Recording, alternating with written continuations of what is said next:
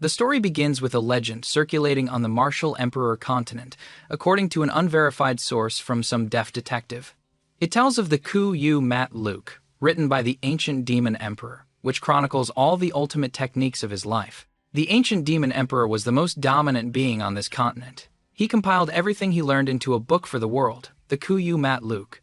Unlike the Qin Hua Bao Dian, mastering this book doesn't require self-castration. It can grant the power to devour heavens and earth, reaching the highest realm with the world in one's heart. And unexpectedly, this book fell into his hands. The Demon Emperor, Track Fam. This news was leaked. To obtain this peerless cultivation method, cultivators from all righteous paths launched an attack on Thien Ma Fong, where Track Fam was staying. Just then, a panicked man ran in to report, "Master, it's bad! The mountain's defensive formation has been broken! They're about to attack!" The messenger was Triuthan, Track Fam's direct disciple. He continued, "I'm afraid it won't be long before the 7 emperors arrive." Hearing this, Track Fam wasn't scared at all, just smirking with contempt. What's there to panic about? He calmly walked to the door, adding, "Even if the 7 emperors join forces, they're no match for me. I can't believe they broke my formation. I have to go see this for myself." As soon as Track Fam stepped outside, he saw countless different factions. They shouted in unison, "Demon Emperor, hand over the secret manual!" Track Fam sneered. "A bunch of nobodies dare to act so arrogantly before me?" Afterwards, everyone below fell into a panic when they saw Track Fam fly down, shouting to one another, "Everyone, be careful!" "He's here." Along with the screams of the crowd, Track Fam's confident figure charged down. With a single swing, he cut down 4 powerful experts in front. Just as he landed, another shout was heard. "Demon Emperor, Track Fam, surrender now!" Hearing this, the first emperor grew excited. They finally arrived. He and Triuthan flew up to them. The group of 7 emperors formed a battle array, saying, "Hand over the Ku Yu Mat Luke now, and we'll guarantee you won't die." Track Fam replied coldly, "Old man Kiem Hoang, I am the leader of the 8 emperors, recognized by the sacred domain. Even if all 7 of your emperors attack together, you're no match for me. Why are you seeking your own death?" The old Kiem Hoang retorted, "So what? You're now the enemy of the entire sacred domain. Do you think there's no one stronger than you here?" Then, a dominant figure appeared from behind the old man, calling Track Fam's name. This saint, on behalf of the sacred domain, will reclaim the Demon Emperor's relic. Triuthan, behind Track Fam, worried for his master. "This is bad, master. He's the strongest saint in the sacred domain." Yet Track Fam remained fearless. "What righteous defender? What saint? You're just a bunch of vile hypocrites who covet a treasure." But before he could finish his sentence, a blade from behind struck Track Fam. It was Triuthan. He had betrayed his master. "Master, surrender. A wise man submits to the circumstances." Track Fam's eyes widened in shock. "Triuthan, it was you. You're the one who leaked the news, broke the defensive formation, and led them in." He couldn't accept it. "Why? I raised you since you were a child, treated you like my own son. Why did you betray me?" Triuthan's face was sinister. "Master, although your kindness to me is as heavy as a mountain, you shouldn't have cultivated the Ku Yu Mat Luke alone. You guarded it like a vault, not letting me see it for even a minute." Track Fam stared coldly at his ungrateful disciple. "I can't believe a mere cultivation manual was worth more than all the years I spent raising and teaching you." Triuthan coldly withdrew his sword, and Track Fam's blood gushed out like a flood. He said coldly, "As long as what I do is right, I don't care if others judge me." Is this what a master teaches his disciple? Track Fam thought angrily. Triuthan, I originally planned to pass on my ultimate techniques to you. I can't believe you were in such a hurry. There's nothing trustworthy in this world anymore." Then he threw his head back and laughed loudly. Well said. Track Fam's eyes radiated power as if he was about to self-destruct. "Today, even if I have to destroy the Ku Mat Luke, I won't let anyone have it." Everyone around felt the danger and shouted warnings. "Look out! He's going to self-destruct!" But it was too late. An immense power erupted from Track Fam, tearing through space and unleashing terrifying destruction. The scene then changes. A golden soul falls through the night sky. Below are numerous bodies, all having died gruesome deaths. Suddenly, the stream of soul entered the forehead of a young boy. It then seemed to awaken him. He opened his eyes and looked around. Where is this I am now? It was indeed Track Fam. He thought to himself, to think that I, the great demon emperor, would end up possessing the body of a child. Suddenly, he glanced behind him, sensing danger. It was a pack of black panthers in the bushes. Spotting Track Fam, they ferociously charged at him. He just gave them a murderous glare and barked a single word, scram. All the panthers in the area, along with other fierce beasts, immediately turned tail and fled. After walking a few steps, Track Fam saw a figure slumped at the base of a tree, calling out, Track Fam, help, save me. Track Fam looked at him, wondering who he was. Probably an acquaintance of this boy. Not bad. His cultivation was at the second level of the chi condensation realm. I can use him to absorb energy. He coldly walked over and grabbed the man's face, showing no concern for their past relationship. The man cried out, What are you doing? You? You're not Jack Farm. Who are you? With a murderous look, he replied, You're right. I'm not. I am the Demon Emperor, Jack Farm. Then, he struck. At that moment, he used the Thenma Dai Hoa Fap from the Kuyu Mat Luke, a technique he had saved with his life in his previous existence, to absorb all the life force from the man. After all was said and done, only a piercing scream echoed through the forest. After a few hours, dawn broke. Next to the body he had drained, only a dry skeleton remained. Track Fam sat cultivating and thinking, in the Kuyu Mat Luke, the highest technique is the Thenma Dai Hoa Kiet, which can absorb another's cultivation to enhance one's own. Therefore, I must demonize the other person's elemental energy before I can completely absorb it. He casually took the unlucky man's scarf and put it on. It's morning. I can't believe it took a whole night to refine the power of a second-level chi condensation cultivator. Track Fam shot a blast of energy from his hand toward a distant boulder, his power increasing relentlessly. A single palm strike shattered the boulder to pieces. As the dust settled, his figure stood there, satisfied. A murderous intent filled Track Fam. He muttered to himself, Kim Hoang Triu Thon, you just wait for me. When I return to the sacred domain, you'll know true despair. After traveling for some time, Track Fam assessed his new body. My cultivation went straight from 0 to the 5th level of foundation establishment. It seems it won't be long before I can return to the sacred domain. Suddenly, as he was moving, he sensed something below. He wondered what was happening. Below, a group of people was split into 2 factions, fighting. Bang Rian, commander of the Lac Guards, stood with a girl, pointing his sword forward and shouting coldly, That traitor, surnamed Tan, don't push us too far. Ton Tiet, the steward of Lac City, stood with his hands behind his back and spoke up, Commander Bang, for old time's sake, I advise you to be wise. The girl on the other side said, Steward Tan, the Hoilong Truong is a spirit-level martial art, passed down through my Lac family for generations. We'd rather die than hand it over to you. The little girl next to her was just as fierce. Sister, don't stop me! I have to kill this traitor! Track Fam observed the situation from above. So, the Lac family is in trouble because of a traitor, a bandit. Does this body have a past grudge with the Lac family? Track Fam seemed to realize something. But, he decided, the affairs of this mortal family have nothing to do with me. He then tried to leave, but as soon as he flew up, his body was racked with intense pain. What's happening? This situation is... A terrible pain suddenly erupted from his heart. It made Track Fam collapse, clutching his chest. What's going on? Did my cultivation go haywire? The Thenma Dai Hoa Kiet caused a deviation right at the start? If so, wasn't all this for nothing? Could it be that this body can't cultivate? Is he a cripple? He immediately sat cross-legged, regulating his internal energy and heart meridian. He found it to be completely normal. The celestial cycle was running smoothly, everything was perfectly fine. Track Fam frowned, not understanding. What exactly is the problem? He seemed to realize something. Could it be... He jumped back onto the tree branch where he had been observing. As expected, as long as I'm facing the Lac family's young miss, the pain disappears? But the farther I get from her, the more intense the pain becomes. This is a heart demon. For a cultivator, developing a heart demon means being very close to cultivation deviation. I'll merge with this boy's memories first to see why this heart demon formed.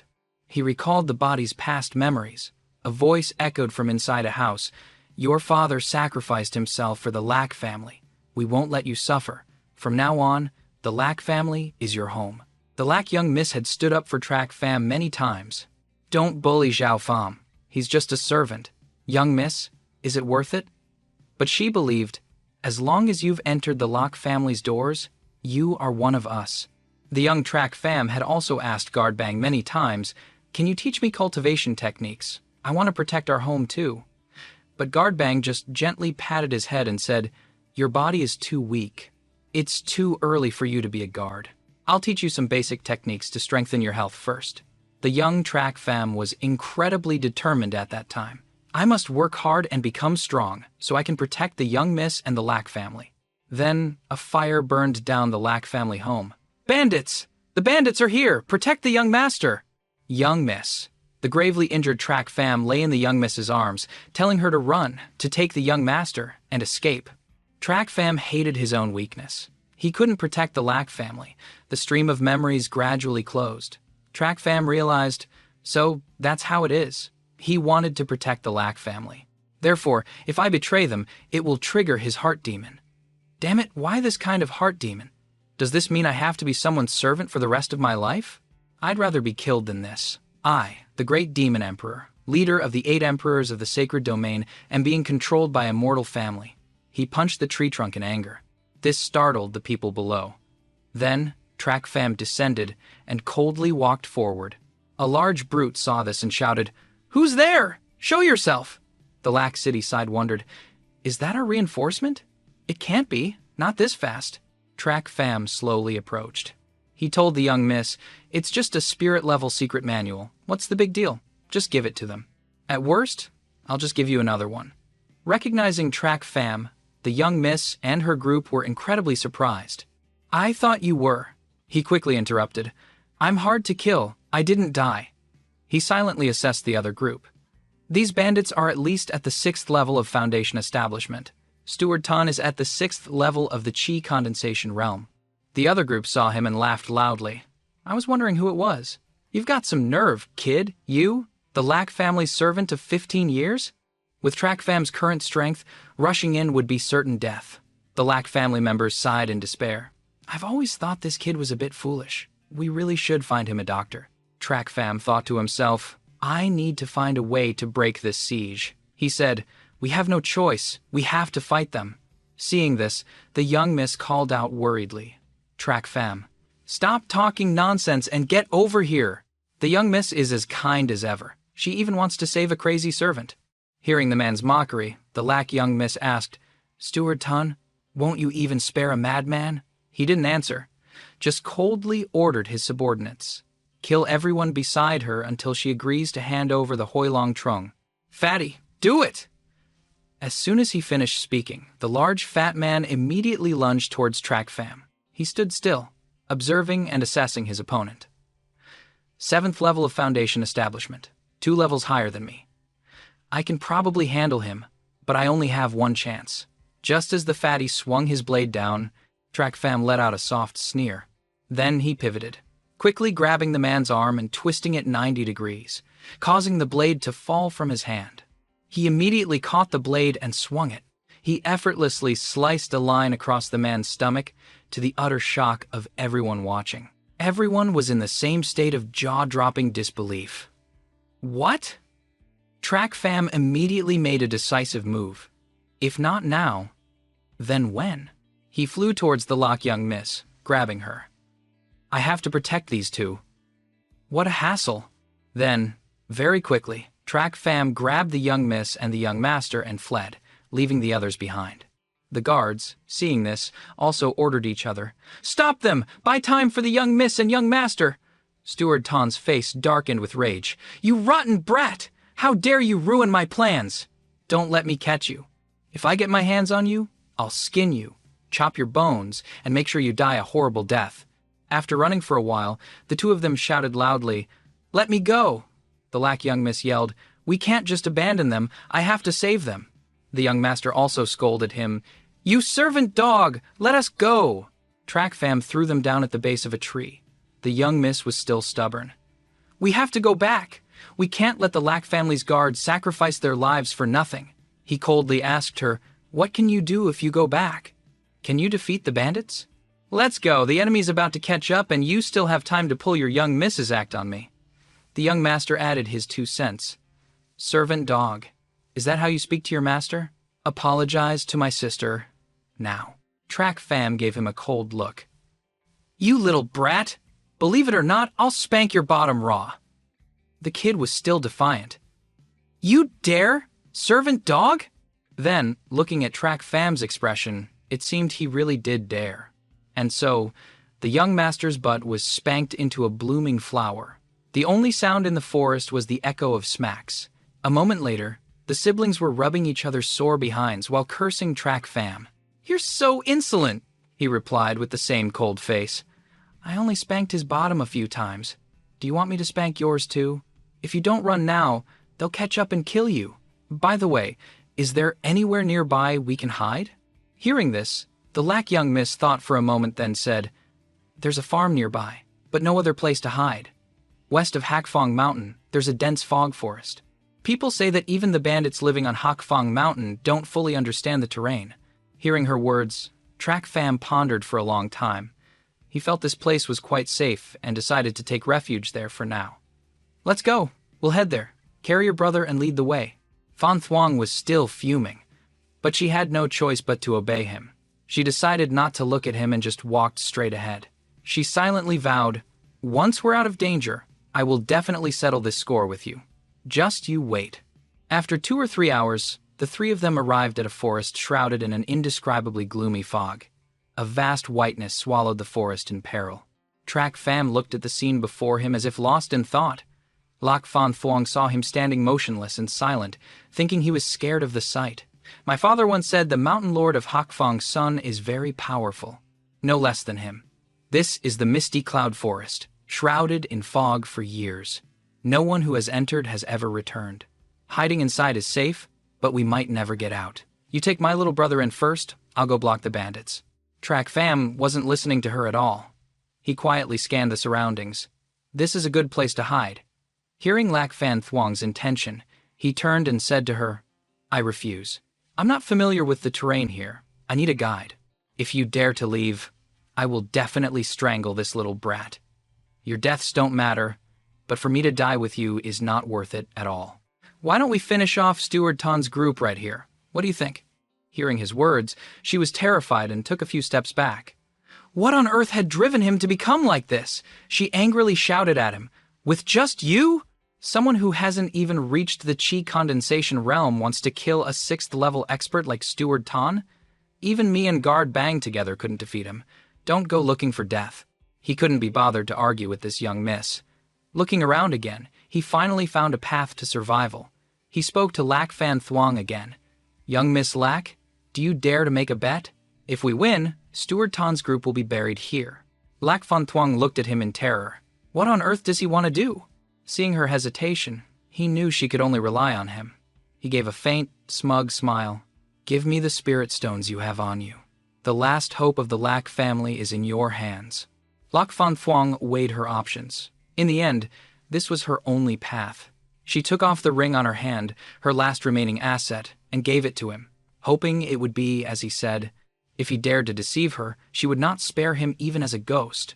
Holding the spirit stones, Track Fam felt a bit of excitement. He turned and disappeared into the vast fog, leaving behind only one sentence, "Wait for me here." The young Lack Master saw him leave and quickly said to his sister, "Sister, do you believe that servant dog?" Lack Fan Thuong shook her head slightly, saying with some difficulty, "Although he's disrespectful, his actions are helping us. That's better than those with honeyed words who stab us in the back when we least expect it." Track Fam slowly entered the misty forest. He assessed his surroundings. Eastern green dragon, western white tiger, southern vermilion bird, northern black tortoise, and the Keeleen rising in the center. The forest pierces the clouds and shatters the sky. This place is definitely a grand formation. Unfortunately, no one knows it. But this time, he came here to turn this place into a second heavenly demon peak. Holding the spirit stone, A bright light flashed as he moved through the forest, reciting an incantation. Netherworld, Palace, Ghost Gate. Open. 4 directions. Merge into my killing formation. Activate. In just a moment, the fog around the forest vanished without a trace. The sound of mournful cries echoed endlessly from within the woods. The 2 Lack siblings were quite frightened by this. After a long while, she saw a pale-faced Track Fam approaching and asked, "What just happened? Did you pull some trick?" Track Fam didn't answer her question, just waved for her to follow him. Although Lack Fan Thuong was suspicious, she still followed behind. Soon, the 3 of them arrived at a 1,000-year-old tree. He spoke, "I'll teach you the hand seals. When Steward Ton's group arrives, you will control the formation to annihilate them." Hearing this, Fan Thuong was both thrilled and scared. "What? You're saying this is a formation? How do you know how to activate it?" Lack Fan Thuong was puzzled by this. Formations were more precious than cultivation techniques. How could a mere guard like him know about them? Track Fam lost his patience with her, replying with a hint of anger. "Don't worry about how I know. You just need to kill those people. Stop talking so much." Half an hour later, Steward Ton finally found them. Bang Rien was no match for him and had been captured to be used as a hostage. Lack Fan Thuong understood his intention. Bang Rien spoke up. "That traitor Ton! Kill me quickly! If I escape, I'll tear you to pieces. Don't you dare use me to threaten the young miss." Steward Ton scanned the surroundings and, hearing Bang Rien's words, chuckled lightly. "Once I get what I need, I'll quickly grant your wish." "Well played, Track Fam, you little brat. You're good at hiding. Knowing I'm not familiar with the terrain, you hid deep in this treacherous forest."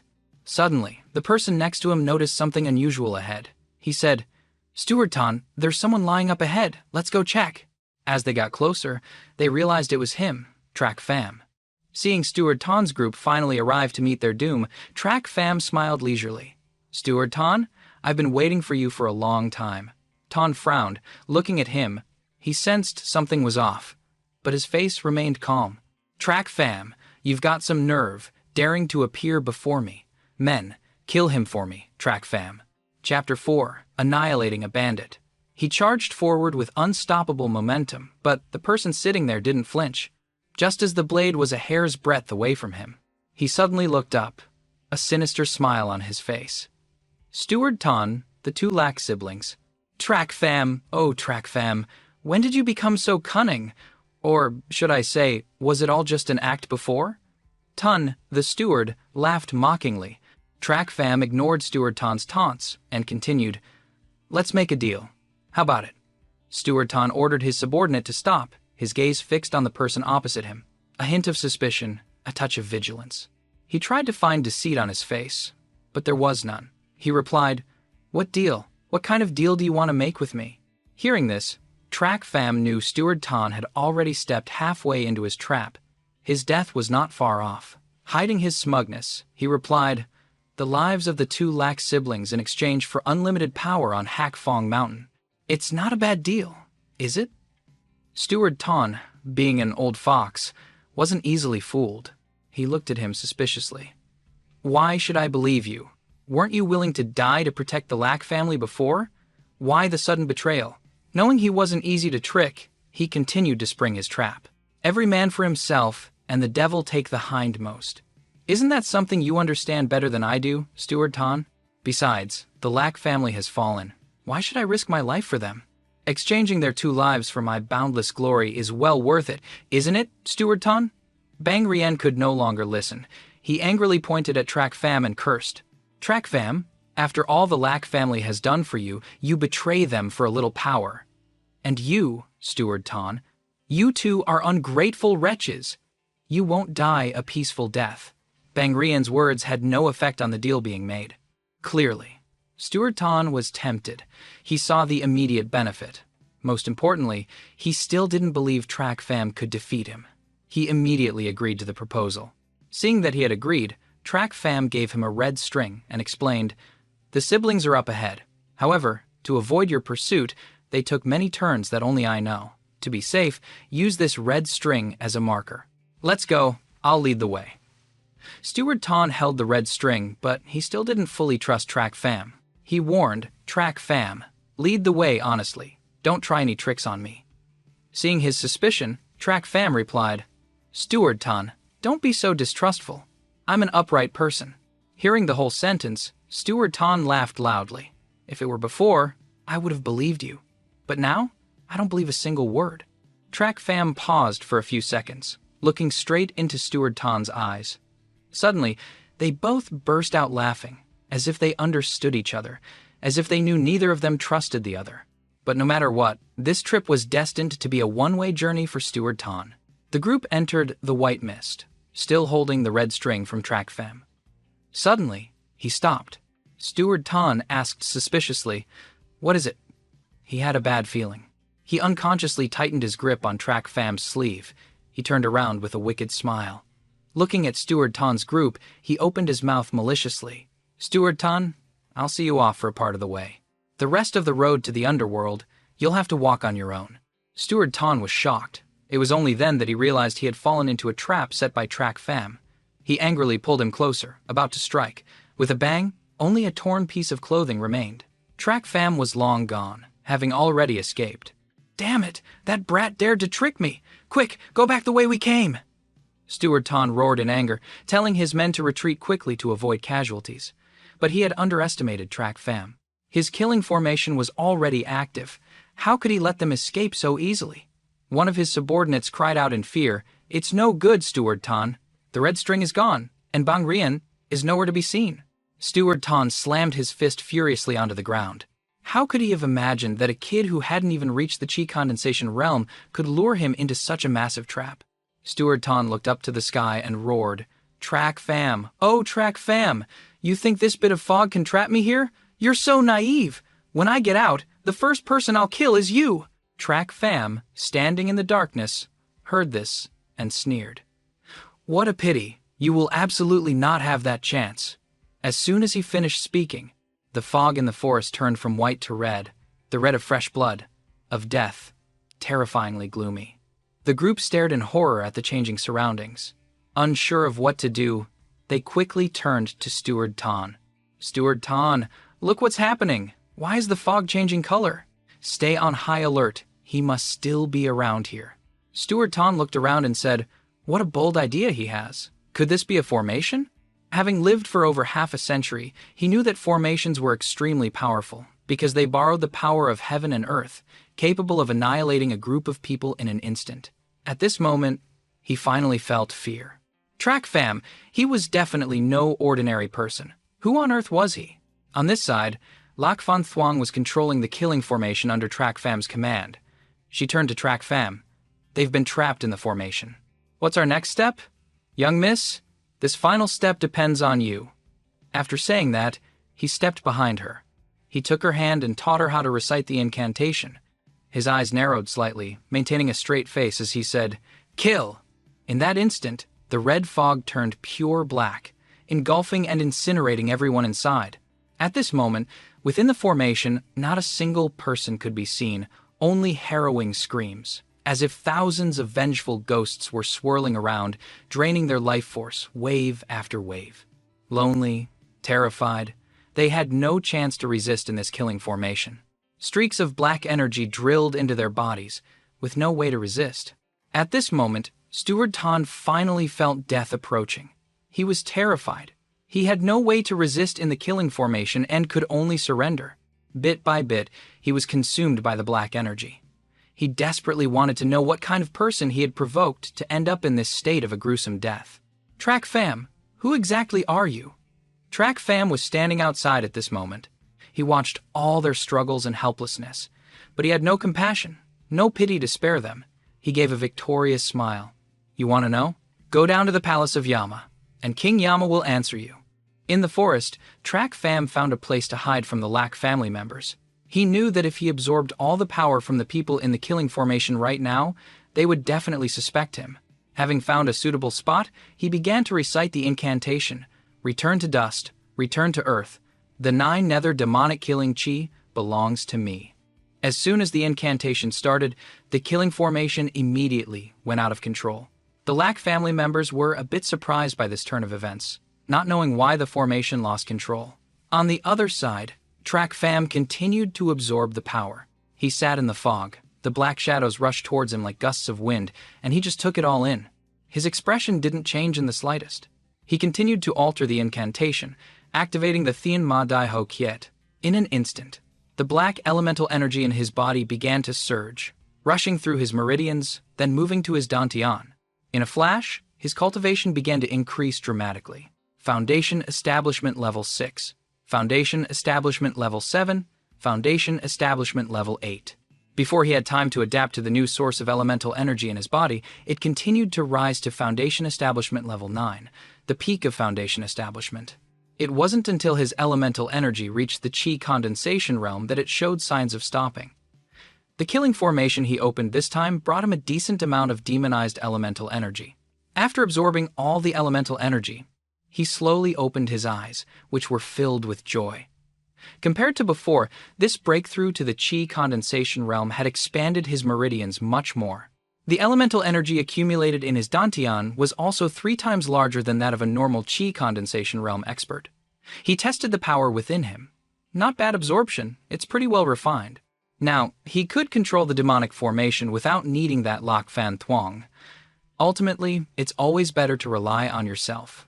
Exhaling, he murmured an incantation, and the killing yin qi in his body began to recede. After the killing yin qi dissipated, he made a slight movement, and the fog immediately vanished as if it had never existed. He looked up at the sky. I've finally broken through to the Qi condensation realm. I should practice some martial techniques. The Lak family members finally found him. Lak Fan Thuong saw him and shouted, "Track fam, where did you run off to?" The formation suddenly went out of control. "Oh, the fog is gone?" She looked around and, not seeing any more fog, asked him with confusion. He didn't answer her question, just made up an excuse to brush it off. How could he reveal his secrets to others? He had been betrayed once. How could he make the same mistake again? It was probably due to insufficient spirit stones. The formation has many flaws, that's why it happened. But Stuart Tan's group still died a horrible death. Not a single one survived. Lak Fan Thuong nodded upon hearing his explanation, not doubting his words in the slightest. At this moment, Bang Rian looked at Track Fam with some hesitation. But he suddenly clasped his hands and knelt down. "I was reckless before. I didn't know you were setting a trap for them, so I said some offensive things. If you want to scold or beat me to vent your anger, I won't say a word of complaint." Seeing his action, Track Fam thought for a moment. Ultimately, he was still a loyal servant. He always gave his all for his master. He couldn't help but sigh, recalling his own past situation. If that Triu Thon had even half the loyalty of Bang Rian, he wouldn't have ended up dead. Realizing he was dwelling on the past while Commander Bang was still kneeling, he spoke apologetically. "Commander Bang, you are the commander of the guards. I am just a humble servant. How could I dare to blame you? Besides, this time it was all thanks to the young miss for setting up the formation." Hearing this, Commander Bang was overjoyed.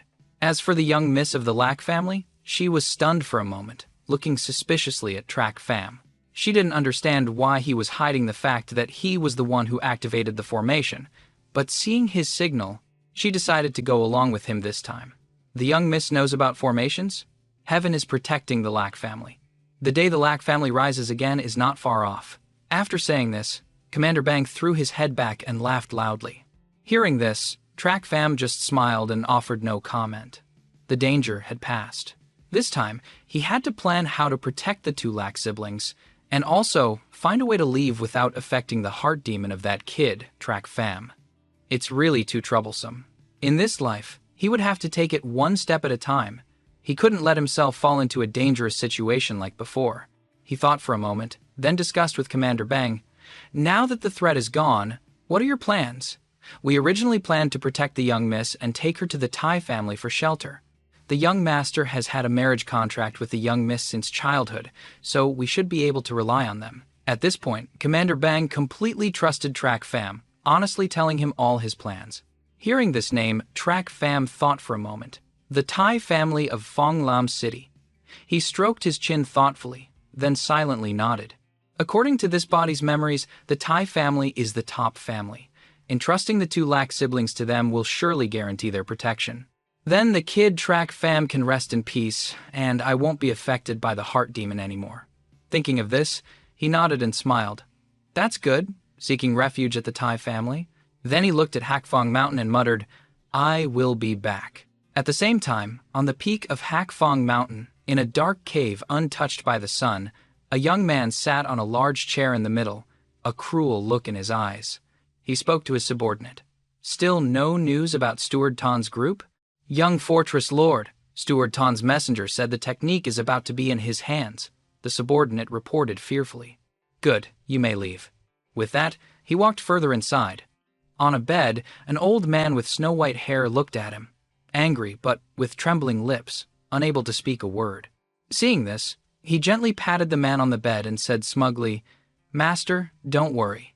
That old friend of yours is already waiting for you on the other side. Once I get my hands on the Huilong Trong, I'll send you over to reunite with him. In summary, the next day, Trak Pham and the Lac family group finally set foot in Phong Lam City. The bustling and prosperous city made all the burdens of being hunted seem to vanish in a puff of smoke. Seeing the lively scene, they seemed to regain their former happiness. Lac Fen Thuong revealed a smile. Fen Hai, look over there. She pulled her brother towards a stall, her face as bright as a flower. Bang Rien looked at the two siblings, finally content that they hadn't lost themselves to the massacre. He then turned to Trak Pham and said, You've never been to Phong Lam City before, have you? It's very lively. But he didn't know that in the eyes of the old demon emperor in a child's body, this bustling city was, at most, a small village. He smiled and nodded, offering no opinion, and asked again, Aren't we going to the Tai family yet? Lac Fan Thuong, who was walking ahead, heard his question and turned back with a happy reply. We can't go directly to the Tai family. Van Hai and I will go pay a visit first, then you two can come. Hearing this, Trak Pham frowned and muttered, What a hassle. Bang Rien just gave a wry smile. After all, we're relying on others. It would be a bit impolite to do otherwise. Unable to stand these formalities, he interrupted. All right, you guys go first. Whether they went first or later, as long as the two Lac siblings were well taken care of, he would be free. He didn't mind waiting a little longer. But just then, he heard a child's voice cursing him from behind. Servant dog, now that we're in Phong Lam City, I'll definitely have my brother-in-law deal with you. You just wait. Lac Fan Hai stood with his hands on his hips, warning him, in your dreams. As soon as the young master finished speaking, he didn't hesitate to kick him straight in the butt, knocking him to the ground. He then smiled and said to him, No need to wait for your brother-in-law. I'll deal with you right now, you little brat. Lac Fan Thuong saw this and quickly helped her brother up, glaring at him. How could you pick on a child? It was your brother who was asking for a beating. Don't blame me. Trak Pham glanced at her lightly, waved his hand and said, Hurry up and get you two settled. Then you can kick me out. It won't be too late. Commander Bang, who saw everything, spoke up with some difficulty. Brother Trak Pham, look, he is the young master after all. Could you give him some face? How could you kick him? Trak Pham chuckled, shrugging indifferently and refusing to reply. He had never paid any mind to anyone. He was arrogant and haughty. How could he let himself become someone else's slave? He was only doing this because of the heart demon. He turned and walked away. Bang Rien knew he wouldn't listen to his words and helplessly followed. A moment later, the two of them arrived at a stall and suddenly heard an argument. Curious, they went forward to see. He saw a lady standing in front of a jade stall, arguing with the seller. The woman was dressed in white, her eyebrows curved like a bright moon. She looked incredibly gentle. Despite the shopkeeper's harsh words, she maintained a faint smile, not being rude, and gently stuck to her opinion. This jade of yours is not real. The shopkeeper, having his stall criticized, couldn't hold back any more and shouted at the woman, Which eye of yours sees that it's not real jade? What do you know about jade? Go play somewhere else, kid. Don't interfere with my business. The woman smiled but firmly reiterated her opinion. I really don't know anything about jade, but I saw a pure jade pendant once, and I know this one of yours is fake. This woman used such a strange reason to deny the value of the jade pendant. It was hard to tell if she was naive or just pretending. But looking at her smile, he still couldn't help but step in to help. This jade piece of yours, just as this lady said, is definitely a fake. I have a way to prove it. The strange woman was stunned for a moment, looking at Trak Pham thoughtfully. Finally, she nodded lightly and smiled. He looked at the crowd and said, Everyone, help me find some sulfur and a basin of water. I can completely prove it's a fake. The crowd, wanting to see if they had been tricked by the dishonest merchant, immediately went to prepare. The shopkeeper was still trying to salvage some of his reputation. Where did this brat come from? Everything I sell is genuine. Hearing this, he just smiled faintly. In his previous life, he lived in a city where the most common things were various types of jade. He would definitely make this man admit defeat. Right in front of everyone, he put the prepared ingredients into the water, then challenged the shopkeeper. Put that jade pendant of yours in the water. It will prove whether it's real or fake. Fine, I'll put it in. The shopkeeper was still confident. He didn't believe some water could prove if jade was real or fake. The moment the jade fell into the solution, it immediately changed color to red and even emitted a fishy, bloody smell. The shopkeeper was utterly shocked and stammered, "How can this be? What's so surprising? This jade of yours is simply a fake. Put it in the solution, and its true form is immediately revealed. Now, return it to the man. Also, what the lady said was not wrong. This jade pendant of yours is worth at most 3 spirit stones." The woman continued to state her case. The angry crowd, realizing they had been tricked by the shopkeeper, immediately surrounded and beat him relentlessly. Ignoring the chaos behind them, the woman spoke to Track Fam. "You are very skilled, sir. I only knew it was a fake, but I had no way to prove it. Fortunately, you were here to help." Track Fam, seeing her about to leave, asked with confusion, "Miss, aren't you going to buy it? It's only worth 3 spirit stones." The woman gazed into the distance, a flicker of viciousness appearing in her eyes before vanishing, returning to her gentle demeanor. "No, I just wanted to point out the value of that jade piece to prevent others from being deceived." After saying that, she smiled and walked away. Commander Bang finally exclaimed, "What a strange woman! How could she fool a seasoned demon emperor like Track Fam?" Her vicious gaze couldn't escape his eyes. He muttered, "This woman is vicious, but still not experienced enough. Otherwise, this treasure would have fallen into her hands." After speaking, he turned back to the jade. His eyes held a hint of excitement. He would definitely get this treasure. Then he turned to Commander Bang, borrowed 10 spirit stones, and ran towards the shopkeeper. On a dark street, Track Fam found the shopkeeper resting at the base of a large tree. He had been beaten beyond recognition. He shouted, "I finally found you! I came to discuss business with you. I'll take that jade pendant of yours for 10 spirit stones. How about it? Will you give it? You came to find me? You dare to come find me? You ruined my business. You know this jade is fake, yet you're offering 10 spirit stones to buy it? That woman just said it's only worth 3. The shopkeeper spoke with suspicion. "Even though it's fake, it looks very real. Now I'll buy it. Maybe I can sell it for a higher price. I understand. You also want to resell it to someone who doesn't know. But I don't know. But you caused me to compensate so much. 10 spirit stones probably won't be enough. I want your life." The shopkeeper's eyes were vicious. He ordered the others to attack Track Fam. "I sincerely wanted to do business with you. You really prefer the hard way." As he spoke, his body slowly turned black. A gentle breeze stirred, and the people in front of him turned to dust, dissipating into the air. He was now at the chi condensation realm. These small fries were no match for him, not to mention he was a renowned demon emperor in his past life who had killed countless people. They were simply seeking their own death. After snatching the jade pendant from the alley, Track Fam went straight back to the inn to rest. As soon as he returned, he ran into Bang Rien. He returned the 10 spirit stones to him, then instructed, "I'm going back to my room to rest. Help me stand guard and don't let anyone in." With that, he entered his room to rest, took out the jade piece to examine it, and shot a blast of black elemental energy towards the jade. With a loud bang, cracks immediately appeared on the jade pendant, and a blood-red light emerged. Seeing this, he rejoiced internally. As expected, he wasn't mistaken. It was a blood spirit crystal. Legend has it that the blood spirit crystal is a rare gem, formed from the accumulation of thousands of drops of essence blood, absorbing the spiritual energy of heaven and earth and the essence of the sun and moon over tens of thousands of years. It is a treasure of extreme yin and yang, coveted by any cultivator. According to the Kuyu Mat Luke, a blood spirit crystal can be used to cultivate a natal blood infant. Once the blood infant is born, it will live by stealing the essence blood of others. It's incredibly cruel. The blood infant can also grow with the cultivator, becoming a blood infant level entity that even emperor level experts wouldn't dare to provoke.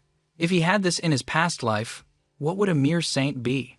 Unable to wait any longer, he excitedly cut his wrist and dripped blood onto the jade. I can't believe even the Ku Yu Ma Day wasn't lucky enough to get this, and now it has fallen into my hands.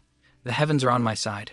Fighting desperately, Track Fam dripped his blood onto the jade pendant bit by bit. Each drop of blood that fell onto the jade vanished without a trace.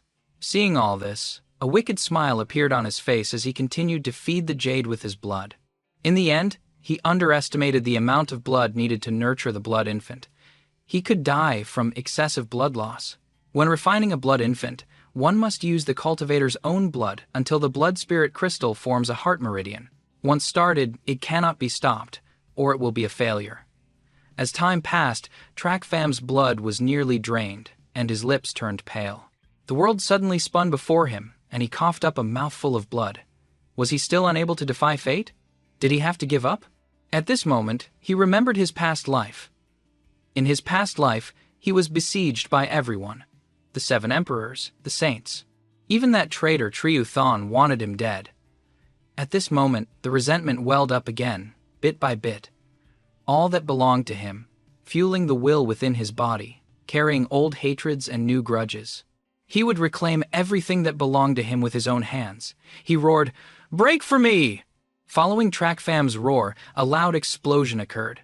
A red light shot out from the jade pendant and entered his body. He focused his mind to check, and in his dantian, an infant's body lay quietly.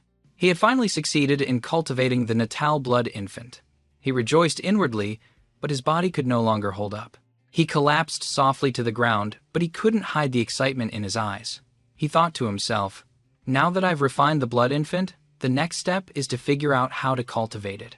Track Fam didn't expect that he would stay in his room refining for 10 consecutive days, nor did he expect Bang Dien to stand guard outside his door for 10 days straight.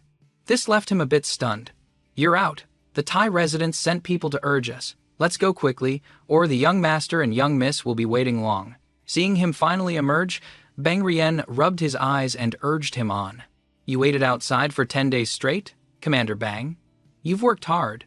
Aren't you curious what I was doing inside for 10 days? He asked in surprise. Hearing him, Commander Bang gave a genuine smile and replied, It's nothing. We're brothers. What you do is your own business. If you wanted to tell me, you would. Let's go. The young miss and young master are waiting for us. Track Fam was a bit taken aback by his response. He trusted him, unconditionally. In his past life, and this one, cultivating all the way to the Demon Emperor realm, what kind of person hadn't he met? But he had never met anyone who could trust others so readily like him. Or was it that he hadn't met enough people? Or that he just wasn't fated to meet someone like that? It was half an hour later when Commander Bang and Track Fam arrived at the Thai residence. But as soon as they reached the gate, they were stopped by 2 guards who shouted, Who are you two? How dare you barge into the Thai residence? With the mindset of seeking refuge, Commander Bang replied with a gentle smile, I am from the Lack family. This is the Lack family's butler. Our young master and young miss are guests at your esteemed residence. Hearing this, Track Fam was stunned. When did he become the Lack family's butler? He gave a bitter smile.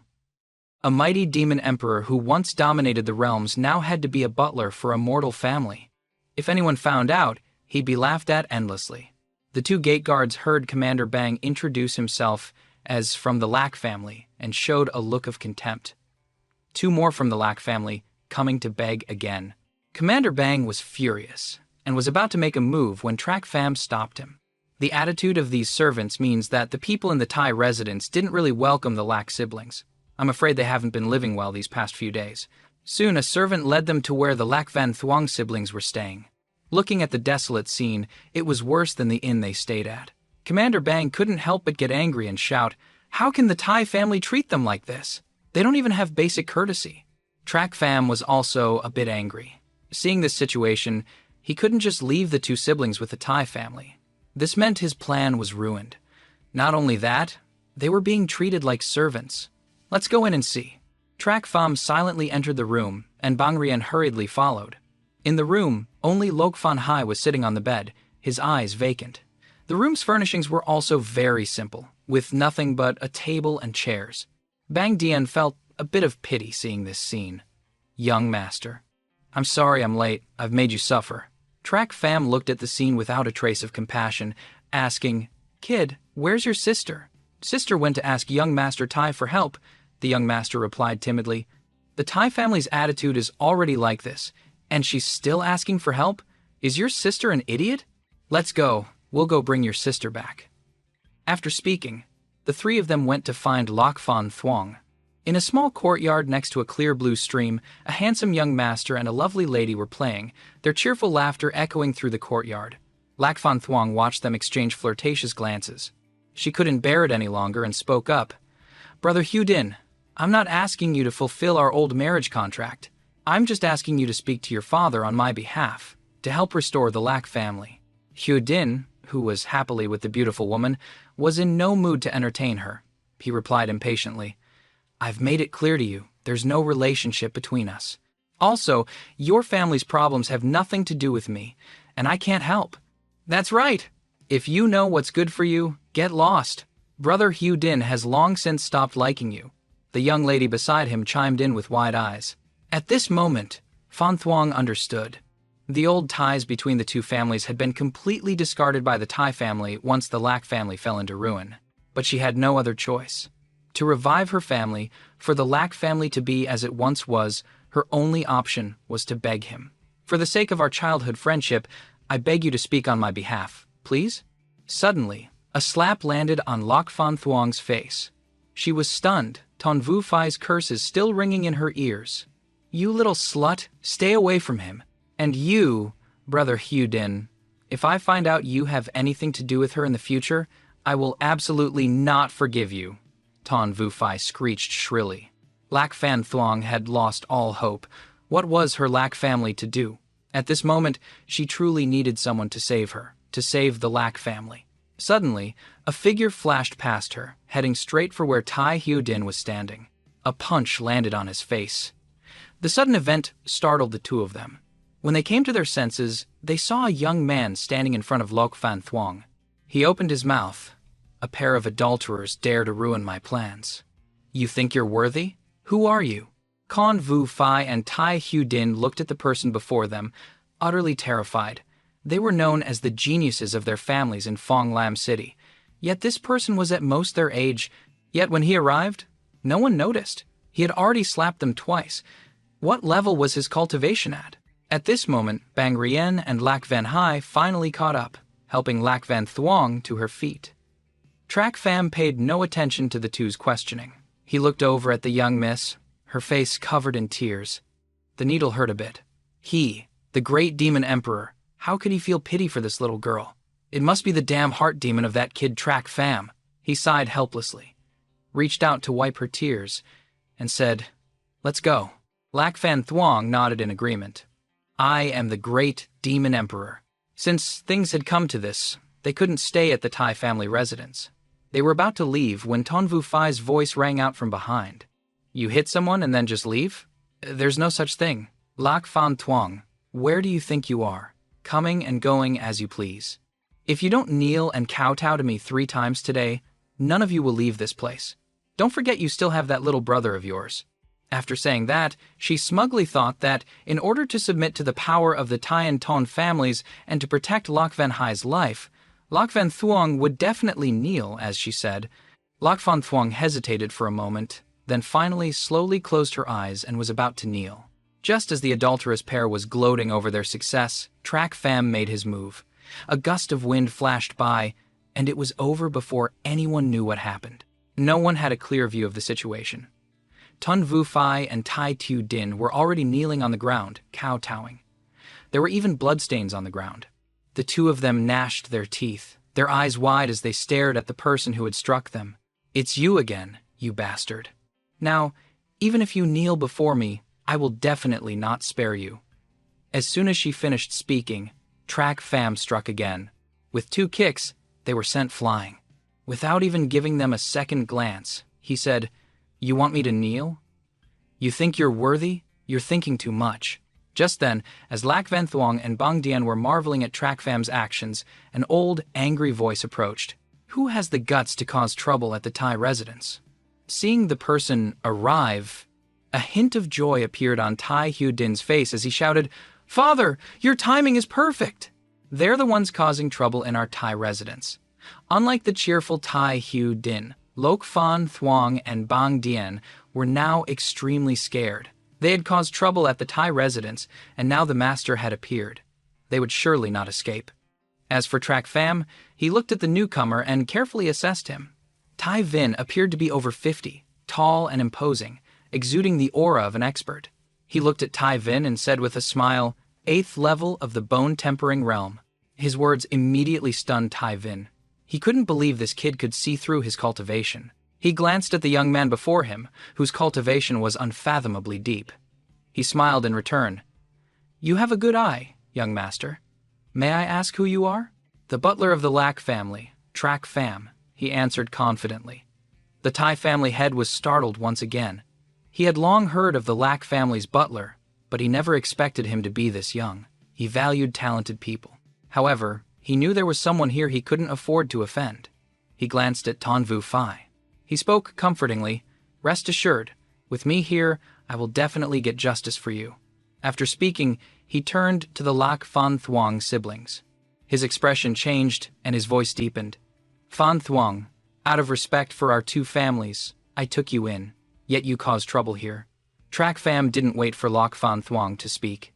He answered on her behalf, "An old man like you bullying a little girl. If you have something to say it to me directly. Fine. If you want to turn hostile, then don't blame me for being impolite. If you can withstand 20% of my power right here, I'll let you leave." "How about it?" Tai Vin said coldly. 20% of your 8th level bone tempering power is higher than a 9th level chi condensation expert. You clearly want to kill us. You're bullying us too much, Bang Rian replied angrily. Without waiting for them to argue further, Trak Pham immediately made his move. A palm print appeared in the air. Tai Vin never expected that he would dare to strike first, and even managed to block 20% of his power. This young man was truly extraordinary. A 2nd level chi condensation expert managed to block 20% of my power. Not bad.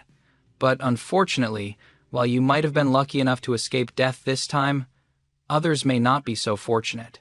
Trak Pham gave a strange smile, pointing at Tai Vin. "I've never believed in luck in my life. The only thing I believe in is my strength.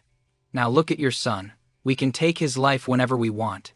Tai Vin lowered his head in alarm and examined himself. His eyes involuntarily contracted. There was indeed blood on his hand. How could a chi condensation realm expert injure him? He looked over at his son and saw that Hyo Din had suddenly coughed up a large mouthful of blood. He couldn't help but feel a pang of anguish. He asked Trak Pham, "What in the world did you do?" "I'm just giving the Thai family head a little warning. I can crush your son's life whenever I please, so don't be reckless. Also, you showed us no courtesy today. We will definitely meet again in the future. Farewell."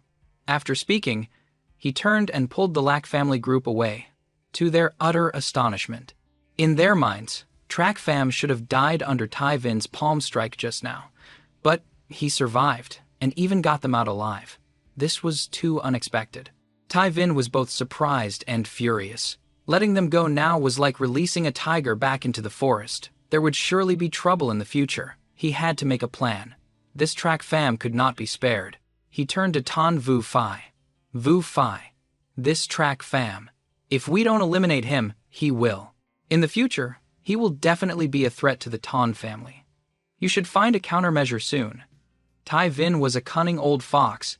He wanted to use the Ton family to eliminate Trak Pham. But this was exactly what Ton Vu Phai wanted. She had just suffered a loss and would definitely get it all back from Trak Pham. "You're worried about your son's life, so you don't dare to touch him, but my Ton family isn't afraid. I will definitely avenge this." The three of them walked out of the Thai residence. Commander Bang and Lok Fan Thuong were still terrified. Only Trak Pham remained calm. If you looked closely, you could see a hint of anger in his eyes. He was so close to settling the Lack siblings. He could have removed his heart demon and continued on his path, but all of this was ruined by the Thai family. He vowed that the Thai family would pay a heavy price for this. He now had to make plans for himself, while also looking after the two Lack siblings. He couldn't let anything happen to them, or his heart demon would affect his future path. Thinking of this, he pondered for a moment, then said casually, "Young miss, do you know what the 7 noble houses are?" When Lak Fan Thuong heard this question, she answered in a panic, "What? Why do you know about this? We're in a dangerous situation right now. If we really encounter someone from the 7 noble houses, we must avoid any conflict with them, even with their dogs." Lak Fan Thuong was once a proud young lady. Even in her fallen state, she wouldn't have this attitude when facing the Tai family. What exactly were the 7 noble houses? During the founding of the Tianyu Empire, there were 7 meritorious officials approved by the royal family. They could stand on equal footing with the royalty, possessing territories and power above all other families. Their enemies were the entire empire. These are the 7 noble houses. The 7 houses are a forbidden zone that other major families must not touch. Everyone in power in their respective families knows this. Hearing this, Commander Bang was a bit scared. What? There are families in this world that can be on par with the royal family? Do they really have that much power? In contrast, Trak Pham remained calm and continued to ask, "Is the Tan family among them?" That girl just now said she would show us the power of the 7 noble houses. What? Could the Tan family be related to one of the 7 houses? We have to go apologize to Miss Tan. With that, Lak Fan Thuong grabbed Trak Pham's hand and started pulling him away. But how could Trak Pham go and apologize? He had never regretted anything he had done. Besides, with his personality, the mere Tan family was nothing in his eyes. He shook off Lak Fan Thuong's hand and said, "It's useless. What's done is done. If you go now, you'll only be walking to your death." Just then, a child's tender voice rang out, "Big Brother Trak, what should we do now?" A bit surprised, Trak Pham narrowed his eyes and asked, "Kid, you're not calling me a servant dog anymore? Big Brother Trak saved my sister and me. I am incredibly grateful. From now on, you are my real brother, my brother-in-law. Please help us one more time." Van Hai spoke sincerely. Hearing his words, everyone was caught off guard. Trak Pham was very pleased. "Very good. It's good that you know how to be grateful." Then he turned to ask Lok Fan Thuong, "Is there really someone from the 7 houses in Phong Lam City?" "Yes, the Flower Glimmer Pavilion, the #1 appraising family, is incredibly wealthy." Lak Fan Thuong thought for a moment, then named a family. Trak Pham patted Van Hai's head and said, "Good. Then let's go back to the inn first. Tomorrow, we'll go to the Flower Glimmer Pavilion." With that, he started walking back towards the inn, leaving Lak Fan Thuong and Commander Bang in a state of confusion. After a moment, the two of them ran after him, asking, "Why are we going to the Flower Glimmer Pavilion?" "To form an alliance," Trak Pham replied softly. Hearing this, everyone was stunned. The 7 noble houses, the Flower Glimmer Pavilion, how could they form an alliance with them, a fallen mortal family? It wouldn't be that easy. The next morning, they set out for the Flower Glimmer Pavilion. In Phong Lam, city stood an ancient building, dozens of stories high, which gave people a sense of oppression. As soon as they arrived, they saw 2 guards at the gate, but the aura they exuded was intimidating. Trak Pham was assessing them. "I can't believe even the guards have reached the peak of the Qi condensation realm. There was nothing to assess about them. They are truly one of the 7 great houses." Seeing them approach, the 2 guards warned, "Stop." Trak Pham walked to the door. Seeing them block his way, he introduced himself. "Please inform your master.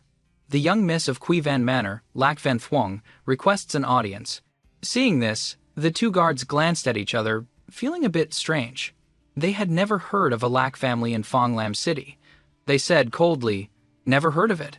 Our steward doesn't meet with nobodies." Lak Fan Thuong, hearing these words from behind, knew it was expected. How could the 7 great houses easily form an alliance with others? But Trak Pham didn't think so. He had lived 2 lives. What hadn't he experienced? He didn't hold back and said loudly, "Whether he meets us or not, you still have to inform your master. It's not up to 2 servants like you to make that decision. The 7 noble houses, such a great family, has this kind of hospitality. Seeing is truly believing." Trak Pham saw them preparing to attack and took a few steps back, assuming a defensive stance. Just then, a charming voice called out, "Stop!" Following the voice, a woman in a pure, white, gentle, and beautiful dress emerged from within. The two guards heard her and respectfully said, "Young miss, someone is causing trouble. I heard what you said just now. You were in the wrong. Guests are to be welcomed, you shouldn't be so rude." The woman gave the two guards a cold glance, then looked at Track Fam and said, "Sir, we meet again. It's you, miss. I didn't expect you to be the young lady of the Flower Glimmer Pavilion. My apologies." Track Fam looked at the person before him, feeling a bit of joy. If it was this lady, things would be much easier. The woman heard his words, nodded, and smiled in reply. "My name is Long Kui. I just do odd jobs here at the Flower Glimmer Pavilion. May I ask why you have come, sir?" Track Fam didn't hide his purpose. "To be honest with you, miss, I am Track Fam, the butler of the Lack family. Due to some trouble at home, and hearing that the Flower Glimmer Pavilion is the #1 appraising family in the Tianyu Empire, I came with my young miss to sell a family heirloom." A light flashed in Long Kui's eyes. She smiled at Track Fam. "Sir, you wish to sell a treasure? Allow me to lead the way. Please, come in." The situation changed abruptly. The two guards were caught off guard, asking each other in confusion. Was that person a friend of the young miss? Impossible. How could the young miss have such a destitute friend? He said he came to sell a treasure. With his appearance, what valuable treasure could he possibly have? When they get kicked out, we'll teach them a lesson. Track Fam's group followed Long Kui into a room. The four of them sat down, and Long Kui smiled, saying, "I wonder what treasure you have, sir. Please take it out for me to have a look." Track Fam looked at her, his lips curving into a smile. This little girl may look inexperienced, but she's extremely shrewd. The incident outside the door, this girl clearly knew everything, but she wanted to use the two guards to probe him before intending to negotiate business. The person opposite her was a demon emperor who had dominated for decades. She was still too naive in front of him. Track Fam took out a scroll from his pocket. It flew out in front of her. The scroll looked like a fake, but when Long Kui saw it, she was slightly thrilled. Lack, Fan Thuong, and Commander Bang were also very curious. This was just a painting Track Fam drew last night. What was so precious about it to be considered a treasure? After a careful examination, hiding the excitement in her eyes, Long Kui slowly spoke up. "I wonder what price you are asking for, Sir Track Fam." "Miss Long is an expert. You name the price," Track Fam said with a smile. 200,000 spirit stones. What do you think, sir? Long Kui sensed that Track Fam was also an expert, so she had no intention of deceiving him and stated a price. What? 200,000 spirit stones. This number truly shocked Lok Fan Thuong, making her jump up from her chair. Her Kwai Van Manor, even in its most prosperous days, had never reached such a number of spirit stones. Now, Track Fam had casually drawn a picture, and it was worth 200,000 spirit stones. Commander Bang also stared in astonishment. This number was too large. He had never imagined it. Seeing the two's reaction, Long Kui felt a bit contemptuous. She looked over at Track Fam, who was still sitting calmly. He smirked and she heard him say, 200,000 spirit stones. Miss Long, are you giving alms to a beggar? I'm not selling. Track Fam shook his head and laughed twice. Miss Long, if you're not sincere, then this deal is off. With that, he stood up, looking like he was about to take back the treasure. But with the treasure in her hands, how could Long Kui let it slip away? She continued to negotiate. Sir Track, this is at most a first-level formation diagram. 200,000 is not a small amount. Besides, what you have is just a hand-drawn copy, not the original carving. My price of 200,000 is very fair. Track Fam paid no attention to her words, immediately retorting and reaching for the diagram. Miss Long, even if I haven't read many books, you can't fool me. All right, I'm not selling it anymore. Give the diagram back to me. Miss Long kept her eyes fixed on the map in her hand, silently making a decision. She bit her lip and shouted, 300,000. I'll take the loss. Track Fam looked disappointed, shaking his head, and moved forward to snatch the diagram back. You still lack sincerity. Seeing him about to take it, Miss Long stepped back, trying her best to avoid him. This diagram is a first-level formation diagram. It contains many formations that even she has never seen before. No matter what, she had to get her hands on it. Feeling that negotiations with Track Fam were getting nowhere, she started to target Lok Fan Thuong. Miss Lack, the Flower Glimmer Pavilion can, at most, pay 300,000 for this diagram. Moreover, in this entire world, only the Flower Glimmer Pavilion can afford it. You won't get this price anywhere else. Suddenly being targeted, Lak Fan Thuong hesitated for a moment. Looking at Trak Pham, she weighed the pros and cons.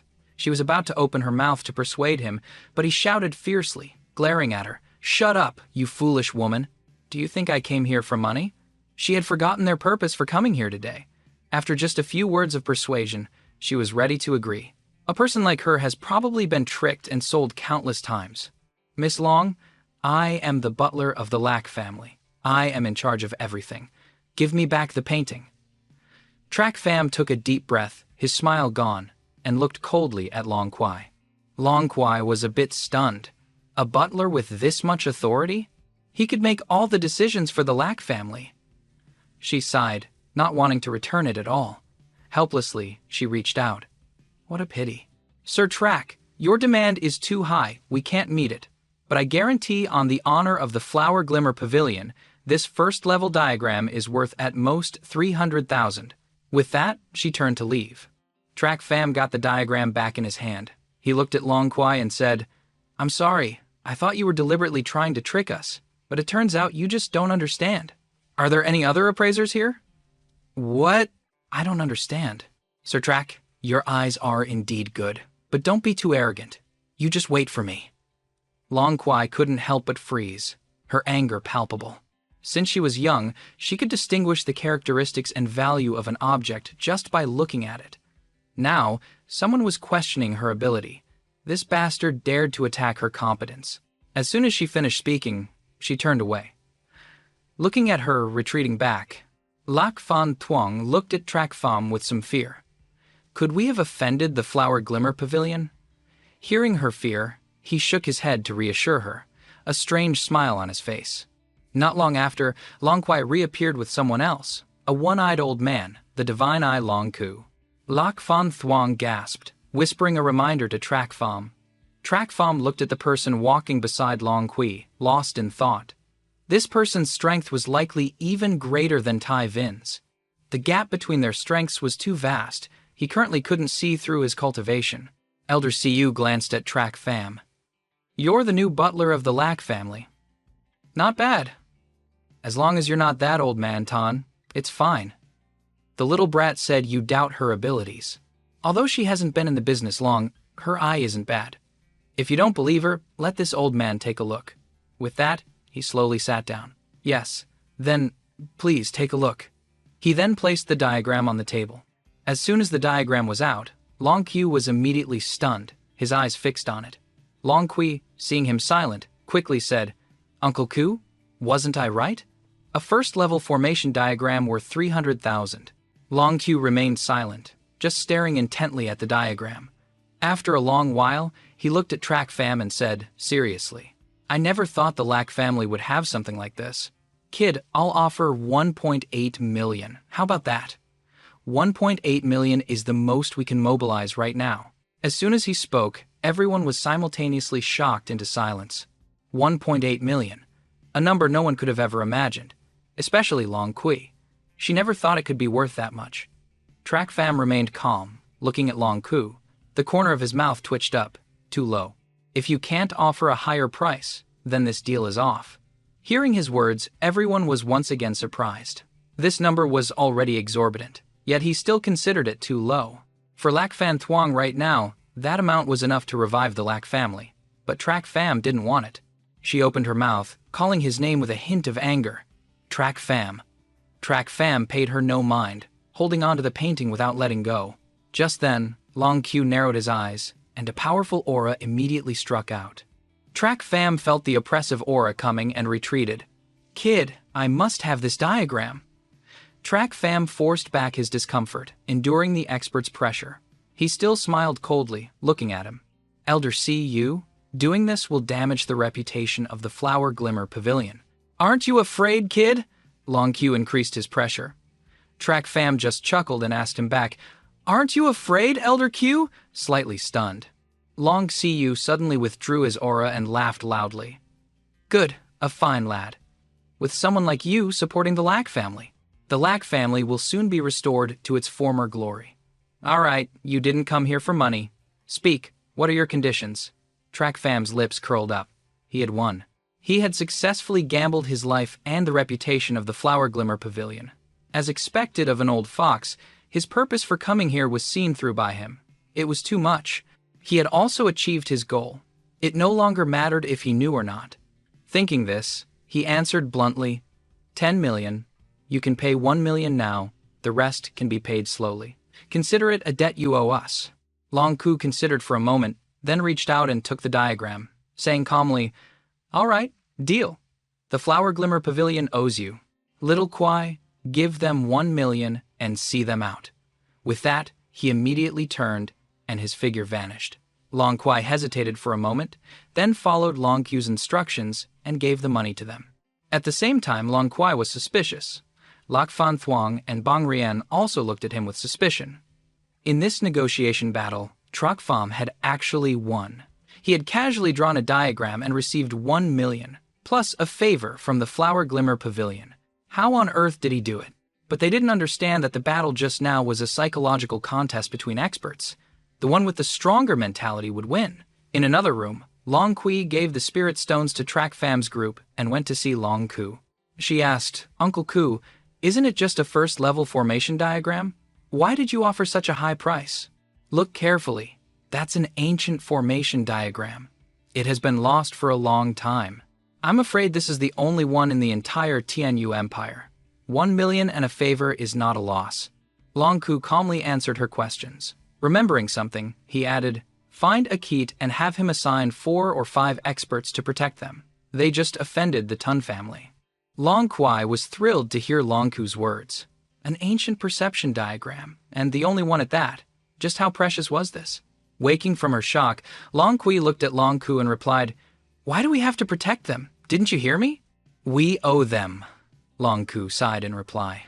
After achieving the purpose of his trip, Trak Pham returned to the inn in a cheerful mood. His next step was to plan how to deal with the Ton family. He gave a wicked smile, a hint of excitement in his eyes. The Ton family and the power of the 7 noble houses behind them, he hoped they wouldn't make him wait too long.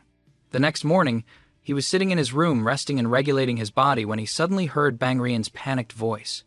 It's bad, Trak Pham! The Ton family's people are surrounding us outside! Hearing this, he immediately stood up, his eyes excited as he replied, they've finally come! I've been waiting for them. Let's go out together.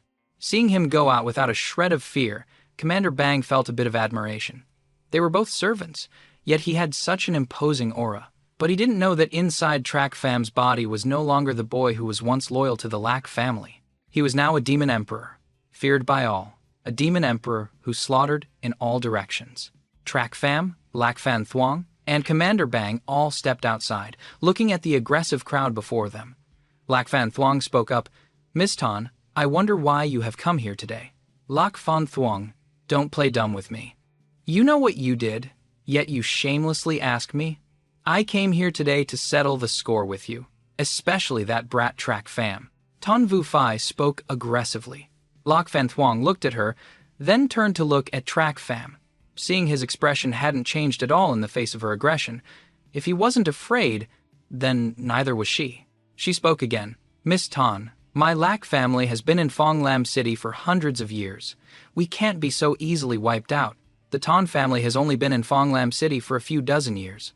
You should watch your words. Hearing Lak Fan Thuong's words, she became furious, glaring at Lak Fan Thuong and starting to gather elemental energy in her hand, intending to attack her. Today, I'll show you what a phoenix with broken wings is worth. As soon as she finished speaking, she aimed a strike at Lak Fan Thuong. However, before she could strike, someone stepped forward to stop her. Cousin, you. Ton Vu Zifai looked at her cousin in confusion. She only saw the young master give a faint smile. He didn't look at her, only at Lak Fan Thuong, and said politely, Miss Lak, please forgive my cousin's rudeness. We came here today only to seek justice for her. As long as you hand Trak Pham over to me today, I guarantee the Lak family's safety. And if you're willing, miss, I'm prepared to help the Lak family rise again. No need. Trak Pham is the butler of the Lak family. Causing trouble with him is the same as causing trouble with my Lak family. Without a second thought, Lak Fan Thuong immediately spoke up. The young master burst out laughing, then said helplessly, Miss Lak, I advise you not to act on impulse and defend others. Let me introduce myself. I am Uu Tuyen of the Netherworld Valley. Hearing this name, Fan Tuong was startled and took a step back. She took a deep breath and muttered, "You are from the 7 noble houses." The Tan family really does have connections with the 7 noble houses. No wonder the 7 noble houses finally made an appearance. With just a flick of their finger, they could annihilate the Lac family at any time.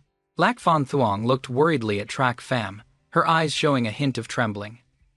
Just then, Trac Pham stepped forward with a laugh, looking arrogantly at Yu Tuyen. "I am Trac Pham, the butler of the Lac family. What do you want?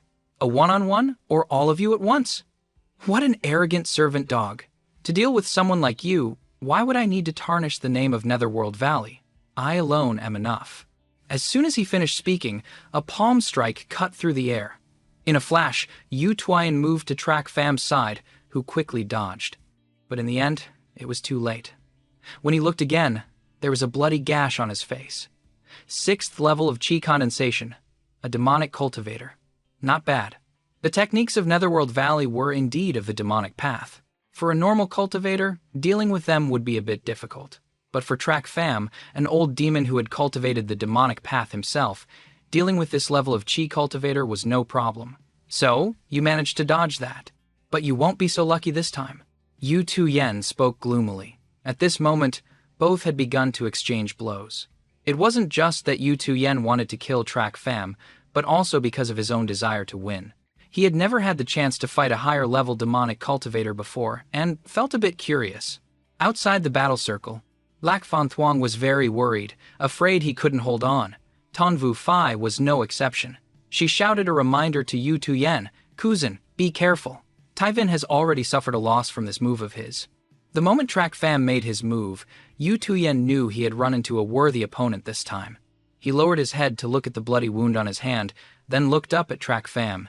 He was also looking at him, a strange smile on his face. He couldn't help but be a bit on guard. If he had known this kid was this type of person, he really shouldn't have gotten involved in this mess. The demonic path is the eternal pursuit of strength, by any means necessary. Wu Tuyen quickly launched a vicious attack at Trac Pham.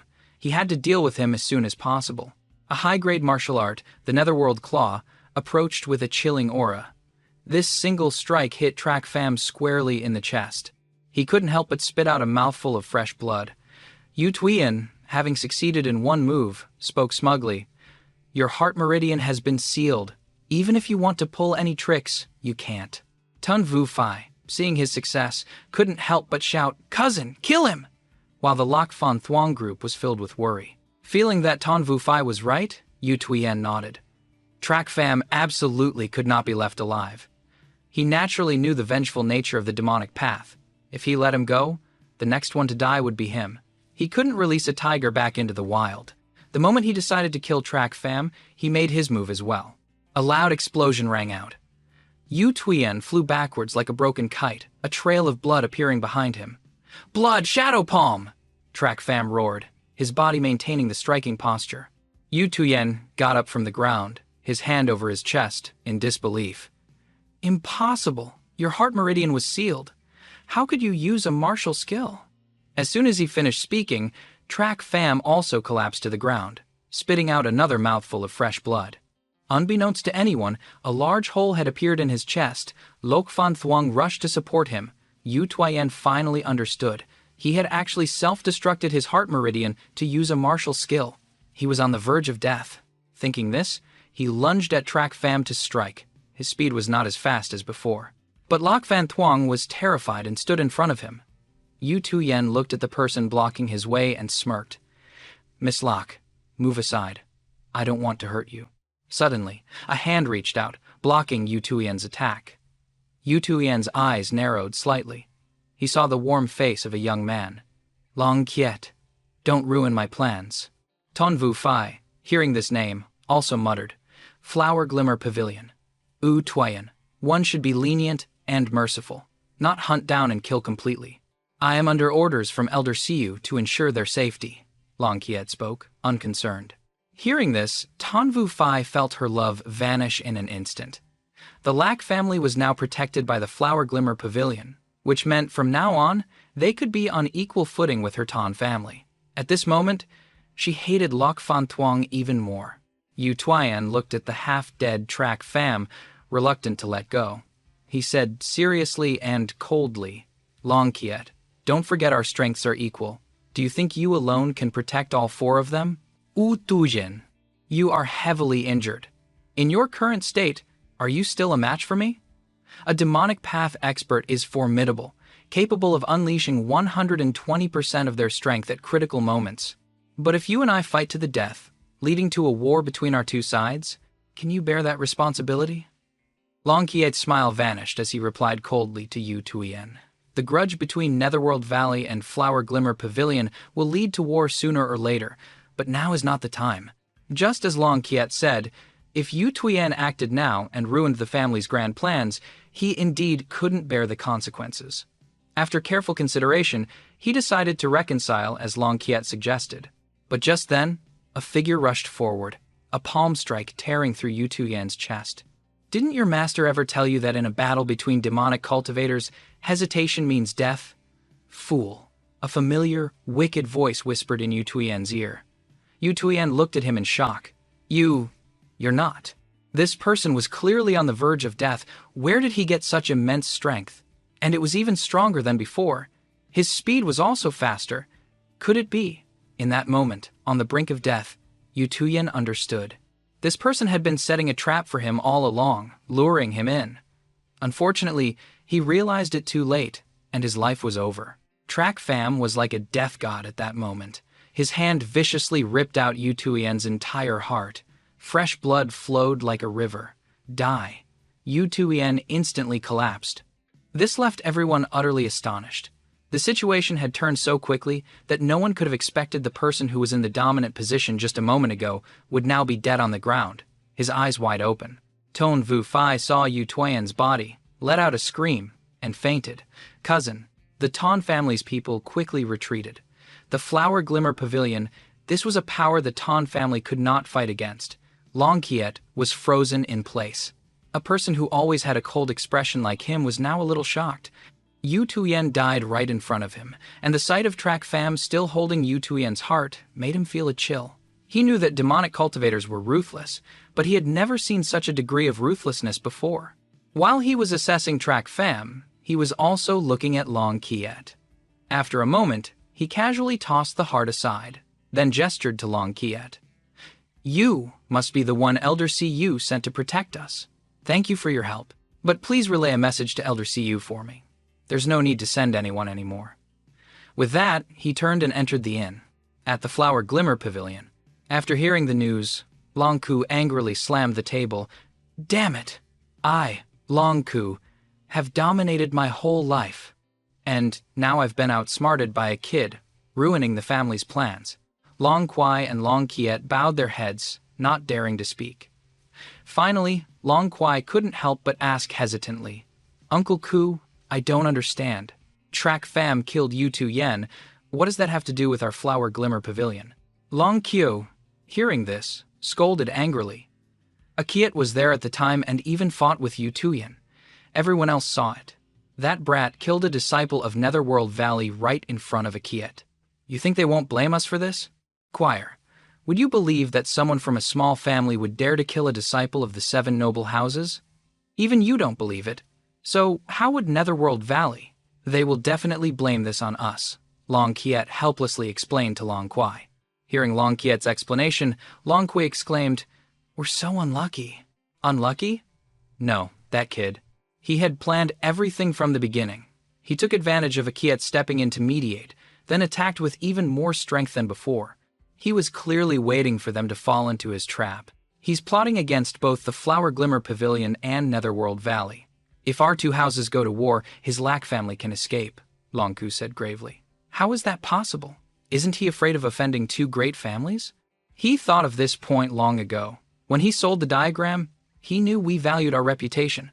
So if we were to act or abandon the Lack family, it would show that we are weaker than Netherworld Valley and would damage the reputation of the Flower Glimmer Pavilion.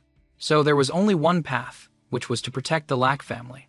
From the moment he stepped into the Flower Glimmer Pavilion, that kid started plotting against me, plotting against the Flower Glimmer Pavilion. He is the most dangerous person I have ever met. After hearing this, Long Kiet seemed to recall the scene at that time and nodded deeply. Uncle Ku is right. Track Fam is indeed a very dangerous person. At the same time the people of Flower Glimmer Pavilion were denouncing Track Fam's plan, little did they know that the people of Flower Glimmer could find Track Fam. Right at the inn, he was enduring the excruciating pain in his chest, his face pale as he sat on the bed. Lak Fan Thuong, seeing this, wanted to tend to his wounds but was loudly shooed away by him. Today's battle with Uu Tuyen made him realize that his current strength was too weak. He was afraid he couldn't even protect himself, let alone the two Lak siblings. He had to get stronger, or he would not be able to walk his future path. Track Fam sat on the bed and bit his lip. He formed a hand seal, and his eyes turned a strange red. At that exact moment, in the Thai residence, Tai Hu Din was cultivating when suddenly, a sharp pain shot through his stomach. His face contorted, and he coughed up a mouthful of blood, falling unconscious to the ground. When he fought Tai Vin earlier, he had sent the blood infant into Tai Hu Din to control him and also to help monitor the Tai family. But now, that was no longer necessary. The blood infant was now in Tai Hu Din's room. It slowly turned its head to look at the person lying on the ground, a cold smile on its face. This time, I'll spare you. I want you to witness the fall of the Tai family with your own eyes. As soon as it finished speaking, the blood infant transformed into a red light and quickly flew away. As it flew through the courtyard, it happened to see the patrolling guards. The blood infant immediately entered a guard's body. Before the patrolling guard could react, he felt his whole body stiffen and immediately fell. In an instant, 50 guards became the blood infant's prey. The blood infant has now merged with Track Fam's body. Applying the Thien Ma Dai Hua Kuet to the blood infant is a perfect match, allowing it to instantly kill Qi Condensation Realm cultivators. If it weren't for the fight with Uu Tuyen, which ruptured his heart meridian and required the blood infant to gather blood qi for healing, on its way back, the blood infant sensed a strange aura at the Tai family residence, which caught its attention, a demonic path expert. The Tai family actually has a demonic path expert. Curious, he followed the aura and found himself in front of a room. He saw guards, all at the peak of qi condensation, standing watch. He finally stopped to listen. In the room, sitting in the main seat, was a bald old man, his entire body exuding a strange aura. Track Fam could tell at a glance that it was the aura of a demonic path expert. Tai Vin was standing respectfully before the bald old man. Elder Jian, I wonder why you and family head Tun have come here. The bald old man, called Elder Jian, glanced lightly at Tai Vin. He chuckled and said, Family head Tan probably already knows. Our Netherworld Valley's disciple, Yu Tuyen, was killed by the Flower Glimmer Pavilion today. Wasn't it the Lak family who did it? Elder Jian couldn't help but laugh. You think the Lak family has the guts to do something like this? Netherworld Valley and the Flower Glimmer Pavilion have had a long-standing feud, but neither side dared to make a move and break the balance of the 7 houses. This time, the Flower Glimmer Pavilion used the Lak family as an excuse to kill my disciple. I wonder what they mean by that. Hearing this, Track Fam couldn't help but laugh smugly to himself. As expected, it was all within his calculations. The 7 houses had been dominant for so many years, they would never expect someone to dare challenge their authority. It was their arrogance that made them more willing to believe in a conspiracy than the truth before them. Moreover, the Flower Glimmer Pavilion was the same. They would rather be wrongly accused than appear weak. Tai Vin still didn't know the purpose of Elder Jian's visit and continued to probe. So, why did you come to see me today? Nothing much. Just help me probe the Flower Glimmer Pavilion to see what they're up to. If I were to show up, a major battle between our two sides would be unavoidable. Don't worry, I'm not asking you to investigate the Flower Glimmer Pavilion. You can't afford to offend them. You just need to help me deal with the Locke family and see what their attitude is, Elder Jian said with a smile. After today, who in Fonglam City doesn't know that the Lack family is protected by the Flower Glimmer Pavilion? Now you want the Tai family to attack them. Isn't that indirectly offending the Flower Glimmer Pavilion?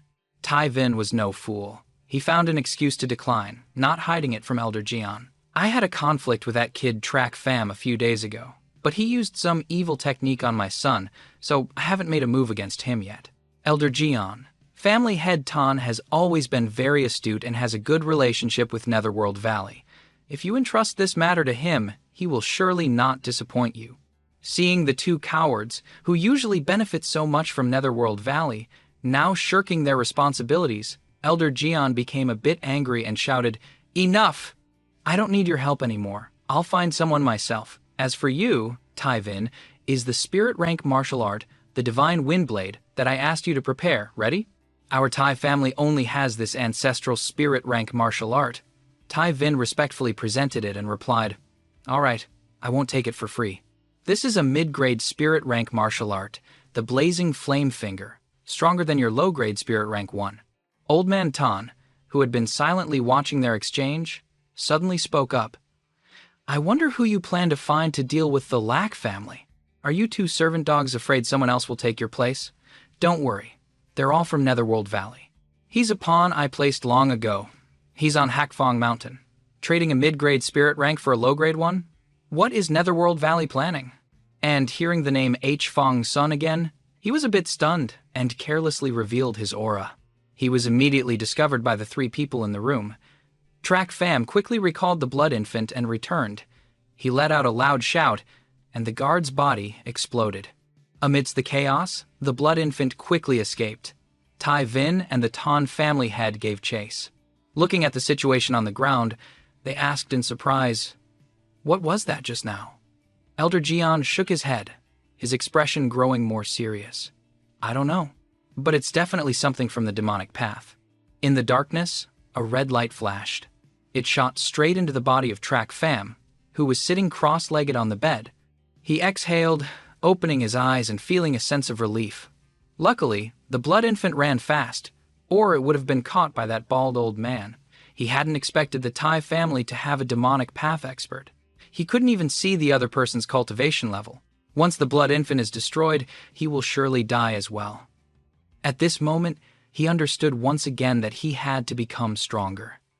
He had to cultivate urgently and increase his strength. Thinking of this, he quickly closed his eyes and began to circulate his energy, refining the elemental energy that the blood infant had absorbed. In a flash, a stream of blood chi began to circulate within his body, healing his meridians. After half an hour, his injuries were almost healed. If one hadn't seen it with their own eyes, no one would believe that the large wound on his chest could be perfectly fine after just half an hour. Track Fam continued to circulate his energy, beginning to refine the elemental power. The 50 chi condensation realm experts absorbed by the blood infant were refined one by one. He quickly broke through to the third level of the chi condensation realm, only showing signs of stopping when he reached the fourth level. As expected of the blood infant, it allowed him to break through 2 consecutive levels. Looking out the window, the sky was already brightening. He stood up and stretched, looking towards Hak Sun Fong. A vicious look appeared on his face. "Hak Sun Fong, if you don't want to die, then come here." Track Fam opened his door and stepped outside, but he heard a thud, and a female figure fell in front of him. When he got a clear look, he saw Lac Fan Thuong awkwardly standing up. "What are you doing in front of my room?" He looked suspiciously at Lac Van Thuong. Last night, when he was absorbing the blood infant, he wasn't paying attention to the outside. He was so careless that he didn't notice. If it were an enemy, he would have been dead long ago. Seeing Track Fam's angry expression, Lac Fan Thuong felt a bit apologetic. She muttered, "I was afraid your injuries were too severe and something might happen, so I waited outside. Now that you're fine, I'll go first." "What? You're saying you stayed outside my door all night?" Track Fam was surprised. Before he could finish his sentence, a blushing Lok Fan Thuong had already turned and left. He looked at her retreating back, a warmth suddenly rising in his heart. By the time he realized the strangeness of it, he cursed the damn heart demon. "I, a great demon emperor, how can I be moved by such a small thing? It must be that kid's heart demon acting up." Just then, Commander Bang also arrived. Seeing him safe and sound, he smiled and said, "Brother Track, it's good that you're okay. You know, you were so badly injured last night, you scared us to death." The young miss stood guard outside all night, afraid something would happen to you. "Oh, where is the young miss?" He looked around but didn't see Lac Fan Thuong, so he asked. Seeing that he had just arrived, he was about to leave anyway, so he said to Commander Bang, "She left. You came at the right time. Come with me to the Flower Glimmer Pavilion." Commander Bang was a bit worried about his young miss and young master and stammered a reply. But the young miss understood his intentions. Before he could finish, Track Fam cut him off. "Don't worry, After what happened yesterday, no one dares to touch the siblings now, unless they want to offend the Flower Glimmer Pavilion. Hearing him, Commander Bang felt relieved and went with him to the Flower Glimmer Pavilion. A moment later, the two arrived at the pavilion and met the same two guards as before. However, after the incident that day, their attitude had changed. This time, they were more respectful. "Honored guest, please come in." "What? No need for an announcement anymore?" Track Fam said with a laugh. "Before, we subordinates were blind and didn't know you were a distinguished guest, so we offended you." Track Fam chuckled twice and entered with Bang Rien. As soon as he entered, he met Long Kwai.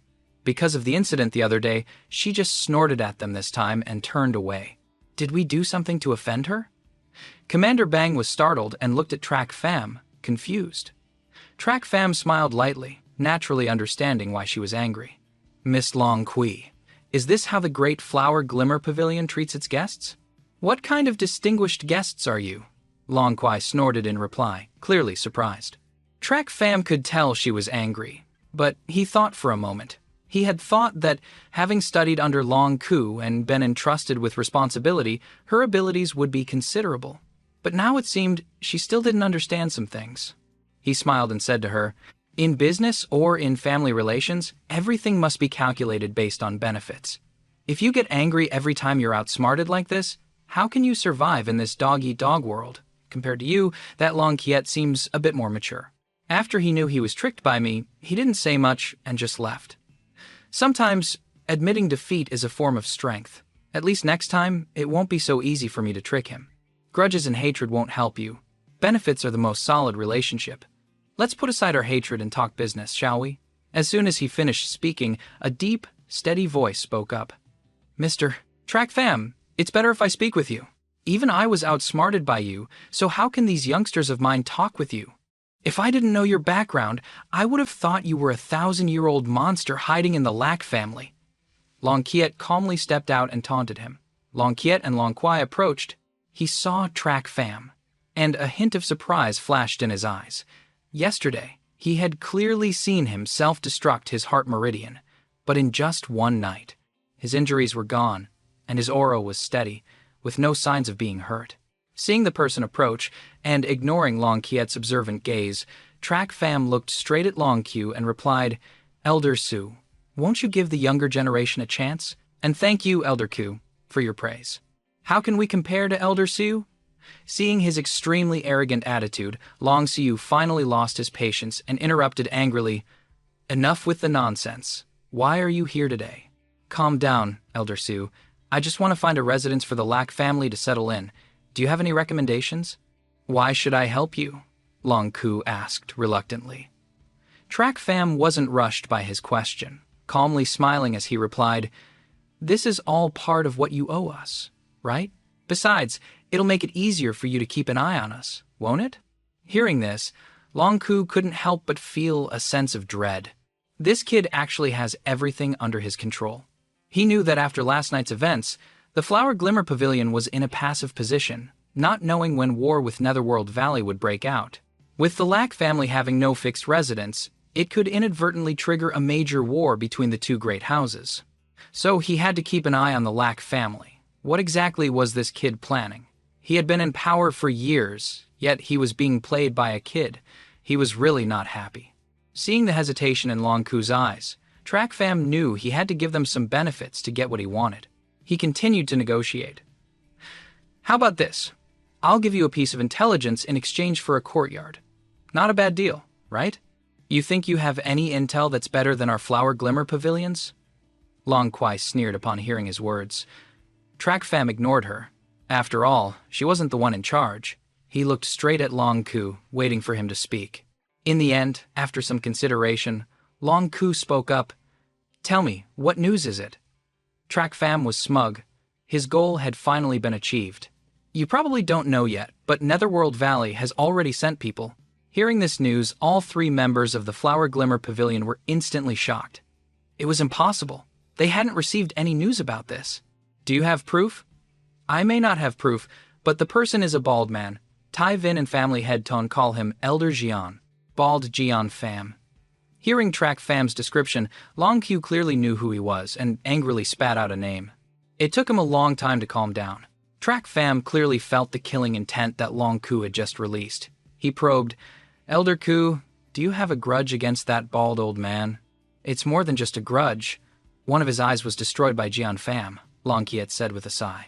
Hearing this, Track Fam rejoiced inwardly. He was only afraid they had no grudge. If that was the case, things would be much easier. He feigned a sigh. "Elder Q, my condolences." Long Siu still had hatred in his eyes. He waved his hand dismissively. He had matters to attend to. "All right, since you could describe that person's appearance, I believe you. There's a courtyard 100 paces from here. You can go there. Also, where did you see that old ghost?" Having achieved his goal, Track Fam smiled and replied, "Thank you, Elder Q. He's at the Tai family's residence, but he's probably at the Tan family's by now." Long Ku, having confirmed the news, could no longer maintain his composure.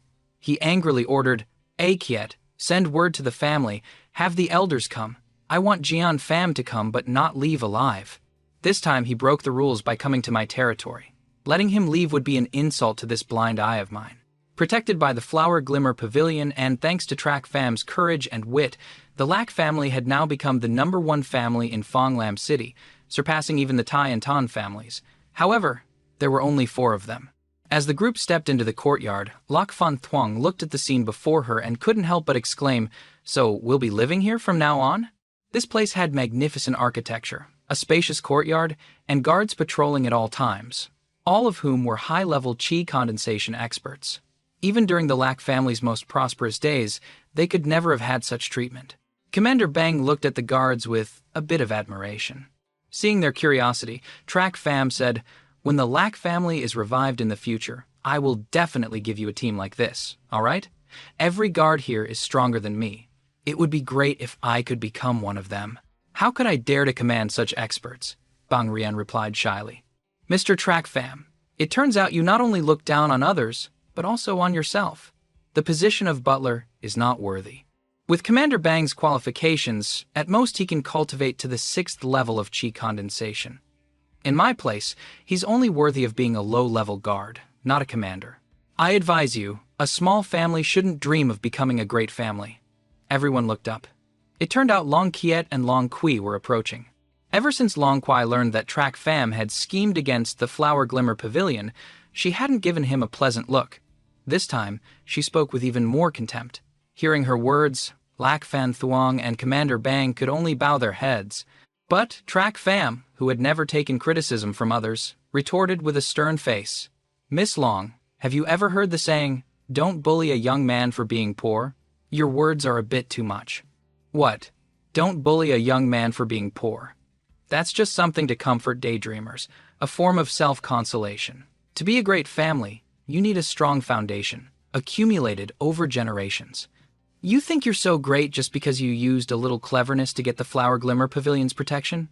Even if you rule this place, you're just a frog in a well. Hearing Long Kui's endless criticism, Track Fam finally couldn't take it anymore. Calling him a frog in a well? He, the great demon emperor from the sacred domain. The Tianyu Empire, in his eyes, was at most a speck of dust, let alone the Flower Glimmer Pavilion. He turned grimly to Lok Fan Thuong. "Young miss, let me borrow some of your spirit stones." After receiving the spirit stones, Track Fam leaped onto the roof. Observing the surroundings. Coiling Dragon Formation, a 3rd-level defensive formation. As soon as he spoke, Long Keet and Long Kui were astonished. He actually knew the formation set up by Long Ku. Before the two of them could recover from their shock, Track Fam leaped down. He formed a seal with his hands. In an instant, the entire courtyard began to tremble. Following that, 79 golden-headed dragons suddenly burst from the ground, their roars echoing throughout Fonglam City, causing quite a stir. In the secret chamber of the Su family, Jian Fam suddenly opened his eyes. Looking at the scene before him, he was terrified. Someone is setting up a formation. Could it be that old ghost? No, he doesn't have the ability to set up such a grand formation. Similarly, at the Flower Glimmer Pavilion, Long Ku also saw the strange phenomenon. He was utterly terrified. He realized this was not the formation diagram he had set up.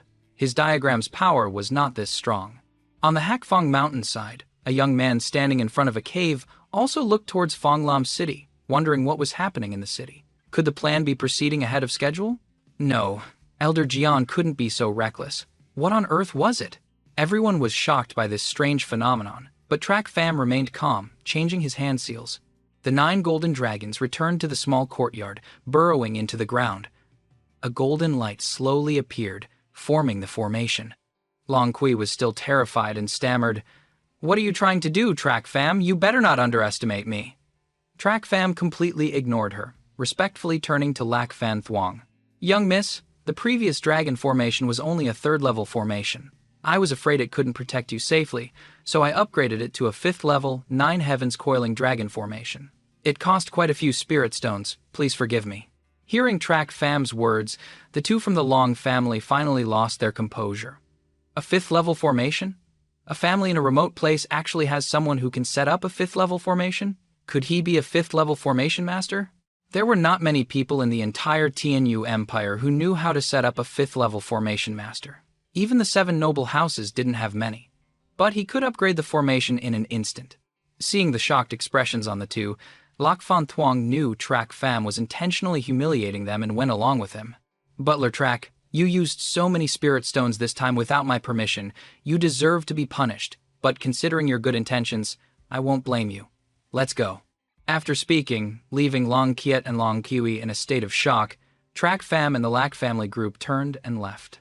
As soon as they left, Long Siu arrived just in time. He immediately asked, "Who set up the formation just now?" The 2 looked at each other, and Long Kiet finally answered calmly, "It was Butler Track. It was Track Fam." To be a formation grandmaster, one must be proficient in every level of formation, and also cultivate to understand the weak points in the heaven and earth formations. I've spent my whole life only managing to set up a 3rd-level formation. He's so young, yet can set up a 5th-level one. Truly a talent. Invite him here, I have something to discuss with him. In a small pavilion in the courtyard, Long Qiu brewed a pot of tea and placed it on the stone table. A moment later, he saw Track Fam approaching with Long Qiu and Long Kiet. He opened his mouth and said, "Brother Track Fam, please have a seat." Long Qiu was a senior, but he addressed Track Fam as a brother, showing how much he valued talent. However, Track Fam didn't care at all. He respected strength above all else. Age was not important. "I wonder why Brother Ku was looking for me." "Shameless!" Long Kui exclaimed angrily. But Long Ku was overjoyed to hear him call him Brother Ku and happily replied, "Since you've called me Brother Ku, I won't beat around the bush. You can set up a 5th-level formation. That talent shouldn't be wasted in a small family like the Lac family. Why not come to my place instead?" After a pause, Long Q continued, "Brother Track, come to our Flower Glimmer Pavilion. I guarantee you will be treated with the utmost respect. Even the family head will have to be polite to you." Hearing Long Q's words, Long Kiet and Long Kwai were utterly shocked. The position of an honored guest was the one with the highest treatment in the Flower Glimmer Pavilion, even higher than an elder. How could Track Fam sit in that position? But Track Fam wasn't impressed. He showed no excitement and replied, "My conditions are not a problem, right?" It was just as he had expected. While setting up the formation, he had anticipated this. No family in the Empire wouldn't want to recruit someone who could set up a 5th-level formation. Even the Emperor would have to be respectful. Of course, not a problem. As long as the Flower Glimmer Pavilion can do it, you can name any condition. Then I want her to serve me tea and wash my feet. That's not a problem, right? Track Fam teased, pointing at Long Kui. He said, "I'm just kidding, don't worry. Don't I already have a young miss in the Lac family? I don't want to serve another one. What I want is for the Lac siblings to live a peaceful life." Hearing his condition, the 3 from the Flower Glimmer Pavilion were stunned for a moment. With his strength, all the major families would want to recruit him. He could get any treatment he wanted. But he wasn't asking for conditions for himself, but for the Lac siblings. This was a bit unexpected. Long Q heard this and replied without hesitation, "All right, I agree. As long as the Flower Glimmer Pavilion exists, the Lac family will not only live a peaceful life, but their descendants will also be safe. Rest assured. From now on, you are an honored guest of the Flower Glimmer Pavilion. I will report this to the family. In 3 days, a Kiet will take you to the family headquarters." Track Fam picked up his teacup, took a sip, and suddenly waved his hand. "I never agreed to be your honored guest." Long Ku was shocked. He suddenly stood up, looking angrily at Track Fam. Weren't you just talking? Are you toying with me? With a soft laugh, Track Fam suddenly looked seriously at Long Q and replied, "If this offer had been made before, I would have agreed without hesitation. The conditions would have been just as I said. But, Miss Longqui, do you remember what you said before? 10 years. In 10 years, I will definitely make the Lack family surpass the 7 noble houses." As soon as he finished speaking, Track Fam drained the tea in his cup in one gulp, then turned and left. Looking at his back, Long Quai felt a slight tremor in her heart. 10 years. He wanted to turn a small family into a great family, more powerful than the Flower Glimmer Pavilion. This was a fantasy. Although he had strength and intelligence, this was impossible. Yet, he expressed such confidence that it left her speechless. Long Q looked confusedly at Long Quai and Long Keat and asked, "Little Quai, what did you just say to him?" Long Quai said nothing, just stared at Track Fam's retreating back. Long Keat hesitated for a moment, then told Long Q everything that had happened. Understanding the situation, Long Q shook his head helplessly. "I've told you all, when you hit someone, don't hit their face. When you scold someone, don't touch their pride. You insulted the Locke family. No wonder he wants to prove himself like this. What a pity! You made us lose the chance to have a 5th-level formation master as an honored guest. With a 5th-level formation master presiding, we should still form an alliance with them." At the same time, after Track Fam left, he went straight to Lok Fan Thuong's place. On the way, he thought about many things. It was such a good opportunity. The Lack family would be protected by the Flower Glimmer Pavilion for life, and they would be safe. That way, his heart demon would be resolved. But Long Qui's words had ignited his competitive spirit. He had never bowed to fate. The demonic path goes against the heavens. One's fate is seized by oneself. Now he wanted to help the Lack family not just to resolve his heart demon, but also for his demonic path. If the heavens wanted to stop him, he would defy them and change his fate. His fate was his own, not heaven's. At that moment, he decided to turn that ruined family into the strongest great family in the world. Track Fam pushed open the door and entered. His face was filled with killing intent. Seeing him return, Lok Fan Thuong and Bang Rien were startled. Gathering her courage, Lok Fan Thuong asked, "Track Fam, why did Elder CU want to see you?" "He invited me to be an honored guest at the Flower Glimmer Pavilion," Track Fam replied casually. Hearing his words, Lak Fan Thuong was a bit panicked. She knew that with his strength, he could go much further and shouldn't be buried in a small family like the Lack family. But she was a bit reluctant to let him go. She forced a smile and said, "Then congratulations! You will surely have a bright future there." Seeing their sorrowful faces, he sighed lightly. "What? I refused him. Why?" Hearing this, everyone was startled, but deep down, they were overjoyed. "No reason. I'm going back to my room. Also, from now on, I am the great butler of the Lack family. I'm in charge of everything, don't interfere. Within 10 years, I will definitely make the Lack family stronger than the Flower Glimmer Pavilion." As soon as he finished speaking, he quickly disappeared, leaving the 3 of them standing stunned for a long time by his words. For 10 days, no one saw Track Fam. He was cultivating tirelessly, releasing his blood infant at night to absorb elemental energy, with the Tai family as his target. As a result, the Tai family was in constant turmoil for those 10 days, the number of guards in the residence dwindling daily. Track Fam had also tried sending the blood infant to the Tan family to absorb elemental energy. But the demonic path expert, Elder Jian, was there. After several close calls, he stopped going. Today, as usual, Track Fam released the blood infant to absorb elemental energy, but unexpectedly, he encountered someone unexpected scouting on the roofs of the Flower Glimmer Pavilion. He had the blood infant follow the figure to scout the situation. After a while, the figure stopped at an inn. The blood infant gently flew to the window to peer inside. In the room, a group of large men looked at the person in black. "Young miss, what did you find out?" A young girl next to them spoke up. Track Fam was surprised. A woman. He didn't expect Hak Sun Fong to look down on them so much as to send a woman to deal with them. Suddenly, the woman shouted, "Xiao Tui, bring me a brush!" The woman focused on drawing a map on the paper. In just a moment, the entire layout of the Flower Glimmer Pavilion appeared before them. Look carefully. This is the structure of the Grand Courtyard. This place is heavily guarded, and these 4 corners have bone-tempering realm experts stationed. The four of them quickly pointed to the map and assigned tasks to their subordinates. Young miss, this is the Flower Glimmer Pavilion. How are we going to attack? I'm afraid we'll be dead before we even get through the door. Don't worry, we have the support of Netherworld Valley. We just need to take advantage of the chaos to rush in, capture Lac Fan Thuong, and kill the Lac family members. The young girl spoke viciously again. Hearing this, Track Fam was surprised. What? Capture the young miss? Why would a woman want to capture the young miss? Young miss, there are some things you don't want to hear. But this concerns the lives of our brothers, so I must speak. After a moment of hesitation, the person continued, Young miss, although the young fortress lord has a relationship with Netherworld Valley, but this is the Flower Glimmer Pavilion. If we offend them, we will definitely be in trouble. If Netherworld Valley abandons us, our only path is death. So, you're all just afraid of dying. Do you think you're worthy of the Fortress Lord? To heal and avenge the Fortress Lord, what's 10 lives worth? It's always about the Fortress Lord. Stand down. Everyone follows the original plan. No objections. Hearing her subordinates' words, the woman snorted and said angrily. The subordinates all retreated in unison. At this moment, Tu Tui, who was beside her, spoke up. Young miss, you are truly amazing, very much like the Mountain Lord.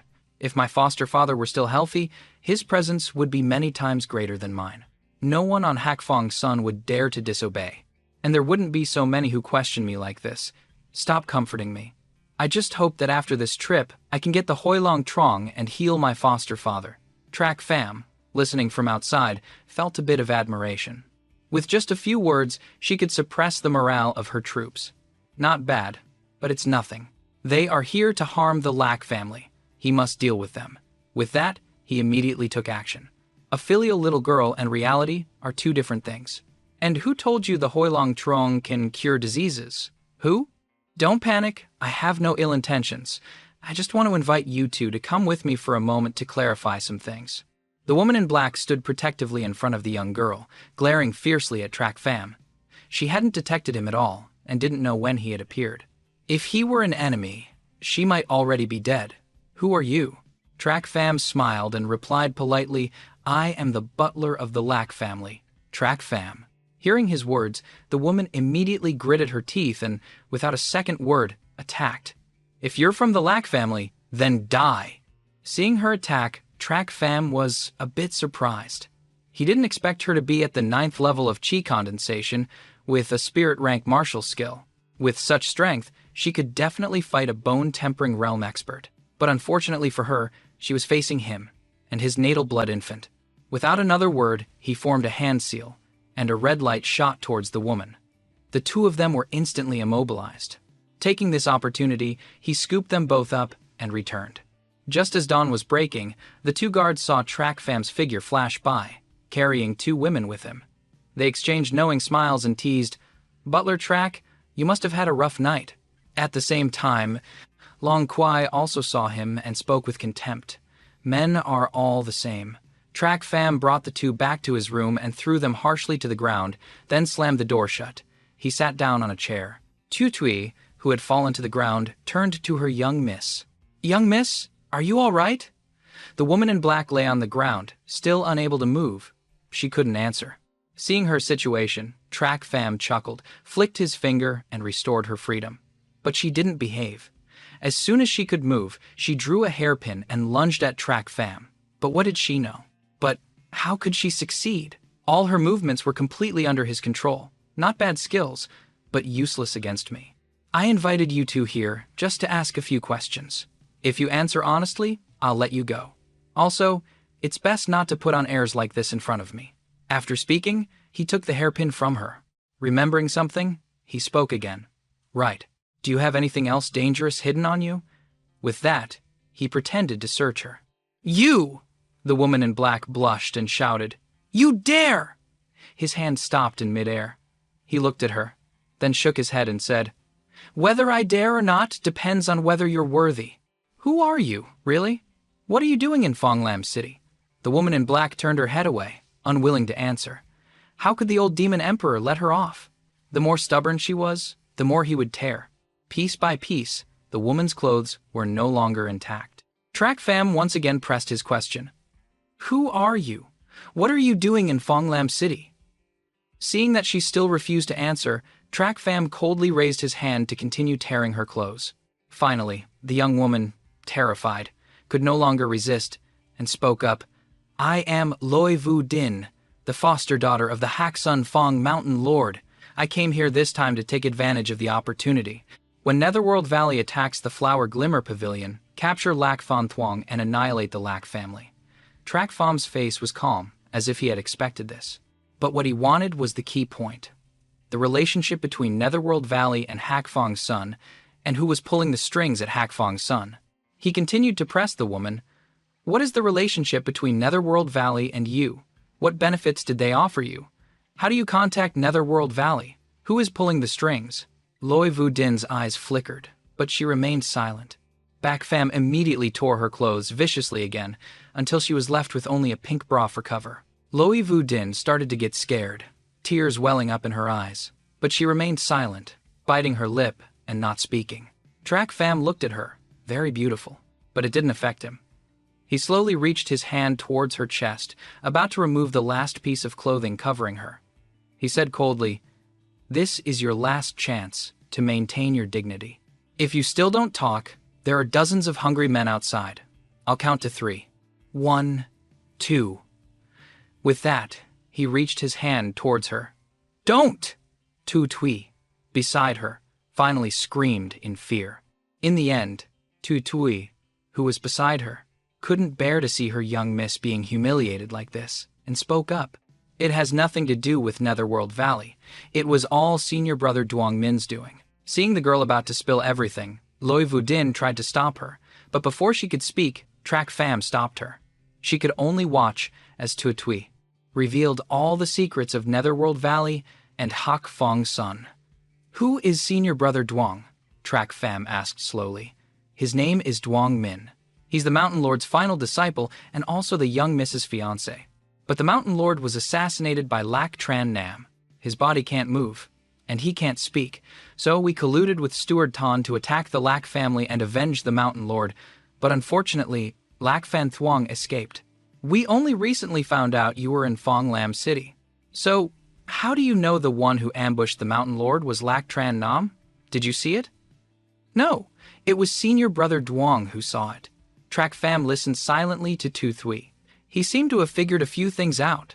So the grudge between the Lac family and Hak Fong's son started from this. Duong Min was the one pulling the strings behind everything. To be sure of everything, he asked, so the story that the Hoi Long Truong can heal the Fortress Lord's injuries was also told by Duong Min. Loi Vu Din and Tu Tui were a bit surprised to hear that. How could he know such a thing? With everything clear, Track Fam felt there was no need to make Loi Vu Din suffer anymore and was about to withdraw his hand from her chest. Just then, someone opened the door from behind and walked in. It was Lac Fan Thuong. Track Fam, what are you doing in your room? As soon as Lac Fan Thuong stepped through the door, she saw Track Fam's indecent situation. There were 2 women in his room, one of whom was improperly dressed. His hand was still on the woman's chest, not yet withdrawn. She was so embarrassed that she became angry. As a butler, this is the Flower Glimmer Pavilion's courtyard after all. How could you do such an indecent thing here? Track Fam was a bit startled when she entered, then answered calmly, I'm doing this for the Lac family. For the Lac family? You bring 2 women of unknown origin back home for a whole night, and you say it's for the Lac family? Didn't you say you wanted to become stronger? Didn't you want the Lac family to surpass the 7 noble houses, so what are you doing? Hearing her angry, scolding, Track Fam was startled. Lac Fan Thuong had always maintained the image of a proper, elegant, and gentle young lady. Now she was shouting to this extent. Why? Seeing this, he explained to her, they are from Hak Fong's son. I just finished interrogating them. Hearing the words H. Fong's son, the anger in Lac Fan Thuong's body immediately flared up. She quickly gathered it in her palm and struck at Loi Vu Din. She shouted, Pay for my father's life! Seeing the impending fight, Track Fam immediately stopped Lac Fan Thuong and said, Wait a minute. The grudge between the Lac family and Hak Fong's son is not that simple. It might all be the doing of the 7 noble houses. As soon as he finished speaking, Lac Fan Thuong immediately froze and looked at him. Loi Vu Din and Tu Tu did the same. They all knew that to the seven noble houses, both the Locke family and Hakfong's son were nothing more than insignificant specks of dust that could be wiped out at any time. If it was really as he said, then they were just pawns that the seven noble houses used to achieve their goals. Seeing them thinking, Track Fam continued, Miss Loy, I want you to take me to Hakfong's son. I want to clarify the reason for this matter. You want me to take you to the Hakfong son camp? You're dreaming, Loy Vudin snorted angrily. Seeing her unwillingness, Track Fam turned to Lok Fan Thuong. Young miss, lend me the Hoi Long Trong. What do you want to do? Although suspicious, Lak Fan Thuong still complied and gave it to him. She knew he had strength and didn't need this martial skill. He was also a 5th-level formation master. He must have a reason. Your Hoi Long Trong. But it can't heal your mountain lord's illness. I just need you to take me to Hakfong's son to investigate the matter clearly. Maybe that Duong Min is lying to you. Duong Min easily instigated the Locke family's steward to rebel and was able to connect with Netherworld Valley. So, Miss Loy? Do you really know him well? Track Fam guessed maliciously. Track Fam gave the Hoi Long Trong to Loy Vudin to show his sincerity. After a moment of hesitation, Loy Vudin finally agreed. The man had already given her the family's treasure. There was no reason for them to deceive her. With that thought, she nodded at Track Fam. Seeing her agree, he smiled lightly and walked past. Suddenly remembering something, he coughed twice as a reminder. Miss Loy, you might get cold. Reminded by him, Loy Vudin finally remembered her clothes were in tatters. She had been talking to him this whole time. She was only wearing a single bra for cover. She immediately blushed, turned around, and scolded him. Get out! Fan Thuong and Tu Thua also realized this and pushed him out. As Track Fam was pushed out, he teased, Miss Loy, you should wear more clothes in the future. It might help a little. In a small forest, a woman in black and an old man walked side by side. The woman was tall and slender, with a face as beautiful as a flower. The old man's hair was streaked with silver, and he had a long tuft of beard on his chin. His eyes looked old, but they constantly flickered with a bright light. The two walked to the foot of a mountain. The woman looked at the distant peak, then glanced at the old man. Track Fam, you better behave. If I find out you have any ill intentions towards Hakfong's son, I will definitely not spare you. The old man looked up at the sky, laughed, and shook his head, saying, Miss Loy, rest assured, I'm just here to investigate the situation, not for revenge. Besides, what can you do to me? Loy Vudin snorted and walked straight ahead. And another thing, if Tu Tui loses even a single hair, you'll answer to me. Don't worry, I'm keeping Tu Tui as a life insurance policy. Also, Track Fam looked at her with a mysterious glint in his eye and said, It's also for your own good. Good for me? Loy Vudin looked suspiciously at Track Fam. Seeing him shake his head without a word, she wisely didn't ask further. And so, the two of them walked up the mountain side by side. Halfway up the mountain, they encountered the gatekeeper of Hakfong's son. Who goes there? Oh, it's the young miss. You're back. Weren't you in Fonglam City? Hearing his question, Loy Vudin immediately gave the man a sharp glance and answered arrogantly, I had some business, so I came back. With that, she walked straight up the mountain. Track Fam looked at the man who had blocked their path, then at her, and said meaningfully, That's Duong Min's man. Your trip to Fonglam City was a secret, yet even a guard at the foot of the mountain knows. Just you wait. When we get to the top, Duong Min will surely be there to welcome us. Loy Vudin was slightly startled. She pondered his words, her brows furrowing. She had trusted Duong Min completely, but these past few days, Track Fam had been pointing out unusual things, and she was starting to have her doubts. Soon, the two had passed through several gates and finally reached the mountain peak. The Hfong Son camp was now in front of them. As the two were about to enter, a figure appeared. A young man. His handsome face had a wicked look. As soon as Track Fam saw him, he knew this was Duong Min. He turned and whispered smugly to Loy Vudin, See, your every move is reported to him. But Loy Vudin was not happy to hear that. She finally started to believe Track Fam's words. It was highly likely that Duong Min was the one pulling the strings behind the feud between the Lak family and Hakfong's son.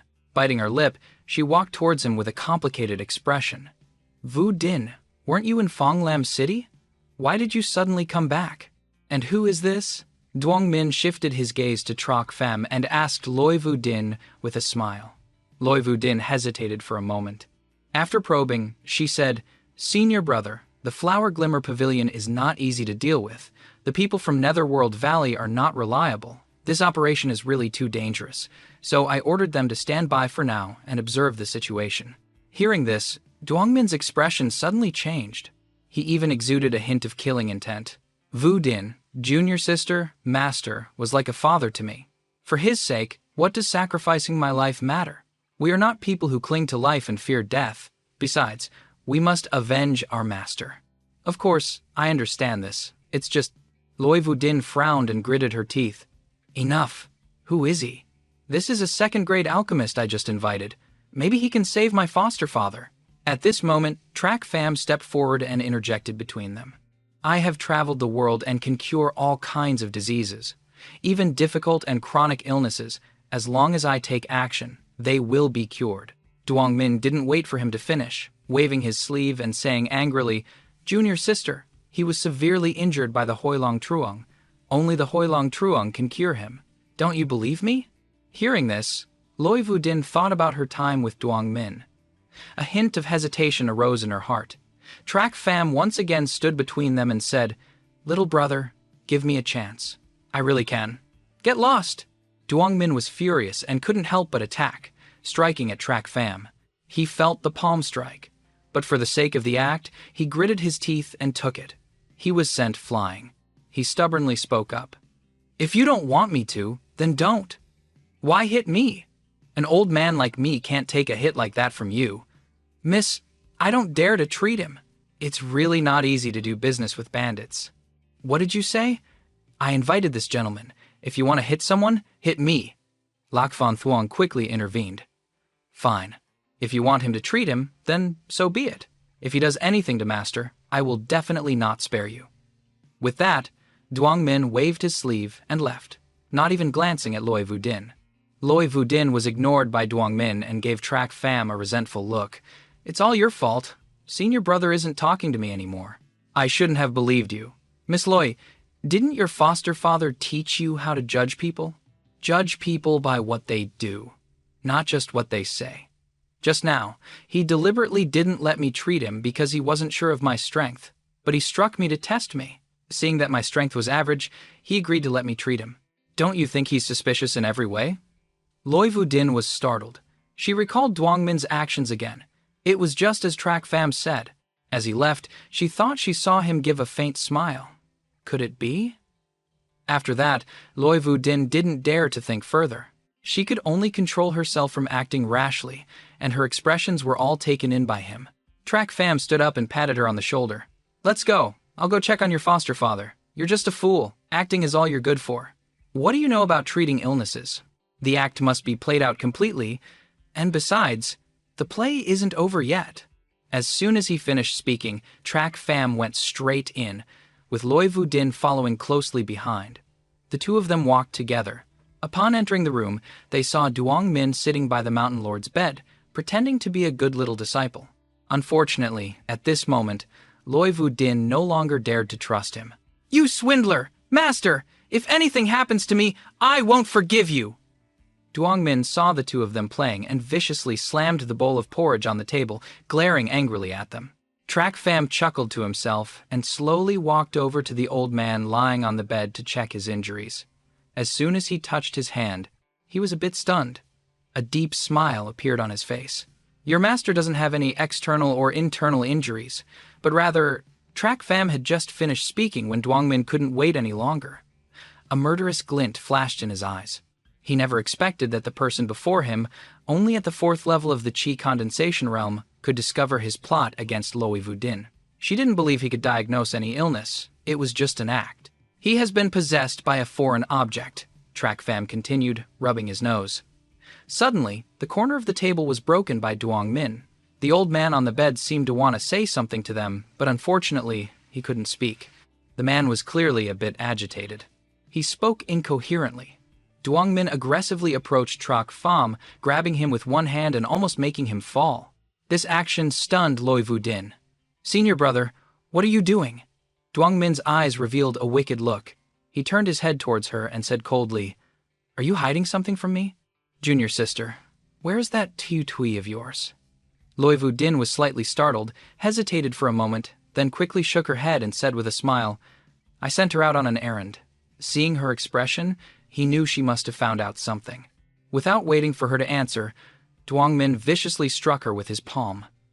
Unable to react, she was sent flying, a trail of blood on her face. Immediately after, Duongmin pressed a round block, and a large hole immediately appeared in the room.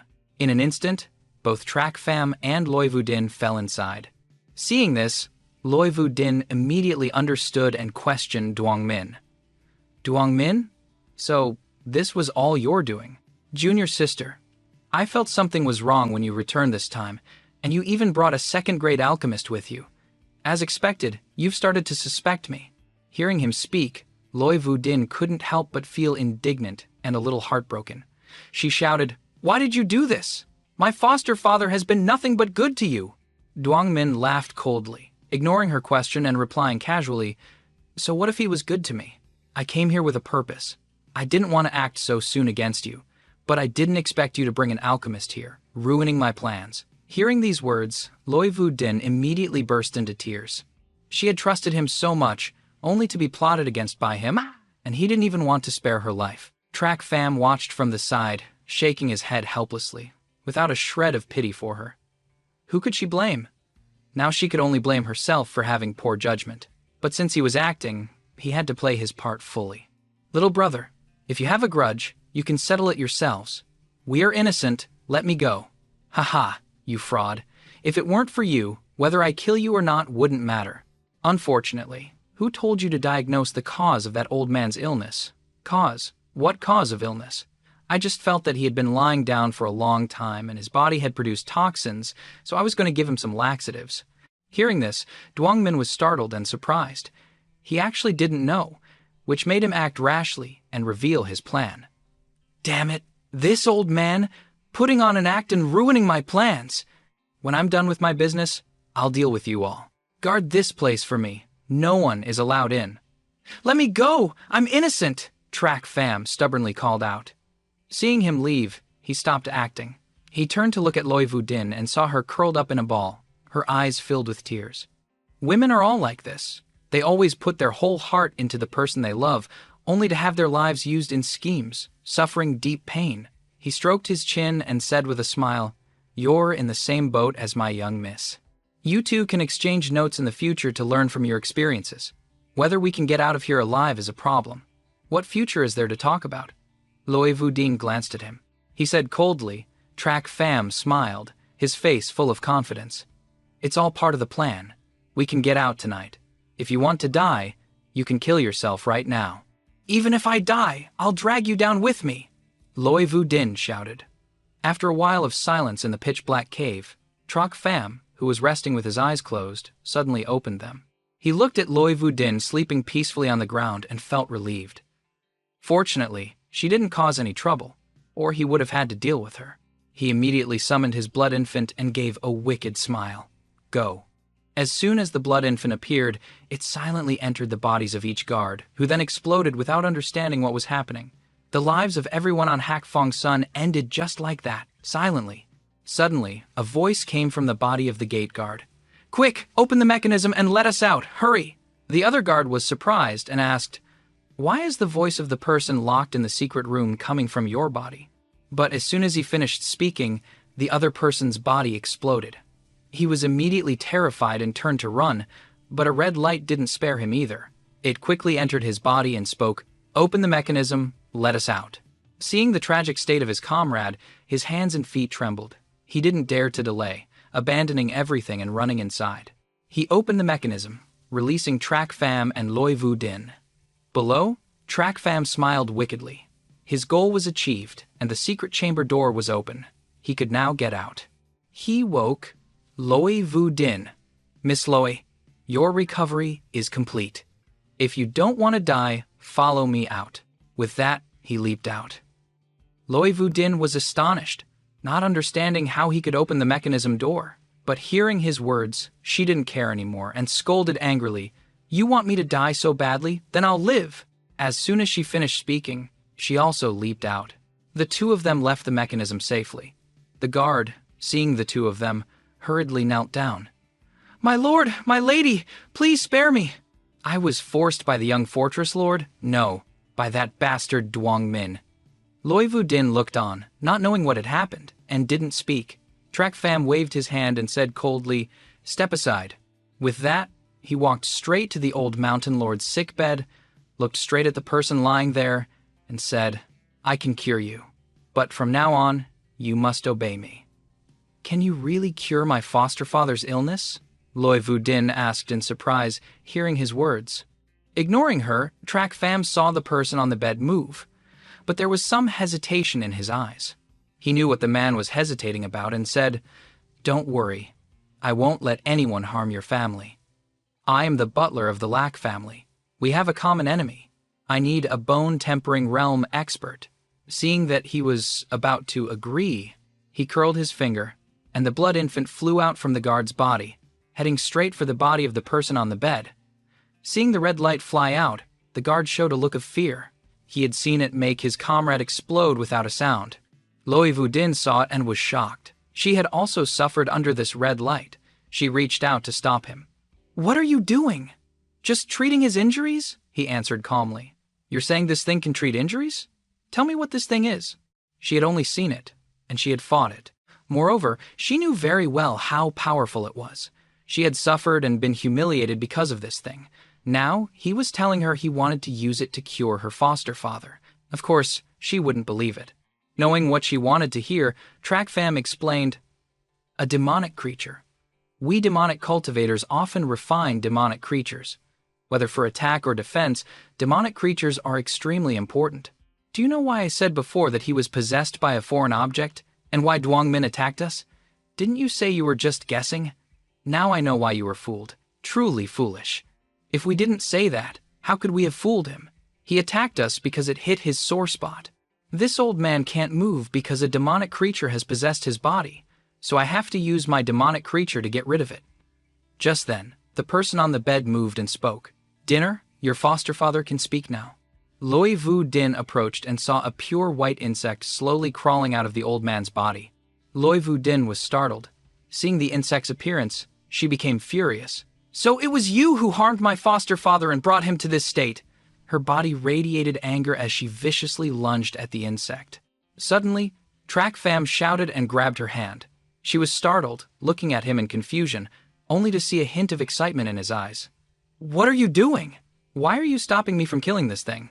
Loi Vu Din asked, puzzled. "What do you know?" Trak Pham cursed mercilessly, took out a small box, and put the insect inside. He really hadn't expected to gain so much from this trip to H. Fong-san.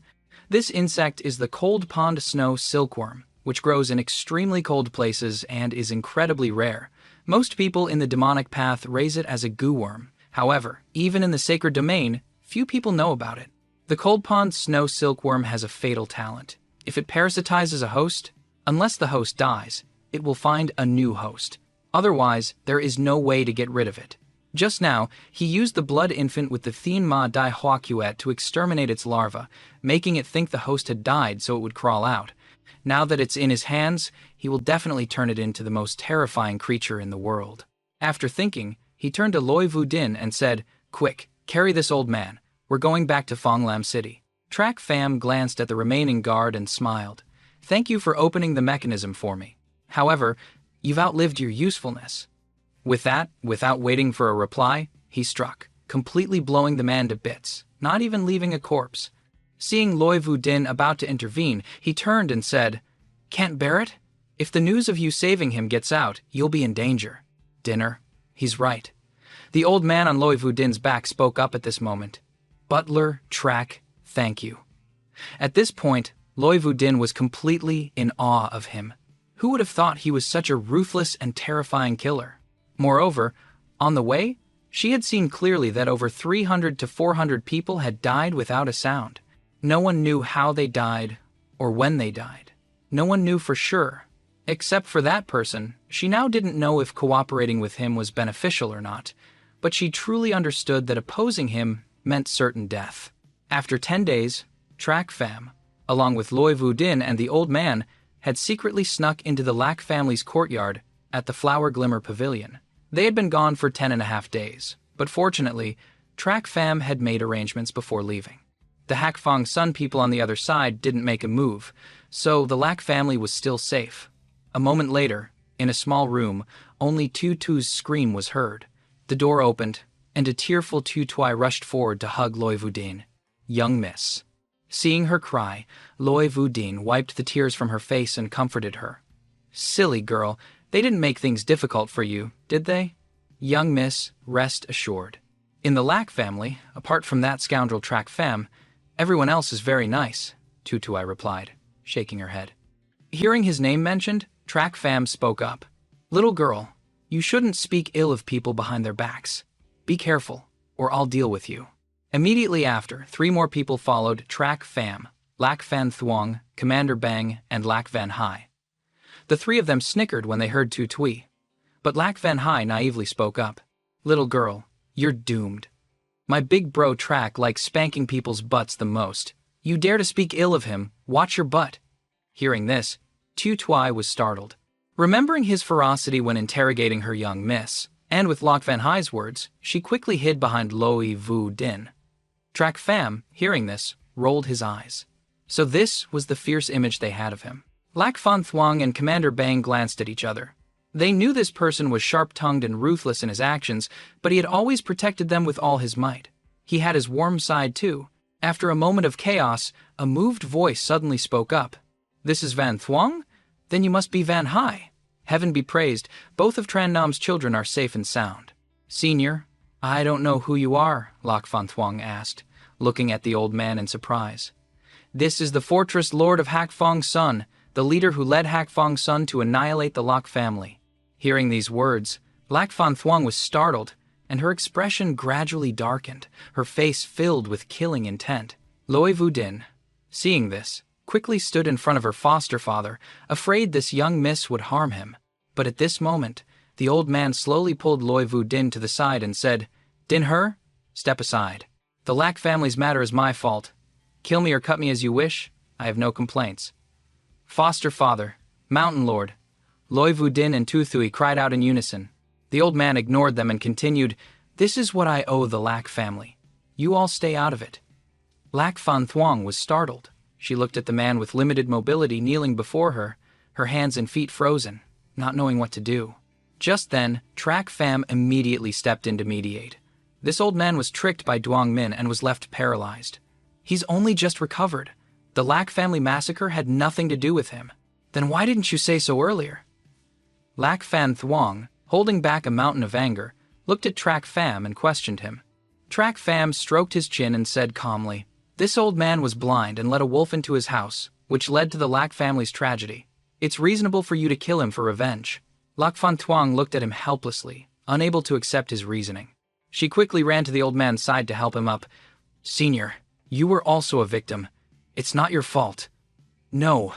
Tran Nam and I were sworn brothers, but the Lack family suffered because of me. It's my fault, the old man said painfully, startling Lack Van Thuong. She looked at Lack Van Hai, and seeing her little brother shake his head, she asked again, Senior, why have I never heard my father mention you?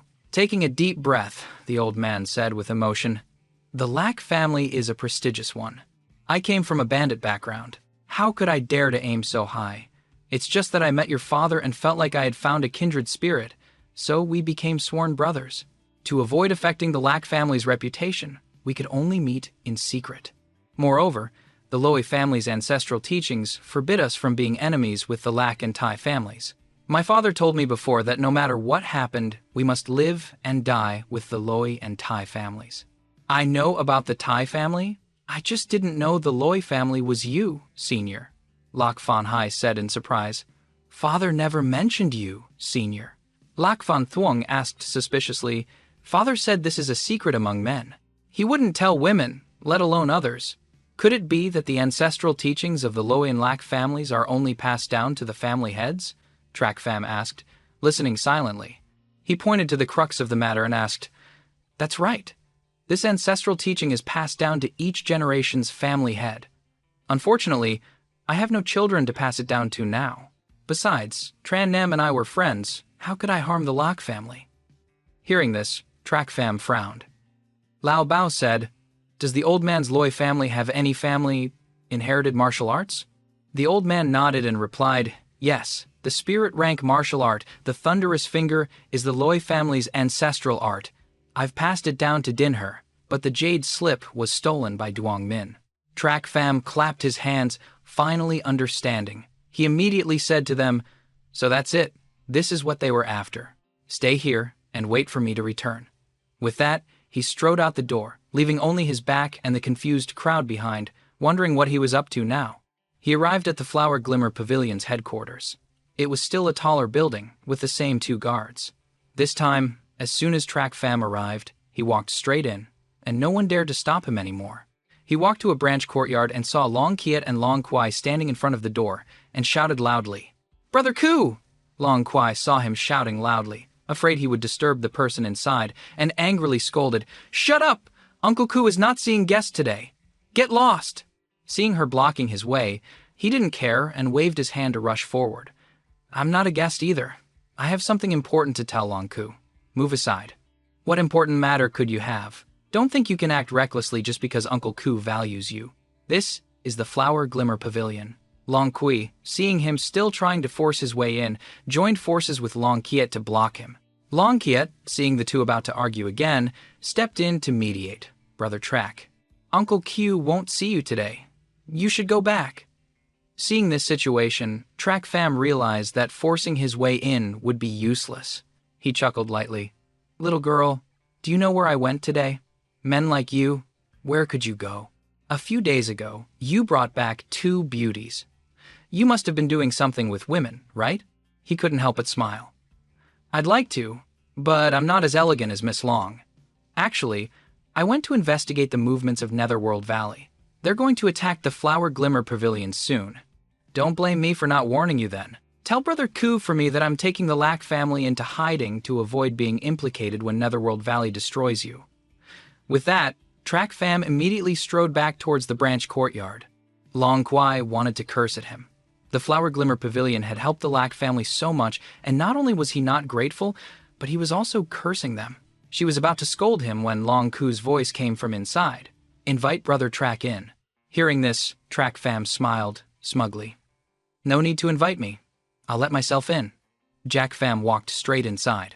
He saw Long Ku sitting in the main hall, smiling at him. Brother Track, what brings you to see me? Let me remind you, if you're here to talk about trivial matters, I won't forgive you. He couldn't help but rub his nose, refusing to comment, and said with a smile, Netherworld Valley is about to attack. Is this a big or small matter? As soon as he heard the news, before Long Q could react, 2 figures with powerful auras suddenly appeared behind him, even more terrifying than Long Q. A strong aura immediately shot towards Track Fam. Track Fam was caught off guard and couldn't defend himself, slowly retreating. This aura belongs to a master of fire-based techniques, and the other has a diamond body. The strength of these 2 is unfathomable. But they are not far from the divine illumination realm. They are considered the number 1 and 2 experts on the continent, as expected of the Flower Glimmer Pavilion, truly one of the 7 noble houses. To have such powerful experts guarding it. After a long silence, they withdrew their auras and looked at him cautiously. You're the young man that old Ku can't stop praising. Track Fam, I hear you're a 5th level formation master. That's right, I only know a little about 5th level formations. I'm afraid it's not enough to catch the eyes of you 2 seniors. Nodding, Track Fam spoke respectfully. A 5th level formation master is highly honored in the Flower Glimmer Pavilion. Since you've come, we 2 elders must be respectful to you. Hearing his confirmation, the golden-haired old man smiled, his face full of fiery energy, and replied. At this moment, the red-haired old man spoke up. Hey kid, old Ku said you're very arrogant. You said you'd make a small family surpass the 7 noble houses in 10 years. The moment you met, you called him Brother Q 1 time, Brother Q 2 times. You are indeed very arrogant. But why do you seem so meek in front of us? Hearing this, Track Fam gave a faint smile and said, I've met Brother Ku many times. I know him well. But this is my first time meeting you 2. How can I treat you with the same attitude as I treat Brother Q? Hearing this, the 2 old men were startled and looked at him differently. but Longku was so angry he was trembling.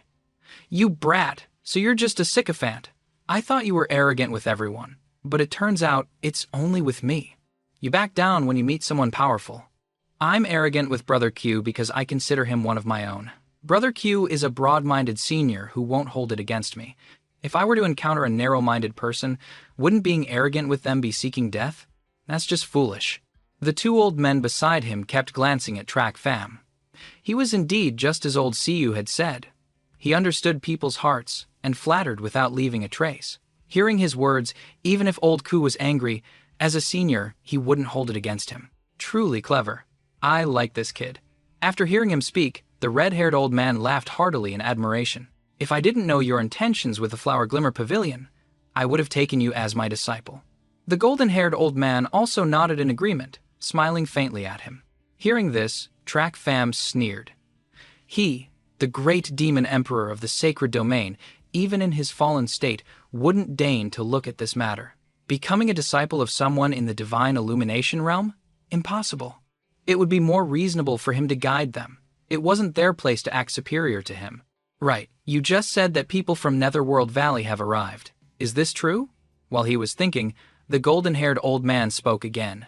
Seeing that they had gotten to the main point, Track Fam nodded slightly in confirmation.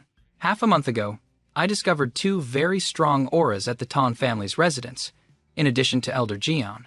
It's just that I was out on business these past few days and didn't have time to monitor them. I don't know if they've brought more people since then. It's not clear. The more the merrier. We'll make sure they come, but don't leave." As soon as he finished speaking, Long Q fiercely slammed his palm on the table, his eyes filled with killing intent, and he roared angrily. The golden-haired old man looked at Long Q's action, but remembered, and shouted coldly. Then looked at Track Fam. "Little brother, how do you know?" "I have my ways, which I can't reveal." Hearing his question, Track Fam was unwilling to tell them, shaking his head and smiling. Having received reliable information from Track Fam before, Long Q clearly trusted him much more. He nodded firmly and said to the golden-haired old man, "Third brother, his intelligence is very reliable. He was the one who informed me that Jian Fam had come here. I went to confirm it myself, and it was just as he said." The old man with the bun frowned. Similarly, the red-haired old man looked at each other, then at Track Fam in surprise. "Oh, little brother, you really surprise me. I wonder who your master is." "The Tyrant of Su-Am." He wanted to avoid future trouble, so he gave them a name. In the sacred domain, this name would be associated with the Su-Am Demon Emperor, but mortals would surely have never heard of it. After all, this place was too far away to have reached the level of knowing the titles of the 10 ancient emperors. As expected, this name left them baffled, seeming profound and mysterious. They didn't press further. "Your master must be a reclusive expert. Otherwise, he couldn't have raised such a young 5th-level formation master as you, Brother Track." Track Fam still hadn't forgotten his purpose for coming here. One was to give them information, and the other was to trade it for some benefits for the old mountain lord. He really needed a bone-tempering realm expert to work for him. "Right, Brother Q, do you still have any recovery pills?" Seeing that he had provided them with useful information, Seiyu didn't hesitate to give it to him. With the pill in hand, he didn't want to waste any more time and immediately wanted to leave. "Thank you, Brother Q, and the 2 seniors. I'll be leaving now." "You rotten brat, so that was your only purpose. You interrupted our meeting." Seeing him achieve his goal and leave, Long Q was a bit angry and shouted. Long Q angrily scolded him, but he didn't care. Just waved his hand and said, "I'll give you another piece of intel. Netherworld Valley will make a move in the next 2 days. Prepare your defenses." With that, Track Fam laughed loudly and walked towards the door, leaving only his back for the 2 astonished old men. They assessed him. Old Q, Old Wu. This person is not only clever and witty, but every word he says is very careful and deeply calculated. At such a young age, he is already proficient in strange arts. I wonder which expert's disciple he is. In the future, the Flower Glimmer Pavilion must befriend him. At the same time, Track Fam didn't care how they assessed him. At this moment, he returned to the Lac family's courtyard. Previously, Lac Fan Thuong had learned everything from Old Master Lowy. As soon as he returned, he gave the pill to the Mountain Lord of Hak Fong's son. "Take this quickly. It will help you recover faster." "What is it?" Loi Vu Din asked in surprise. "A recovery pill." Loi Vu Din was startled. A recovery pill was a ninth-grade pill. It would take tens of thousands of spirit pills to buy one. A year's worth of plunder from her Hakfong wouldn't be enough. The Lack family was so rich. Vu Din assessed.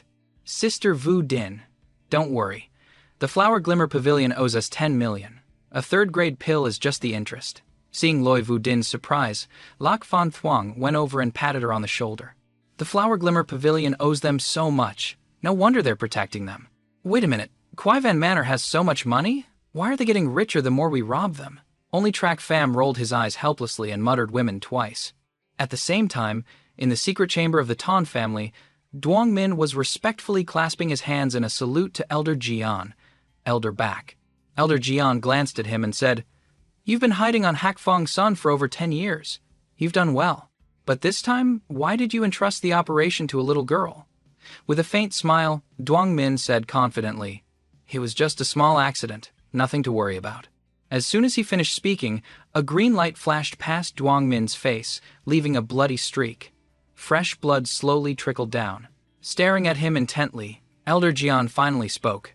"The family has been preparing this Dark Moon plan for over a decade. If you mess it up, I won't spare you. Now, step down. The operation will begin in 3 days. No one from the Lack family is to be spared, especially that Track Pham. Although the Flower Glimmer Pavilion used him, he is the one who stained your junior brother's blood. His crime cannot be forgiven." Duong Min, waking from his surprise after Elder Jian's attack, bit his lip and bowed. Yes. In Track Pham's small courtyard, he sat on his bed quietly cultivating his qi. Just a little more, and he could break through to the 5th level of the qi condensation realm. Unfortunately, his elemental energy was insufficient, and he was stuck at the peak of the 4th level, unable to break through. If he had known this, he would have absorbed more elemental energy on Hfong's son. He knew the great battle between the Flower Glimmer Pavilion and Netherworld Valley was fast approaching. If his strength was not enough, he would be in danger. He couldn't conveniently send out his blood infant either. In the end, he shook his head and muttered, "I'll just have to bear with it. They're about to fight soon." But as soon as he finished speaking, he felt a powerful aura approaching. He gave chase. After a while, he saw Long Q's figure hovering in the air. Filled with killing intent, opposite him, he saw Jian Pham facing Long Q. Seeing them release their auras, Track Pham knew his guess was correct. They were both heavenly profound realm experts. This situation was clearly the Flower Glimmer Pavilion surrounding Jian Pham, determined to fight to the death and ensure he never returned. He smiled, smugly. Track Pham's goal was finally achieved. The Flower Glimmer Pavilion and Netherworld Valley were fighting to the death, which meant the Lack family was safe. All he had to do now was watch the show. As he was thinking, Track Pham sensed someone approaching. Turning around, he saw Lak Fan Thuong and Bang Rien behind him and shouted at them to go back. "What are you doing out here? Go back!" With those heavenly profound realm experts up there, a casual wave of their hand could kill them. For now, with Old Man Loi in their room, they were temporarily safe. Coming out here was just asking for death. Seeing his anger, Lok Fan Thuong wisely retreated, not forgetting to remind him, "Track Pham, be careful." Track Pham said nothing, just gave a slight nod. Then he ignored her and looked up at the sky. At this moment, Long Q was wicked, staring intently at Jian Pham, radiating killing intent. He coldly shouted, "Gian Pham, you've got some nerve, coming to my territory to cause trouble. Long Q, someone from your Flower Glimmer Pavilion killed Netherworld Valley's disciple, Yu Tuyen. Shouldn't I be allowed to come and demand justice?" Pham, hearing Long Q's question, disagreed and spoke up. "Justice? What do you people from Netherworld Valley know about justice? Who was it that schemed against me and lured me to Lac Diep City? Who was it that set a 3-on-1 trap and destroyed my Tuloi Kim Nan?" Hearing this, Track Pham finally understood. The grudge between them started from this, and he hadn't expected the Tuloi Kim Nan to still exist in the mortal world. Legend has it that the Tuloi Kim Nhan was one of the 3 strongest among the 10 ancient emperors, the divine eye of the heavenly emperor, capable of emitting a golden light. The divine thunder of annihilation could burn the souls of even high-level experts with a single glance. He never thought such an ancient artifact would remain in the mortal world to be cultivated by a mortal. With such a precious treasure destroyed, it was perfectly reasonable for Long Ku to want to kill Jian Pham. Jian Pham, hearing Long Ku's words, shamelessly laughed smugly. You were a fool. Who can you blame? You used to be a big shot in the Flower Glimmer Pavilion with your Tuloi Kim Nan, but now, without it, you've retired. A great elder, reduced to guarding this remote border. Long Ku gritted his teeth, his entire body erupting with a dense killing intent, and shouted loudly, Nonsense! Jian Pham, I will never rest until one of us is dead. As soon as he finished speaking, he charged straight at Jian Pham, forming a seal with his hand. A golden dragon head appeared. A mid-grade spirit rank martial art, the Soaring Dragon Claw. A dragon's roar echoed through the heavens and earth as it bared its fangs and claws, attacking Jian Pham. With just a flick of his hand, black chi shot out from his sleeve. It bound the dragon head that was shaking the heavens and earth, and with a squeeze, the dragon head vanished in an instant. Seeing this, Jian Pham sneered disdainfully. You used to be a dragon with the Tu Loi Kim Nan. Now the title of Divine Eye Long Ku is gone forever. As soon as his words fell, a palm appeared before his eyes. The Flower Glimmer Claw, a mere spirit rank martial art. What can it do to me? Besides, it's a mortal rank martial art. The corner of Jian Pham's mouth curved into a strange smile. He then threw Long Ku away, sending him tumbling to the ground.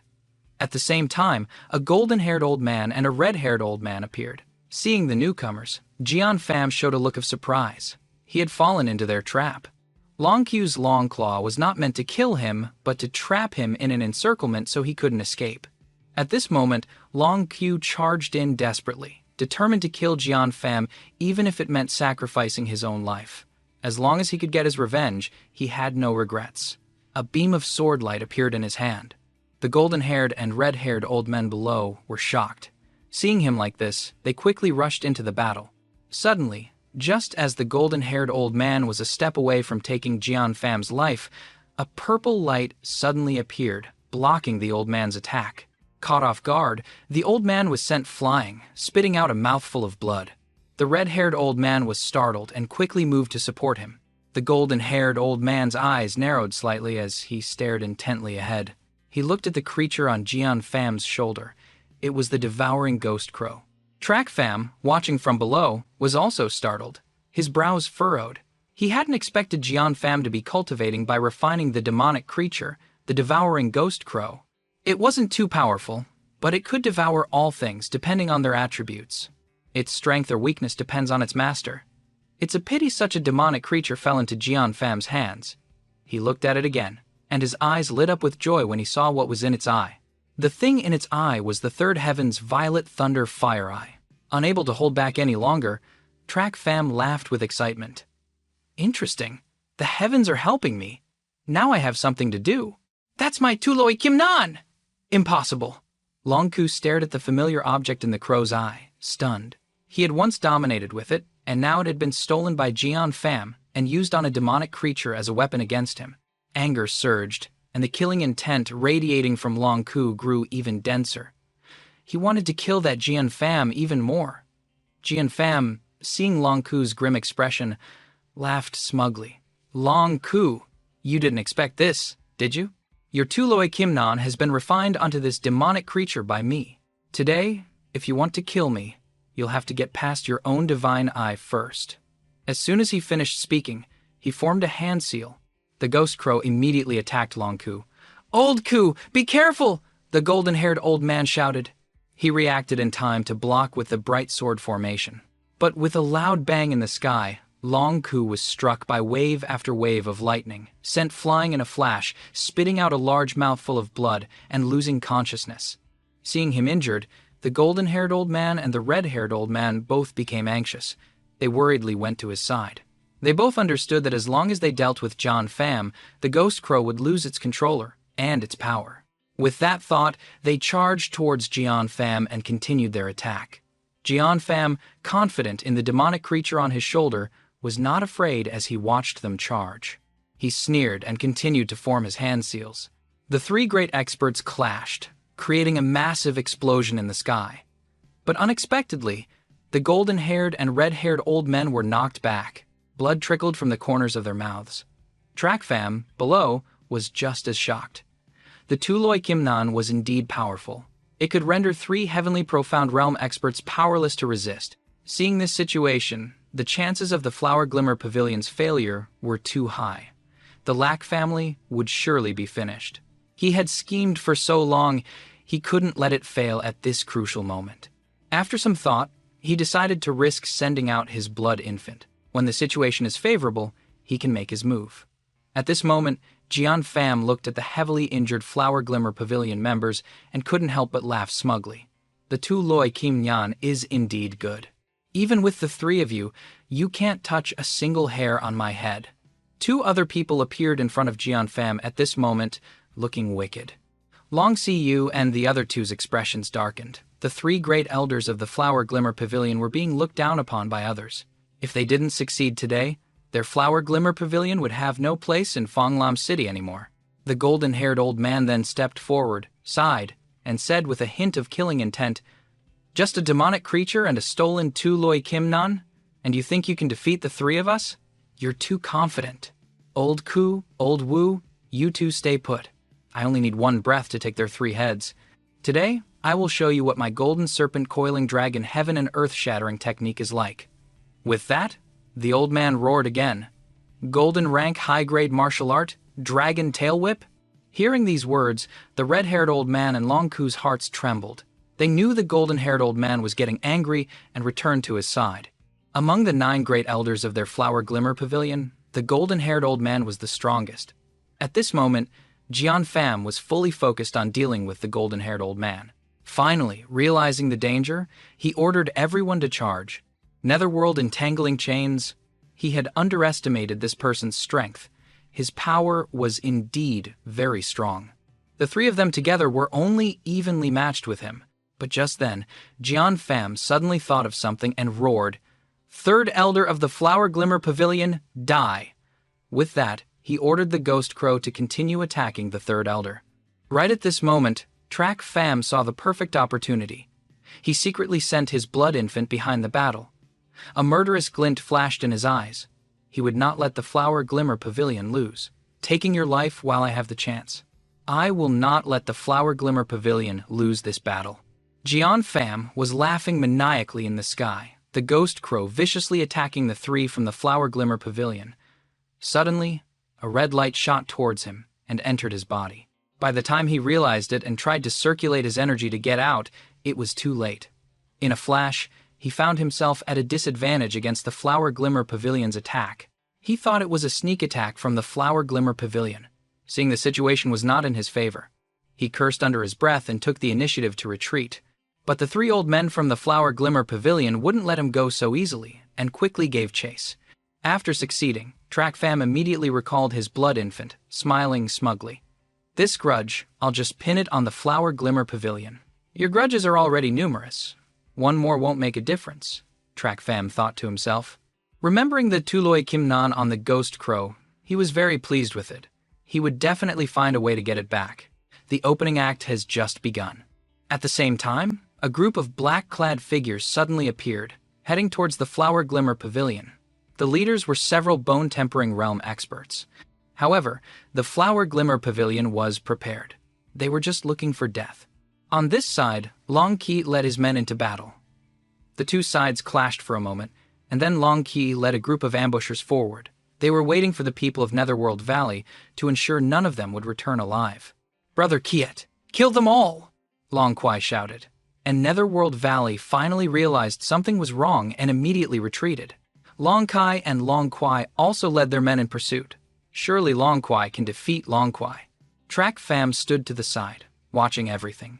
He guessed the intentions of the Netherworld Valley group, luring the tiger away from the mountain. During this battle with Netherworld Valley, no one would pay attention to the small Lack family in the small courtyard. Once the battle started, the Lack family would be unprotected, and Netherworld Valley would send Duong Min's group to annihilate them. A good plan indeed, but unfortunately, it couldn't escape the eyes of the Demon Emperor Track Pham. A moment later, Duong Min appeared in sight with a group of men from Hak Fong Sun, a slight smile on his lips. Track Pham chuckled and shook his head. "This way is blocked, gentlemen. Go back quickly to avoid a pointless sacrifice." Seeing the person suddenly appear, Duong Min asked defensively, "Are you from the Lack family?" "I am the butler of the Lack family, Track Fam. Track Fam answered calmly, not at all surprised. Duong Min's lips twitched slightly, and he laughed maniacally. So, you're Track Fam. I didn't expect you to deliver yourself to my doorstep. Men, take his head. The young master will reward you handsomely. With Duong Min's order, someone immediately rushed forward to attack Track Fam. Glancing lightly at the man, Track Fam couldn't help but sneer. A mere second-level chi condensation realm weakling wants to face me? With a shout, he struck, directly using the Thien Ma Dai Hoa Keat. The man instantly exploded, not even a corpse remaining. Track Fam's single move surprised Duong Min. He actually used a supreme demonic art. Who are you? How can someone like you exist in the Lack family? Little brother. I am just a wandering swindler. Don't you remember? Track Fam said mockingly. It's you! Where are the other two? If you say don't know, then you don't know. Since I'm here, they're obviously here too. Hearing this, Duong Min was furious, regretting not killing the two of them and ruining his plans. Seeing him about to attack again, Track Fam replied with a bit of horror, You regret not killing me, don't you? You don't dare to make a move because you haven't seen Tu Tui. You were able to lie in ambush at Hakfang Sun for so long, which shows you're very cautious. Until you confirm the whereabouts of the maid beside Miss Loy, how would you dare to make a move? Am I right? His eyes couldn't help but narrow. The person before him seemed to know his every thought. Bit by bit, he completely understood his every move. This person was too dangerous. He definitely could not be spared. With that thought, he attacked Track Fam, unleashing the power of the bone-tempering realm to kill him. He laughed at me. I'm not that weakling, Tuyen. I definitely won't let you turn the tables. As soon as he attacked, Duong Min used the Loy family's ancestral, low-grade spirit rank martial art, the Thunderous Finger. Track Fam paid no attention to the aggressive attack coming towards him, a strange smile on his face. His finger suddenly curled, and with a bang, a golden light appeared around him. As soon as Duong Min touched it, he was sent flying, coughing up a large mouthful of blood. Track Fam looked at the injured man and said coldly, You're a bit stronger than Tuyen, but you're both just weaklings. There is only one path for weaklings. Death. As soon as he finished speaking, Track Fam immediately formed a seal with his hands. A golden dragon appeared and viciously attacked Duong Min. Just then, Loy Vu Din's shrill scream rang out. Stop! But Track Fam had never paid attention to others' words. What he did was his decision. The hand seal continued. But just then, the golden dragon was suddenly bound by chains from nowhere, and a figure appeared along with them. Seeing his move was unsuccessful, Loy Vu Din ran over and said, I told you to stop just now. Why didn't you stop? The person in front of me is my enemy. He must die. Why should I listen to you? Track Fam replied, not even glancing at her. He stared intently at the figure that had appeared in the air. Suddenly, the figure spoke. You Min, step back. I, Elder Van, want to end him myself. Duong Min bit his lip, swallowing the blood in his mouth, but he was caught off guard and sent flying by a wave of the black-clad man's hand. You think you're worthy? Before, I saw that your schemes and talent were superior, but compared to this kid, you're not even an ant. Go back to Netherworld Valley. With that, he turned to Track Fam and said, Track Fam, I'll give you a chance to join my Netherworld Valley. We'll forget the grudge between us. Hearing this, Track Fam said, I'll give you a chance to join my Netherworld Valley. Track Fam couldn't help but sneer. You think you're worthy? The man in black, seeing Track Fam's unwillingness to obey, stretched out his hand and attacked the group of Hakfang Sun people behind him. A black light appeared. The group was immediately bound, screaming in agony. Just like that, the entire group lost their lives. He threatened, If you don't want to end up like them, then come with me. As soon as he finished speaking, Track Fam stroked his chin, laughing.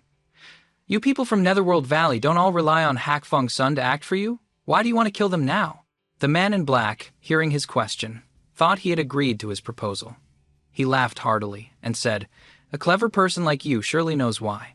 The matter has been exposed, and they are no longer useful. There's no need to leave behind any trouble for them to find evidence. Track Fam frowned. They? Who are they? The man in black smiled calmly and said, You'll know once you join Netherworld Valley. Track Fam couldn't help but laugh loudly and shake his head. He pointed at Duong Min behind him and sneered maliciously. In my eyes, you are just like him, and in your eyes, you're not even ants." The man in black, hearing his words, couldn't help but get angry. "You're not afraid of death, so I'll grant your wish." As soon as he finished speaking, he attacked Track Fam, even though he was at a disadvantage. But Track Fam wasn't flustered. He calmly formed a seal in his hand, and a golden beam of light immediately appeared, blocking the palm strike. Duong Min, watching from behind, couldn't help but stare in envy. Duong Min was known as a genius in Netherworld Valley and was heavily relied upon for major plans. But now, he was being cast aside just because of Track Fam's appearance. Wiping the blood from his eyes, he glanced at Track Fam with a murderous glint. "Track Fam, you just wait for me." With that, he turned and ran. Loi Vudin, watching the battle from behind, saw him trying to escape and immediately gave chase. Soon, both of their figures vanished from sight. Track Fam, in the midst of the battle, was defending against the other's attack while also keeping an eye on her actions. He shook his head helplessly and sighed. "Silly girl, I can't bear to see her in danger." He then sent his blood infant out to follow her. After ensuring Loi Vudin was safe, he focused back on the battle. Outside the protective barrier, the old man in black was still attacking him with all his might. He couldn't afford to be careless. The man in black continuously launched 3 palm strikes at Track Fam, but they were all blocked by the hand seal Track Fam held. After a while, unable to gain the upper hand. He was finally a bit surprised and said, "At such a young age, you can already master the 3rd-level formation, the Coiling Dragon formation. Your talent is not bad. Unfortunately, you met me today." The strength of a Heavenly Profound Realm expert is not something a chi condensation kid like you can imagine. After speaking, the man in black continued to strike at Track Fam. Track Fam formed seals one after another. A series of golden lights appeared, and the 5th-level 9 Heavens Dragon Coiling Formation officially activated its attack. The old man in black no longer underestimated him. This was not a normal Coiling Dragon Formation. With just a little carelessness, he would lose to Track Fam. "Very good. You can actually create a 5th-level formation. I'll ask you one last time. Do you want to come to Netherworld Valley or not? That rundown place of yours can't contain me." Seeing his stubbornness, Track Fam said mockingly, "All right. In that case, today, I will definitely not let you survive." With that, a murderous glint finally appeared in the eyes of the man in black as he charged towards Track Fam. Seeing his killing intent, Track Fam wasn't flustered. He was the demon emperor of the sacred domain and had been through many storms. The killing intent of others had little effect on him. He calmly changed his hand seals, fully prepared to face the killing blow. The 9 golden dragons now burst from the ground, charging towards the man in black like the wind. The man in black hadn't even reached where Track Fam was standing. He was blocked by the 9 powerful dragons. He fought with all his might, but their strength was too great. He was thrown far away, and then coughed up a mouthful of blood. He never would have thought that a 5th-level formation could be so powerful. Seeing this, Track Fam couldn't help but smile smugly. "With just this level of strength, you can be an elder?" Hearing this, the man in black immediately flew into a rage. He couldn't believe a mere chi condensation realm kid could make him so disheveled. If the people of Fonglam City found out, he would have no place to stand anymore. "Kid, even if you kneel and beg me this time, I will absolutely not spare you." The eyes of the man in black gradually turned red, and a round object appeared in his hand, radiating a wicked aura. Seeing the object in his hand, Track Fam was surprised, and his expression gradually darkened. A demonic treasure. An elder of Netherworld Valley using a demonic treasure to deal with a chi condensation junior? Aren't you afraid of losing face? Hearing this, the man in black wasn't ashamed and laughed loudly. "How can a dead man tell tales?" Track Fam immediately became serious. He had originally intended to provoke him into retracting the origin wheel, but an unexpected turn of events occurred. As expected of a demonic path expert, shameless, they always achieved their goals by any means necessary. This was why demonic path experts were unwilling to confront their fellow cultivators. Besides being fierce and cruel, the demonic path had no shame. Once a battle started, there would be no negotiation. There was only a life and death battle. But he knew. He was also of the demonic path, so if it were him, he would have done the same. Just then, the man in black launched another attack at Track Fam, shouting, "Kid, die!" Seeing the situation was not good, Bok Fam once again formed a hand seal. 9 golden dragons charged towards the man in black. But the man in black had a treasure in his hand, and his speed was much faster this time. In a flash, he passed the golden dragon. With a swish, the 9 dragon heads were severed. Track Fam was a bit stunned. He was too fast. When the 9 golden dragons attacked, not even a shadow of him could be seen. He had the help of a demonic treasure. Another silver light approached, appearing before his eyes, along with the man's shout. The man in black gave a smug, wicked smile.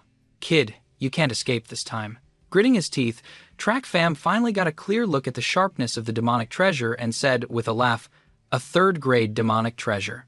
The man in black nodded and said, "Not bad eyes. To die under a third-grade demonic treasure is your fortune." Seeing this situation, Track Fam's mind raced. He waved his hand and said, "Wait, if I agree to join Netherworld Valley now? It's too late." The man in black laughed loudly and sent the crescent moon wheel towards Track Fam. A hint of unwillingness appeared in his eyes. He was going to die in this place. Just then, a clap of thunder sounded. When he opened his eyes, he saw Old Man Lowy standing in front of him, a trail of fresh blood dripping from his arm. Opposite him, the man in black was a bit surprised and said coldly, "Who are you?" "Hak Fong's son, Loi Vantin. Daring to deal with the Lack family makes you my enemy," the old man shouted, his entire body crackling with lightning. Track Fam looked at the person shielding him with a bit of doubt. "You've recovered your strength?"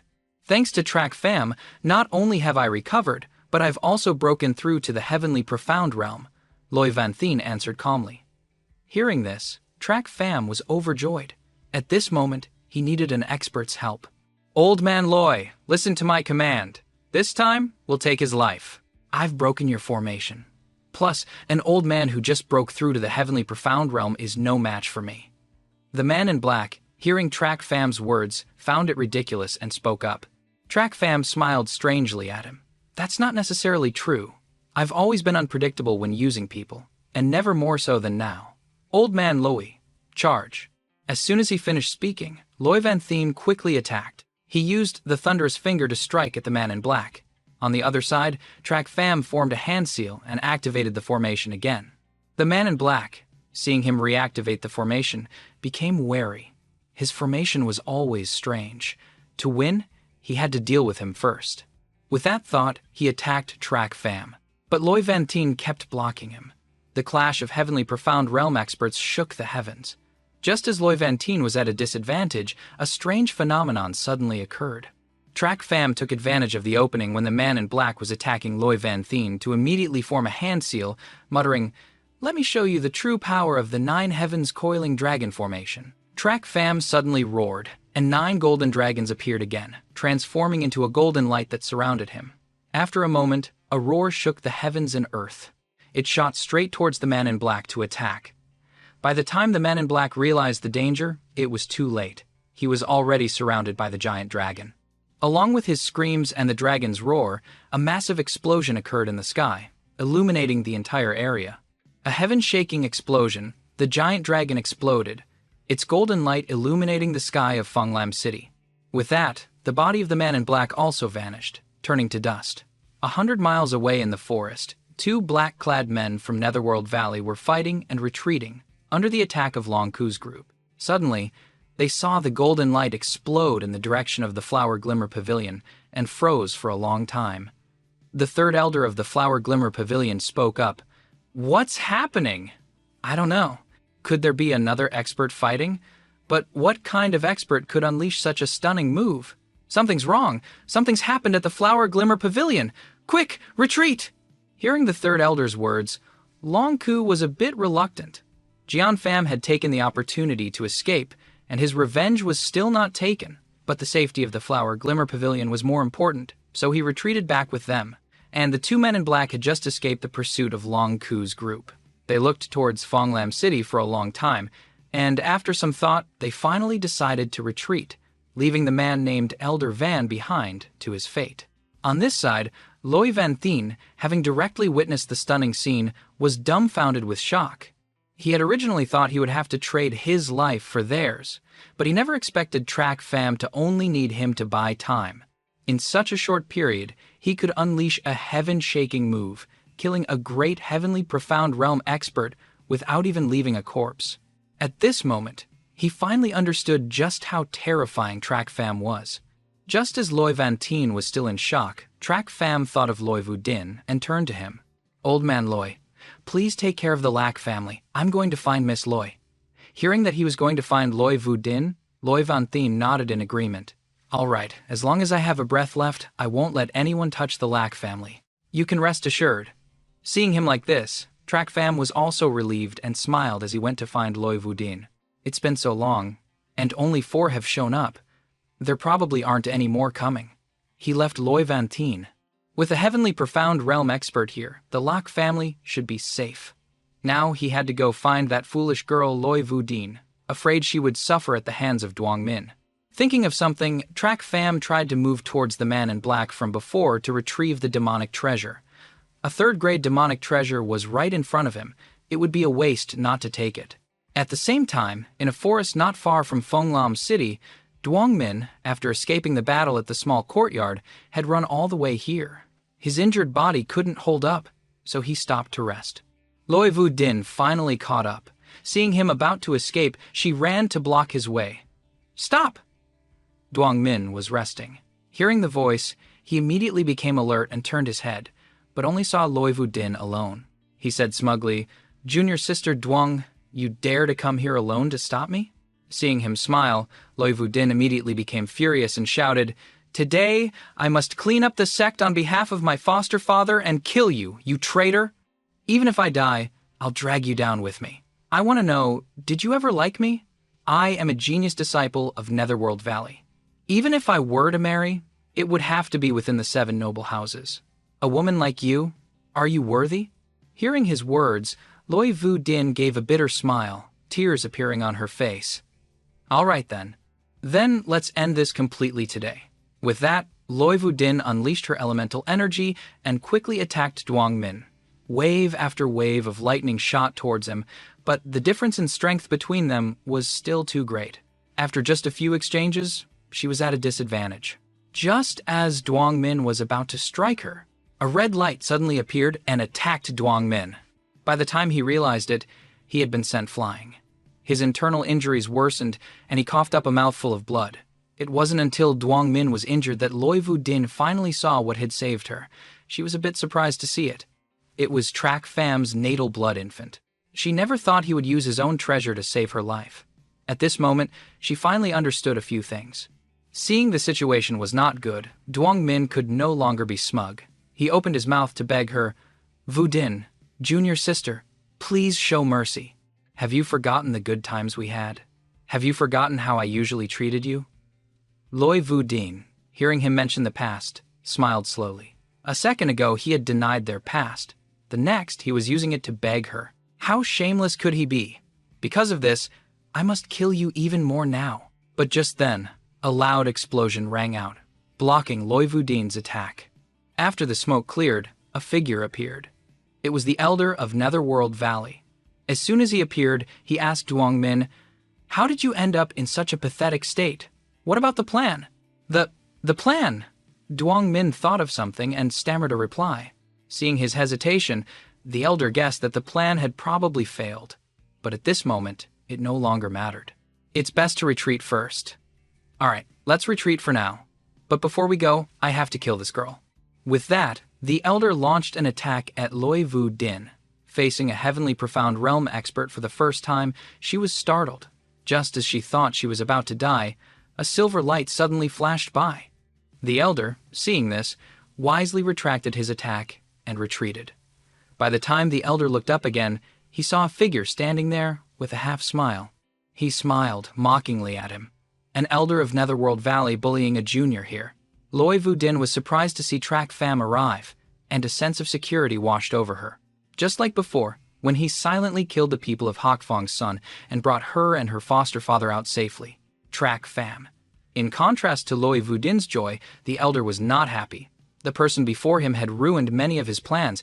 He couldn't be happy. He shouted, "It's you again! And how did this demonic treasure end up in your hands? Where is Elder Van?" Hearing him mention that person, Track Pham smiled slyly. "Take a guess." The elder was shocked. not daring to believe his own speculation that Elder Van had lost to a mere chi condensation realm kid. But seeing the demonic treasure in Track Fam's hand, he ignored Elder Van's death and wanted to snatch the treasure back. He didn't want a treasure of Netherworld Valley to fall into the hands of an outsider. Seeing the expression on the person's face, Track Fam knew exactly what the other party wanted. His lips curled up. He used sound transmission to speak to Loi Vu Din. Loi Vu Din, this is sound transmission. Listen to me in a moment. Aim for his heart meridian. Then close your eyes. Use the thunderous finger and stab straight in. You don't need to worry about the rest. Hearing this, Loi Vu Din was startled and looked at him. A great expert of the profound realm was in front of her. How could she possibly succeed? One strike, and death would await her. She knew Track Fam had always been unscrupulous in achieving his goals. Perhaps he wanted to use her as a scapegoat so he could kill the other person. But she didn't care. Having chased him this far, she didn't expect to get back alive anyway. She nodded. Receiving her consent, Track Fam flicked his finger, returning the blood infant to his body, and shouted, "Attack!" As soon as the shout came out, Track Fam immediately made his move. Behind him, Loi Vu Din also used the thunderous finger to stab at the elder. Seeing this, the elder was thrilled. They actually dared to attack him first. The strength of a heavenly profound realm was not something their chi condensation realm could withstand. The only thing that could harm him was the crescent moon wheel in Track Fam's hand. But he had forgotten that Elder Van of Netherworld Valley, just a few hours ago, had also fallen at the hands of a chi condensation realm expert because he was too arrogant. Having determined his target, the elder focused his attack on Track Fam, ignoring Loi Vu Din behind him. This feint might work on others, but not on me. Don't play your main attack sub-attack game with me. I won't fall for it. Hearing him speak, Track Fam replied disdainfully, "But you still fell for it, didn't you?" As soon as his words fell, Jian Fam was utterly shocked. He had always been on guard against him. How could he have succeeded? But at this moment, a red light shot towards his body, causing him to scream and freeze his movements. "It was you last time, too." "Well played, kid. You're the one who cost me an arm. When I force this thing out, I'll settle old and new scores with you." While talking to Track Fam, the elder had gathered his elemental energy, intending to force the blood infant out. Track Fam, seeing this action, once again revealed a strange smile. "Elder Jian, you've fallen for it again." As soon as the words fell, Loi Vu Din, from behind, charged forward with her thunderous finger, stabbing straight into Jian Fam's heart. He looked at Track Fam in horror, unwillingly, blood continuously flowing from his mouth. Track Fam chuckled lightly, not much different from Jian Fam. He was also heavily injured, but a wicked smile remained on his lips. "Elder Jian, you guessed wrong. The main attacker this time wasn't me. You thought only the crescent moon wheel in my hand could injure you, but unfortunately, you forgot that your heavily injured body is not what it used to be. And you gathered all the elemental energy in your body."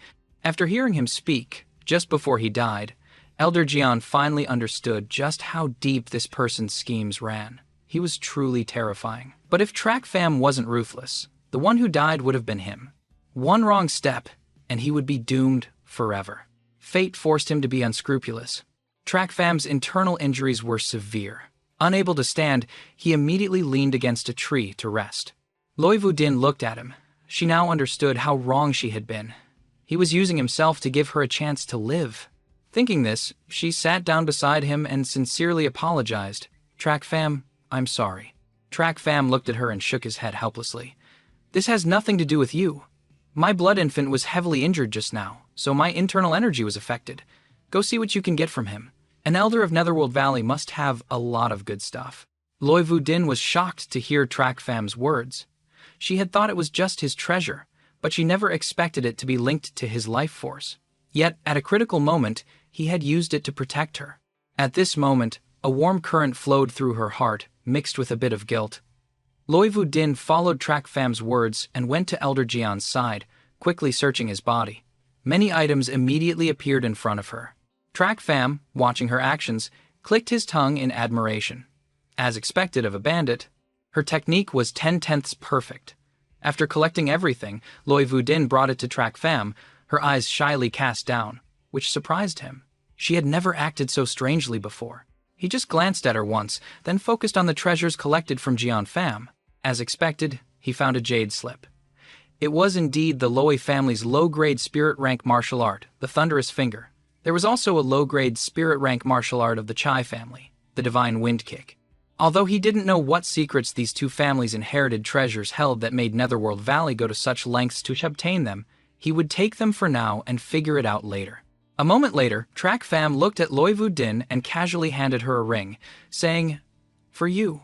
According to the bandit's code, I get half. You can keep the rest." Loi Vu Din was shocked to see him casually toss such a precious item to her. "That old man was killed by you. You should keep these things. Although the Lack family has money, if you keep this up, no amount of money will be enough for you, Trak Pham," he said nonchalantly. "I don't need these things. I can get as much of this junk as I want. If you don't want to take it, I'll just throw it away." Loi Vu Din felt like she was going to die of anger. He considered such precious items as junk, and what's more, he said he would throw them away without a second thought. "Don't throw them away, we'll take them." Trak Pham suddenly burst out laughing. He shook his head helplessly at her. After collecting what he needed from the bag of treasures, he wanted to go back. "All right, let's go back. We've been fighting all night. I should probably go talk to the Flower Glimmer Pavilion. Help me back." With that, he put Jian Pham's body into the jade slip. He walked over to Loi Vu Din and put his arm over her shoulder, letting her support him back. Just then, he suddenly thought of something and asked, "Where's that bastard Duongmin?" Hearing his words, she finally remembered. She had chased after Duongmin to kill him, but unfortunately, he had escaped. Trak Pham had guessed as much since he couldn't find him. The man had already fled, but the next time they met, he would definitely kill him. On this side, the three from Long Ku returned together, standing before the inner gate of the Flower Glimmer Pavilion. Due to the stunning events earlier, they were a bit worried about Long Keet and Long Kwai and were about to go in to check. Just then, the two of them appeared. Third uncle, fifth uncle, ninth uncle. The third elder looked at the two arrivals and spoke up. "Little Kui, Akiet, how was the situation yesterday?" Reporting, third uncle. "Yesterday, just as we predicted, after we went after the three elders of Yumin Kok, they mobilized a large force to attack us. But we were prepared. They're all dead. Only a few bone-tempering realm experts managed to escape." Long Kwai calmly relayed the situation. Hearing this, Long Ku and the others laughed. This was a huge victory, a crushing defeat for the people of Yuminkok. "Excellent. Tu Kwai and Akiet have improved significantly. They can lead our guards to wipe out the enemy." The fifth elder chimed in with a laugh. "Third brother, we must make sure to praise their accomplishments in front of the clan master when we return." Third elder then remembered last night's disturbance and asked, "That's right. What was that massive commotion last night? Do you two know?" Hearing this, Long Kwai and Long Kiet were stunned. They glanced at each other, then both shook their heads. The three elders were now suspicious. The sound was earth-shattering, yet they had no idea who caused it. Suddenly, Long Ku remembered the Laksa group and said to the third elder, "Right, isn't Laksa staying in that other courtyard? Let's go ask them, and we'll find out." The third elder thought for a moment and nodded. The three of them headed towards Laksa's courtyard. Hearing Laksa's name, Long Kwai scoffed contemptuously. With such a big battle yesterday, they were probably hiding and didn't dare to come out. What could they possibly know? Soon, the group from Tiem Long Kak arrived at Laksa's courtyard. The moment they stepped inside, they were startled. They actually sensed the aura of a heaven-profound realm expert. Since when did the Lack family have such a powerful guardian? Long Ku looked at the man with suspicion. "And you are, my friend?" Loi Vanthin saw the three approaching and knew they were from Team Longkak. Not daring to be rude, he quickly replied, "I am from Hakfong's son."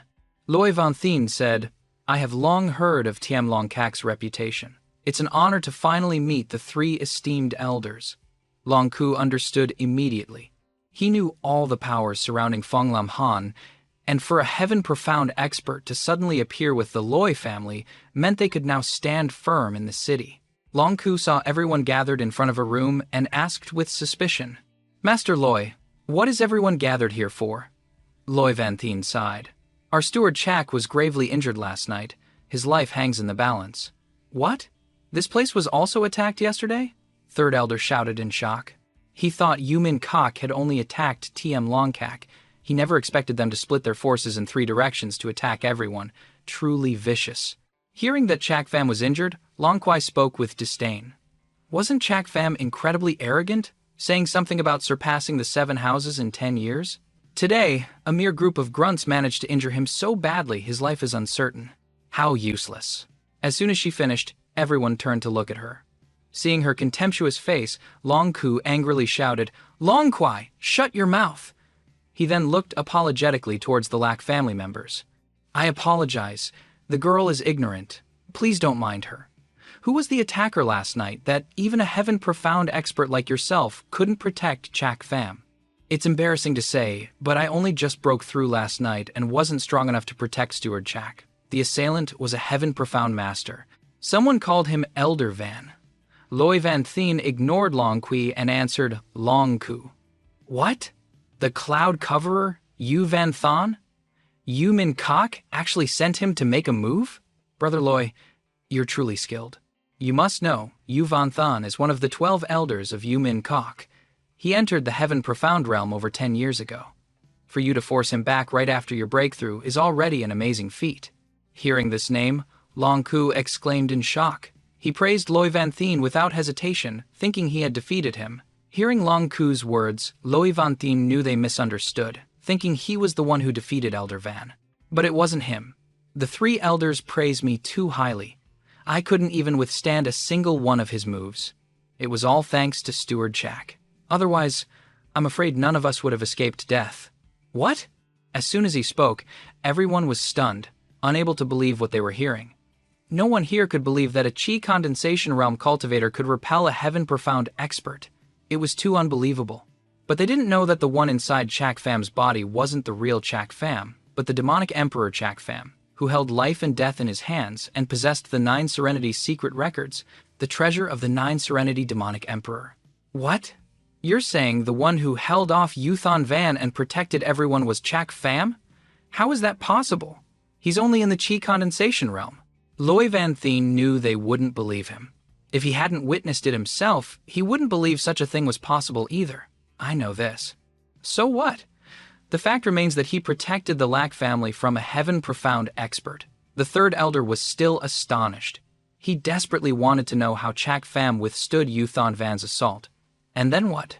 Are you saying he forced Yuthan Van to retreat with just the power of the Chi condensation realm?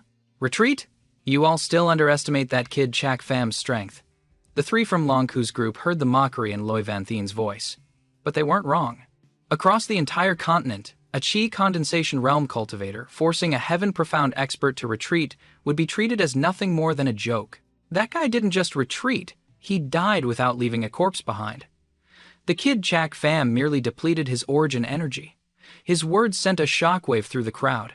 This was simply too unbelievable. With only the strength of the Chi condensation realm, he could kill a heaven-profound expert, leaving no trace of a body. Long Kui was also utterly shocked. She had never believed he had any real strength, assuming he only relied on his formation skills. She never expected him to be this incredible. After recovering from the shock, Long Ku spoke up. A Chi condensation realm cultivator killing a heaven-profound one, how is that possible? If he killed Yu Van Thon without a scratch, then how did he get injured? Just as Long Ku finished his sentence, a voice came from the room. Wasn't it because of you, Brother Ku? Chak Pham walked out. The members of the Lack and Loy families were overjoyed. Lack Van Thuong smiled at him. Chak Pham, are your wounds better? Chak Pham burst out laughing and yelled, I'm trying to recover here. How am I supposed to heal with all you people making so much noise? He then turned back to Long Ku and asked, Brother Ku, didn't you want to know how I got hurt? With that, he waved his hand, and a white light flashed.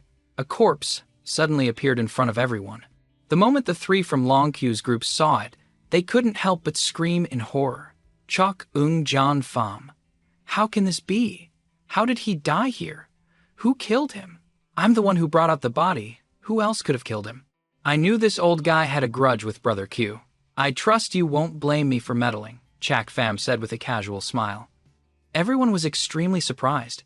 Although they had guessed he was the one who killed him, they couldn't believe he had lost at his hands. In a single night, with only the strength of the Chi condensation realm, he killed 2 heaven-profound experts. It was truly unbelievable. Hearing his words, Long Ku could no longer contain himself. His body trembled. He said to Chak Pham, "That scoundrel destroyed my divine eye and humiliated me. I hate that I couldn't drink his blood and tear his flesh apart. How could I ever blame my brother for acting on my behalf? Brother Chak, from this day forward, I will treat you as my own flesh and blood. If you ever need help, just come to me."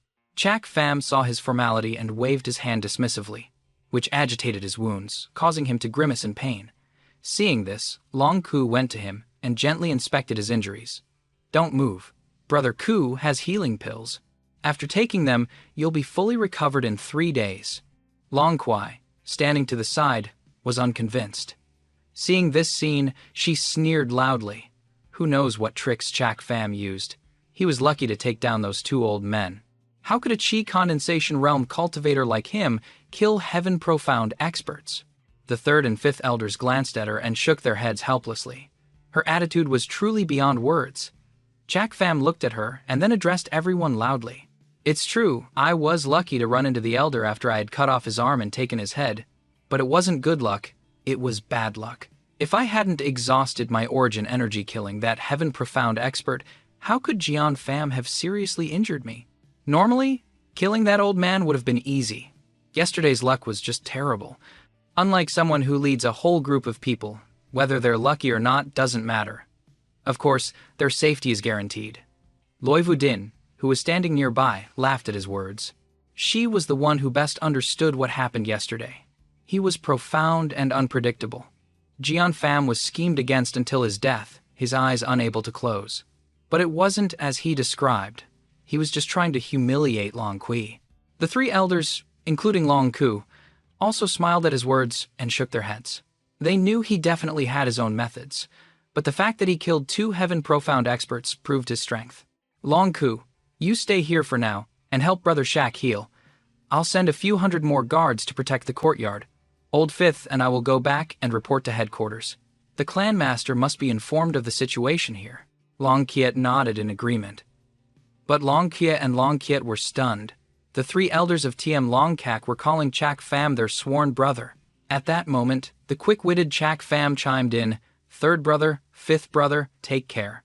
The 3rd and 5th elders heard him call them brother so smoothly. They glanced at each other, not knowing whether to laugh or cry, and shook their heads. This man was truly capable of seizing any opportunity to climb higher. After seeing off the 2 elders from TM Long Kak, Chak Pham returned to his room, followed by Long Ku and the members of the Lak and Loi families. At this moment, he sat on his bed with a serious expression and faced everyone. "All of you, leave? I have a few things to discuss with Brother Ku. The secret of the purple lightning golden eye." Everyone looked at each other, understood, and nodded.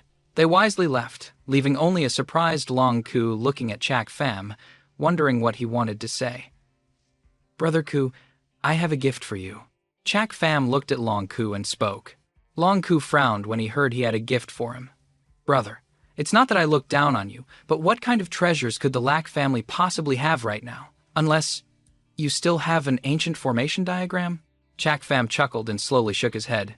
"You wish. I'd have to charge at least 10 million for that. You want me to give it to you for free? However, I'm sure you'll like this gift." With that, he took out the bag he had gotten from Jian Pham. Long Ku frowned when he saw it, not knowing what was inside. But when Chak Pham opened it, a black crow flew out with a caw and perched on his shoulder. This is that old man Jian Pham's ghost crow. That's right. After that old man died, this demonic creature was left without a master. "Brother Ku, take it back and train it. I believe it can become your spirit beast and protect you." Chak Pham nodded and said calmly. Hearing this, Long Ku's heart stirred with a mix of joy. Ever since his purple lightning golden eye was taken, he had lost his prestige. Now, with this ghost crow in hand, it was as if he had regained his divine eye. "Brother, thank you. You are very kind." Seeing all this, Chak Pham secretly nodded and asked with curiosity, "Brother Ku, there's one thing I've never understood. Since you were able to cultivate 1 purple lightning golden eye, why can't you cultivate a second one?" Long Ku sighed helplessly and reminisced about the past. With the golden dragon gone, he began to tell Chak Pham his story. At this moment, Long Ku truly saw Chak Pham as a brother, a secret he had buried in his heart. It was time to share it with his brother. Do you know? I obtained this divine eye by chance. Once lost, it can never be found again. Because it's not a technique created by TM Longcack, but something I stumbled upon when I was out adventuring. Brother, do you know about the 3 great perilous lands of the continent? Chakfam thought for a moment and shook his head. He really wasn't sure what places those were. Longku smiled and explained, Then let me tell you. On this continent, you can go anywhere, except for 3 places you must never enter, regardless of your strength. These 3 places are the All Thunder Cliff, the Frozen Jade Mountain, and the Heaven Flame Cavern. But don't worry. Even if you wanted to go, you couldn't find them. Unless you were lucky. Why? Chakfam asked hurriedly. Because these 3 places appear randomly. They have no fixed location, and where they appear, a vortex will form. Anyone caught in it will never return. Chakfam understood. The place Longku mentioned must be a barrier set by a great expert. Without knowing the formation's incantation, finding the entrance and exit is impossible. And how did you get out? I was scared. Stunned, Longku gave him a deep look and nodded. Brother, you are indeed smart. When I was young, I happened upon the All Thunder Cliff and was sucked into a vortex. The place was filled with purple lightning. The experts with me were killed instantly if they were struck. But strangely, when the purple lightning struck my eye, I was fine. It just hurt abnormally, like it was on fire. Remembering it still makes me break out in a cold sweat. Hearing this, Chakfam seemed lost in thought. He understood why Longku was able to obtain the purple lightning golden eye. According to the 9 Serenity, Demonic Emperor's 9 Serenity secret records, the Heavenly Emperor's purple lightning golden eye was forged from his own eye pupil. All things would be destroyed within it, so the purple lightning attacking his eye didn't cause him any fatal damage. After a moment of silence, Longku spoke again with emotion. At that time, it was probably a survival instinct. I used all my strength to strike out wildly. I clearly knew the power of the purple lightning, but I wanted to resist. Then, a man's voice suddenly appeared in my ear. He recited a passage of an incantation. In a daze, I followed along, and unexpectedly, it allowed the eye that was struck to generate purple lightning. Perhaps because of that eye, the purple lightning no longer attacked me. After the vortex passed, I was the only one left alive. I had turned a disaster into a blessing, and cultivated the purple lightning golden eye. Unfortunately, it was later stolen. I can't remember the incantation, so I can't cultivate the other one. Listening to Longku's story, Chakfam finally understood the issue. The All Thunder Cliff was definitely a relic left by the Heavenly Emperor. It must contain his cultivation techniques. He had to find this place. As long as he had the Heavenly Emperor's techniques, plus the 9 Serenity Demonic Emperor's 9 Serenity secret records, the inheritances of the 2 strongest of the 3 ancient emperors would be in his hands. No one in this world could be his opponent. No one would have ever guessed that the relics of an emperor-level expert would appear in the mortal realm. This time, his reincarnation through possession was a blessing in disguise. He hadn't lost out. After learning the truth from Longku, Chakfam decided to go into seclusion to recuperate. A month passed quickly. At the Lack family's courtyard within TM Longcack, Chakfam finally emerged. His seclusion this time lasted nearly a month, but the gains were significant. His cultivation and his blood infant finally broke through to the 5th level of the Qi condensation realm. It was just a pity that he couldn't absorb the origin energy of the 2 heaven-profound experts, otherwise he might have broken through again, reaching the bone-tempering realm. As soon as he stepped out, Chakfam met Tutu. But when she saw him, she let out a cry of, "Steward Chak!" Then she ran away. Seeing this, Chakfam was surprised. Had he changed in some way during his seclusion that made this little girl see him and run? He wasn't some man-eating monster, he couldn't be that scary. After a pause, he suddenly remembered their first meeting. He finally understood that he had been too rude, leaving a psychological scar on the poor girl. While Chakfam was wondering if he had been too cruel to Loi Vu Din and Tutu, Commander Bang also came over and saw him. He called out loudly, "Brother Chak, have your injuries fully recovered?" Hearing this, Chakfam nodded and said with a smile, "Old Bang."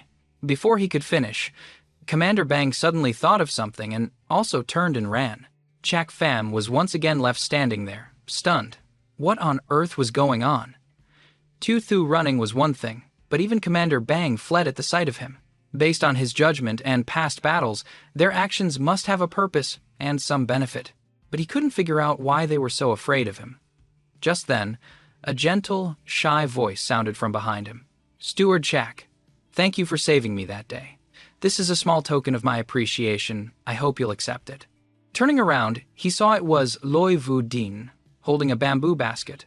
Her face was bright red, and her strangely shy behavior made Chak Pham a bit suspicious. He spoke up. "What's this for?" Just then, a fragrant aroma wafted from the bamboo basket, making Chak Pham exclaim in admiration. He said cheerfully, "It smells amazing. Where did you buy it?" "There's a restaurant this good in Phong Lam Thon. It's not bought. My lady spent an hour every day cooking it. She was waiting for you, so that Steward Chak could taste it as soon as he came out of seclusion," Tutu quickly answered. Hearing Tutu's words, Chak Pham was surprised. She had learned to cook and waited for him every day. He was a little touched. He smiled and thanked Loi Vu Din. "You're too kind. I'll accept this gift," seeing him take the basket. Loi Vu Din was overjoyed. Her daily efforts had not been in vain. She waited for him to come out of seclusion. She blushed again and said shyly, "Steward Chak, your injuries have just healed. You need to take care of your body.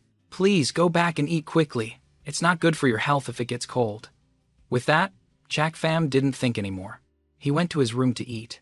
With his chi condensation realm cultivation, not eating for a month had indeed made him a bit hungry.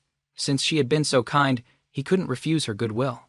As soon as he entered the room, Chak Pham laid the food on the table, ready to eat. Loi Vu Din watched him from the side, secretly happy. Suddenly, there was a knock on the door. Lac Van Thuong and Commander Bang opened the door and entered, surprising the three of them. As soon as she entered, Lac Van Thuong saw Loi Vu Din was also there. She looked at the food in front of Chak Pham and said mockingly, "Oh, I didn't expect someone had already made breakfast for Steward Chak. It seems my worries were in vain." With that, she forcefully placed a bamboo basket on the table and continued, "Steward Chak, this is a dish I personally made for you. I hope you will take care of your body." Commander Bang, standing beside her, looked a bit worried at her expression and remained silent. Chak Pham, on the other hand, was a little surprised. Lac Van Thuong was usually gentle and virtuous. Why was she so irritable today? Looking at her basket, then at the food on the table, he couldn't help but sigh and say, "But I already have some. I'm not a rice bucket. Why would I eat so much?" As soon as he finished speaking, he saw anger flash across Lac Van Thuong's face. His intuition told him she was about to get angry. Disagreeing would be dangerous, so he reluctantly said, all right, I'll eat both, okay?" He carefully opened Lac Van Thuong's basket. He didn't know. But when he saw the food inside, he swallowed hard. His face stiffened, and he stammered as he pointed to the other food. He said, "I think I should eat this one instead." As soon as he said that, Lac Van Thuong became furious. "You just said you'd eat both." After speaking, her face fell, showing a hint of grievance. In contrast to her anger, Loi Vu Din was extremely excited. Chak Pham looked at Lac Van Thuong's expression. He suddenly felt guilty and said, "All right, if I have to eat it all, I'll eat it all. Eat mine first." Lac Van Thuong and Loi Vu Din spoke in unison. Then they unconsciously looked at each other, competing. A young girl's heart is like that. They had gone to the trouble of cooking for him, so they both wanted him to eat their food first. Seeing this situation, Chak Pham was a little thoughtful. He didn't know what had caused the two of them to be at odds. Before his seclusion, they were fine. But now they were like this. He couldn't help but wonder. After thinking for a while, Chak Pham decided to wave his hands and choose the food that would ensure his survival first. He pointed to Loi Vu Din's food and said, "First come, first served. I'll taste Miss Loi's first." Loi Vu Din watched him touch her food, her eyes wide with excitement, waiting for him to speak. The moment the food entered his mouth, Chak Pham immediately praised it. "It's delicious. Your cooking skills are amazing." Hearing his words, Loi Vu Din's heart blossomed with joy. She smiled shyly and watched him. Huang Tu Tui, seeing this, also spoke up proudly. "Our lady knew how to cook since she was 10. No one in Phong Lam Thon can surpass her skills. Steward Chak, you're a lucky man." With that, Loi Vu Din looked embarrassed again, the corners of her mouth turning up in a happy smile. In contrast to Loi Vu Din's joy, Lac Van Thuong couldn't be happy. She reminded Chak Pham, "Chak Pham, hurry up and try mine." Hearing her, Chak Pham swallowed the food in his mouth and hesitantly moved his chopsticks towards Lac Van Thuong's blackened dish. The moment he put the food in his mouth, he spat it out and criticized her without mercy. Poison is more delicious than this. I think I'd better eat the other one. With that, he pulled Loi Vu Din's food closer, looking like he only wanted to eat that. Loi Vu Din was overjoyed to see that he liked her cooking. Lac Van Thuong was dejected, her eyes welling up with tears. Just then, a child's voice broke the atmosphere. "Big brother Chak, you're out of seclusion, and there's so much delicious food. Share some with me." It turned out to be the kid, Lac Van Hai. He had smelled the aroma of the food and burst into Chak Pham's room, wanting to eat with him. Unfortunately, he didn't want to share such delicious food with this kid. After thinking for a moment, he pointed to Lac Van Thuong's basket and said, "Go on, eat your sister's food." Lac Van Hai was surprised to hear that. "My sister doesn't know how to cook. She doesn't even know where the kitchen is." As soon as he finished, Lac Van Thuong took her lunchbox and left, looking a little hurt. Unfortunately, Chak Pham was heartless and indifferent. He was focused on enjoying Loi Vu Din's delicious food. Lac Van Hai saw his sister leave angrily and asked doubtfully, "Huh? Did I say something wrong?" Chak Pham heard the boy's confusion and explained, "You didn't say anything wrong. You just don't know how to be tactful." With that, he turned to everyone. "I'm going to Team Longkak for a bit. You all stay here and don't go out, in case people from Yumin Kok are still around." As soon as he finished speaking, Chak Pham went straight out. Everyone quickly nodded. Seeing him leave, Tu Tui happily said to Loi Vu Din, "This is great, miss. It seems Steward Chak likes you more." At that moment, Loi Vu Din thought so too. Her face suddenly turned red, a mix of shyness and joy. At the same time, in the imperial palace of the Thien Vu Empire, two old men with gloomy faces sat opposite each other, their faces full of hostility. Suddenly, an old, stooped man approached, coughing. He wore a golden robe, his hair and beard were white. Seeing him, the two old men knelt down in greeting. "Greetings, Your Majesty, the Emperor." The Emperor of Thien Vu Quoc looked at the two old men before him. He waved his hand and frowned, saying, "Team Longkak and Yumin Kok are both part of the 7 noble houses under the crown, pillars of the empire. I wonder what brings you to see me this time." Before the other could answer, the man in black hurriedly cupped his fists and reported, "Reporting to Your Majesty, a month ago, Team Longkak killed 2 great elders of my Yumin Kok. Team Longkak has violated the agreement of the 7 houses. I ask Your Majesty to seek justice and punish Team Longkak." Hearing this, the man opposite him couldn't help but sneer. The man in black wanted to file a complaint first. He pouted and said, "You Van's son? You dare to accuse us first? An elder of Yumin Kok trespassed into Tiem Longkak's territory. How do you explain that? Who was it that broke the agreement of the 7 houses?" "A disciple of Yumin Kok was killed in Phong Lam Thon. I sent an elder to investigate. What's wrong with that?" "Long Giat Phi, you're using this as an excuse to take revenge for what happened 20 years ago." Yu Van's son, seeing the other man deny the crime, shouted coldly. Hearing Yu Van's son mention the events of 20 years ago, Long Giat Phi sneered. "So what if it's revenge? 20 years ago, you people tricked the 9th elder of Tiem Longkak to Lac Diep Than and destroyed one of his eyes. You said he violated the 7 houses agreement by trespassing on your territory. I didn't say anything. This time, your elders came to my territory, and there were 4 of them. You claim it was just for an investigation." Seeing the conflict before him, the old emperor could no longer bear it and let out a cold shout. "Enough. Both sides are at fault in this matter. By my decree, Team Longkak will withdraw from Phong Lam Thon.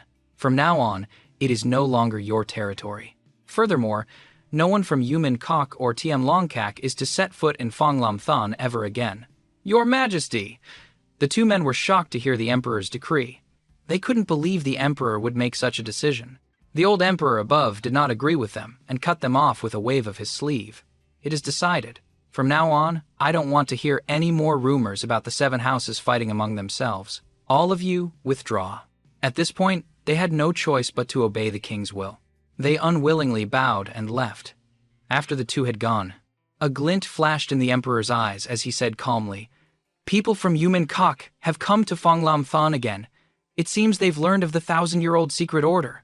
But unexpectedly, a hoarse voice came from behind the emperor. The imperial city is a place of intrigue, with spies from all the major powers everywhere. You should have known this long ago, Your Majesty. Hearing the other person's meaning, the emperor nodded and said with a smile, "It seems it's time to start the plan.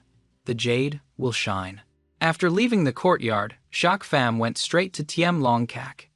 It didn't take long for him to arrive at the entrance. However, seeing the situation at the gate, he paused to observe carefully. A sedan chair was waiting at the gate, but what caught his attention was the cultivation level of the surrounding guards. They were all experts. He suspected they were from one of the 7 houses. Just then, a person stepped out of the sedan chair. It surprised Chak Fam. The man was so fat that he wondered what he ate to get that big. However, Chak Fam didn't care about these people and quickly walked past them into Team Longkak. He hadn't gone far when the fat man called out to him. Wait, hearing someone call Chak Fam, Fam turned his head to look, puzzled. Are you looking for me for something? Hey, are you from Tiem Longkak? The fat man asked hesitantly.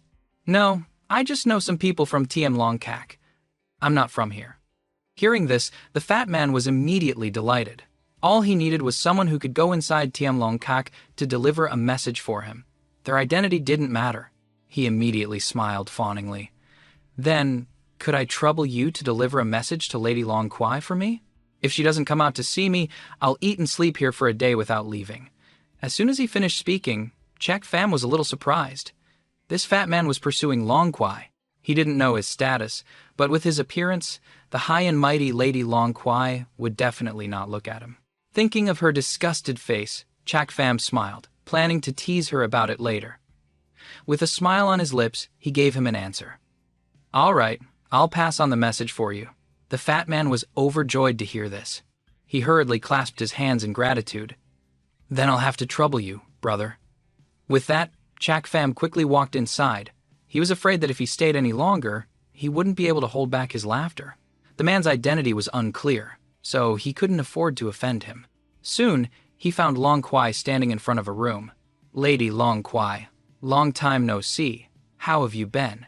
Long Kwai saw him and let out a cold snort. She didn't even glance at him, showing no welcome at all, and mocked him.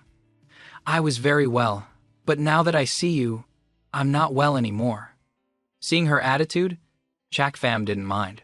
She was just a spoiled little girl who didn't know the ways of the world. He wouldn't stoop to her level. Ignoring her taunts, he smiled and said, Is Brother Ku home? I want to see him. Not here. Long Kui glared at him and said coldly. Seeing her expression, Chak Fam thought she probably wasn't lying. Long Ku really might not be here. Since the person he needed to see wasn't here, he didn't want to stay any longer. He immediately turned to leave. However, he remembered the fat man at the gate and his request, and had an idea. Looking at the arrogant Long Kwai before him, he wanted to provoke her. With that thought, he gave Long Kwai a strange smile. Lady Long Kwai.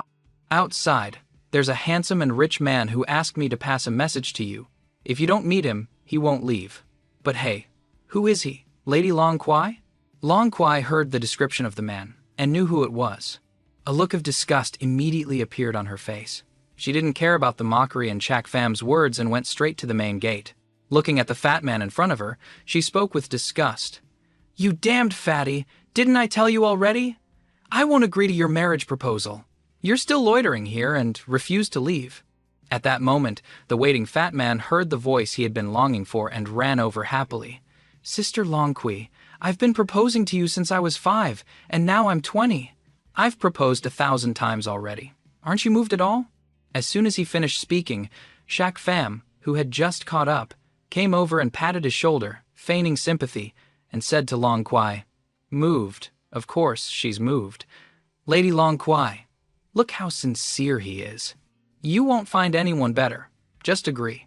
Long Kwai looked at the two of them, one singing, one harmonizing, one with a disgusting appearance, the other with an unbearable personality, and finally couldn't hold back her anger. But suddenly an idea flashed through her mind. A seductive smile appeared on her face. She said to the fat man, Brother Thong, you've been so good to me since we were young, how could I not know? But my heart already belongs to someone else. The fat man's expression changed when he heard that she already had someone in her heart. A hint of killing intent appeared. What? Who is it? On this side, from the moment Long Kwai finished speaking, Chak Pham had a bad feeling. She was going to pin this on him. He wanted to run, but unfortunately, it was too late. Long Kwai and the fat man had already turned their eyes to him. The fat man immediately rushed towards him, shouting angrily, Well, I was wondering why you could come and go from Team Long Kak so freely. So, you're the one in her heart. Chak Pham hurriedly waved his hands. Brother, you're mistaken. But the fat man wouldn't listen to him. His eyes were red with anger. There are two things a man cannot tolerate in life: the murder of his father and the theft of his wife. And Chak Pham was now becoming the rival who was stealing his wife. If he didn't explain, this would definitely cause trouble later. The fat man looked at himself, then at Chak Pham. He turned angrily to Long Kwai. Sister Kwai, what's wrong with me? What am I not as good as this kid? Long Kwai heard this and rolled her eyes in contempt. She mocked him inwardly. Chak Pham was no exception. He almost burst out laughing. He looked at the fat man and said, Brother, I finally know why you had to propose 1,000 times. He had met many arrogant and conceited people, but this was the first time he had met someone as clueless as this fat man. With his obese figure, no matter how high his status, he would never catch Long Kwai's eye. Long Kwai finally couldn't take it anymore and told him to leave. Brother Thong, you came to Phong Lam Thon for a reason, didn't you? Otherwise, you couldn't have left the imperial capital so easily. You should do what you need to do. Don't waste your time on useless things. How can that be? In the future, you will be my lawfully wedded wife. This time, I took this job to visit you.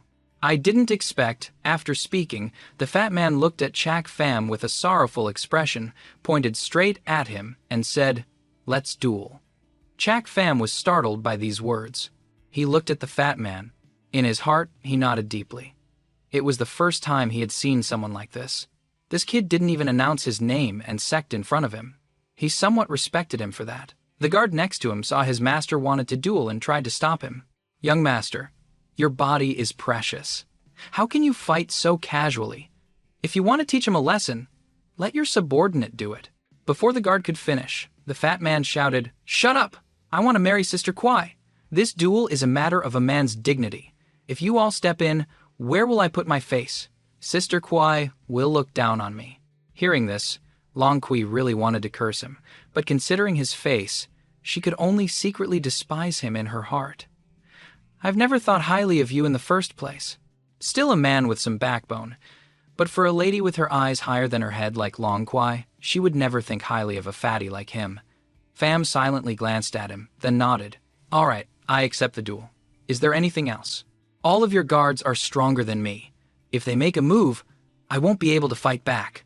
The fat man became angry when he heard Chak Pham doubting him. His face showed his rage. I said I'd duel you one-on-one. A gentleman's word is his bond. You don't believe me.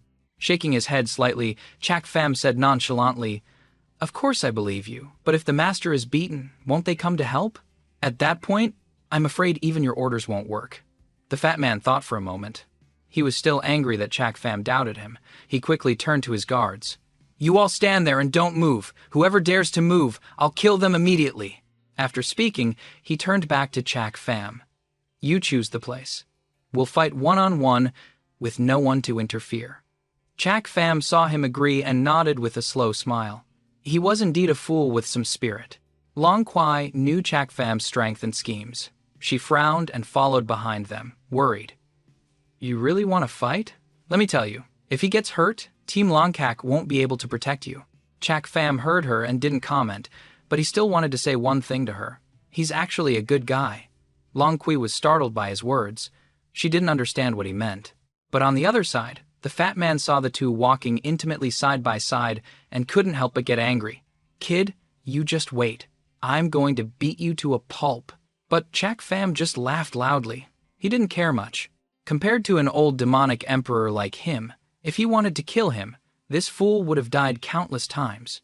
A while later, Chak Pham, Long Kwai, and the fat man entered a deserted forest.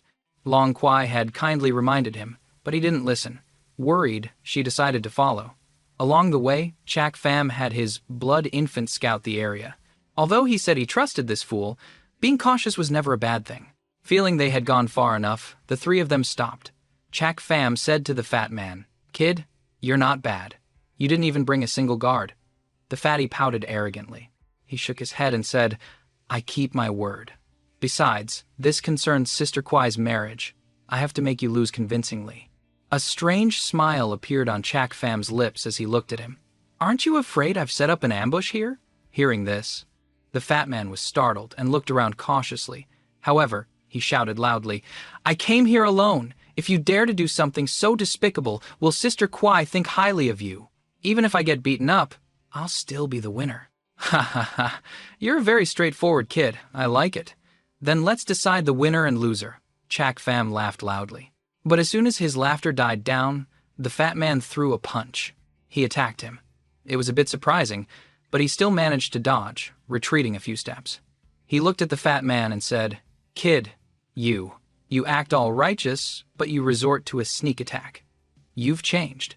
He was angry, but the fat man didn't feel he had done anything wrong. He pouted and said, "Didn't you say to start? It doesn't count as a sneak attack." Chak Pham glanced at him after he spoke and secretly admired him. This guy looked foolish on the outside, but he was so cunning on the inside.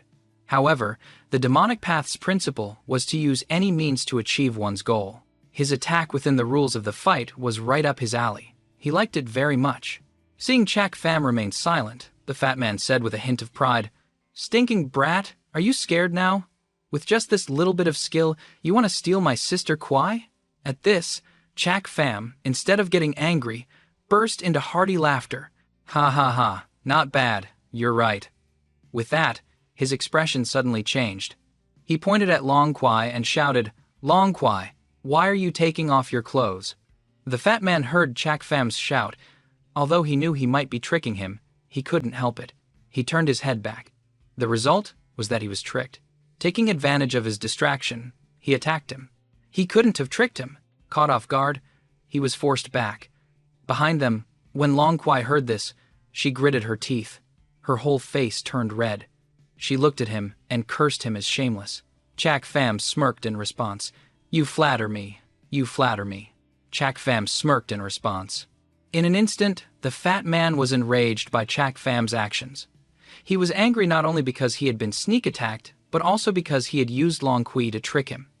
He cursed. "You despicable brat. You dare to insult Sister Kwai. I will definitely teach you a lesson." Seeing his anger, Chak Pham didn't care. He shook his head and said with a smile, "I was just exaggerating a little." "You shook your head at my words, but what were you thinking in your head at that moment? Weren't you also insulting your great lady Long?" The fat man was stunned by Chak Pham's words. He was right. Although he had been disrespectful to Long Kwai just now, for a moment, he too had had improper thoughts. If Chak Pham had insulted Long Kwai, then he was no exception. The only difference was that Chak Pham used words, and he used his thoughts. He thought. The two of them were the same. Neither had the right to blame the other. With that thought, the fat man said to Chak Pham, "Kid, I won't pursue what happened just now. Now I'm going to get serious." With that, the fat man immediately channeled his origin energy and attacked Chak Pham, unleashing the high-grade martial skill, Mountain Shaking Fist. "Kid, if you don't want to get hurt, get out of the way. But if you run, it means you admit defeat. If this punch lands, you'll definitely die if you can't block it." However, his opponent was Chak Pham, the man who could kill two great heaven-profound experts. In his eyes, he was just trash. Even as the fierce momentum rushed towards him, Chak Pham was. But at this moment, the fat man saw Chak Pham standing still, not moving. He broke into a sweat and angrily cursed, "You stinking brat! You want to die? I'm at the 7th level of the chi condensation realm, and I have a high-grade martial skill. What's so great about a 5th level chi condensation cultivator using a mid-grade martial skill? If you don't want to die, move."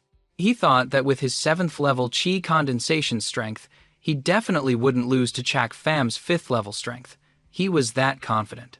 But unfortunately for him, his opponent was Chak Pham, who was perfectly capable of winning battles against those of a higher level. 2 levels were as easy as flipping his hand for him. Suddenly, a loud bang erupted. The fat man was sent flying, the origin energy surrounding him completely shattered. As he got up, his face was full of shock. "How can this be? I'm clearly stronger than you. Why was I so easily sent flying?" Long Kwai, who was standing nearby, wasn't too surprised to see this scene. The fat man's defeat was within her expectations. To be honest, she really hated Chak Pham for the many times she had suffered at his hands, but putting aside these conflicts, he was a capable person. He was the first person on the continent to use Chi condensation realm strength to kill 2 heaven profound experts. The fat man was only 2 levels above him, so he was definitely not his opponent. Chak Pham slowly walked towards the fat man, extending a hand to help him up, and smiled at him. "Fatty, you held back just now, didn't you? I know you didn't use your full strength." The fat man was surprised to hear him say that. However, he was a man with pride and wouldn't make excuses for himself. Although he had indeed softened his blow before attacking, a loss was a loss. He waved his hand and said, "A loss is a loss."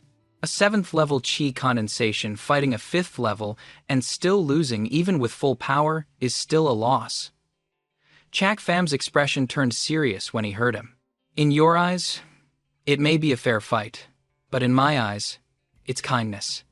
The fatty heard him, stared at him for a moment, and was silent. His inner thoughts had been completely seen through by the person in front of him.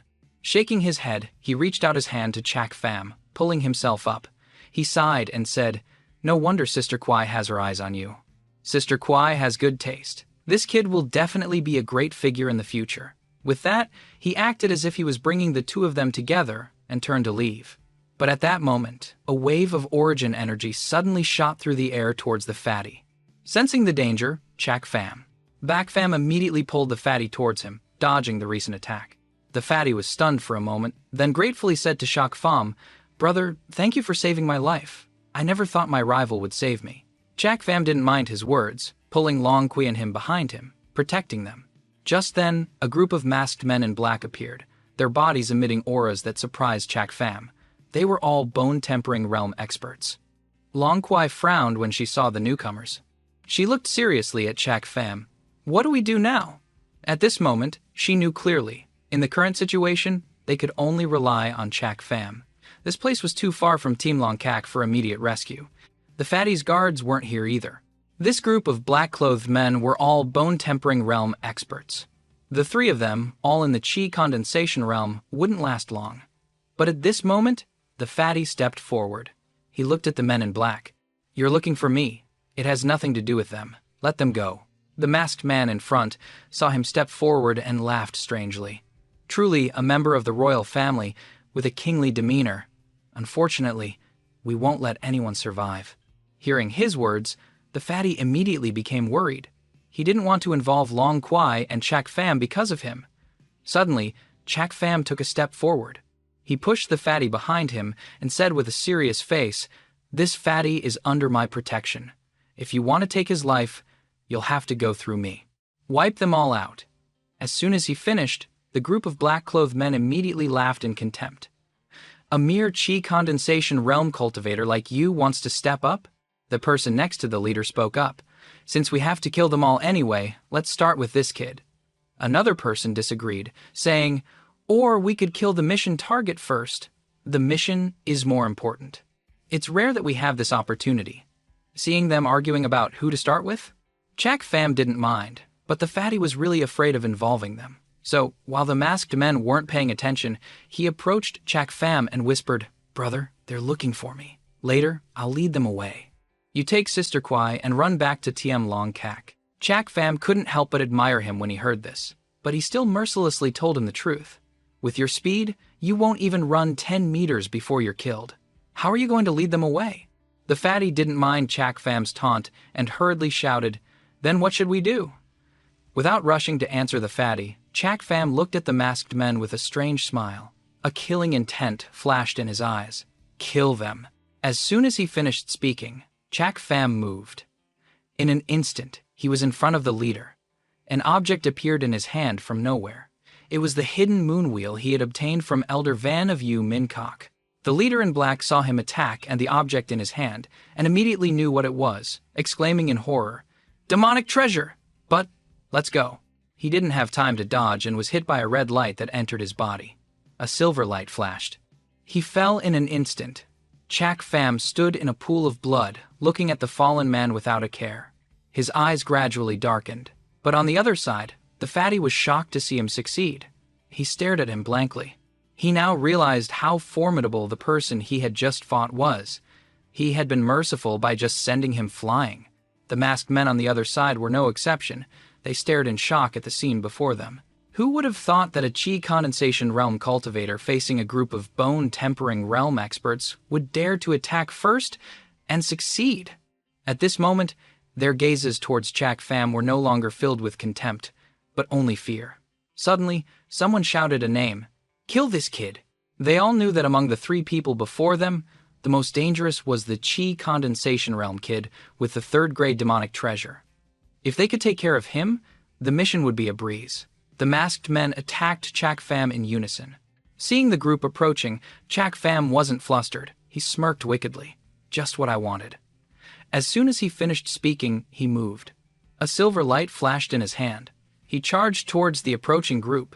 With the treasure in his hand, combined with Chak Pham's speed and strength, one by one, the masked men fell. Blood flowed like a river. Seeing this, the group immediately retreated in horror. If they had thought his previous success in attacking their leader was a sneak attack, then now, facing him head-on, he still created such a terrifying scene.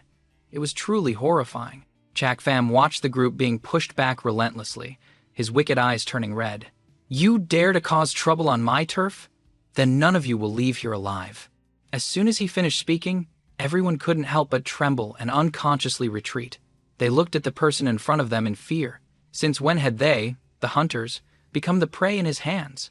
One of the masked men spoke up. "Everyone, don't be afraid. Charge.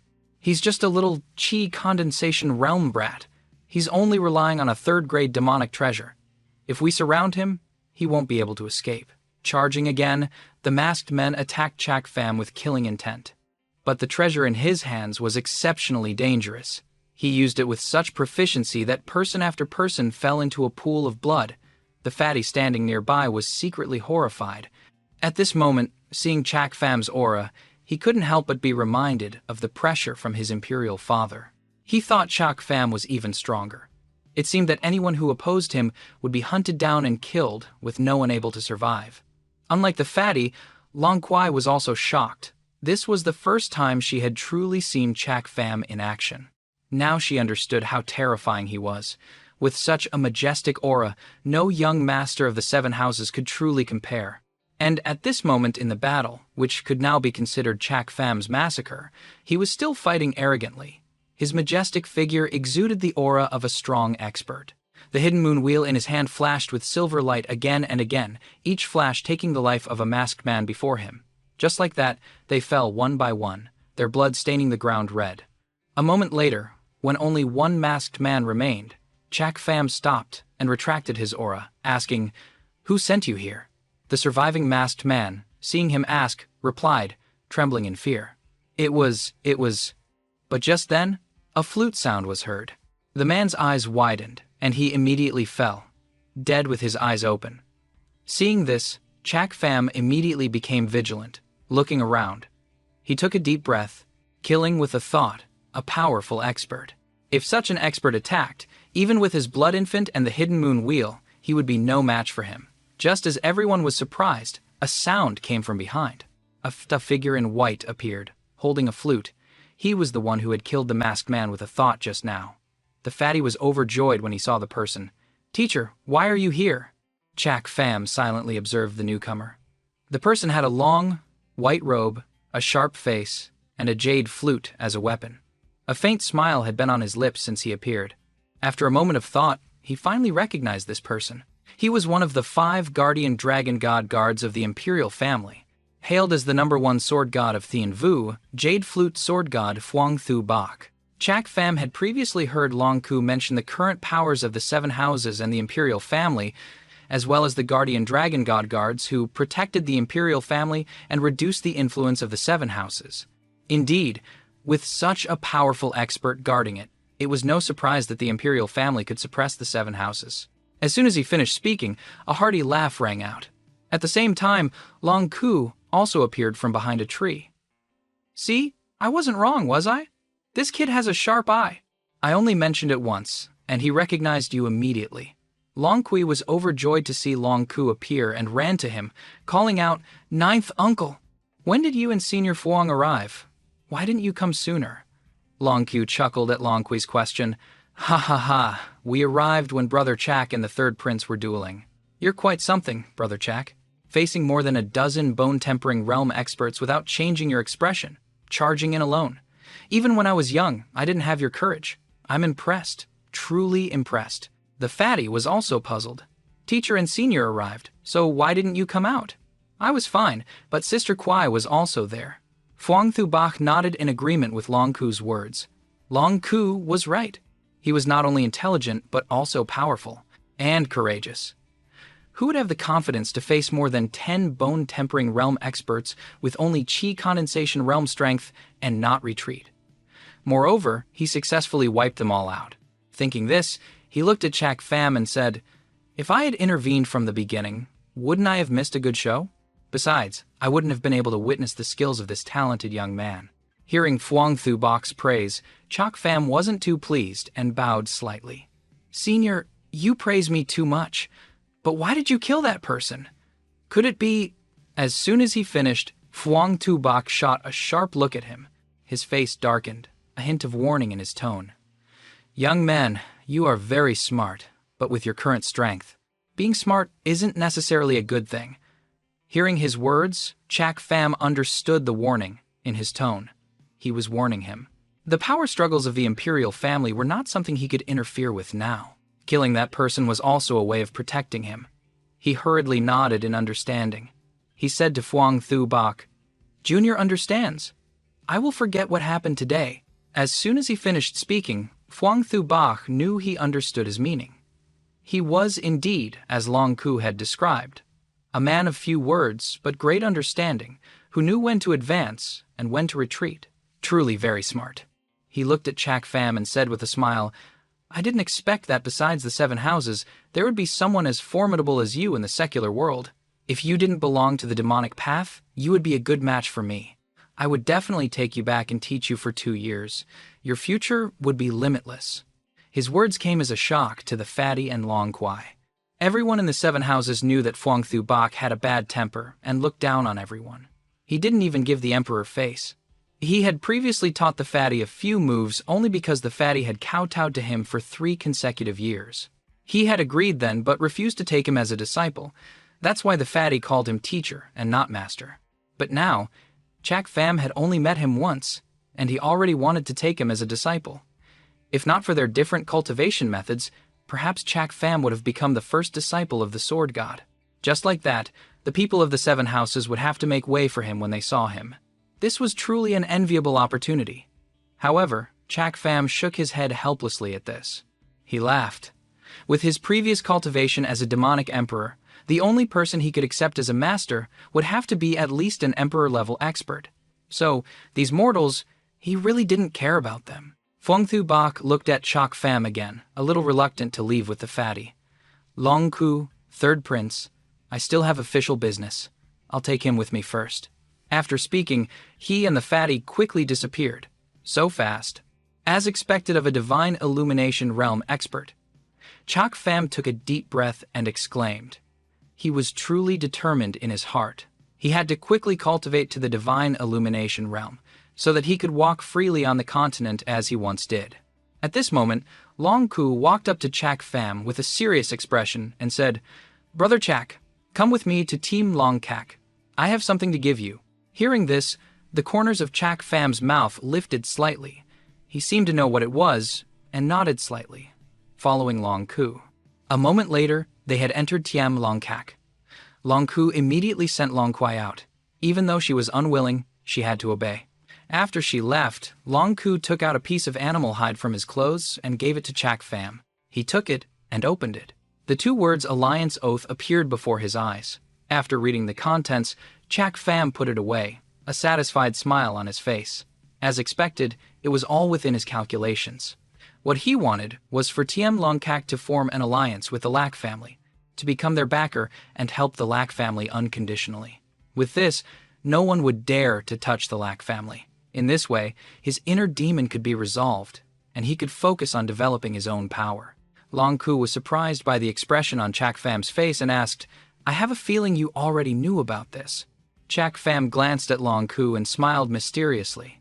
His plan from the beginning was to obtain this alliance oath. Every step had a purpose. From the first day he came to TM Longkak to all the subsequent events, he had planned it all himself, step by step. What he wanted was to make the Lak family an ally of TM Longkak. A moment later, Chak Fam, holding the alliance oath, said to Long Ku, "I'll take this back for the young lady to sign." Seeing him about to leave, Long Ku quickly stopped him. "Wait. Sign it here. Sign it now. Our clan master's intention is that this alliance agreement is not to be signed by the Lak family, but by Chak Fam. Chak Fam is the ally of Team Longkak. This is the clan master's original words." Hearing this, Chak Fam was surprised. However, their clan master was indeed insightful. He smiled. "Your clan master is truly a hero." Late at night, Chak Fam returned to the Lak family's courtyard. As soon as he entered, he met Commander Bang. He opened his mouth and asked, "Old Bang, where's the girl? I need to talk to her." When Commander Bang heard he was looking for Lak Van Thuong, his expression froze. He said helplessly, "I'll take you to her." Chak Fam was a little stunned by Commander Bang's reaction. He followed silently. In a moment, the two arrived at the kitchen door. He looked at Commander Bang with confusion, only to see him point inside. He walked over with suspicion. At this moment, the kitchen was a mess, with things scattered everywhere. Lak Van Thuong had fallen asleep in the kitchen. Commander Bang sighed when he saw her. "The young lady has been here from morning till night, even asking the kitchen staff for advice. She's exhausted now.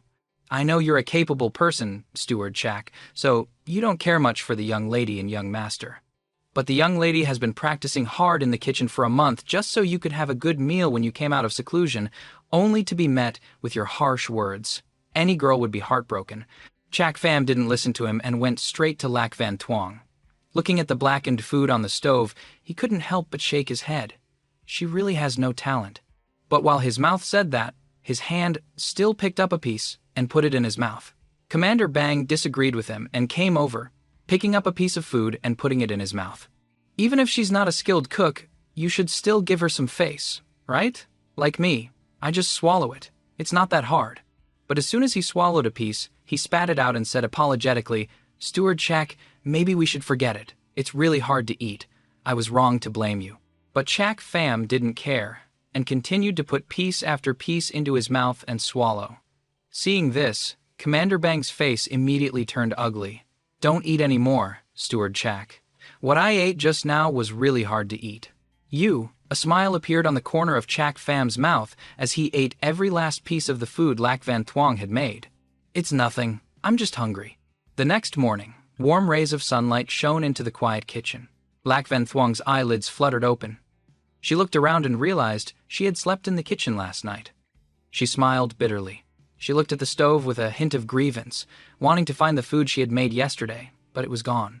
She then noticed a piece of clothing on her. She slowly looked down and saw Chak Fam sleeping peacefully below. She covered her mouth in surprise. Last night, she had actually slept in the same place with him. She couldn't help but feel a little shy. She unconsciously moved closer to him, her face turning redder and redder with embarrassment. "Miss Steward Chak." Just then, Commander Bang's voice suddenly rang out, startling Lak Van Thuong. She quickly leaned against Chak Fam and pretended to be asleep. Just then, Chak Fam also woke up from his dream. Hearing Commander Bang's call, he opened his mouth. "Old Bang, what's the hurry?" As Commander Bang stepped into the kitchen, his eyes fell upon his young lady leaning against Chak Fam's shoulder, sleeping peacefully. He noticed her face was slightly red and looked a bit unusual. He asked, "Brother Chak? Miss?" Hearing this, Chak Fam immediately turned to look at Lak Van Thuong. Seeing her face flushed red and her body trembling, he couldn't help but press his forehead against hers. The heat radiating from her body surprised him a little. Last night, he had intended to carry her back to her room, but he was afraid of waking her, so he decided to sleep here for the night. He didn't expect her to fall ill after just one night. "Old Bang, whatever it is, let's talk about it later. I'm taking the young lady back to her room to rest." With that, Chak Fam picked up Lak Van Thuong and went straight to her room. But Commander Bang hurriedly stopped him. "No, Brother Chak. Someone wants to invite the young lady to the mansion. We absolutely cannot offend them." Seeing that he wanted to stop him from leaving, and looking at Lac Van Thuong's condition, he said angrily, "Who can't we offend? Even if it's an invitation from Team Longcac, we're not going. Don't you see your young lady is unconscious? How can she go? At most, I'll go see him later." Commander Bang saw his anger, but the person who had come was also someone they couldn't afford to offend. He said anxiously, "Brother Chak! Steward Chak!" This person said the young lady must show her face. He brought the Imperial Golden Token. Chak Pham was startled. The Imperial Golden Token? People with the Imperial Golden Token are all Imperial Guards. Even the head of the 7 houses would have to come if summoned, otherwise it would be a crime of defying an Imperial edict. The lightest punishment is death, the heaviest is the execution of 9 generations of the family. However, he knew, thinking about what happened last night, he wouldn't dare to do anything to us. He narrowed his eyes, thought for a moment, and said coldly, "Old Bang, you tell him the young lady is not well. Tell him to come back tomorrow." Hearing this, Commander Bang was shocked and couldn't help but take a deep breath. The other party had come on the Emperor's orders. To turn them away like this, I'm afraid, but seeing him hesitate, he was certain that the visitor was one of the fatty's men. He definitely wouldn't kill innocent people. Knowing Commander Bang's thoughts, Chak Pham shouted again, "Just do as I say, hurry up!" Suddenly, Lac Van Thuong cried out and broke free from Chak Pham's arms. She said seriously, "Wait, Commander Bang, tell that person to wait a moment. I'll be ready to go soon." Commander Bang obeyed, and with a whoosh, he felt a wave of relief. If Lac Van Thuong hadn't woken up in time, he was afraid that with Chak Pham's personality, he would have definitely offended that person, and they would have been powerless to resist. Chak Pham glanced at Lac Van Thuong, thinking deeply. She had been unconscious just a moment ago, but now she was suddenly awake and alert. He couldn't help but find it strange. Chak Pham once again understood that he couldn't comprehend women's temperaments. Lac Van Thuong glared at him and said, "Steward Chak, don't be so emotional. We can't afford to offend the people of the imperial family." With that, she hurriedly disappeared, leaving Chak Pham standing there, surprised. Shaking his head helplessly, he went straight to the reception room. Upon entering, Chak Pham saw the person who had come to invite them. He was dressed as a servant, but his strength was at the peak of the chi condensation realm. As expected, he was one of the fatty's men. The person saw Chak Pham approach. He stood up and cupped his fists, his face arrogant and his eyes showing clear contempt. Whether intentionally or not, he revealed the Imperial Golden Token in his hand and said, "You must be the chief steward. My master invites you and Miss Lac to the mansion for some business." Chak Pham saw his attitude and couldn't help but snort coldly. A mere servant dared to be arrogant in front of him. In his prime, he had roamed freely. This man probably wasn't even born then. Without even glancing at the man, Chak Pham walked straight to the main seat, crossed his legs, and said, "The fatty isn't hurt, is he?" Just as the man was about to get angry, he heard these words, and his eyes widened in surprise. This person dared to call his master fatty, thinking that he had a relationship with his master. In an instant, the contempt in the man's heart disappeared. He fawningly said, "My master returned last night and didn't mention any injuries." Chak Pham looked at him with respect. In his heart, he laughed coldly. "Really?" He was probably too embarrassed to say it. "I hit him 30 times yesterday and kicked him more than 10 times. It would be strange if he wasn't hurt. Am I right? That kid is just putting on a show because he's afraid of you all laughing at him." "Ha ha ha. Oh, right. That old man Phuong Thu Bach is still angry, isn't he?" Hearing this, the man finally believed that the person in front of him really did know his master. Phuong Thu Bach had brought the fatty back yesterday, so he knew Phuong Thu Bach was there. But this person also knew. He stammered in reply. I don't think so." "That's good then. Yesterday, old man Phuong wanted to take me as his disciple, didn't he? If I hadn't been so unyielding, he would have taken me away. Now that you say that, I'm relieved." Chak Pham pretended to sigh. "Luckily," he said. The man's legs trembled when he heard this news, and he fell to the ground, unable to stand. The person in front of him not only knew his master but was also being considered as a disciple by Phuong Thu Bach. No matter who he was, with this status alone, he couldn't afford to offend him even if he had 10 lives.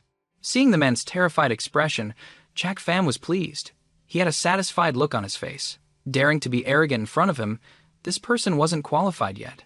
Outside Fonglam Thon, in a remote mountain forest, there was a secluded courtyard. It wasn't very large, but it exuded a quiet and elegant atmosphere. Outside, the guards were all bone-tempering realm experts. The man brought Chak Fam's group of 4, the 2 siblings and Commander Bang, to this place, bowed, and said, "Steward Chak, Miss Lack, please come in." Soon, everyone arrived at a small courtyard. From a distance, they saw members of the Tai family and the Loi family sitting with the fatty. Chak Fam immediately understood why they had been summoned today. He quickly took a step back, pushing Lac Van Hai and Lac Van Thuong forward. He touched his nose and said, "This is a meeting of the 3 families. You're in charge." Lac Van Hai looked at him, not understanding.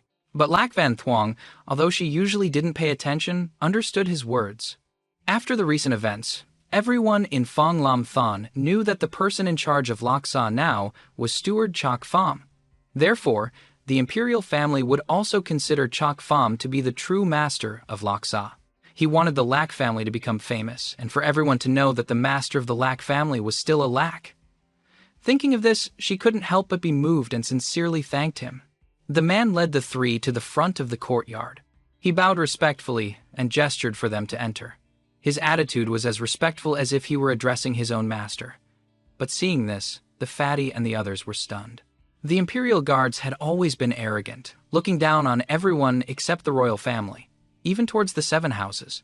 Their attitude was arrogant. But today, this respectful attitude towards the Lac family, what was going on? Everyone was puzzled. This kind of treatment was something that no one in Phong Lam Thon didn't admire. While everyone was assessing the situation, the 4 of them had already stepped into the courtyard. Lac Van Thuong looked at the fatty and slowly bowed her head in greeting. The commoner Lac Van Thuong greets the 3rd prince. Chak Pham, who was beside her, helped her up, his face as calm as ever. The fatty looked at her and Chak Pham, not sure if it was right or not. He casually waved his hand and invited them to sit. Lac Van Thuong and Lac Van Hai, as well as their opposite, sat down at the same time. Commander Bang and Chak Pham stepped back. The fatty nodded in approval at his actions. He had both strength and merit, but he wasn't arrogant and remained loyal to his master. Phuong Thu Bok, on this side, also nodded in admiration. The 3 families were all present. Remembering the purpose of his visit to Phong Lam Thon, he took a breath and spoke. "Today, I, the prince, have invited the 3 masters here on my father's orders to fulfill the 1,000-year-old destiny of our 3 families.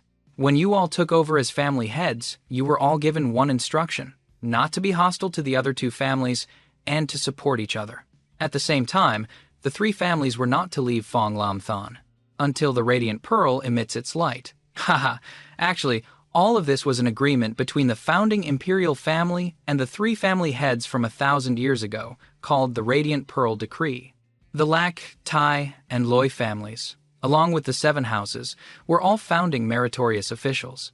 As soon as the fatty finished speaking, Tai Vin and Loi Van Thien glanced at each other, then looked at the fatty. Lac Van Thuong looked at Lac Van Hai and saw her younger brother nod. A look of suspicion appeared in her eyes upon receiving this shocking news. She was stunned for a moment, looking at the fatty in disbelief. They never would have thought that their 3 families could stand on the same level as the 7 houses. Yet now, they were reduced to being just a small family, facing the doubts of everyone.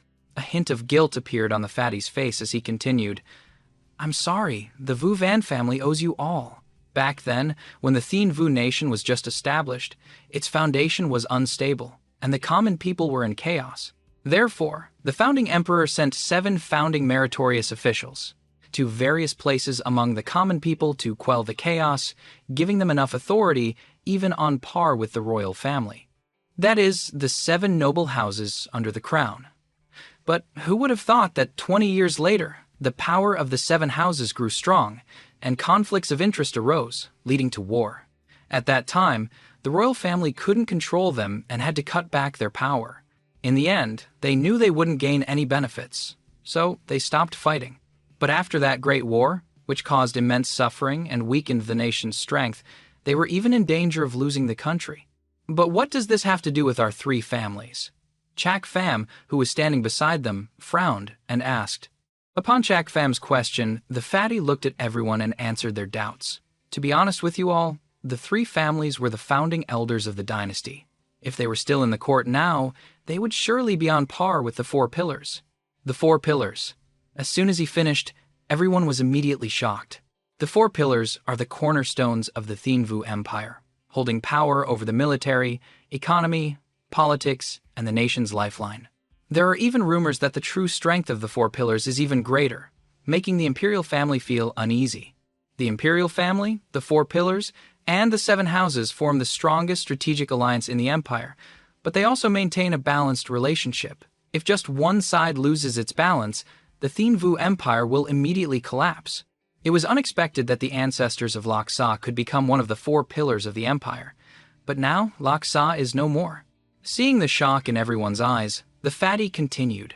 The Radiant Pearl secret decree was made when the founding emperor was angry about the war between the seven houses.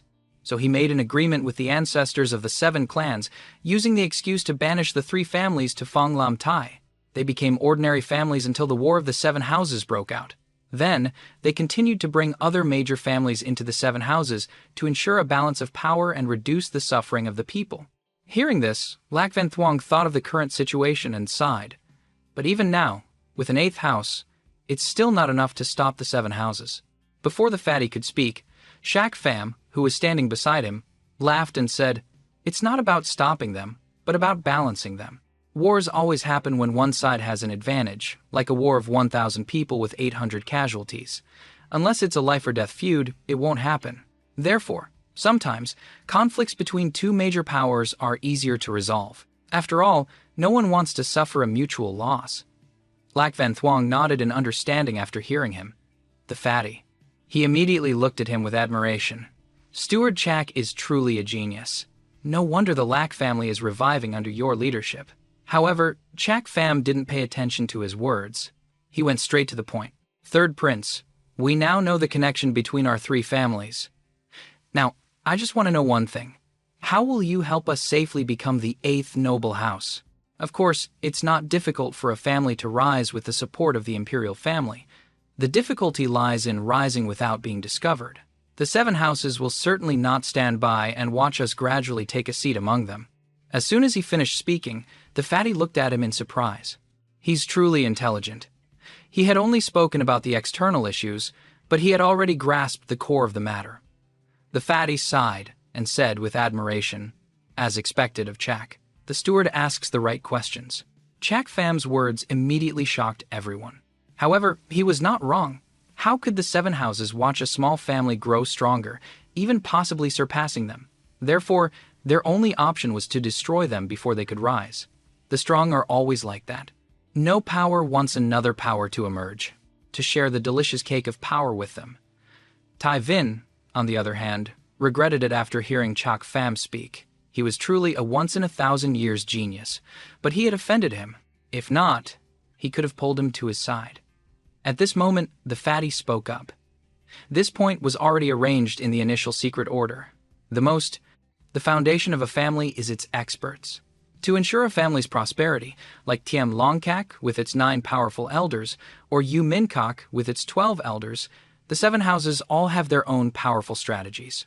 And each new family has their own secret weapons. Initially, to deceive the seven houses, the founding emperor confiscated the assets of your three families. That's why you now have no decent weapons or techniques. However, it's precisely because of this that the seven houses gave up monitoring you 100 years ago, and they didn't expect you to have a profound grade martial art. As long as you have this martial art, you can cultivate your own experts. Even the seven houses only have 1 or 2 sets of profound grade martial arts. Hearing this, all three families showed surprise. They actually had profound grade martial skills in their possession? How could that be? If they really had them, they would have discovered them without needing to be told. In contrast to them, Chak Pham was deep in thought. After a long while, he nodded, as if he had understood the problem. The fatty revealed a mysterious smile. A jade slip suddenly appeared in his hand. This is a mortal-grade fusion secret art. It has no value on its own, but when combined with your family's ancestral spirit-grade martial arts, it can merge the martial arts of the three families into one, becoming an ultimate martial art. In other words, the Lac family's returning dragon palm The Tai family's wind-severing kick and the Loi family's thunderclap finger were originally one martial art. It's just that the imperial family holds the key to merging them. Chak Pham smiled and nodded, saying calmly. The fatty once again marveled at his intelligence, nodding in praise. Steward Chak is indeed smart. I didn't expect Brother Chak to have figured this out. If my father hadn't told me, I wouldn't have known either. With that, the fatty turned to the three family heads and continued. The three family heads, now take out your ancestral martial arts. However, at this moment, Loi Tranthin spoke up. Third Prince, 1. Loi failed to protect my ancestors' martial art. It was stolen by someone else. I have failed the Emperor's command. Your Highness, please punish me. Just then, Tai Vin also spoke up. Your Highness, actually, the same thing happened to me. I lost it. With that, the fatty immediately shouted in surprise, What? You lost it? The fatty was furious when he heard them. What kind of family heads are you? You can't even protect your own family's martial arts. Have you forgotten your ancestors' teachings? Tai Vin and Loi Tranthin immediately knelt in fear. Your Highness, please forgive us. The fatty sighed and scratched his head, not knowing what to do now. At this moment, Tai Vin carefully said, Your Highness, couldn't the imperial family just give us another set? Hearing his words, the fatty's anger flared up again. He said rudely, You're dreaming. Do you think profound-grade martial arts are vegetables at the market that you can have as many as you want? Even the imperial treasury doesn't have more than 3 or 4 types, and they're all registered. They can't be taken out casually without attracting attention. What good would it do for your 3 families to rise up? Are you a pig? Do you want to die? With that, he paced back and forth anxiously, saying, What should we do? The family martial art is gone. How can we merge them now? The Radiant Pearl secret order is ruined. But at this moment, Chak Pham smirked. Then, 2 jade slips appeared in his hand. He said profoundly, I've recovered the martial arts of those 2 families. The 3 of them were startled, their eyes fixed on Chak Pham. Only Tai Vin looked at him in shock. He knew clearly that he had given the Tai family's martial art to Elder Gyan of Yumin Kok. How did it end up in his hands? The fatty was overjoyed. He walked up to Chak Pham and gave him a hug. Ha ha, Steward Chak, you're amazing. As expected of the person, the 9th elder of Team Long Kak values. Without you, I couldn't have completed the mission my father gave me. I owe you a favor, Your Highness. Chak Pham smiled faintly and didn't comment. He shook his head. I did it for the Lack family, ignoring his words. The fatty got to the important matter. Now that we have the martial arts, the next step is for the 3 families to merge. At that time, the founding emperor established the Radiant Pearl Secret Decree. When the secret decree is opened, 2 families will merge into the strongest family. The profound grade martial art will be managed by the family head. Therefore, you all. Before he could finish, Tai Vin immediately spoke up. Your Highness, the Locke family's power is weak now, with only 4 members. The Loi family is also not as strong as before. Only the Tai family is prosperous. Therefore, I don't mind taking charge of the great family and assisting the royal family. With that, he reached out to take the martial arts that had been passed down and placed them on the table. But just then, a hand stopped him. Loi Chanthin said, Tai Vin, with only your bone-tempering realm strength, you want to be the family head? Ha ha ha. So what if you're strong? You're just a mountain bandit. How can you set foot in the Great Hall? If your Loi family becomes the new head, I'm afraid you'll become a laughingstock for the 7 houses. How can you be ranked among the 7 houses in the future? Tai Vin laughed mockingly after hearing Loi Tranthin's words. In a moment, Loi Tranthin and Tai Vin were fighting for the position of family head. Chak Pham sneered contemptuously from the side. These 2 families were ultimately fighting over immediate benefits, not thinking that becoming the 8th house was only the first step. The storms ahead would certainly not be few. How shallow. The fatty and Phuong Thu Bak watched them argue quietly, with the same disdainful expression. They had been a small family for so long that they had no charisma at all, only greed for power. Lac Van Thuong was furious with the 2 of them. The Lac family was in decline, but she couldn't stand the 2 of them pushing the Lac family aside. It was clear they didn't take the Lac family seriously. It was too insulting. Suddenly, a loud bang was heard. The argument stopped abruptly. Everyone was stunned and looked towards the source of the sound. They only saw a child's head trying to stand up on the table, his face full of seriousness. "What are you arguing about? The three families will become one, and only one family is qualified to be the head. That is the Lack family." Lack Van Hai spoke with great authority, shocking everyone. Tai Hyodin, standing next to Tai Vin, looked at the unremarkable kid and sneered. "What does this brat understand? Among the three families, your Lack family is the weakest. How are you qualified to be the head?" Lack Van Hai heard this and laughed coldly, a wicked smile on his face. Seeing this, everyone was startled. They were all too familiar with this arrogant expression, but they didn't recognize who it was. But when they looked at Chak Pham, they understood. This kid had learned from Chak Pham's arrogance. Chak Pham, standing beside him, couldn't help but raise an eyebrow. He looked like he was enjoying the show, watching Lack Van Hai. At this moment, Lack Van Hai continued to speak. "Our Lack family has no people, no money, and no pills right now. There are only 4 of us relying on each other, but we are the strongest of the 3 families. Steward, Chak." With that, this kid turned to look at Chak Pham with an expression of respect. Everyone followed his gaze and looked at him with serious faces. This kid wasn't wrong. The Lack family was in decline.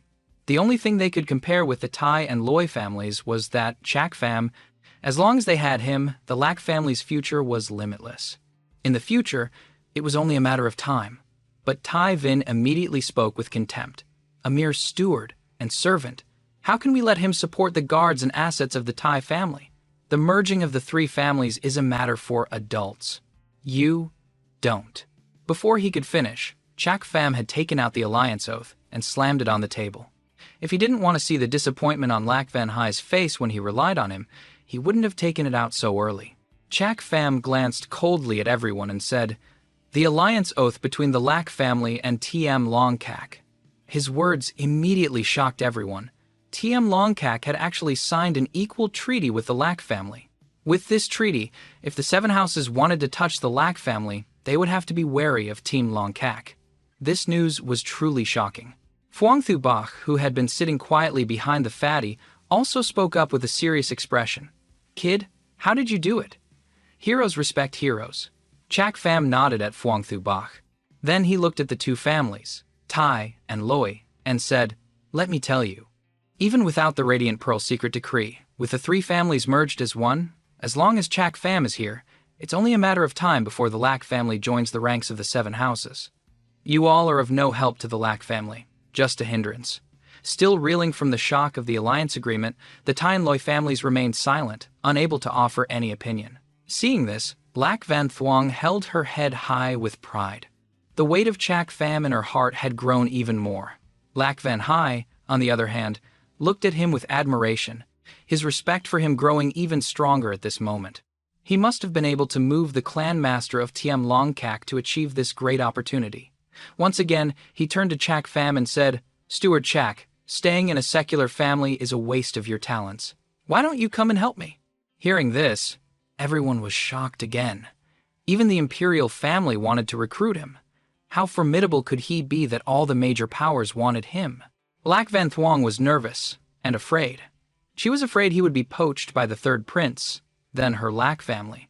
Her feelings would be for nothing. But fortunately, unlike everyone else, Chak Pham paid no attention to this recruitment offer. Even if it wasn't for his inner demon, he wouldn't become a stepping stone for others. He had greater ambitions. He wanted to control his own power. He couldn't help but chuckle softly. "3rd Prince, you praise me too much. By staying with the Lack family, am I not also contributing to the imperial family?" The prince didn't think he would refuse, but he also smiled and nodded, saying, "All right, if you're not willing, then forget it. It's decided. From now on, Lak Sa will be in charge. The Tai and Loi families must assist Lak Sa in completing the Radiant Pearl secret decree. Your Highness, this..." Tai Hu Din was not convinced. How could he want the Lak Sa he had once chased away to be his leader? He spoke up to object. But Tai Vin, seeing the killing intent in the fatty's eyes, understood the situation and immediately pulled him back, slowly shaking his head. Tai Vin knew that just with that one alliance agreement, Chak Pham had successfully gained the trust of the imperial family. This plan was too important, and the alliance agreement with Time Longkak was the key. Loi Tran Thien also wisely nodded. "Your Highness, rest assured. In the future, I will definitely assist Van Thuong and Van Hai. The Lack family's return to glory was lost because of me. I am willing to spend the rest of my life in service to atone for my sins. Seeing that everyone had submitted, his mission was considered complete. He nodded and waved his hand, saying, "All right, if there are no other objections, then let's proceed." Seeing the fatty's intention to dismiss them, everyone immediately bowed and took their leave. At this moment, the fatty turned to Chak Pham and said, "Steward Chak, please stay for a moment." After everyone had left, the fatty and Chak Pham went to a nearby forest. Chak Pham was very curious as to why he had been called out here. Unable to guess, he finally spoke up. "Third Prince, are you planning to?" Before he could finish, the fatty, who was walking ahead, turned and interrupted him. "No need to say anything. Just follow my lead." With that, he pointed to the sky and said loudly, "I, the third prince of the Thien Vu Empire, Vu Van Thuong, swear to the heavens, from this day forward, to become sworn brothers with the steward of the Lack family, Chak Pham. We will live and die together, with no regrets, Chak Pham." Dak Pham stood beside him, a little too surprised. He wanted to become sworn brothers with him without a word. However, this was not a bad thing. He looked at Vu Van Thuong, then immediately pointed to the sky and swore, "I, the steward of the Lack family, Chak Pham, swear to the heavens, today I become sworn brothers with the third prince of the Thien Vu Empire, Vu Van Thuong. If he betrays me, I will betray him." With that, Vu Van Thuong frowned as he looked at him. He actually made such an oath. He was too cautious. "Brother, you're too careful." Hearing Vu Van Thuong's words, Chak Pham didn't mind and smiled.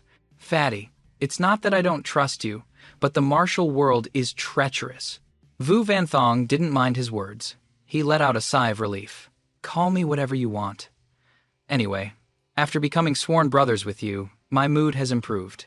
Do you still remember our promise from yesterday? Whoever loses will no longer pursue Sister Kwai. But I can't do it. After becoming sworn brothers with you, I can't bully my brother's wife. So I'll completely give up hope on her." Chak Pham frowned and shook his head helplessly. He still thought he and that girl Long Kwai had a relationship. What a guy. Seeing how much he cared about this, he reminded him, "Fatty, actually, there's nothing between me and that girl. She was just making an excuse." Vu Van Thuong heard this. He was overjoyed and his eyes widened with excitement. "What? Are you telling the truth so I can still pursue her?" "Oh, brother. You're truly my brother." "Ha ha ha." Chak Pham looked at his excited expression and revealed a wicked smile. "Go on. It's best if you annoy that girl to death. But, Fatty, what is the real content of the Radiant Pearl Secret Decree?" His excitement suddenly vanished. Vu Van Thuong fell silent and looked at Chak Pham. He said cautiously, "Brother, didn't I just tell you?" Chak Pham looked at him, not wanting to speak, and said charmingly, "The plan is very detailed, and the goal is very legitimate, but the ambition of this plan is too small. So small that it doesn't seem like it was set by the founding emperor." Chak Pham knew clearly that any founding emperor would have a heroic spirit. To set up a 1,000-year hidden plan just to restrain the 7 houses and balance their power. No matter what, he didn't believe it. The plan was good, but it couldn't deceive someone like him who used schemes to control life and death. Vu Van Thuong smiled awkwardly. He shook his head helplessly. "I don't know about this either. In short, I received the Imperial Edict to complete this secret order." Chak Pham still stared at him, trying to see the deceit in his eyes, but there was none. Perhaps he really didn't know, or he was too good at acting to fool his sharp eyes. He chuckled softly and continued, "If the secret order was hidden for 1,000 years, how did Yu Min Kok know? Now that I think about it, everything Yu Min Kok has done has been to obstruct this secret order, which makes one suspicious. Perhaps they're afraid of an imperial investigation." Vu Van Thuong also pretended to frown after hearing this. He said suspiciously, "Logically, that's right, but there are too many spies in the imperial city. The secret order might have been leaked." Chak Pham's eyebrows furrowed, and he smiled and shook his head. "It wasn't leaked for 1,000 years, but now it suddenly is, and only a part of the content was revealed." Facing his questioning, Vu Van Thuong couldn't help but tremble. He blinked repeatedly, not knowing how to answer. However, Chak Pham had already seen through him. As expected, his guess was right, but he didn't expose him. He already had a plan in mind. He said to the fatty, Forget it. As long as this benefits the Lack family, why should I think so much? It's not a suggestion. Ignorance is bliss. Ha ha ha, fatty. See you again if we have the chance. I'm leaving. As soon as he left, the fatty immediately changed. His expression relaxed into a sigh of relief. This person was too terrifying, and also really smart. In the courtyard just now, he thought they all believed this plan. But it turned out he was waiting to clarify things, not believing it at all. He listened for a bit and immediately guessed something was wrong. This person was truly a genius. At the same time, Phuong Thu Bok also appeared from hiding. He looked in Chak Fam's direction and said, "The more I look at this kid, the more he resembles someone." Vu Van Thong was puzzled. He really couldn't see who he resembled. "Teacher, who do you think he looks like?" Looking at Chak Fam's back, Phuong Thu Bok frowned. After a long while, he said a name, Kak Trong Fong. Hearing this name, the fatty was immediately startled. He never would have expected this name. His eyes were full of doubt. "What? One of the four pillars? Prime Minister Kak Trong Fong? You're talking about Chak Pham." Phuong Thu Bok nodded, but Vu Van Thong's confirmation was full of meaning. He glanced at him and smiled deeply. "Thonger, becoming sworn brothers with him might be the best choice you've made in your entire life. One day, he will become your four pillars, helping you rule the world." Hearing this, Vu Van Thong was immediately stunned. He looked again in the direction Chak Pham had disappeared. It seemed there was a hint of starlight in his eyes. At the same time, Chak Pham returned to the courtyard, unaware of Phuong Thu Bok's assessment of him. After today's incident, the three families, Tai Jia, Loi Jia, and Lack Jia, immediately spread the news of their merger, with Lack Jia at the head. From now on, Lack Jia could be revived. Limitless glory was a matter of time. Let's head to the Imperial City. Outside is a gloomy and remote place. Because this place is a mix of good and bad, with dilapidated houses, the scene is extremely desolate, so it is called the slum. But right at this moment, a light flickered in a small house. There was obviously someone inside. Suddenly, the door opened. An old man was sitting behind a curtain, flanked by two people of unfathomable strength. A glance was enough to see that this person was not simple. At this moment, a person in black appeared, their face completely covered, their figure indistinct. However, the person behind the curtain seemed to know who the visitor was. A strange smile appeared on his face as he asked, "Valley Master Yu, how did things go?" That's right, the visitor was the master of Yu Min Kok, Yu Van San. Hearing the other person's question, he sighed helplessly and replied, "More than 10 years of effort, all down the drain. The Emperor has ordered Yu Min Kok to withdraw from Fong Lam Than permanently and has also restricted the other 6 families. It seems he's caught on." Hearing this, the old man behind the curtain let out a sound of understanding, then laughed sinisterly. "So you're saying the Emperor intends to open the Radiant Pearl secret decree?" Yu Van Sun, beside him, also nodded in agreement. "I think so too." This time, they were lucky. It won't be so easy next time. The royal family wants to establish an 8th noble house. Then, we'll see if this family has what it takes. The old man wasn't in a hurry, despite the plan's failure, but a mocking smile played on his lips. "Valley Master Yu, don't get excited. A loss is a loss, why make excuses? The master of Yu Min Kok is one of the 7 houses under the crown, yet you couldn't even handle 3 secular families, so it's only natural that you'll lose your title in the future." Hearing his words, Yu Van Sun immediately became furious, his killing intent overflowing. He smashed the door of the room and said to the old man, "What did you say? You were the one who told me the contents of the Radiant Pearl secret decree. You also said the royal family intended to establish an 8th noble house to replace my Yu Min Kok, a plan of more than 10 years, all from your hands. What do you mean by saying that now? Now, Kak Trong Fong, you can die for me." With that, Yu Van Sun attacked the old man. The person behind the curtain didn't panic and laughed softly. With a casual wave of his hand, he created a loud explosion. The shockwave rushed towards Yu Van Sun. The clash of the 3 great experts shook the quiet slum. A moment later, Yu Van Sun was no match for the 2 people beside Kak Trong Fong and was knocked back. A sweet taste rose in his throat, and he secretly swallowed it. He looked forward in disbelief and said, "The twin elders of mirth and gloom." Kak Trong Fong secretly nodded. Valley Master Yu is indeed knowledgeable. These two seniors haven't shown themselves in nearly a year. I didn't expect you to still recognize them. Yu Van Sun forcefully suppressed his anger, panting as he looked at the two people beside Kak Trong Feng. He said with apprehension, as expected of the smartest person in Thiên Vu, the leader of the Four Pillars. To think you could invite these two old monsters. Even the 5 guardian dragon god guards of Phuong Thu Bok wouldn't be a match for them. Kak Trong Feng shook his head and chuckled softly, but a hint of confidence appeared on his face. Valley Master Yu, you flatter me. I dare not claim to be the smartest person in Thiên Vu, and I certainly wouldn't dare to turn against the royal family now.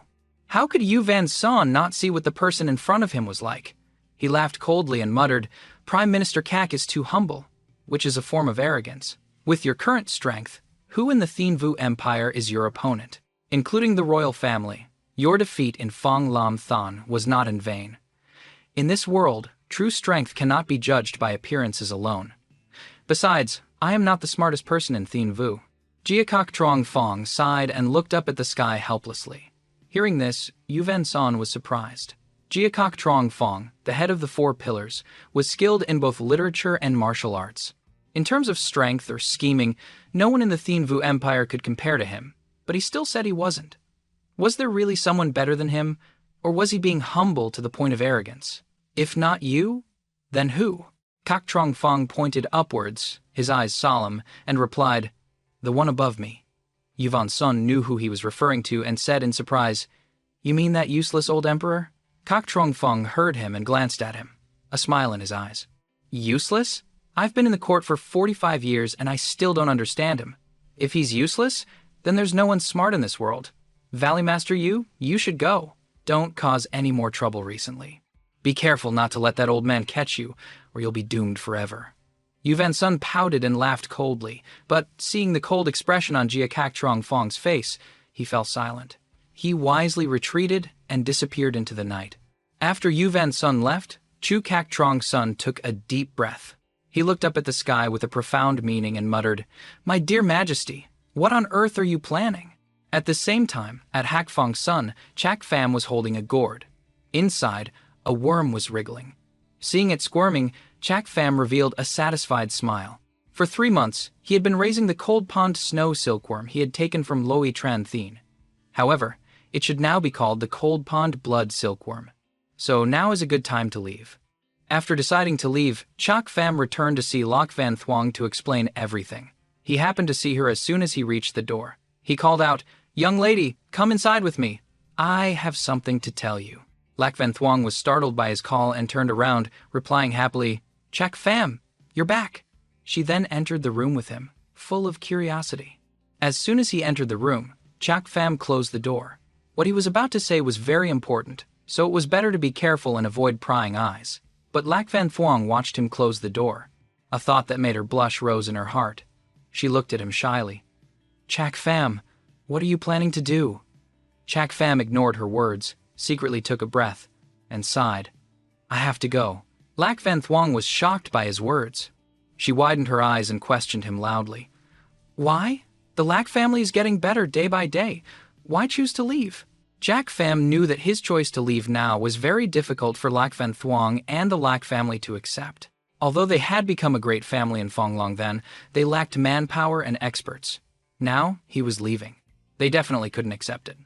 However, his departure would be beneficial to them in the long run, so he chose to ignore Lak Van Thuong's feelings and said calmly, for the safety of the Lak family, the Lak family will not be in danger for a short time. Moreover, no family here can compare to the Lak family. But don't forget what we traded for it. We agreed with the imperial family to execute the Radiant Pearl secret decree, offending the 7 noble houses, including Yumin Kok and Tiem Long Kak. If we can't become a 7 noble house of equal standing, they won't let us go either. Listening to Chak Pham's words, Lak Van Thuong understood the Lak family's current situation. However, the Lak family really needed him. She didn't want to be away from him. Tears appeared in her eyes. She said in a low voice, Then we need you very much. If you go, what will we do? Seeing her cry, Chak Pham shook his head helplessly. His departure was only a matter of time. Choosing this time was good for him and for the Lak family. He reached out and wiped the tears from her face. He said helplessly, The fatty was right. The foundation of a family is its experts. I'm going out this time to recruit experts for the Lack family to ensure the Lack family's safety in the future. With that, a jade slip appeared in his hand.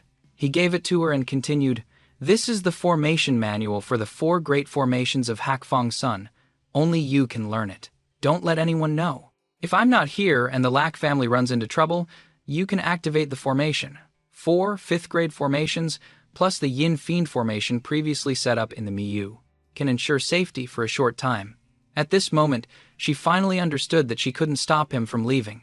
She could only sigh and reply, "How long will you be gone?" This time Chak Pham also didn't know when he would be back. This time, he was leaving not only to recruit manpower for the Lack family, but also to recruit manpower for the Lack family.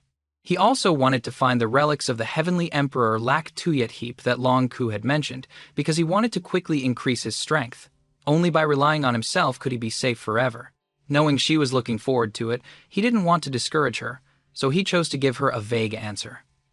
"I don't know, it will be soon." "All right, go on, call Commander Bang and Van Hai in." At this moment, Lack Van Thuong mustered all her courage and called out to him. Then she ran up to him and placed a kiss on his lips. Chak Pham was immediately stunned and glanced at her, but she had quickly left, saying, "Come back soon," and then left. A moment later, Commander Bang and Lack Van Hai came to Chak Pham's room, but when they heard he was leaving, they were immediately shocked. Lack Van Hai looked at him, his eyes welling up with tears. "Big brother Chak? Are you leaving?" Although Chak Pham didn't like the 2 Lack siblings at first, after living together for a while, he couldn't help but feel some affection for them. Unfortunately, his ambitions didn't lie here. He couldn't stay with them forever. Looking at Lack Van Hai in front of him, he instructed the boy, "You are the only male heir of the Lack family. In the future, you must take care of your sister like a family head. You will be in charge of the Lack family, understand?" With that, he quickly turned his gaze to Commander Bang. "Old Bang, do you remember what Long Kwai said? She was right. With your aptitude, you'll at most only reach the chi condensation realm, but there's nothing absolute in this world. Now, I have a way to help you shed your old self, change your bones, and gain powerful strength, but you'll have to endure pain worse than death. Are you willing?" With that, Chak Pham looked at Commander Bang again. A jade slip appeared in his hand. He said, "This is a mid-grade demonic art, the profound demonic fiend art. Unlike other techniques, it is a body-refining technique, and doesn't require the cultivator's talent or cultivation level. There's only one catch. The cultivation process will make you wish you were dead, like being in the Tula Hell. Furthermore, once you start cultivating, you can't stop. Otherwise, your soul will be completely destroyed, and you'll be doomed forever." After Chak Pham finished speaking, Commander Bang was immediately terrified. It was the first time he had heard of such a terrifying martial art. However, for the sake of the Lack family, to increase his strength and protect the Lack family, he had to be strong. After thinking for a moment, he took the jade slip from Chak Pham's hand and said, "It's fine. As long as I can become stronger, I'll endure any hardship." With that, he gripped the jade slip in his hand even tighter. Seeing him accept it, Chak Pham knew he was loyal to the Lack family and wouldn't hesitate to sacrifice his life. But he knew the danger of this technique, and warned him. Although its power can be comparable to a high-grade profound tier technique when mastered, you can't imagine the pain of cultivating this technique. Many demonic path experts don't dare to touch it for that reason. You might die from the excruciating pain during the cultivation process, so think carefully. Hearing this, Commander Bang waved his hand, a look of pain on his face. "Brother Chak, the most painful thing in my life was watching my master die in front of me, but I couldn't do anything. Now, my only wish is to protect the young lady and young master. Brother Chak, thank you for giving me this opportunity. I will definitely not regret it." Chak Pham's heart couldn't help but tremble. He nodded slightly, a look of respect in his eyes. "I hope the next time I return, I'll see a strong old Bang, not your corpse." "Haha, don't worry, I'm not that easy to kill." "Brother, come back soon." Commander Bang laughed loudly, his eyes moist. After bidding farewell to Chak Pham and giving his instructions, Chak Pham had Commander Bang and Lack Van Hai leave, then had Loi Vu Din come in. Since he was leaving, he had to arrange everything properly to be at ease. As soon as she entered, Loi Vu Din, saw Chak Pham standing there resolutely. Sensing her presence, he smiled and said, "Miss Loy, how is the task I entrusted to you?" Loy Vu Din blushed and nodded, saying, "Big Brother Chak asked me to find 600 children around 16 years old. I've found them all. They all have good aptitude and are waiting for your instruction." Chak Pham was surprised. She had actually understood his methods. He glanced at her and nodded secretly. "Why did you know I would train them?" Loy Vu Din smiled and answered confidently, "From what I understand of you, you're not kind enough to pity these orphans. So I guessed you must want to train them to be guards for the Lack family, which is why you asked me to bring them back." Hearing this, Chak Pham snorted coldly. Kindness. He had once taken in a person with kindness, but in the end, he was betrayed. People's hearts are deceitful. After experiencing betrayal in one life, he would certainly not make the same mistake again. Thinking of this, a jade slip appeared in his hand. He gave it to Loy Vu Din and said, "Miss Loy, this is the mid-grade spirit tier technique, the shadow concealment art. Take it and cultivate it. Then, choose trustworthy people to pass it on to, and organize a shadow team to secretly protect the family. Train those 600 children first. Follow the method I taught you. The lower ranks will be assigned to the regular guard team, the middle ranks to your shadow team, and the upper ranks with strong wills will be given to Old Bang.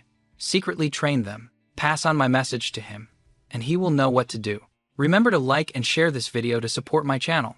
Accepting the jade slip from Chak Pham's hand, she looked at him intently and said, "Why don't you do it yourself?" Hearing her question, Chak Pham answered honestly, "I'm preparing to leave."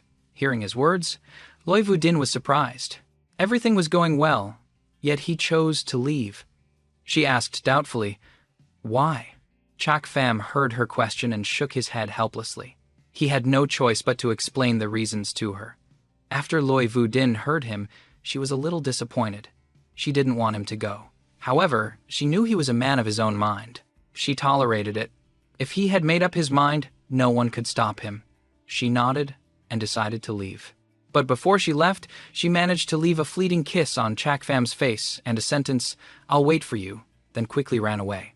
Chak Pham was once again stunned by such a situation. First, it was Lac Van Thuong. Now it's Loy Vu Din. He couldn't help but wonder, do all young girls like this? After arranging everything, Chak Pham finally left with peace of mind. The next thing was to determine his route. Since ancient times, spirit beasts have been indispensable for improving one's cultivation. Righteous path cultivators use them as spirit pets, while demonic path cultivators use them to refine into demonic creatures. Therefore, the first place Chak Pham decided to go was the 10,000 Beast Mountain Range. However, this place had to pass through the territory of Yu Min Kok, so he had to be careful. At this moment, Chak Pham had arrived at Thon Min Thon. He wore a black robe that covered him, and his whole body exuded a gloomy aura. As soon as he reached the city gate, he was stopped by two guards. "Where's your pass?" Chak Pham wasn't flustered. He calmly reached into his clothes and took out a jade pendant. The golden token was engraved with the character Yu. The two guards looked at the golden token, nodded slightly, and opened the way for Chak Pham to enter the city. Seeing them make way, Chak Pham quickly stepped inside, a strange smile on his lips. Even with Yu Min Kok on high alert, Chak Pham still had a way to get into the city. In order to find a spirit beast, he had decided to go to the 10,000 Beast Mountain Range. However, this place had to pass through the territory of Yu Min Kok, so he was currently in disguise to enter the city. If his identity was exposed, with the enmity between him and Yu Min Kok, he would definitely be in danger. Just as he was thinking about his next move, a figure came and threw themselves into his chest. Chak Pham looked down at the person's appearance and thought it was a beggar. He was stunned for a moment. Just as he was about to push the person away, the person opened their mouth and begged, "I beg you, don't say anything." Hearing the person's plea, he frowned but didn't push them away, silently hiding them. Just then, a group of soldiers, all in the chi condensation realm, came running, looking for someone. After not finding them, they took the person away. They then left.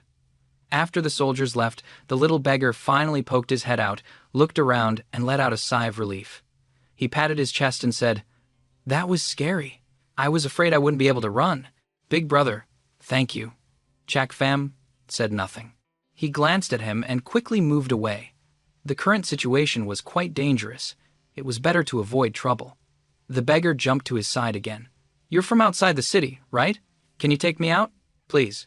Unable to bear him jumping around, he said coldly, "If you want to, you can go out of the city yourself. You don't need proof." Seeing him refuse, the beggar, he bit his lip and said hesitantly, "To be honest, I stole something of theirs. If they find out, I'm definitely done for. Can you please take me out?" Chak Pham couldn't help but chuckle softly.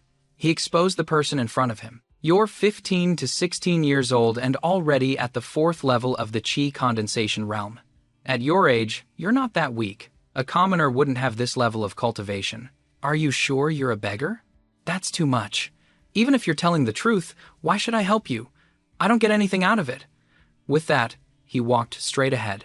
Hearing this, he was right. The little beggar felt he could no longer deceive him and stopped pretending to be pitiful. His mind spun as he asked, "You want to go to the 10,000 Beast Mountain Range, right?"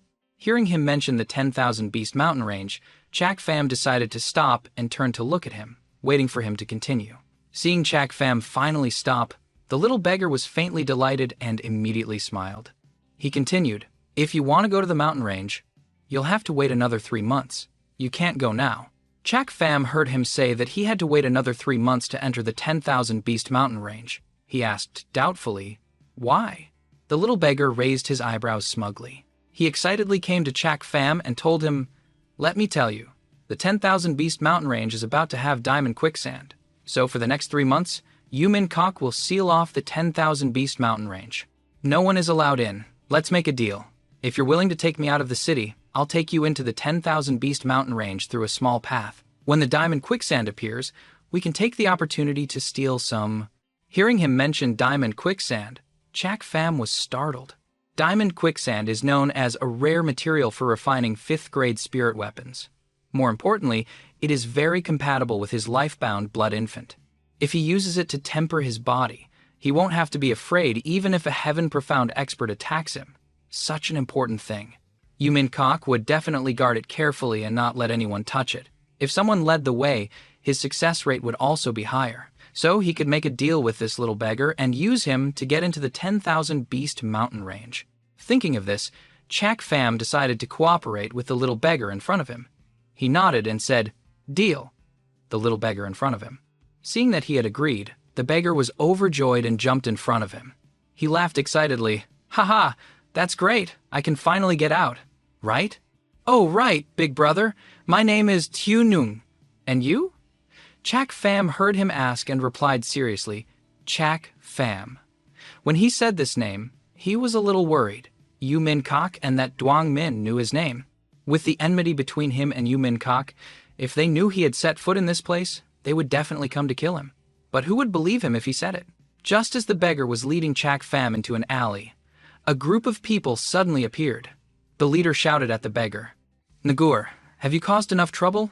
Let's go home."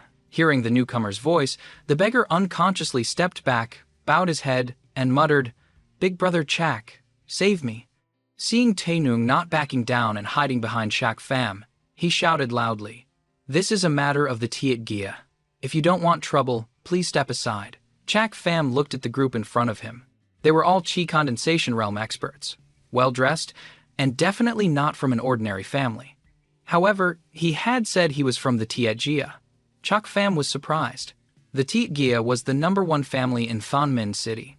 They have a heaven-profound realm expert guarding them, but Yumin Thon is controlled by Yu Min-kok. The Tiat family is at most a small family. He didn't care much. He looked down at the begging little beggar and couldn't help but chuckle softly, reaching out to pull him into his embrace. The person from the Tiat family was terrified when he saw him hugging the little beggar. He shouted, "Kid, what are you doing?" Seeing his anger, Chak Pham didn't care.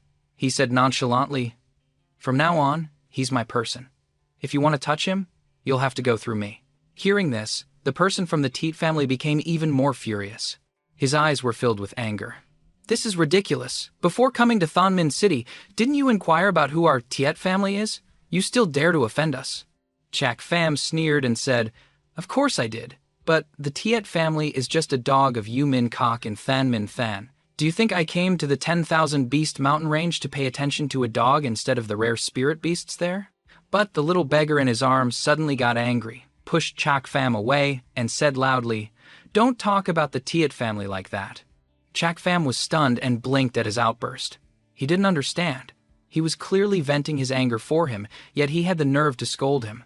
While Chak Pham was feeling annoyed, the leader of the Tiet family on the other side shouted loudly, "Men, seize them!" As soon as he finished, a group of guards behind him immediately stepped forward and attacked Chak Pham. Seeing this situation, he didn't care at all and laughed coldly. They were at most at the 6th level of the Chi condensation realm and couldn't hurt him at all. He looked at them with contempt, pouted, and didn't retreat or advance. He shot a red light towards the group of guards. The mid-grade martial art, Blood Shadow Palm, was instantly unleashed. This move hit a guard standing closest to him. The guard immediately fell to the ground, his blood vessels bursting, and he spat out a mouthful of blood. Then, he struck out with another palm. A group of guards immediately fell, unconscious. At this moment, the leader of the Teet family was finally scared and stared at him. The person in front of him was at most at the 8th level of the Chi condensation realm, but he was not afraid of facing a group of high-level Chi condensation realm cultivators and even wipe them all out. He just didn't understand. The blood shadow palm that Chak Pham cultivated directly attacked the blood vessels. One palm could shatter an opponent's internal organs. The leader of the Tiet family on the other side looked at this scene with a serious expression. Not only him, the little beggar behind Chak Pham was equally shocked. He also didn't expect him to be so formidable. The young master bit his lip and took a step forward, speaking to Chak Pham. "Well done, kid. You have some skills, and you're arrogant. Let me, Tich Kwang, test your skills today." Chak Pham raised an eyebrow but said calmly, "Teet Kwang, you are the eldest young master of the Teet Gia." Teet Kwang. Teet Kwang heard Chak Pham reveal his identity and narrowed his eyes, saying, "So what? Are you scared?" Chak Pham heard him and smiled, shaking his head. "Not scared, just afraid of trouble. Since I've already offended you, then I'll make you all stay silent here forever." With that, Chak Pham immediately took a step forward, a killing intent flashing in his eyes, and a wave of pressure rushed towards Tich Kwang, making him a little nervous. He never, ever expected Chak Pham's attack this time to be stronger than the last. He felt a bone-chilling killing intent, which made his breathing stagnate, unable to make a sound. Chak Pham struck down with a palm, and Tich Kwang didn't dare to hesitate, throwing a punch in return. The high-grade martial art, Phoenix Fist. Chak Pham saw him about to attack and snorted, contemptuously smirking and forming a hand seal. A red light suddenly flashed and shot towards Tiek Thuong. It went straight into his body. At this moment, Tich Kwang immediately froze. His move also disappeared, and he spat out a mouthful of blood, which scared him. At this moment, Chak Pham approached him, a killing intent in his eyes. He said, "Young Master Tiet, rest assured, after you die, I will send your subordinates down to accompany you. No one will survive. At least for the next 3 months, I don't want to be chased all over the mountains by the Tiet family, so let's just make this an unsolved case." With that, Chak Pham tightened his grip on Tich Kwang's neck, as if he wanted to crush his bones. He heard the crackling sound of breaking bones. Tich Kwang had vaguely felt death approaching, very close to him. He was terrified, and also a little confused. Just as Chak Pham had almost crushed the bones in Tich Kwang's neck, the little beggar behind him was terrified. His eyes welled up with tears. He shouted, "Stop! Don't kill him! I don't want them to die!" But Chak Pham ignored him, laughing coldly. "It's too late. They're not just your enemies now, but also my enemies. I will definitely not let him live." With that, Chak Pham's hand on Tich Kwang's neck immediately tightened, causing him to let out a loud cry and his eyes to widen in fear. Seeing that he still hadn't stopped, the little beggar was almost desperate, tears streaming down his face. He shouted at Chak Pham, "If you don't let go, I won't lead you to the 10,000 Beast Mountain Range." Chak Pham immediately frowned. He almost didn't understand. With his way of doing things, any enemy would only have one path: death. He wouldn't let them live. But this person in front of him was so kind that he not only pleaded for them, but also shed tears for them. Was he too cruel or was he too kind? He couldn't figure it out, and he was too lazy to think about it. He immediately let go of Tich Kwang's hand, and he fell to the ground. He made a hand seal, and called the blood infant back. He shrugged nonchalantly, turned to the crying beggar, wiped the tears from his face, and said, "If you don't care, why should I? Lead the way for me. After that, I'll take you out of the city, away from the Tiet family." Seeing the terrifying person in front of him, the little beggar seemed to understand what kind of person he had run into and cried out in fear, You're a bad person." Chak Pham heard this and didn't comment. He smiled and replied, "That's right, I'm a bad person. In this world, good people all have to go to hell. Only bad people are qualified to survive." The little beggar saw him admit it, but had no way to refute it. He wiped the remaining tears from his face and led him to the 10,000 Beast mountain range. A moment later, an old figure stepped into the alley. He was horrified by the tragic scene before him. He looked at the terrified Tich Kwang and immediately went to him and asked, "What happened to you? Who did this to you?" But no matter how he asked, Tich Kwang just kept trembling. He was terrified, out of his mind, and couldn't make a sound. The old man's heart immediately tightened. In his memory, Tich Kwang was always brave and could fight a key condensation realm cultivator.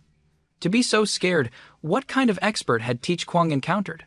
But no matter who it was, offending the Tiet family in Thon Bin City was a dead end. At the same time, Chak Pham and the beggar had reached the forest. They saw a group of guards whose strength was all at the bone-tempering realm or above. With his current strength, even with the demonic treasure Hidden Moon Wheel and the Blood Infant, it wouldn't be difficult to break in. However, he wanted to break in without anyone knowing. At this moment, Chak Pham remembered the little beggar beside him and asked, "Tunung, where is that secret path you mentioned?" Tunung still looked scared, trembling, and stammered, You, follow me." Chak Pham saw the little beggar still trembling and was surprised. How can this person be so timid? So much time had passed, yet the tears were still in his eyes. However, he wasn't one to meddle, so he just focused on his own business. A while later, the little beggar led Chak Pham along a small path and brought him to a house. After a while, they saw a passage behind a tree. He pointed to it. "This is the place. When I was young, I used to sneak away from my father and follow my brother up the mountain to play." Chak Pham looked at the passage in front of him, deep in thought. This place is very secluded. If not for a local to lead the way, it would be impossible to find. Nodding, he said to Tunyung, "You go down first. I'll follow." Seeing that he wanted him to go with him, Nung was stunned. He was a little scared, but remembering his terrifying feeling, he reluctantly stepped in. But just then, a deep voice sounded from behind. "Nuer, stand still." Surprised, he turned back. Chak Pham looked at the source of the sound. An old man was approaching. He was momentarily surprised.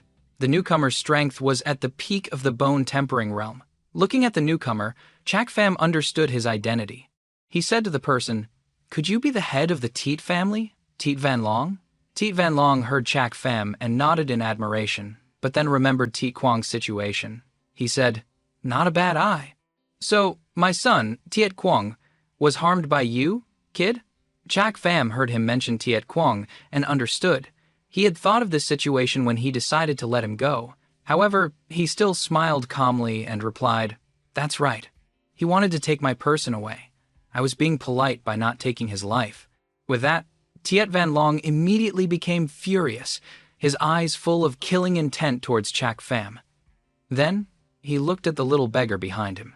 The little beggar was startled by the other person's gaze and nervously pulled on Chak Pham's hand, hiding behind him. Just then, a cry came from behind Tiet Van Long, and then a young man's figure rushed over. Seeing the little beggar, he laughed loudly. "Well, what did I say? Nuwanger is definitely here. Let me catch her and bring her back." The young man joked, not noticing there were others here. He ran straight to the little beggar, but as soon as he rushed over, Chak Pham grabbed his neck, making him unable to breathe. Only then did he realize there were others, but it was too late. He had been caught. Tiet Van Long stood there, terrified by the scene. He didn't want this young man to suffer the same fate as Tiet Kwang. What do you want to do?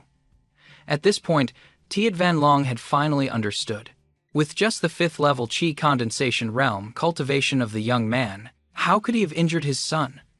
He had trained him in the family's most refined techniques, but this person, at a glance, had clearly been through countless bloody battles. He was ruthless and cruel, so his son was no match for him. Chak Pham heard him ask and looked at the young man in his hand, a wicked smile on his face. 5th level Qi condensation cultivation. This must be the second young master, Tiet Lam, right? Tiet Van Long heard this and shouted loudly, "What do you want to do? Let him go, or I will definitely not let you off." Hearing this, Chak Pham laughed loudly. His grip tightened again. "You won't let me off? It's more like I won't let you off. Family head Tiet, no matter what grudge you have with Tunung, he's my person now. I hope you can stop. Otherwise, you can wait to collect your son's corpse." Before Tiet Van Long could speak, the little beggar behind Chak Pham hurriedly begged, "Please don't kill him." Again. Chak Pham looked at him, pleading for the enemy once more, and felt annoyed. What kind of person had he picked up? He was always so kind to his enemies. It was a miracle he had survived this long. Tiet Van Long saw this scene, his eyes filled with respect. However, he was still determined to avenge Tich Kwang. He asked Chak Pham, "What's your name, kid?" Chak Pham smiled. He was naturally not afraid of being retaliated against by the person in front of him. He was all alone now, with no one to hold him back, so it was fine to give his name. With that thought, he replied, "I'm all alone. I'm not afraid of your revenge, and I'm not afraid to let you know, Chak Pham." Van Long heard the name and pointed at the little beggar, saying, "All right, Chak Pham. Today, you're determined to protect her, right?" Chak Pham snorted coldly with determination. "He is my person, so of course I will protect him to the end." "All right, then let's make a bet. You release my son. If you can take 10 of my moves, I'll stop pursuing her. How about it?" Chak Pham's eyes narrowed slightly. After a moment of thought, the person in front of him was only at the peak of the bone-tempering realm. He had a demonic treasure in his hand and a blood infant. He could even take on a heaven profound expert, let alone a mere bone-tempering realm cultivator. With that thought, he let go of Tiet Lam and threw him towards Tiet Van Son. "Aren't you afraid I'll go back on my word, kid?" Tiet Van Son was surprised that he had released Tiet Lam so easily and asked with curiosity, "I want to kill him, but you can't stop me," Chak Pham sneered in reply. Tiet Van Long was furious and snorted coldly. Arrogant words. "Take this!" With that, Tiet Van Long immediately rushed towards Chak Pham, his powerful aura creating a wave of pressure. However, Chak Pham was not frightened and also rushed forward. The hidden moon wheel appeared in his hand and he attacked Tiet Van Long. Tiet Van Long was shocked when he saw the object in Chak Pham's hand. He knew it was a third-grade demonic treasure, but he never would have imagined that it could unleash such power in the hands of a Qi condensation realm cultivator. Seeing him stunned for a moment, Chak Pham smiled strangely. He then sent out his blood infant. It entered Tiet Van Long's body, and he was immediately sent flying. Chak Pham immediately smirked. "I win." But just then, a strange change occurred. A faint golden light enveloped Tiet Van Long's body. The blood infant was immediately repelled. Shocked, Chak Pham observed Tiet Van Long and realized what it was, muttering, "A second-grade defensive demonic treasure." He now understood why his attack had failed. The opponent had a second-grade demonic treasure for protection, and his Qi condensation realm blood infant couldn't harm him. So, his only option was to use the hidden moon wheel, fighting a demonic treasure with a demonic treasure. At the same time, Tiet Van Long on the opposite side was also constantly shocked. He never would have thought that his bone-tempering realm strength would almost put him at a disadvantage when fighting a 5th-level Qi condensation realm cultivator. This was the first time he had witnessed someone with only Qi condensation realm strength calmly face a peak bone-tempering realm cultivator without a hint of fear. He couldn't help but curse and exclaim, "Is this kid a monster?"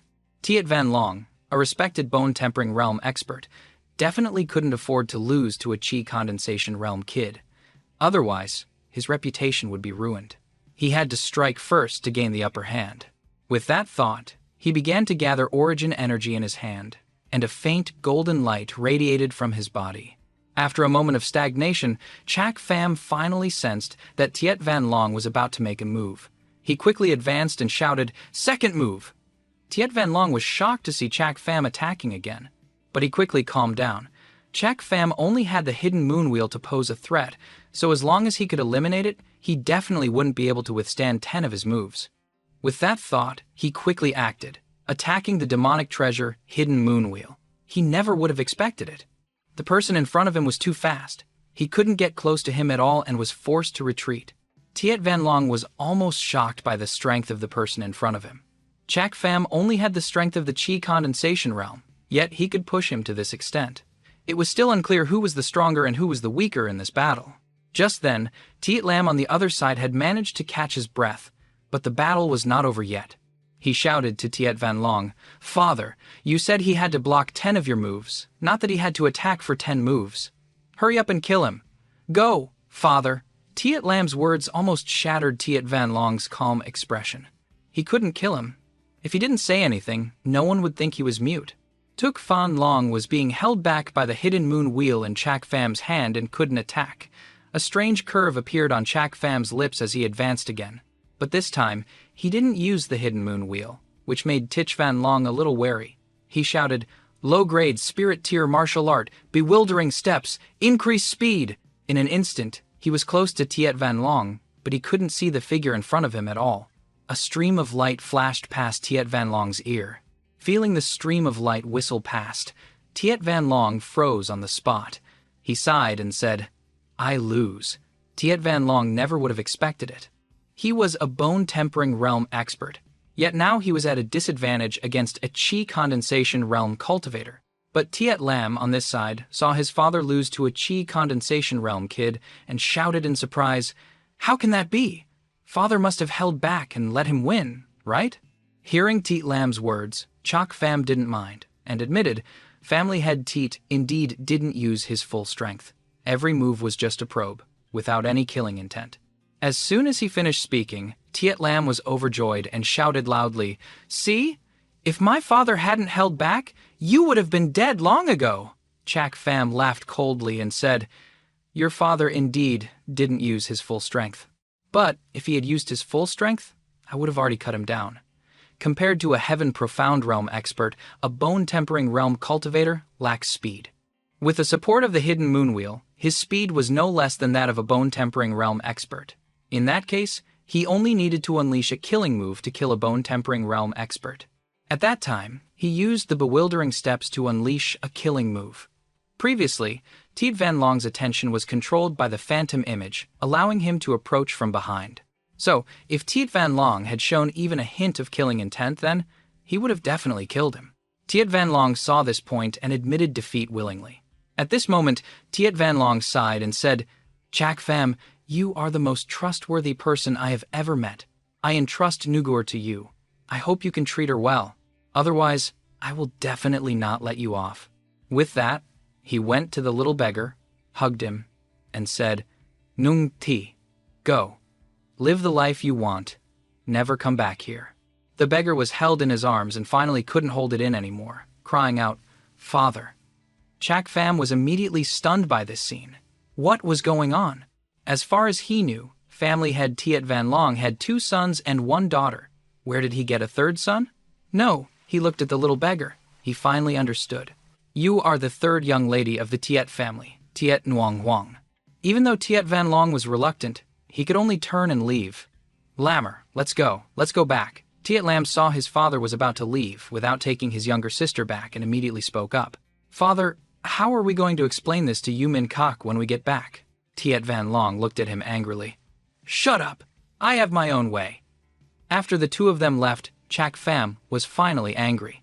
He had just wasted his time, spending a day fighting with the little beggar's father and brother, and almost killing them.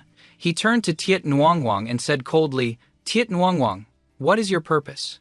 I fought dozens of rounds and even vented my anger for you. In the end, I'm the asshole." Tiet Nguyen heard the anger in his heart. "Big brother Chak, don't be angry. Anyway, I wanted to go out.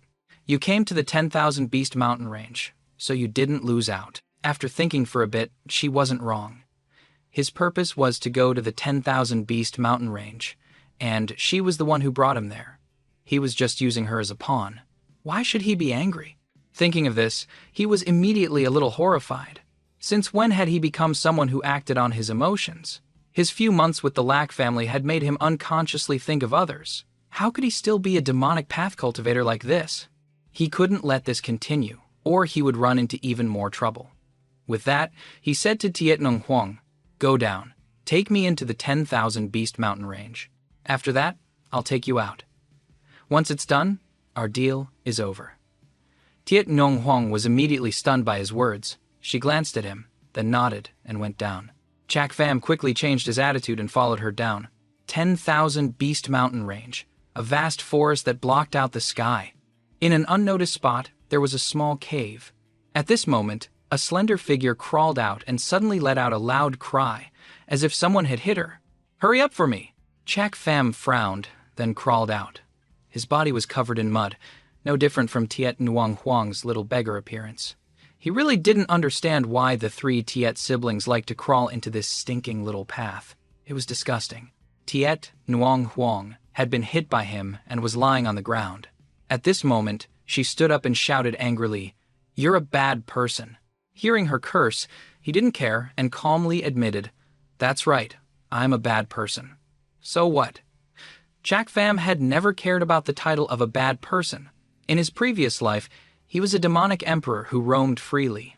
Everyone was terrified when they heard of him, but he never paid any attention to their curses.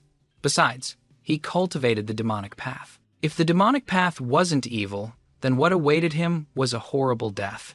He sniffed the smell on his body and his own appearance. Chak Pham was a little disgusted and wrinkled his nose. He asked Tiet Ngung, "Is there a place to wash up nearby?" Hearing his question, she glared at him and walked forward. "Follow me." Soon, Tiet Ngung Huang led Chak Pham to a small lake in the middle of the forest. Chak Pham hurriedly washed the mud off his body, not caring that there was a woman here.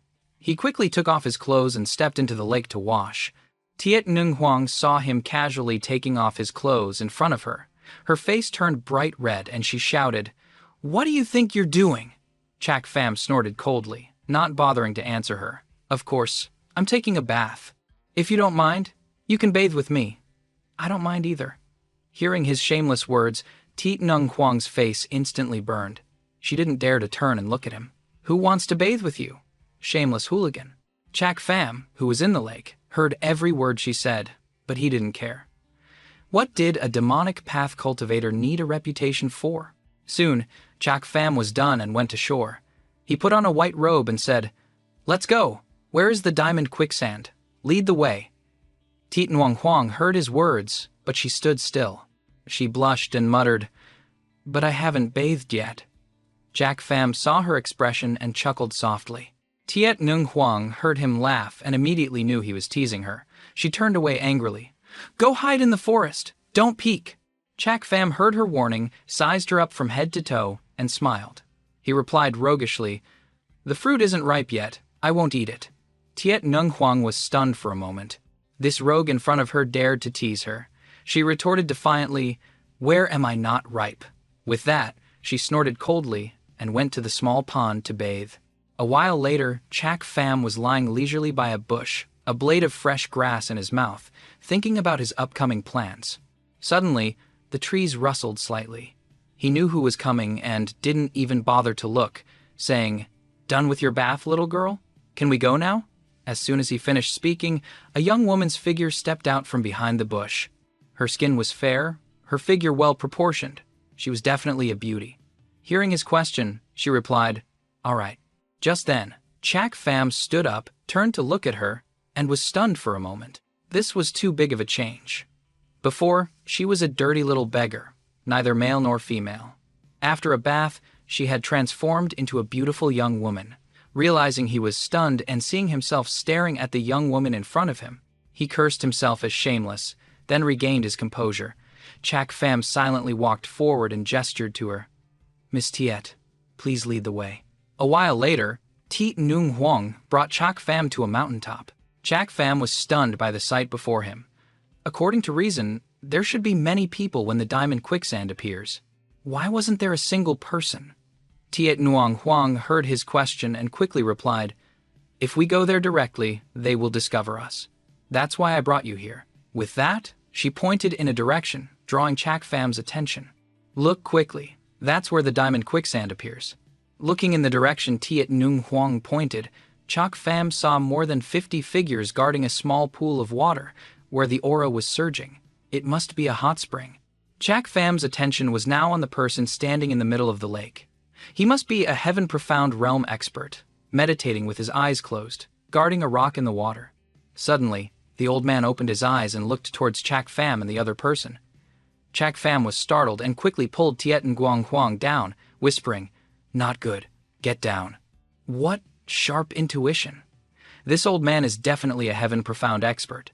Hearing his words, Tiet Nguyen Huang confirmed, "That's right. That old man is the seventh elder of Yu Min Kok. He's been guarding Thon Min Thon for over 10 years. Until a month ago, when the quicksand erupted and spewed out a lot of diamond quicksand, he has been guarding this place with 50 bone-tempering realm experts." Chak Pham nodded in agreement, as if he understood. It is said that before the diamond quicksand appears, there will be a wave of quicksand tide. But about 3 months ago, the diamond quicksand spewed out a large amount. If they want to get more diamond quicksand and prevent others from getting it, they must guard this place. After some thought, to get the diamond quicksand, they must defeat the more than 50 experts below. But with his current strength, this is not feasible. Suddenly, a thought flashed through his mind. He smirked, pulled Tiet Nguyen Huang back into the forest. Tiet Nguyen Huang was a little surprised to be pulled. "What's wrong? Do you have a plan?" Without answering her question, Imahu replied, "If we can't use force, we'll use our wits. Let's go, I'll find you a pet." At the same time, the old man below sensed someone, but when he looked up, there was no one there. He was a little suspicious of his intuition. Could it be an illusion? At that moment, at the Tiet family's residence in Thanh Minh City, Tiet Pham Son and Tiet Lam were respectfully speaking to an old man sitting in the main seat. At this moment, the old man opened his mouth and said, "Well, have you found Nguyen yet? Where's the person who injured Quang?" Tiet Van Long sighed at the mention of Tiet Nguyen Huang and said helplessly, "Father, I let them go. This kid is not bad. I can entrust Nguyen to him. As for him hitting Quang, it was an accident. He's not at fault. As long as he's good to Nguyen in the future, that's all that matters. I won't hold it against him." The old man was startled and said in disbelief, "What? What is he to Nguyen?" Nodding, Tiet Van Long said calmly, "That kid said Nguyen is his person, and Nguyen agreed. I think she has feelings for him too." "Fool!" The old man slammed the table and shouted, "Van Long, no matter who that kid is, we won't hold it against him for hitting Quang, but you can't let him take Nguyen. Do you know that this will make our Tiet family?" Before the old man could finish, a hint of sorrow appeared on Tiet Van Long's face, but he quickly concealed it. He said decisively, "Father, please forgive Nung Ni. I will take responsibility for whatever happens." The old man shouted and shook his head helplessly. "What will you bear? Can you bear the safety of the Tiet family? I know you dote on your daughter, but don't I dote on my granddaughter? But the Tiet family, where did they go?" Tiet Van Long's expression was a little complicated. He had agreed to let them go, but now he was facing his father's pressure and questioning. He didn't know what to do, but in the end, he closed his eyes, helpless, and said in a low voice, "The 10,000 Beast Mountain Range." Hearing the location, the old man disappeared in a flash, the 10,000 Beast Mountain Range, after leaving the mountain peak. Chak Pham took Tiet Nguyen Huang to look for something. Tiet Nguyen Huang felt it was very strange. Wasn't he here to get the diamond quicksand? What was he looking for now? Suddenly, Chak Pham cried out, dug something out of the ground, and shouted with joy, "Found it!" Tiet Nguyen Huang blinked a few times, looking at the thing in his hand. She had no idea what it was and asked doubtfully, "What is this? What's it for?" Chak Pham smiled mysteriously and said calmly, "Sweet potato. This is the favorite food of the first-level spirit beast, the mole rat." Hearing this, a light flashed in Tiet Nguyen Huang's eyes, as if she had thought of something. She shouted, "Good idea! You plan to use the mole rat to dig a path to steal the diamond quicksand, right? Although the mole rat is a first-level spirit beast with no combat ability, it can dig. It can dig a tunnel through the mountain range in less than an hour." Chak Pham didn't answer, just smiled smugly. Seeing his expression, Tiet Nguyen Huang was stunned, her doubts growing even stronger. This person was truly profound and unpredictable. She couldn't see through him. A while later, Chak Pham and Tuyet Nguyen Huang went to a place far from the flowing gold spring and set up a bonfire, afraid of being discovered by the people of Yumin Kok on the other side. Soon, a fragrant aroma spread throughout the forest. Many spirit beasts poked their heads out to find it. Chak Pham and Tiet Nguyen Huang ambushed them from the side. Not long after, a white mouse emerged from the ground. The moment it broke through the ground, Chak Pham immediately acted, quickly catching it. Caught by someone, the mouse struggled to escape. But Chak Pham didn't give it a chance. He laughed evilly. "Where do you think you're going?"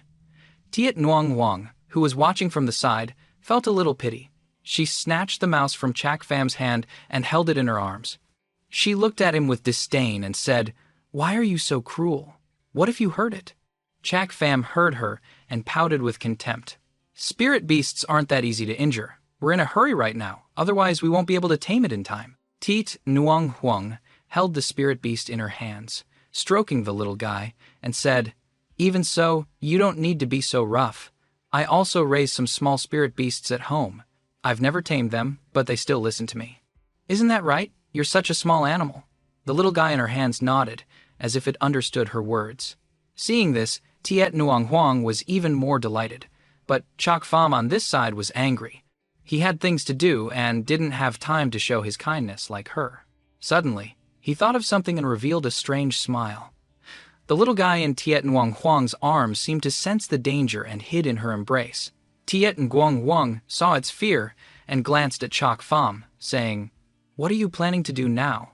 Chak Pham rarely showed a kind smile, but Tiet Nguyen Huang was scared and took a few steps back. A gourd appeared in his hand with a flash. He said, "Don't worry, I won't do anything to it. I'll just feed it this." With that, a worm crawled out of the gourd. That's right, it was the cold pond snow silkworm he had refined. As long as he put this thing into the little guy's body, it would definitely obey him. Otherwise, it would die without a complete corpse. Chak Pham calmly looked at the person and creature before him. He said calmly, "In short, there are only two ways to quickly tame it. Either I train it for a day, or I feed it this." Seeing the seriousness on his face, Tiet Nguyen Huang couldn't help but feel respectful. She didn't dare to disobey him. Otherwise, she really couldn't bear the consequences. With that thought, she handed the little guy in her hands to him and said reluctantly, "Little guy, you eat this. It's a bit nauseating, but it's better than falling into his hands." Seeing her compromise, Chak Pham laughed evilly and slowly brought the worm closer to the kangaroo. But at that moment, a cold light suddenly shot through the air. Sensing the danger, Chak Pham instinctively pulled Tiet Nguyen Huang back. After escaping the danger, Chak Pham looked at the source of the cold light and saw a young man with a handsome face and a sharp sword. At that moment, the little spirit beast had also returned and was standing on his shoulder. The young man stood there, looking coldly at the two of them and said, "You two are very bold, daring to touch this young master's spirit beast." Chak Pham saw this and knew what was happening. He muttered, "This thing already has a master." Tiet Nguyen Huang saw that the situation was not good and spoke up. "I'm sorry, we didn't mean to." But before she could finish, Chak Pham had already pulled her back. His sharp eyes looked at the young man, and he laughed coldly. "Whether it has a master or not, we must have it today." The young man heard him and laughed with contempt. Big words. A 5th-level Qi condensation cultivator and a 4th-level Qi condensation cultivator dare to touch my pet. All right, then today, I will end you. Without waiting long, Chak Pham immediately attacked. A silver light flashed in his hand. As soon as the move was out, he struck with the demonic treasure, the hidden moon wheel. The young man was shocked when he saw the object in Chak Pham's hand. He carefully responded, "A 3rd-grade demonic treasure is extremely dangerous. Although it is in the hands of someone with lower strength than him, its power is still very strong. If he is careless, he will die without a complete body." Then his eyes flashed with a bright light, and he attacked Chak Pham. A long sword appeared in his hand. With one slash, the world seemed to fall silent, causing Chak Pham's movements to slow down. Chak Pham's eyes narrowed slightly as he watched the slash. His heart grew heavy for a moment. This person was using a profound-grade martial art. 7th-level bone tempering, 4th-grade spirit weapon. He was definitely a core disciple of the 7 noble houses, maybe even the heir.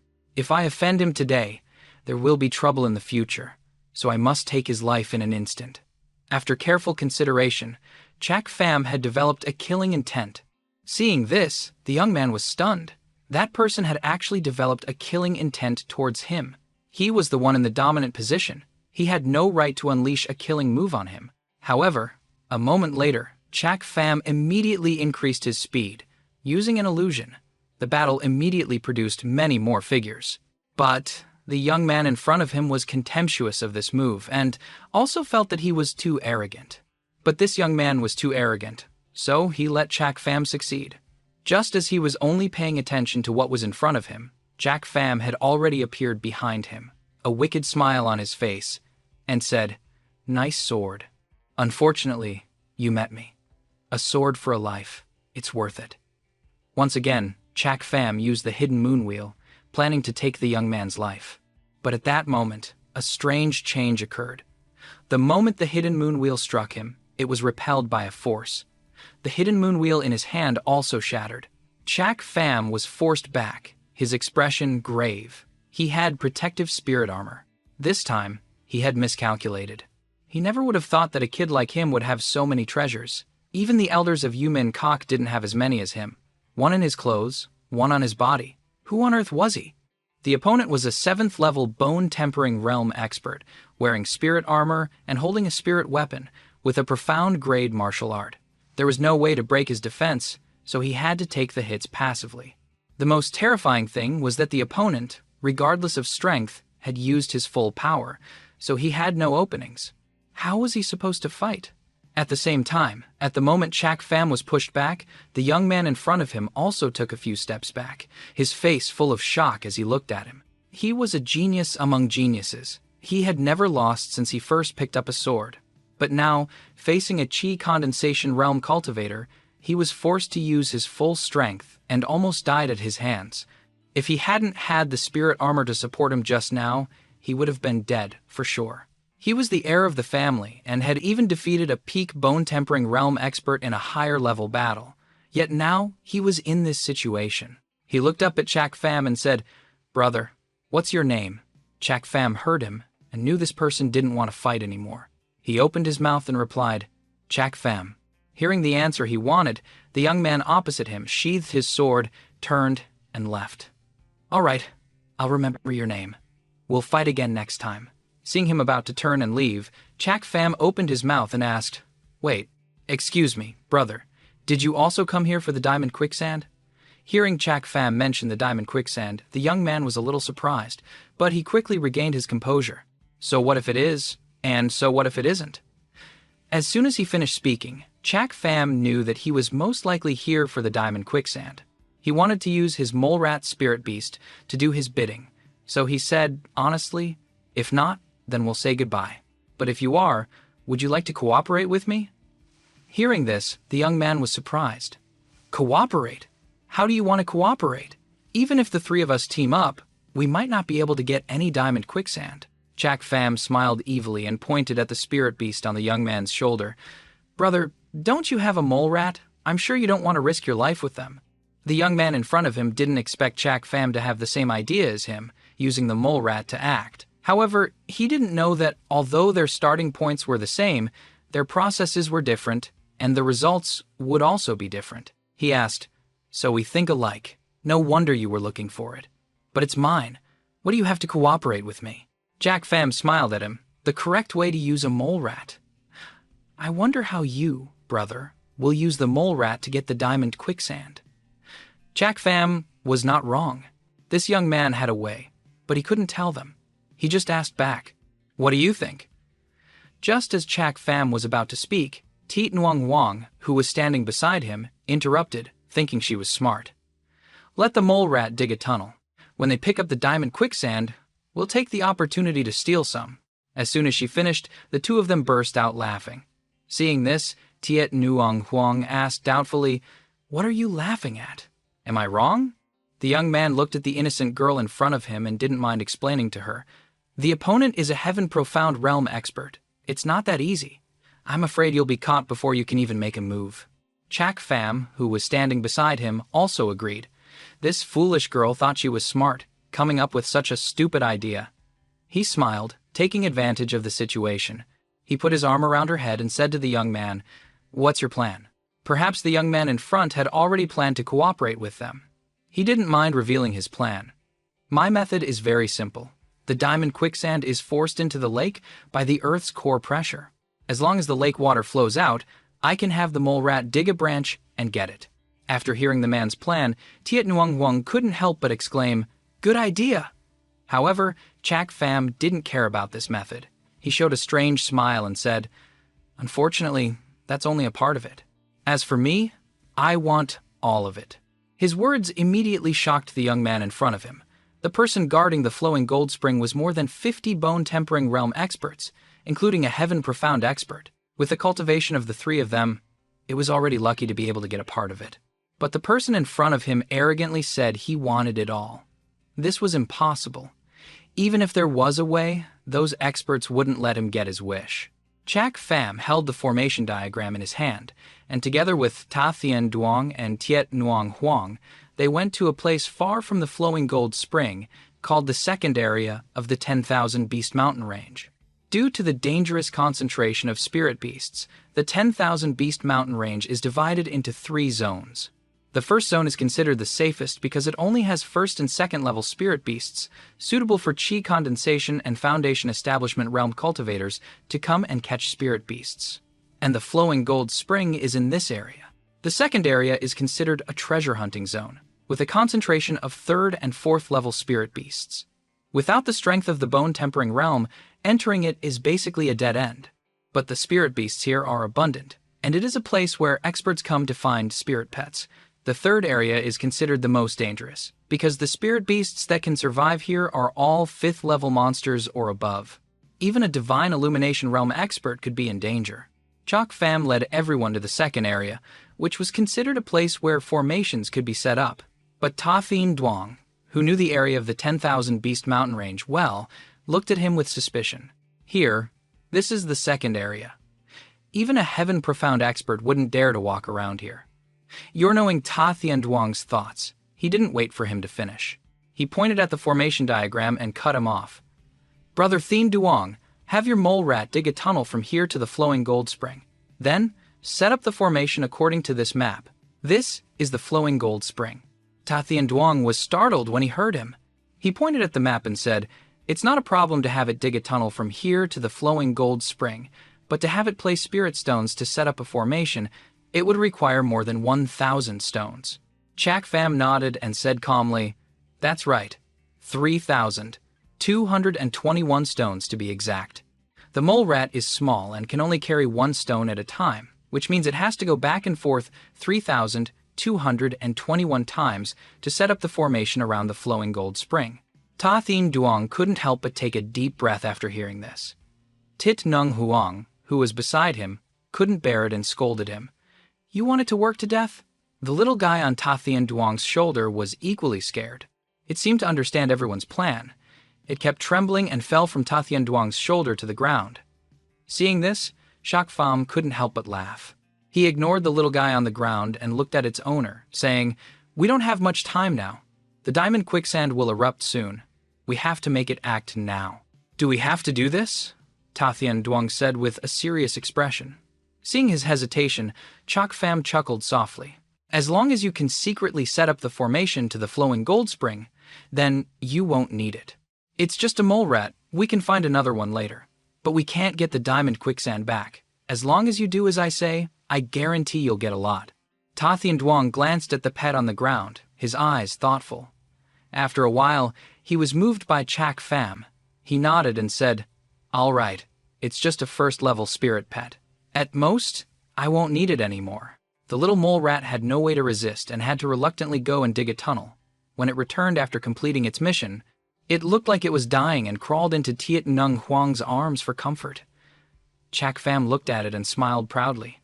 "See? I told you it could do it."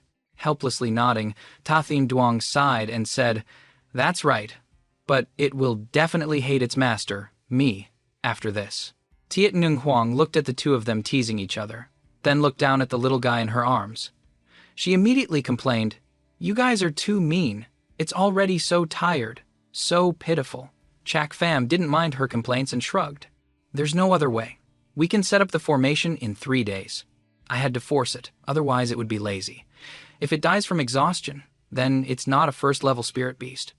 With that, Chak Pham made a hand seal and activated the formation.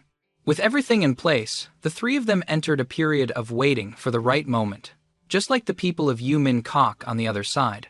A month passed in a flash. The 10,000 Beast Mountain range was still as quiet as ever. Chak Pham and Ta Thien Duong were both waiting for the right moment. On one side, they cultivated their martial arts.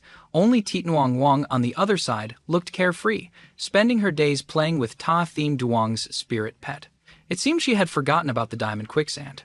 Ta Thien Duong looked at Tiet Nuong Wong with dissatisfaction. His spirit pet was so close to her, following her around all day as if she were its master. He looked at Chak Pham, who was sitting cross-legged and cultivating on the side, and couldn't help but sigh. They were both human, so why were they so different? In contrast to the carefree Tiet Nung Huang, Chak Pham was unusually calm. Ta Thien Duong's first impression of Chak Pham was that he was an enigma, with a mysterious strength and background. He said he came from a small family, but I don't believe it. In this 1 month, he was the calmest of the three of them. While waiting for the diamond quicksand to appear, he was still able to cultivate with peace of mind. His mentality was truly excellent. How many people like him could be found in the entire Thien Vu Empire? At least he, Ta Thien Duong, couldn't do it. While Ta Thien Duong was assessing him, Chak Pham also emerged from his cultivation state. After breaking through to the 6th level of the Qi condensation realm, he couldn't help but smile contentedly. Ta Tien Duong, who was watching from the side, also praised him. As expected of you. Even in such a tense situation, he was still able to break through. This level of mental training was something that even a galloping horse couldn't catch up to. A moment later, a strange phenomenon occurred at the flowing gold spring. A loud bang shook the entire forest. On this side, the three of them also heard the commotion. It was time for the diamond quicksand to appear. Chak Pham smiled smugly. It's here. At the same time, on the other side of the flowing gold spring, the 7th elder of Yu Min Kok heard the strange sound and his eyes suddenly widened. He laughed loudly. It's here! It's finally here! Ha ha ha. I've waited for 2 months, and it's finally here. Men, prepare the flowing gold silk net and retrieve the diamond quicksand. More than 50 bone-tempering realm experts were stationed around. Hearing the order, they replied in unison, Yes! With that, they threw the net towards the emerging diamond quicksand. From a distance, Chak Pham felt it was time. He turned to Ta Thien Duong and asked, Have you prepared the diamond silk net? Hearing Chak Pham's question, he said, Ridiculous. I came here for the diamond quicksand. How could I not bring a diamond silk net? Brother Chak, what should I do next? With that, he took out a silk net and handed it to Chak Pham. Chak Pham took it and replied with a strange smile. Just watch me. With that, he threw the silk net into the air. In his hand, he made a hand seal and muttered, Heaven and earth are reversed. The first pass of the low. Yin and yang are exchanged. The twin Nazi formations activate. With that, the spirit stones buried in the ground began to glow, bursting out of the ground and shooting straight to the sky. The flowing gold spring on the other side was no exception. 3,321 beams of light suddenly shot into the sky. Discovering the strange phenomenon, the 7th elder was immediately shocked and looked around cautiously. What happened? Where did the cold water come from? Not good. Someone's playing tricks. The 7th elder had been guarding the flowing gold spring for so long and had finally waited for the diamond quicksand to appear. He couldn't let anyone else get the upper hand, so when he discovered someone was playing tricks, he immediately became furious, scanning the area for the person, and then flew away. At the same time, on the side of the three of them, after Chak Pham activated the formation, a stream of water immediately flowed towards them, and then hot magma spewed out. Seeing this scene, Ta Thien Duong shouted excitedly, Diamond quicksand! Brother Chak, you're amazing! How did the diamond quicksand suddenly flow here? Looking at the scene in front of him, Chak Pham smiled mysteriously and said, This formation is called the Qiankun Transference Formation. Although it is a low-level formation, it can reverse Qiankun and move mountains. I just diverted the flow of the diamond quicksand from the flowing gold spring here. Hearing this, Ta Thien Duong was shocked again. Reverse Qiankun and move mountains? How is that possible? Ta Thien Duong called himself a genius among geniuses. He had read countless books and was aware of fifth-grade formations. However, he had never heard of a low-level formation that could move the universe. It must be a lost formation. But Chak Pham not only activated a lost formation, it was also only a first-grade formation. Who on earth was this Chak Pham? Finally, Ta Thien Duong understood. What Chak Pham had said about signing an alliance with Team Longkak was true. How could a place like Team Longkak, which valued talent, let go of such a genius? Looking at Chak Pham, Ta Thien Duong quickly made up his mind. Brother Chak, are you interested in becoming a retainer at the Sword Marquis estate? Tiet Ngung Huang was surprised when she heard Ta Thien Duong's words. Chak Pham looked so young, yet he was already being invited to be a retainer for one of the 7 houses. Chak Pham smiled at these words and snorted, "Forget it. Team Longkak already said that to me, but I refused. They only switched to signing a contract with me." Tiet Nung Huang thought he was bragging and teased him. "Big brother Chak, you're exaggerating a bit." But after what had just happened, Ta Thien Duong had seen his strength and fully believed what he had said before was true. He nodded and said, "All right, I'll have someone send you an alliance agreement when I get back. But where should I send it?" Chak Pham still hadn't forgotten his goal of reviving the Lac family and the Radiant Pearl secret decree. This alliance was beneficial to Lak Sa, so he smiled and said, "Send it to Lak Sa in Phong Lam Than. I'll go back there after I'm done."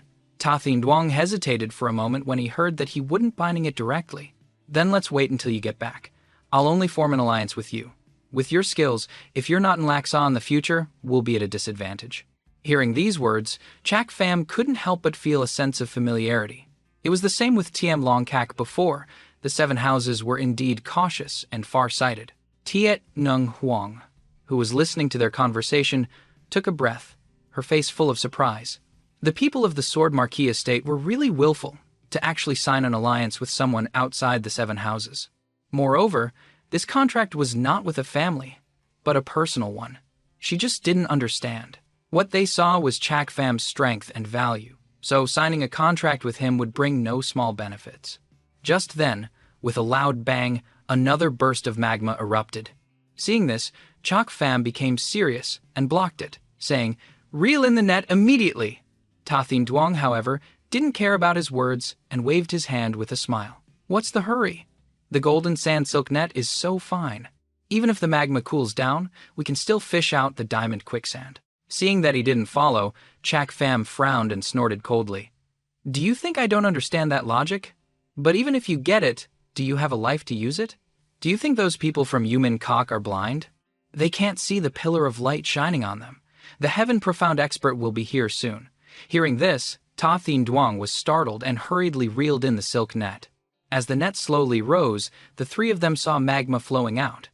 On the silk net, glowing particles remained. Seeing this scene, Ta Thien Duong, though excited, still pretended to be serious and asked Chak Pham, "What should we do now?" Chak Pham was right. They had used the formation to collect all the diamond quicksand that had appeared. They were essentially stealing from the people of Yumin Kok on the other side. They wouldn't return empty-handed. Once they discovered the 3 of them, it would be a big battle, and the 3 of them were at a disadvantage. Therefore, they had to find a place where they could avoid the pursuit of the Yumin Kok people and safely divide the diamond quicksand they had collected. After some thought, Chak Pham pointed to a place deep in the forest. Ta Thien Duong and Tiet Nguyen Huang looked in the direction he pointed. Tiet Nguyen Huang suddenly shouted, "The second treasure hunting area!" Ta Thien Duong also recognized the place and nodded in agreement. "Good idea. This area is vast and impossible to find." But Chak Pham slowly shook his head in denial. "Wrong. I have to go to the 3rd area." Hearing this, Ta Thien Duong and the other person were immediately startled. He wanted to go to the dangerous 3rd area. Was he crazy? "With our strength, we'll definitely die if we go to the 3rd area. Even if they avoided the pursuit of the Yumin Kok people, they would still have to face the 5th-level spirit beasts in that area. It was too dangerous." But they didn't know that Chak Pham's target in the 10,000 Beast Mountain range was a 6th-level spirit beast, the Thundercloud Sparrow, which was located in the 3rd area. But their problem now was to divide the diamond quicksand before being found by the people of Yumin Kok. Otherwise, it would be all for nothing. Thinking of the main issue, Chak Pham spoke again. "Let's divide the diamond quicksand first, then talk about escaping later." Ta Thien Duong and Tiet Nguyen Huang couldn't help but look at each other and smile wryly. Since they met Shak Pham, they had been led by the nose. However, they both believed that he could solve everything. Looking at the fruits of their labor, they couldn't help but smile happily. Shak Pham saw their expressions and couldn't help but tease them. "If you two don't hurry up, I'll take it all for myself."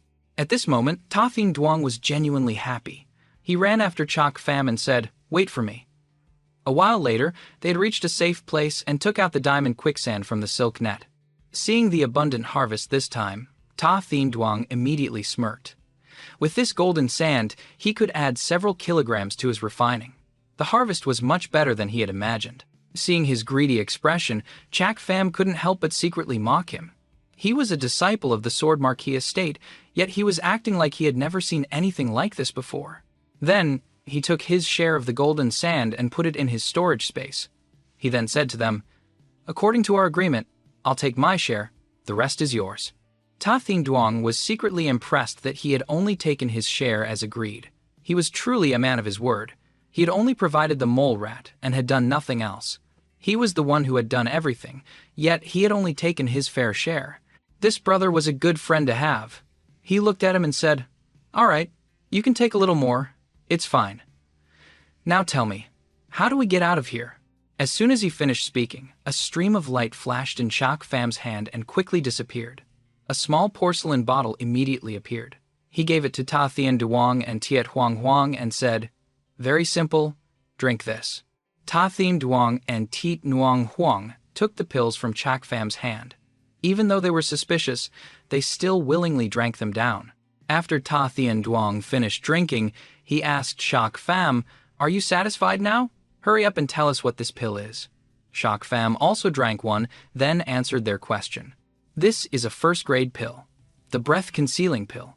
It can hide our aura for a day. That way, when we pass through the second and third areas, as long as we don't run into any spirit beasts, they won't be able to detect us." Hearing about the pill's effect, the two were shocked.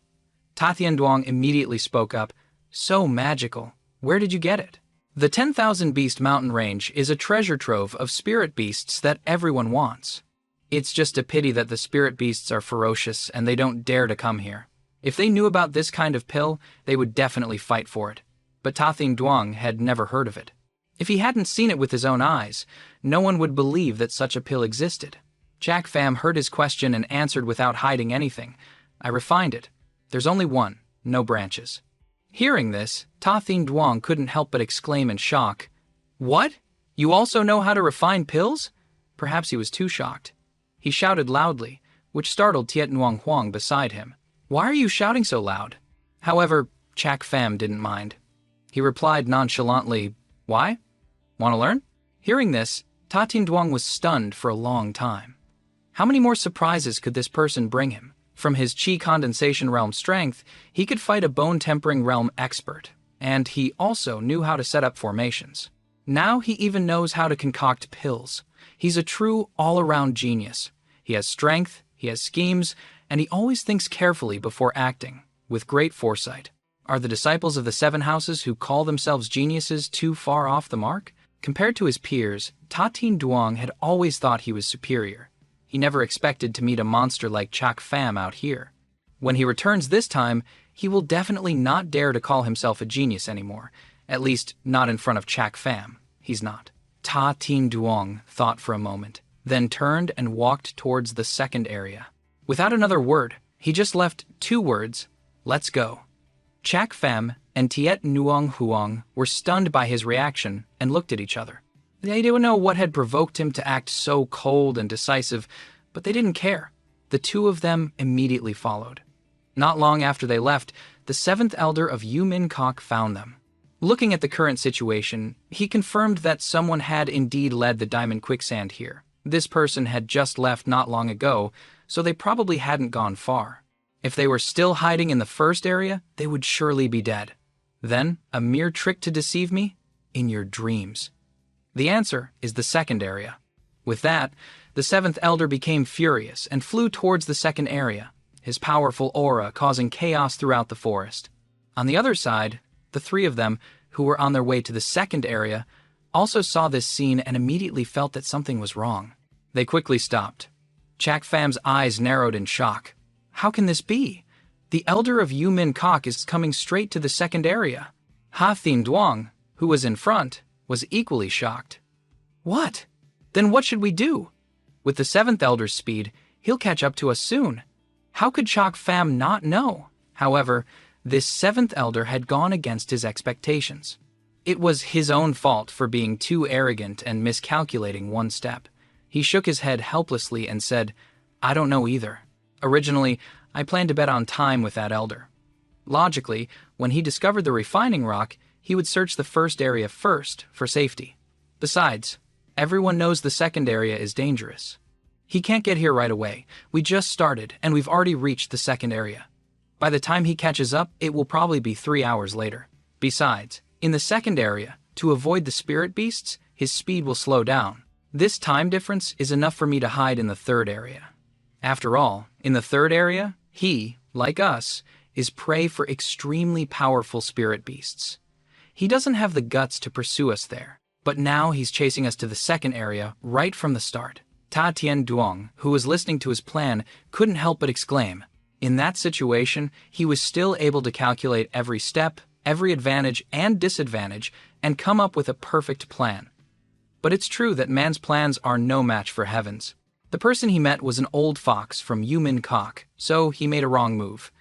Ta Thin Duong slowly said, Brother Chak, haven't you heard of the seventh elder's nickname? Hearing Ta Tien Duong's question, Chak Fam was surprised. He shook his head and said, What nickname? I only know he's an elder of Yu Min Kok guarding this place. I don't know anything else about him.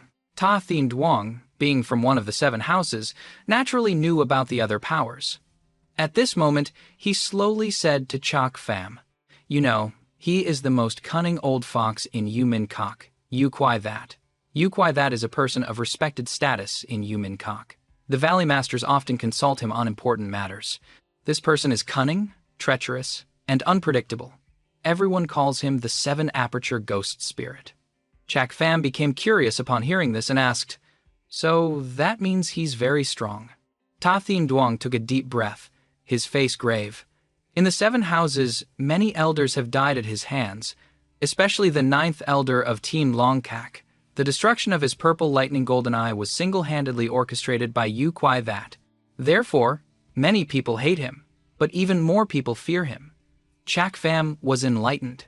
No wonder the old man went against his expectations. So he was also someone who worked with schemes, so he was on the same path as him. However, the situation as it was now couldn't be saved. The only way was to fight fire with fire, taking it one step at a time. At this moment, Ta Tien Duong looked at Tiet Nguyen Huang beside him, and a thought appeared in his mind. He said decisively, Brother Chak, the only way now is to leave Miss Nung behind. With our speed, we can definitely escape. Tiet Nguyen Huang heard him want to leave her behind. Her body trembled, and she grabbed Chak Fam's hand and pleaded, Big Brother Chak, you promised to take me out of the city. Seeing her pleading on one side, he didn't care. Ta Thin Duong knew that the decision-maker was still Chak Fam. He said to him, This is not the time to be kind. If we leave Nagur, she will hold back the 7th elder, and we will be able to escape safely. Chak Fam narrowed his eyes and looked at Ta Thin Duong, raising an eyebrow. Ta Thin Duong, if I didn't have the breath-concealing pill, would you have wanted to leave me behind too? I won't leave anyone behind. As for the 7th elder, I'll set up a formation here and fight him. Hearing this, Ta Thin Duong thought for a moment and nodded slightly. He had seen Chak Fam's formation skills firsthand, and they were indeed unfathomably powerful. If he was so sure, he wouldn't mind taking a gamble. He also wanted to see what other surprises this person could give him. A while later, a figure appeared in the forest. Occasionally, a spirit beast would attack the person, but after a roar, it would quickly be knocked back. After he landed, he checked the surrounding traces. A sinister smile appeared on his face. You 3 brats, why aren't you running anymore? Do you want to come out on your own, or do you want me to personally catch you?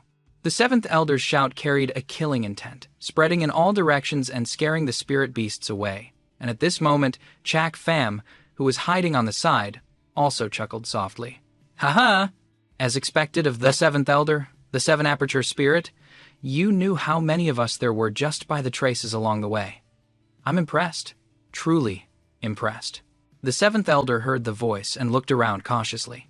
After a long while, he spoke again. Kid, you just broke through to the 6th level of the chi condensation realm, right? It wasn't a question, but a statement. Yu Kuai. That had actually guessed Chak Fam's strength. Hidden in the darkness, Chak Fam couldn't help but feel a shiver of fear. As expected, he was known as the Seven Aperture Spirit. He was more terrifying than he had imagined. Just by hearing his voice, he could guess his strength. It was truly beyond his expectations. However, he quickly regained his composure. The seventh elder was here for the diamond quicksand. Let's make a deal. I'll give you a share, and you let us go. How about it? Yu Kuai. That laughed loudly when he heard Chak Fam's words, his body radiating a killing aura. Ridiculous. The diamond quicksand was originally mine. You stole it, and now you want to make a deal with me? Come out. Today, I will definitely take back the diamond quicksand and also take your lives. With that, Yu Kuai. That suddenly rushed forward into the forest, unleashing a palm strike towards it. With a bang, everything was smashed. A young man was revealed. Chak Fam escaped from a single palm and dodged out, a strange smile on his face. Then, come on. Yu Kuai. That looked at the person who appeared and laughed sinisterly. Little brat, you knew my hearing was good and still dared to speak and make a deal with me. You're courting death. But Chak Fam sat there quietly, not afraid, and laughed coldly. I dared to do it, so I'm not afraid of being exposed. Kill him! With that, a hand seal appeared in his hand and he struck towards Yu Kuai that. Following that, a loud noise rang out. In an instant, flames appeared behind Chak Fam. Following the noise, a fire phoenix also appeared behind him. It flapped its wings and viciously spewed flames at Yu Kuai that. This is a formation. Yu Kuai that was shocked by this scene. He never would have thought that the person in front of him, who only had the strength of the chi condensation realm, could set up such a profound formation. Looking at its power, it had definitely reached the level of a 5th grade formation master. He calmly sent a palm strike towards the charging fire phoenix. However, the flames that erupted swallowed Yu Kuai. That whole, he was hit by the blast and forced back. But he still looked at Chak Fam with indifference. It seems I underestimated you. I thought you were just a 6th level chi condensation realm youth, but it turns out you're a 5th grade formation master. But it's a pity. With your strength, even if you can control a 5th grade formation, you still can't defeat me. With that, Yu Kuai. That formed another seal, creating a ghostly face illusion, accompanied by a mournful scream that echoed through the forest. The temperature in the surroundings instantly became indescribably gloomy. Seeing this, Chak Fam's expression became serious. I didn't expect you to have cultivated such a terrifying demonic art. This is the inherited martial art of Yu Min Kok. Haha, you're about to die. What's the use of knowing so much? Yu Kuai. That didn't care about his words and laughed sinisterly, his hand seal pointed forward. Following that, the ghost face also attacked Chak Fam. Chak Fam on the opposite side didn't dare to be careless and changed the hand seal in his hand. The fire phoenix let out a loud cry and shot a stream of flames towards the ghost face. The flames and the ghost face collided, but it didn't cause a big explosion. Just as the flames were about to swallow the ghost face illusion, they were met with ice and extinguished. Seeing this scene, Yu Kuai that revealed a triumphant smile, while Chak Fam narrowed his eyes and shouted, Nung, make your move! As soon as he finished speaking, Tiet Nuong Wang's figure appeared, her hands forming a seal. A gust of wind merged with the fire phoenix and attacked Yu Kuai that. The moment the wind and fire combined, the flames grew several times stronger. Yu Kuai. That's expression became solemn as he looked at this scene. He muttered, So there's a helper. With that, he moved his hand seal, trying to withstand the attack of the two of them. But with the support of fire and ice, Yu Kuai, that was at a disadvantage, his eyes narrowing slightly. Sweat had started to trickle down his face. However, before he could think of a countermeasure, Chak Fam shouted again, Ta Thin Duong! It's your turn! Your turn! Your turn! As soon as he finished speaking, Ta Thin Duong appeared in a flash, his hands forming a seal, a triumphant smile on his face. Ha ha ha! I've been waiting for this moment! Watch me take the head of a world-class expert. Following Ta Thin Duong's arrogant laughter, bolts of lightning began to crackle, shooting towards the ghost face illusion. At this moment, lightning entered the fire, and the fire aided the lightning. The lightning and fire exploded. With a bang, the ghost face was knocked back. It struggled to stay steady, but at this moment, as if with an extra boost, the ghost face's power suddenly increased, turning into a black aura. With a loud bang, the flames on the other side turned to dust. Yu Kuai.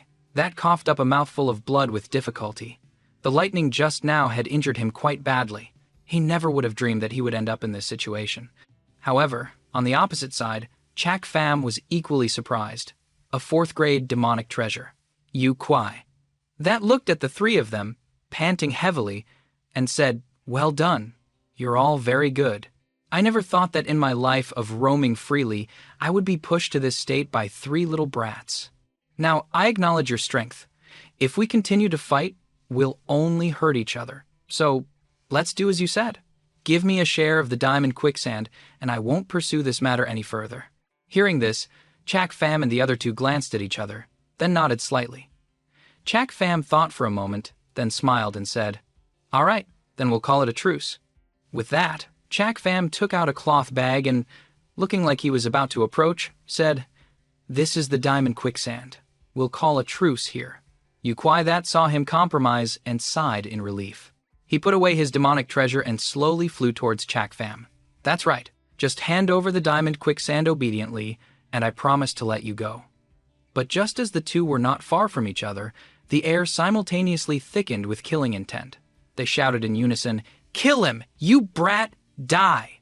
Following Chak Pham's shout, Ta Thien Duong and Tiet Nguyen Huang behind him made their move. They formed a seal and created a formation, merging it with Chak Pham's flames in front, and attacked Yu Kuai that. At the same time, Yu Kuai that also made a move, taking out his fourth-grade demonic treasure to counter the flames. But he was a step too slow and couldn't dodge the attack. He had to use his full strength to shatter the force, and was also pushed back. Yu Kuai that looked up at the three people in the distance, his face green with anger. "You despicable brat! I shouldn't have trusted you." Chak Pham heard him and revealed a wicked smile, his lips curling in contempt. "We're all from the demonic path. We're the same." Ta Thien Duong and Tiet Nguyen Huang looked at the two of them in a stalemate, neither giving an inch. They were stunned. These two were too evil, with no integrity at all. One was more cunning than the other. From the beginning, they had wanted to kill each other, with no intention of a truce. But luckily, the person on their side was a little more evil. Otherwise, the three of them would have been done for. Yu Kuai, that in the air, was furious. He had chased them all this way, always thinking their strength was low. With his cultivation, he could easily retrieve the diamond quicksand, but he never would have imagined. Among them was someone who understood formations and schemes, putting him at a disadvantage like this. At this moment, he forced himself to calm down and think of a countermeasure. Suddenly, he looked at Tiet Nguyen Huang. He laughed softly and said, "You are the third young lady of the Tiet family, right? The last time I saw you was 5 years ago. You were still a child then. I didn't expect you to have grown into a young lady." Tiet Nguyen Huang immediately tensed up and lowered her head upon hearing this. Chak Pham's situation was not good. Fearing she would be affected, he quickly said to Yu Kuai that, "If you have something to say it to me. Don't scare a little girl." However, this old fox, Yu Kuai that, already knew that their weak point was Tiet Nguyen Huang. He ignored Chak Pham and stared at her, saying, "Nguer, did you think about the safety of the Tiet family when you opposed me? The Tiet family depends on you, Min Kok. We have not treated you poorly. Why are you doing this?" As soon as he finished speaking, Tiet Nguyen Huang felt the strong killing intent from him, and her body couldn't stop trembling. The seal in her hand also slowly loosened. Chak Pham was startled, knowing that she had been threatened by Yu Kuai that. He blocked and said, "Not good. She's going to act." With that, Chak Pham and Ta Thien Duong simultaneously formed hand seals, and a stream of lightning and flames attacked Yu Kuai that. But unfortunately, Tiet Nguyen Huang was shaken. Without the support of her wind, the flames posed no threat to him. The two of them were immediately knocked back. Yu Kuai that saw this and was triumphant, throwing his head back and laughing loudly. "Ha ha! That's right, Nguer, you're doing the right thing. These two brats can just pat their butts and leave later, but the Tiet family won't have it so easy." Chak Pham bit his lip and glanced at Tiet Nguyen Huang. He knew that at this moment, she was worried and afraid of being retaliated against, so she had wavered. He had to find a way to reassure her. "Nguer, Don't listen to him. He's already recognized you. When he gets back, he will definitely wipe out the Tiet family. Remember what I said before? This formation combines wind, lightning, and fire. As long as the three of us work together, even a heaven-profound realm expert can't escape. If he gets back today, the Tiet family will be truly finished. Hearing this, Tiet Nung Huang immediately looked at Chak Pham, then at Yu Kwai That. He was right. By participating in this battle, she had offended Yu Min Kok. Besides, she had also offended them before. If he returned this time, new and old grudges would be settled on the Tiet family, and they would be done for. With that thought, she raised her head, a killing intent in her eyes. At the same time, she muttered, "We can't let him leave this place. He must die." With that, she formed a seal in her hand and activated the formation. A fierce leopard immediately appeared behind her. Seeing this, Chak Pham and Ta Thien Duong were overjoyed. The two of them simultaneously formed seals, once again creating the wind-lightning-flame-burst formation. The three elements of wind, fire, and lightning combined to form a world-destroying force that shot towards Yu Kwai That. Seeing this, Yu Kwai That was horrified and hurriedly raised his staff to block. A loud bang erupted. The entire second area trembled ceaselessly, creating a scene of chaos. At this moment, Yu Kwai That had been sent flying far away. He spat out a mouthful of blood. He never would have dreamed that this lightning flame could actually injure his lungs. In his current state, if he took another hit, he would undoubtedly die. He looked at Tiet Nguyen Huang below, and Yu Kwai That's expression immediately became serious. Just a crazed little girl could increase the power of the formation to this extent. It was truly beyond his expectations. Similarly, Chak Pham saw that Yu Kwai That was starting to falter and smiled triumphantly. He continued to form hand seals and shouted to the other two, "That old man is about to collapse. Ngung, Ta Thien Duong, are you ready? We'll give him one more blow." However, before Chak Pham and Ta Thien Duong could act, they saw the figure of the fierce leopard crazily rushing towards Yu Kwai That. Seeing this, Chak Pham cursed inwardly. Not good. Tiet Nguyen Huang had just suffered a blow. At this moment, she had gone crazy. She was determined to take Yu Kwai That's life. She was agitated.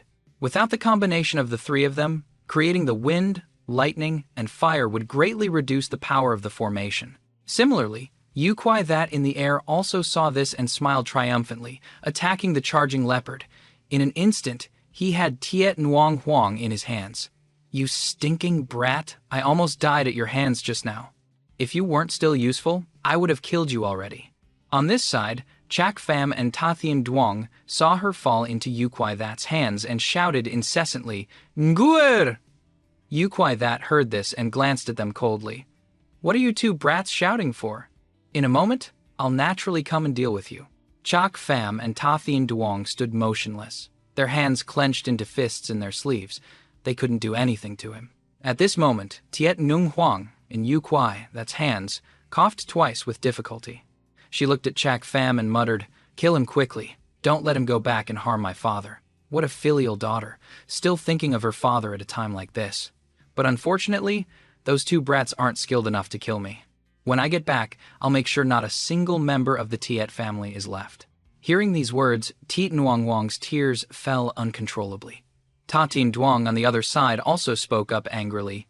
"Yu Kwai, that you are a respected elder of Yu Min Kok.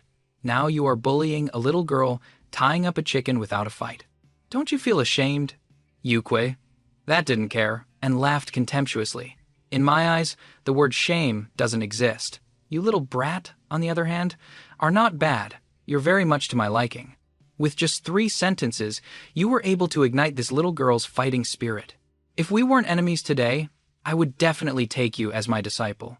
You hurt my friend, so I will definitely kill you." Tiet Nguyen Huang, in the old man's hands, had begun to despair. Tears streamed down her face more and more. She turned to Chak Pham and the others and begged, "Kill me, please." Chak Pham heard this. He glanced at her, and his eyes also began to water. Very quickly, he said decisively, "Ta Thien Duong, prepare to attack." But Ngunger, this is the ending that Ngunger wanted. Chak Pham was a little heavy-hearted, but very quickly his eyes were filled with a strong killing intent. Ta Thien Duong couldn't help but tremble. He sighed, gritted his teeth, and made a hand seal. If he couldn't kill this old man today, when he returned, the Tite family would be finished. Nunger would die with her eyes open. A moment later, the two of them once again formed a seal and activated the formation to attack.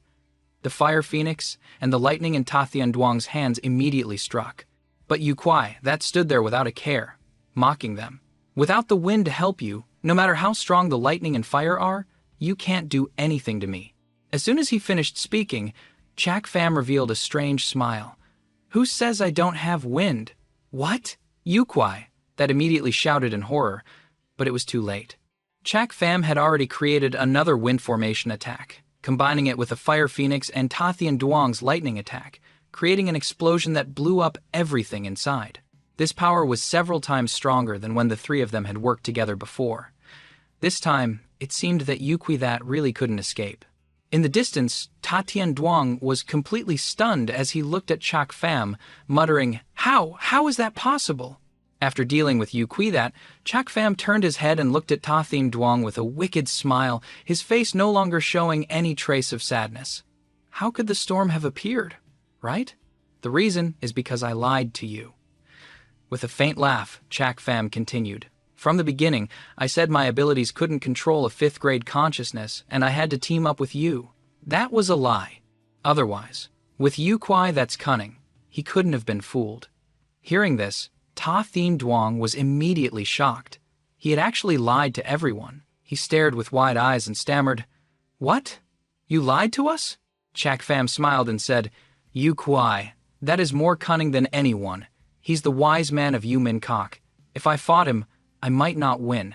So I arranged for you all to team up with me. Although it might have saved me some effort, it was also a fatal weakness. That is, it requires the combined efforts of 3 people to unleash the strongest power of the formation. This point is certainly clever, but Yu Kui that would have seen through it. So he would have looked for the weakest among us. Tiet Nguyen Wang was his target, but he didn't expect that Nguyen was our bait. When he went there, it was like falling into a trap himself. Ta Thian Duang sucked in a breath of cold air. He stared at the person in front of him, shocked, and said, You mean you planned to abandon Wanger from the beginning? Ta Thian Duang never would have imagined that the person who had just vehemently declared that he would never leave anyone behind would start plotting against someone the next second. His plan was truly ingenious, a plan within a plan that would trap anyone who fell into it forever. This person was too terrifying. He had no sense of righteousness and would use any means to achieve his goal, regardless of who he used. If he really became his enemy, he was afraid that only death awaited him. Chak Pham looked at his expression and maintained a cold look, saying, Why are you looking at me like that? I didn't force her. She chose it herself. I just gave her a chance. Sacrificing herself to save her loved ones is a very noble act. Didn't you also suggest leaving Gunger behind because she was a burden and running away? I just thought more than you and took advantage of this burden. Chak Pham once again affirmed the life philosophy of the demonic path. They would stop at nothing to achieve their goals. They had no concept of trust or kindness, because in the demonic path, kindness would lead to their eternal damnation. Ta Thian Duang swallowed hard and muttered, Then what about the promise you made to Nunger? You promised to take her out of the city. With a soft laugh, Chak Pham shook his head. You're right, but I can take her body out of the city. It's the same. Ha ha ha. Hearing this, Ta Thian Duang couldn't help but look at him with different eyes, a chill running down his spine. After being together for more than a month, he had only felt that he was calm and mysterious. But at this moment, he felt that he was strangely terrifying, ruthless, cold-blooded, and would stop at nothing. But just then, a loud laugh erupted from within the thunderflame storm. Hearing the sound, Chak Pham turned in horror. Yu Kuai, that's voice echoed out. Kid, you really do understand me. Selfish, cold, and heartless. You even use your own people. I have to admit, a kid like you makes me a bit wary. With a loud crash, the thunderflame storm was instantly shattered. A figure emerged with a ferocious smile. In his hands, he now held not only the Chuang Tak, but also a black long scepter. The 2 scepters intertwined in a spiral, shielding him. But against the power of the wind thunderstorm flame formation, he was heavily injured, though he was still standing. Yu Kuai, That's breath was no longer steady. It couldn't be helped. He had nearly died in that formation and was far from unscathed. Looking towards Track Fam and the others, Yu Kwai that roared furiously. Kid, to think that I, a master strategist my whole life, would fall into a trap and nearly die today. I've never met a terrifying brat like you. As he spoke, the scepter in his hand released Tiet Nung Huang, and her body slowly slumped to the ground. Track Fam glanced over. She was still breathing, not dead yet. But he didn't care if she lived or died. The enemy was still in front of him, and he couldn't afford to be distracted. Staring intently at Yu Kwai that, Track Fam said, "So you have 2 4th-grade demonic treasures." Yu Kwai that combined the 2 scepters and sneered, "I only have 1. This 4th-grade yin-yang twin-lock demonic treasure is a single entity. Normally, I use the yang lock for fighting. The yin lock is reserved for my ultimate killing moves. Today, to save my own skin, I had to show you the power of the yin lock. Consider yourselves skilled. Even Thien Huyen masters only get to see it as they die." Track Fam narrowed his eyes, almost grinding his teeth. As expected of the 7-aperture nimble ghost. "You're good at enduring. You were willing to take our combined attack and get injured just to keep your trump card hidden. Of course, this world is full of conspiracies and schemes, so I must have a final life-saving card. That's why I can plot against others, but they can't touch me. However, this time was an exception. Yu Kwai." That laughed smugly, narrowed his eyes, and swung the scepter fiercely at Track Fam, roaring, "Too bad for you! You've used up all your tricks and have nothing left to stop me." Suddenly, Track Fam smirked. "Who says?" As he spoke, his hands formed a seal. A red light shot out from Tiet Nung Huang's body and hurtled straight towards Yu Kwai that. That's right, the Blood Infant was Track Fam's true final move. From the start of the fight, he had noticed that Yu Kwai that had no protective spirit armor. Now that he was heavily injured, the Blood Infant could be completely effective. At the same time, he activated the Heavenly Demon Grand Transformation Art. It could make him explode. Seeing the red light rushing towards him, Yu Kwai that was horrified. He finally understood. Track Fam's final bait wasn't Tiet Ngung Huang herself, but something hidden inside her. He hadn't detected the scheme at all and had walked right into the trap. For a kid so young to possess such a devious mind, he would be terrifying if allowed to mature. Seeing the Blood Infant about to enter Yu Kwai that's body, Track Fam smirked in satisfaction. "It's over, Elder that. In the end, I'm the one who wins this duel." But before Track Fam could finish speaking, the scepter in Yu Kwai that's hand pierced through his body, neither quickly nor slowly. His internal organs immediately ruptured. He spat out a large mouthful of blood and looked up at Yu Kwai that. He cried out in terror. How is this possible? Track Fam's injury wasn't from the scepter. It was because something had happened to his life-bound Blood Infant. He coughed up mouthful after mouthful of blood, staring in shock at Yu Kwai that. He saw his Blood Infant hanging weakly behind him, impaled through the chest by a long scepter. The Blood Infant quickly lost its power and fell, causing Track Fam to collapse to his knees. In this battle, he was the one who had lost. Seeing him injured, Ta Thien Duong anxiously raised his sword and charged at Yu Kwai that. But with his bone-tempering realm cultivation, he was no match for a Thien Huyen realm expert. He was quickly sent flying into a tree, coughing up a mouthful of blood. Luckily, his spirit armor saved him, otherwise he would have been killed. Yu Kwai that looked at the 3 of them, all on the brink of death, and slowly walked over to Track Fam. He spoke coldly. "Kid, they call me the 7-aperture nimble ghost. How could I possibly let you guess my thoughts? You're not bad. Not bad at all. Your ability to manipulate people's minds is frightening. If I gave you another 10 years to grow, even the world's smartest man, Jia Kak Trong Fong, wouldn't be your match. Unfortunately, I won't give you that chance to grow, because you are the first person whose potential truly frightens me. Therefore, today, you must die. In the face of absolute power, all schemes are useless."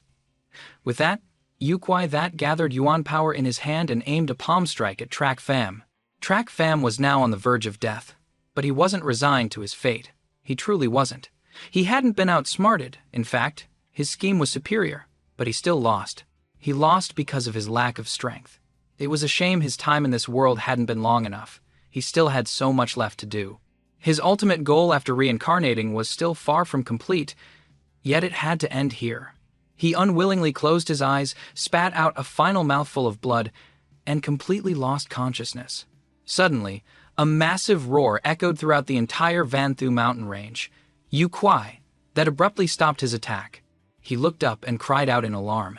How did this monster get to the second zone? Damn it! After speaking, he glanced at the 3 unconscious figures before him, then reluctantly turned and fled. He didn't even bother with the diamond-flowing chariot. A moment later, the entire sky darkened, and the surrounding forest began to wither as a monstrous bird flew overhead, blocking out the sun. But it paid no mind to the 3 unconscious people below. Because they had taken breath-concealing pills, the monstrous bird couldn't sense their auras. Suddenly, a soft cough echoed, and Tiet Nung Huang slowly opened her eyes.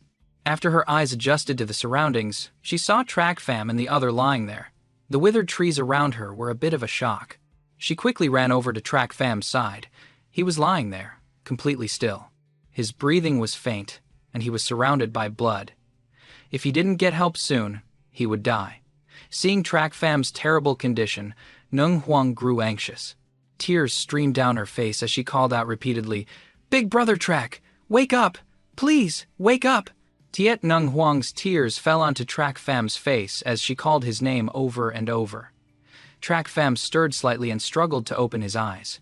Seeing him finally awake, Tiet Nung Huang said with joyful excitement, "Big brother, Track, you're awake!" "You're awake." Track Fam's lips moved, but no words came out. He was too weak. Seeing her crying in front of him, he forced himself to take a deep breath and raised a hand, pointing towards the blood infant. But his hand quickly fell limp. Tiet Ngung Huang looked where he had pointed and saw the blood infant lying listlessly in a pool of blood. Then, a thought struck her. She turned to Track Fam and asked, "Do you want me to bring it here?" Hearing her, Track Fam wanted to respond but was too weak. He managed a single blink. Tiet Nung Huang understood and quickly ran to retrieve the blood infant. In an instant, the listless blood infant flashed with light and vanished, entering Track Fam's body. At the same time, color returned to Track Fam's face, and his breathing steadied. The blood infant was his life-bound partner. As long as it was safe, he wouldn't die. But right now, the blood infant was extremely weak. It couldn't last much longer. It desperately needed blood qi, but he was helpless. He muttered hoarsely, "Blood, blood." Tiet Ngung Huang flinched. Without a second thought, she sliced her wrist. She let her fresh blood drip into Track Fam's mouth. Gradually, his complexion returned to normal. Seeing this, Tiet Nung Huang let out a sigh of relief and smiled happily. While she was smiling, Track Fam suddenly shot up, latched onto her wrist, and began to desperately drink her blood. Tiet Nung Huang was taken aback, but if it could help him, she didn't mind. When he felt he had enough blood to sustain the blood infant, Track Fam finally released Tiet Nung Huang's wrist, struggling to catch his breath. After recovering some strength, Track Fam looked at Tiet Nung Huang and said, "Thank you." He couldn't help but reflect. He had used her, sent her into a death trap, and nearly gotten her killed. Yet, she had given him her own blood to save him. Still, he didn't feel he was wrong. He cultivated the demonic path. And the demonic path is about achieving one's goals by any means necessary. He wasn't wrong. Realizing they were all still injured and needed to recover to escape the Vanthu mountain range, he took out a porcelain bottle. He handed it to Tiet Ngung Huang, saying, "These are third-grade heart protection pills. Feed one to me, take one yourself, then check if that other kid is dead yet. If he isn't, give him one too." Tiet Nung Huang took the pill bottle from Track Fam, nodded, and fed him a pill. Then she went over to Ta Thin Duong, who was on the verge of death by a tree, and gave him a pill. However, she didn't take one herself, holding the last one in her hand. Seeing that she hadn't taken a pill, Track Fam asked, "Nguni, you're injured too. Why aren't you taking it?" Hearing his question, Tiet Ngung Huang smiled and replied, "My wounds aren't serious. A third-grade pill is too precious. You should save it." Track Fam was a little surprised, then he chuckled. "What's so precious about it? Even if it was a gift from Canlong himself, you should still take it. Nu Wang Ni. Just eat it. He owes it to you, you just don't know it yet. Your precious big brother wanted to sacrifice you from the start and use you as bait. What happened to him now is his own fault." A cold snort suddenly echoed. Tiet Ngung turned to look. Ta Thin Duong was still heavily injured. The pill had helped a lot, but he still couldn't move. Remembering what Trak Pham had done, he couldn't help his coldness.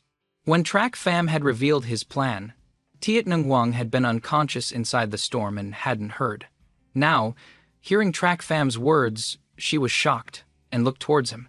She hoped he would tell her it wasn't true, but he just lay there silently. A wave of sorrow washed over her. Trak Pham looked at her, his eyes filled with hesitation as he spoke. Nguni, I. But before he could finish his sentence, Tiet Nung Huang quickly cut him off, forcing a bitter smile. It's all right, you don't have to say anything. I know Big Brother Trak is both wise and brave, and that you have a reason for everything you do. This must be a misunderstanding. I'll go find some materials to make a stretcher for you both. We can't stay here long. With that, she immediately ran off into the deep forest. Seeing her run off, pretending not to care, Ta Thien Duong couldn't help but feel angry on her behalf. He shouted, Nguni! Are you really just going to let him off? He's injured and can't move right now. This is your chance for revenge. But Tiet Nung Huang didn't answer. It was impossible to tell if she hadn't heard or simply didn't want to. Ta Thien Duong tried to speak again, but Trak Pham cut him off with a roar. Shut up! If you want to die that badly, I'll help you right now. You're more injured than I am, so what should I be afraid of? Ta Thien Duong muttered, but said nothing more. However, there was a hint of fear in his voice. Because he had heard the killing intent in his voice. He had witnessed the entire plan, watching step by step as he cornered Yukui that in a trap. He knew just how terrifying Trak Pham could be.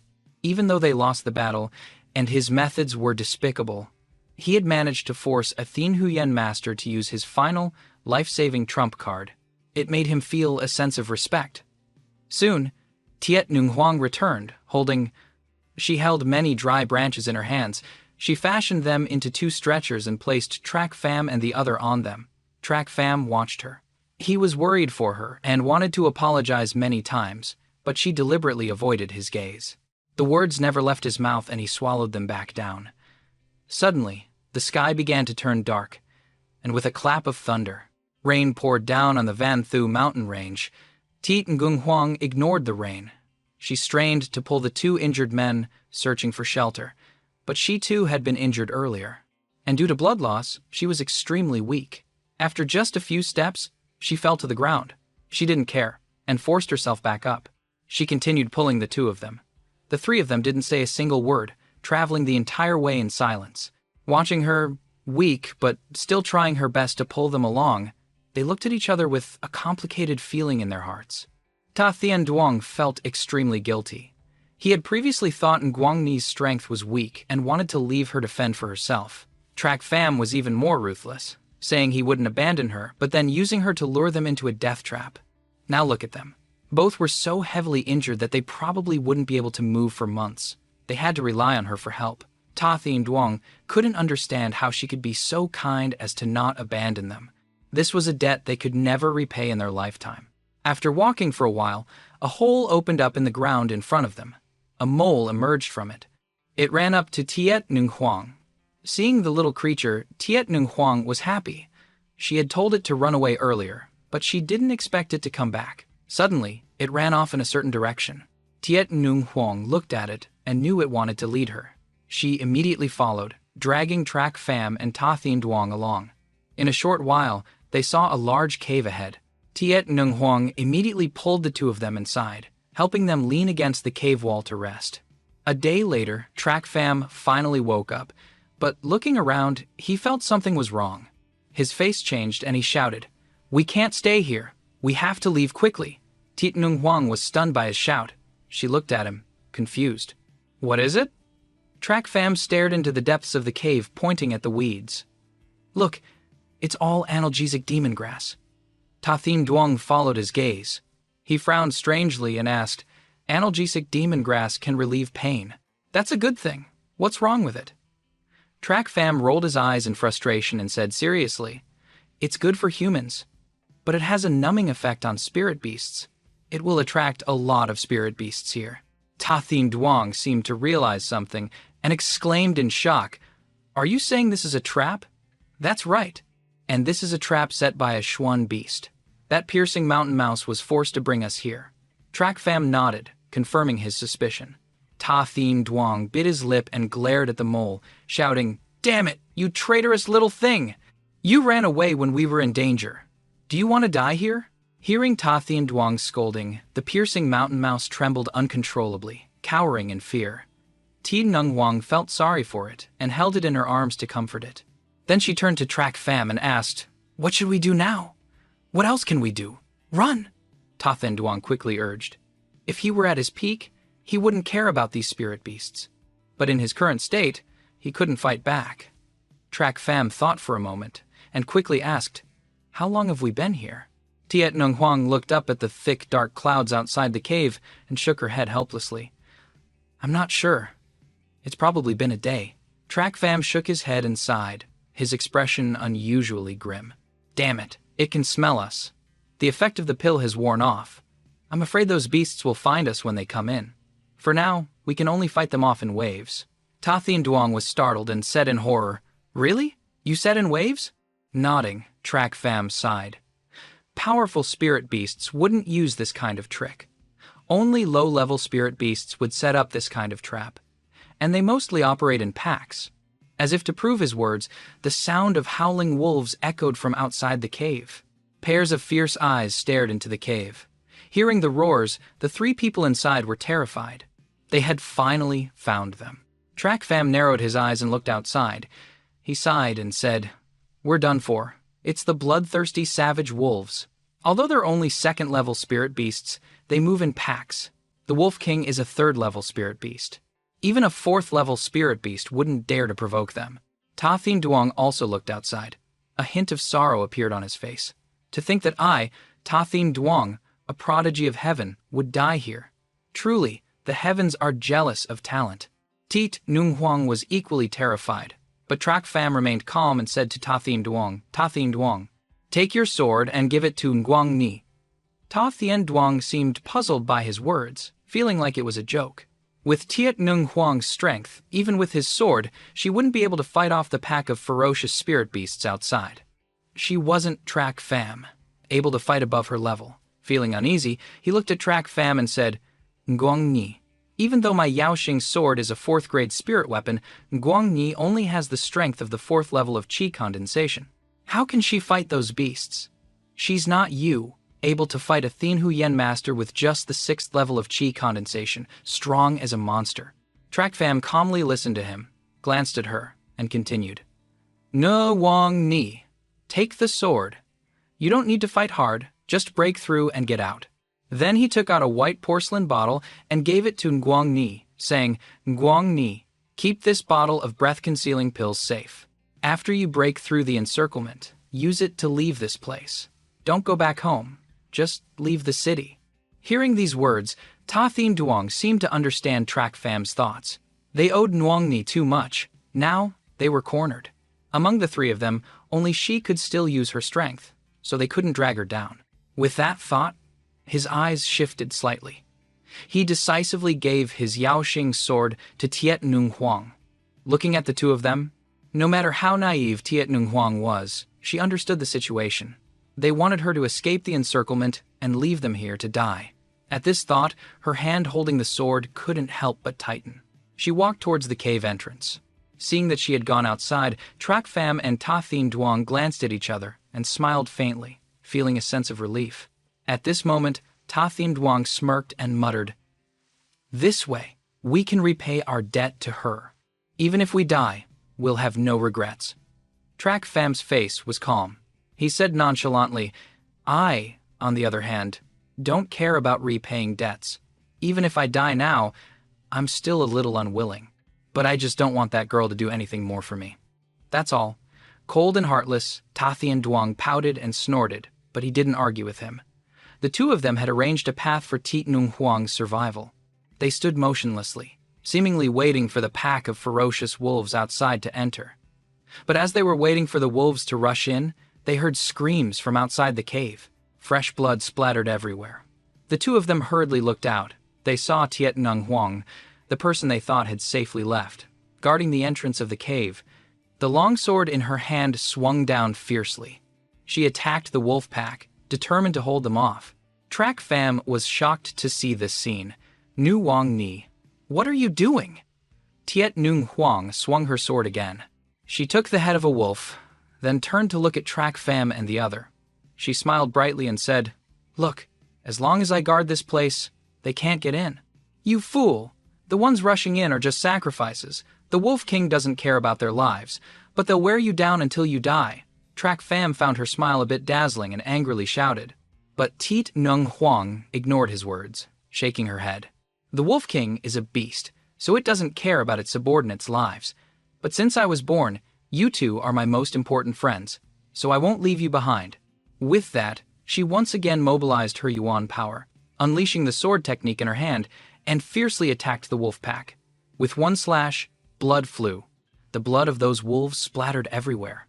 But with her strength, not to mention her previous injuries, she wouldn't be able to hold on for long. However, she didn't care. The small figure of the young girl stood guard at the entrance of the cave. Facing the wolf pack, she never retreated. At this moment, her small, slender back was deeply etched into Track Fam's eyes. He took a deep breath. His eyes began to moisten, and his heart was filled with extreme resentment. It was unclear if he was angry with himself for using this kind girl before, or angry that she didn't listen to him and was determined to die here. But it didn't matter.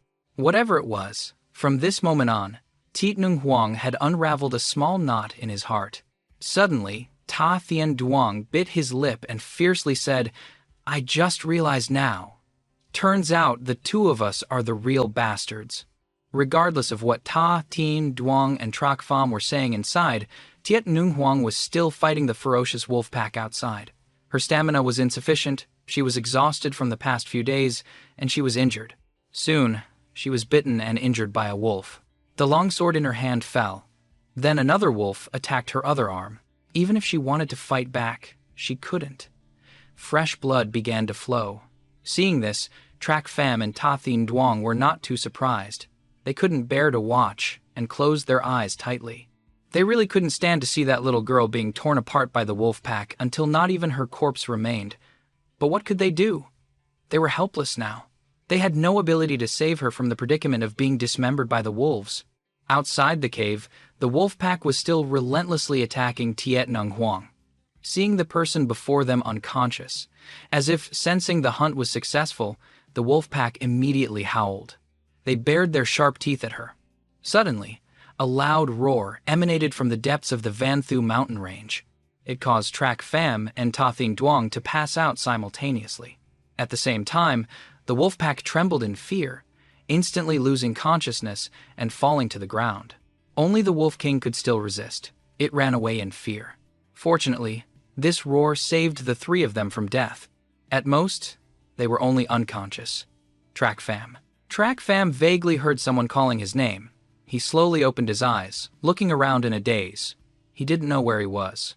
But his consciousness quickly returned. He had been heavily injured before and was in a coma. Why could he move now? While he was still confused, a blue phantom suddenly appeared in front of him. Trak Pham looked at it with suspicion. He saw that the phantom of the person was like a blue flame, and he had no idea who it was. "Are you Trak Pham? I heard those two little ones call you that." The person chuckled softly and spoke deeply. Trak Pham frowned in suspicion and asked, "Who are you?" The blue phantom slowly shook its head and said calmly, "You don't need to know who I am. This is my territory. I should be the one asking you that question." "Trak Pham, what are you doing in the Van Thu mountain range?" Trak Pham pondered for a moment and said without hiding anything, "To catch a spirit beast and refine a demonic artifact." "What spirit beast?" "A 6th level spirit beast. The Loi Van Tuok. What do you want to catch it for?" Hearing this, Trak Pham rolled his eyes. He said nonchalantly, "That's a stupid question. I'm catching a spirit beast to increase my strength, of course." Suddenly, with a loud bang, Trak Pham's head throbbed as if it was about to explode. The other person laughed loudly at the same time. "Little one, this is inside your consciousness space." "You're right. I'm very satisfied with your answer." His eyes couldn't help but narrow. Trak Pham looked at the phantom in front of him, feeling terrified. This person could use their consciousness to enter someone else's. This level of strength had long surpassed the divine illumination realm, even transcending the mortal rank. Taking a deep breath, he said in surprise, "You're from the sacred domain. He never expected to meet an expert from the sacred domain in the mortal world. The person seemed surprised that Track Fam could name that place. After a moment, he admitted, "You're indeed not an ordinary person. You even know I'm from the sacred domain. You can also set up an ancient formation to refine the blood infant." Track Fam was shocked again. This person had been secretly monitoring everything he did, knowing even about the life-bound blood infant that was always inside his body. He also knew about the blood infant. That was something from the blood demon ancestor from a long time ago. Not many people in the sacred domain knew about it. He only knew about it thanks to the demon emperor's Ku-Yu Mat Luke. Yet this person knew. At this moment, he felt like he was standing naked in front of this person, at their mercy. All he knew was that this person was from the sacred domain. He knew nothing else. This feeling was not good at all. He asked again cautiously, "Who are you? I've already told you, you have no right to ask questions here. Why are you looking for the Loe Van Tuok? Tell me the truth." The person spoke coldly. Track Fam thought for a moment, knowing he couldn't hide it, and answered truthfully, "I want to go to the Thunder Gorge to find the Heavenly Emperor's ruins.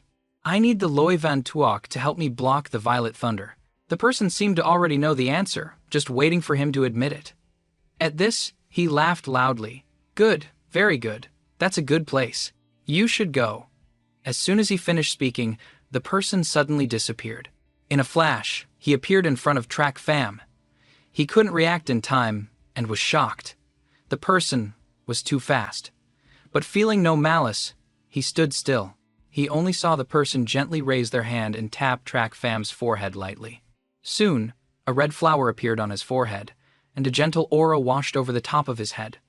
The person disappeared again, only his voice echoing, "Little one, we are fated to meet. I'll give you a small gift. I hope it can help you in the future. Also, if you want to find the Loe Van Tuok, go to the third zone, 3,000 miles in. However, whether you can subdue it or not depends on your ability." Wait a moment. Track Fam shouted in alarm and suddenly sat up. A ray of sunlight shone into the cave, hitting his eyes. He was surprised. He could now move normally. Although he was still a little weak, his injuries were almost healed. Moreover, the blood infant's condition had returned to normal. He couldn't help but feel scared. The person who entered his consciousness last night was definitely a master beyond the mortal realm. Otherwise, he wouldn't have such miraculous powers to heal his injuries overnight. Even the blood infant was healed, but he didn't know what purpose the person had in saving him. Track Fam immediately frowned. He raised his hand and touched his forehead. He remembered that the person had tapped his forehead last night, seemingly leaving something in his body. However, with his current strength, he couldn't investigate it. For now, his main goal was to improve his strength. Only with great strength could he survive in this world. With that thought, Track Fam walked out of the cave. He saw Tiet Nguangni lying there. Her breathing was shallow.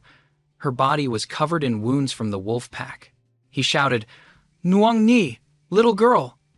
But no matter how he called, Tiet Nguang didn't move. She was too weak. If she wasn't treated, she would die at any moment. With that thought, Track Fam immediately gave her a heart protection pill. Her face immediately turned rosy again. Fortunately, she only had external injuries. After a few days of recuperation, she would be fine. At this time, after taking the pill, Tiet Nguang slowly opened her eyes. Seeing Track Fam in front of her, she smiled. "Big brother Track, are we dead?" Track Fam saw that she was awake. He smiled reassuringly and said, "Don't worry, we're all alive." Tiet Nguang shook her head in disbelief and replied, "You're lying. You were so seriously injured, how could you be moving? But it's okay, we all died together." With that, she closed her eyes and fell asleep. Track Fam watched her fall asleep in his arms. He shook his head in confusion. He really didn't understand her. To ease her pain, Track Fam carried her to the analgesic demon grass to rest, which was also good for her wounds. After settling Tiet Nguang, Track Fam remembered another person and went to find him. After a short walk, he saw Ta Thien Duong lying unconscious on the ground. He shook him. "How long are you going to lie there? Wake up!" But no matter how he shook him, the person on the ground didn't wake up. Instead, he immediately smiled wickedly. He kicked the person's butt and shouted, "Wake up for me!" This shout from Track Fam instantly scared the surrounding spirit beasts. They quickly ran as far away as possible. And in the cave, after being kicked by Track Fam, Ta Thien Duong had also woken up, but he still couldn't move. He muttered in pain. "Where is this? I've never done anything bad before. Why do I have to suffer this torture after death?" Track Pham glanced at Ta Thien Duong. His current appearance was a bit funny. He couldn't help but want to tease him. "You call one kick torture? Then the sword torture I'm about to give you will be an eye-opener. You really are inexperienced." Ta Thien Duong heard the voice and turned to see Track Pham in disbelief. "Huh? You're the one hitting me? We clearly died together. Why are you torturing me?" Track Pham finally couldn't hold it in anymore and burst out laughing. "If we were dead, all beings would be equal. Unfortunately, we're still alive." "What? We're still alive?" Ta Thien Duong was surprised to hear Track Pham's words. He immediately checked his surroundings again. He laughed loudly. "It really is that cave. We're still alive." But he quickly noticed something. Track Pham, who had been as seriously injured as he was, unable to move, was now standing fiercely in front of him. He exclaimed in shock, "If we're both alive, why did you recover so quickly? We took the same pill, but your injuries were much more severe than mine. Your cultivation is also lower than mine. Why? Tell me the truth. You're not human, are you? Are you a 1,000-year-old spirit beast that has taken human form?" Track Pham didn't mind his words. He shrugged his shoulders and smiled smugly. "I'm human, of course. It's just that my character is a bit better than yours. I don't know." Ta Thien Duong was truly shocked. The person in front of him was unfathomable, with mysterious strength, knowledge of formations, pill refining, and a cunning mind. Although Track Pham's cultivation was low, his knowledge was far greater than his. His title as a genius of a prestigious family was nothing in front of this person. But he was also relieved that Track Pham had recovered. He could protect them, allowing them to rest and recover before leaving this place. After talking with Ta Thien Duong, Track Pham went out of the cave. Holding a spirit stone in his hand, he immediately set up a heaven-concealing formation. Once the formation was activated, no one could approach this place. This way, they could rest and recover in peace. In the blink of an eye, the three of them had been in the Van Thu mountain range for 3 months. Their injuries had completely healed, and their cultivation showed signs of breaking through. At this time, in front of the cave, in a small grove, Ta Thien Duong split a large rock with one sword strike. He looked smugly at Tiet Nung Huang and shouted, "Nu Ni, what do you think?" Tiet Nung Huang clapped her hands, along with the piercing mountain mouse, and cheered, "Brother Thien Duong is so strong!" At this moment, Track Pham also came over, smiling. "A powerful sword form. Perhaps after you've healed, you can break through to the 8th level of the bone-tempering realm." Hearing him speak, Ta Thien Duong frowned and said unhappily, "Didn't you also use this opportunity to break through to the 7th level of chi condensation?" "You have good eyes, Track Pham. I know I'm about to break through. Do I need you to tell me?" Tiet Nung Huang, seeing them about to argue, immediately ran over to intervene. "You two have been arguing every time you meet for the past few months. You weren't like this before. Isn't it because of you? Whenever I think of this kid using Ingu Inyi as bait, my anger flares up. Don't even talk about arguing. I just want to kill him right now." Ta Thien Duong still remembered being tricked by Track Pham and said resentfully, "You're the same. Who was the one who suggested throwing her down first to slow down Elder That?" Hearing him expose his past, Ta Thien Duong couldn't help but feel embarrassed, but he quickly said forcefully, "That wasn't me. If I had known Nungu Ni was so good back then, I wouldn't have been willing to throw her down. It's still better than you leading her into the tiger's den. I'm a demonic cultivator. It's normal for me to be a little worse than you." "A little? You're much worse than me." Track Pham and Ta Thien Duong started arguing again.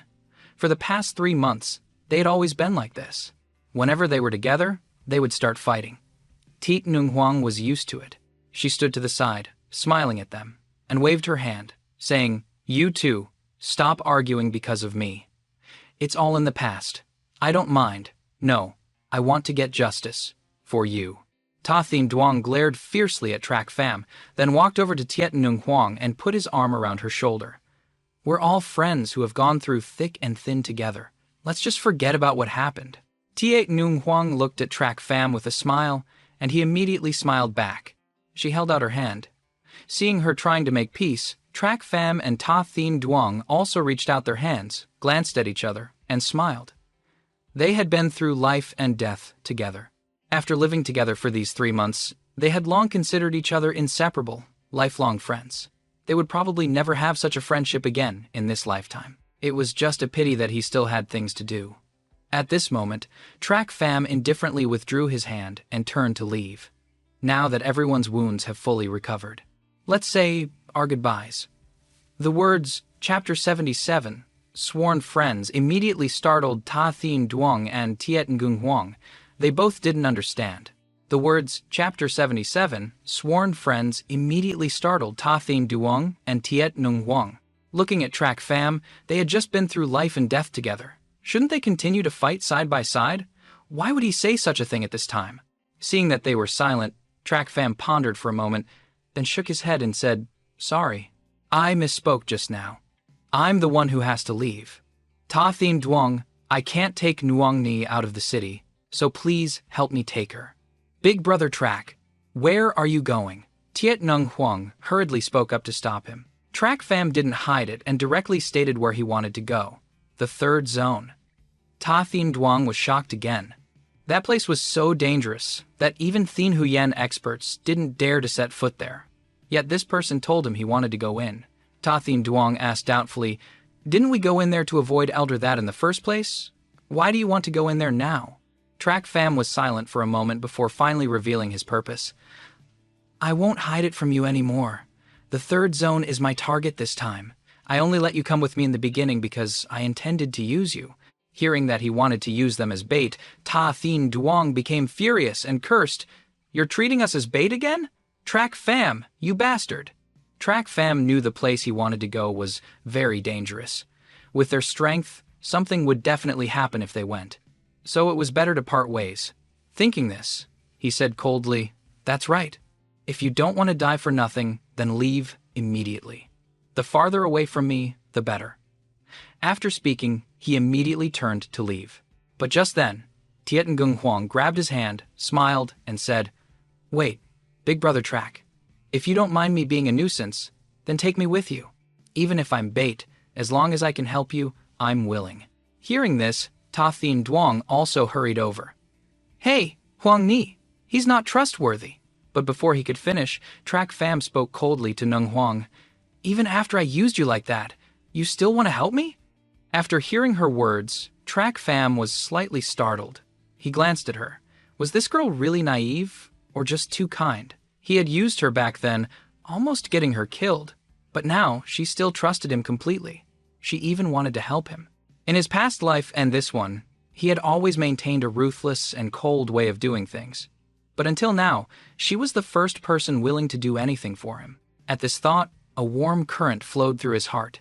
Tiet Nung Huang looked at him with gentle eyes, held Track Fam's hand sincerely, and said, Back then, no one in Thonmin City was willing to help me. Only you, Big Brother Track, agreed to help. We were able to snatch the golden sand from Yu Kwai. That's hands and survive. It's all thanks to your formations and strategies. Big Brother Track, didn't we say we'd stay together? Ta Thien Duong, watching Huang Ni's sincerity from the side, was also moved, thinking about their past life and death experiences together. He finally came forward and placed his hand on top of theirs. Track Fam looked at their actions and shook his head helplessly.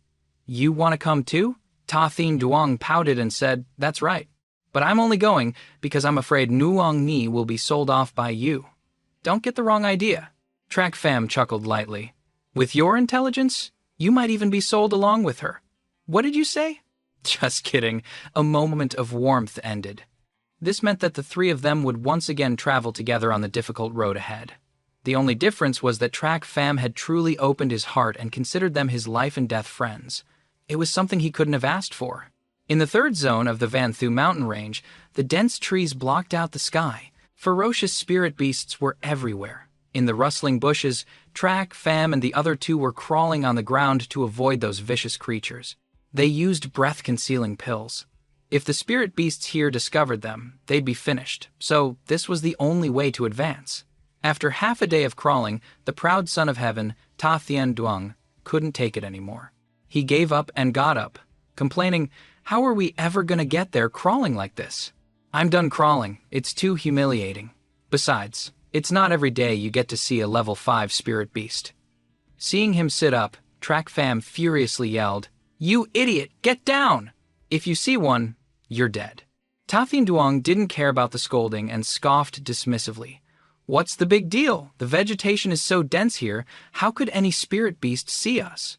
Just as he finished speaking, a loud roar echoed from the sky.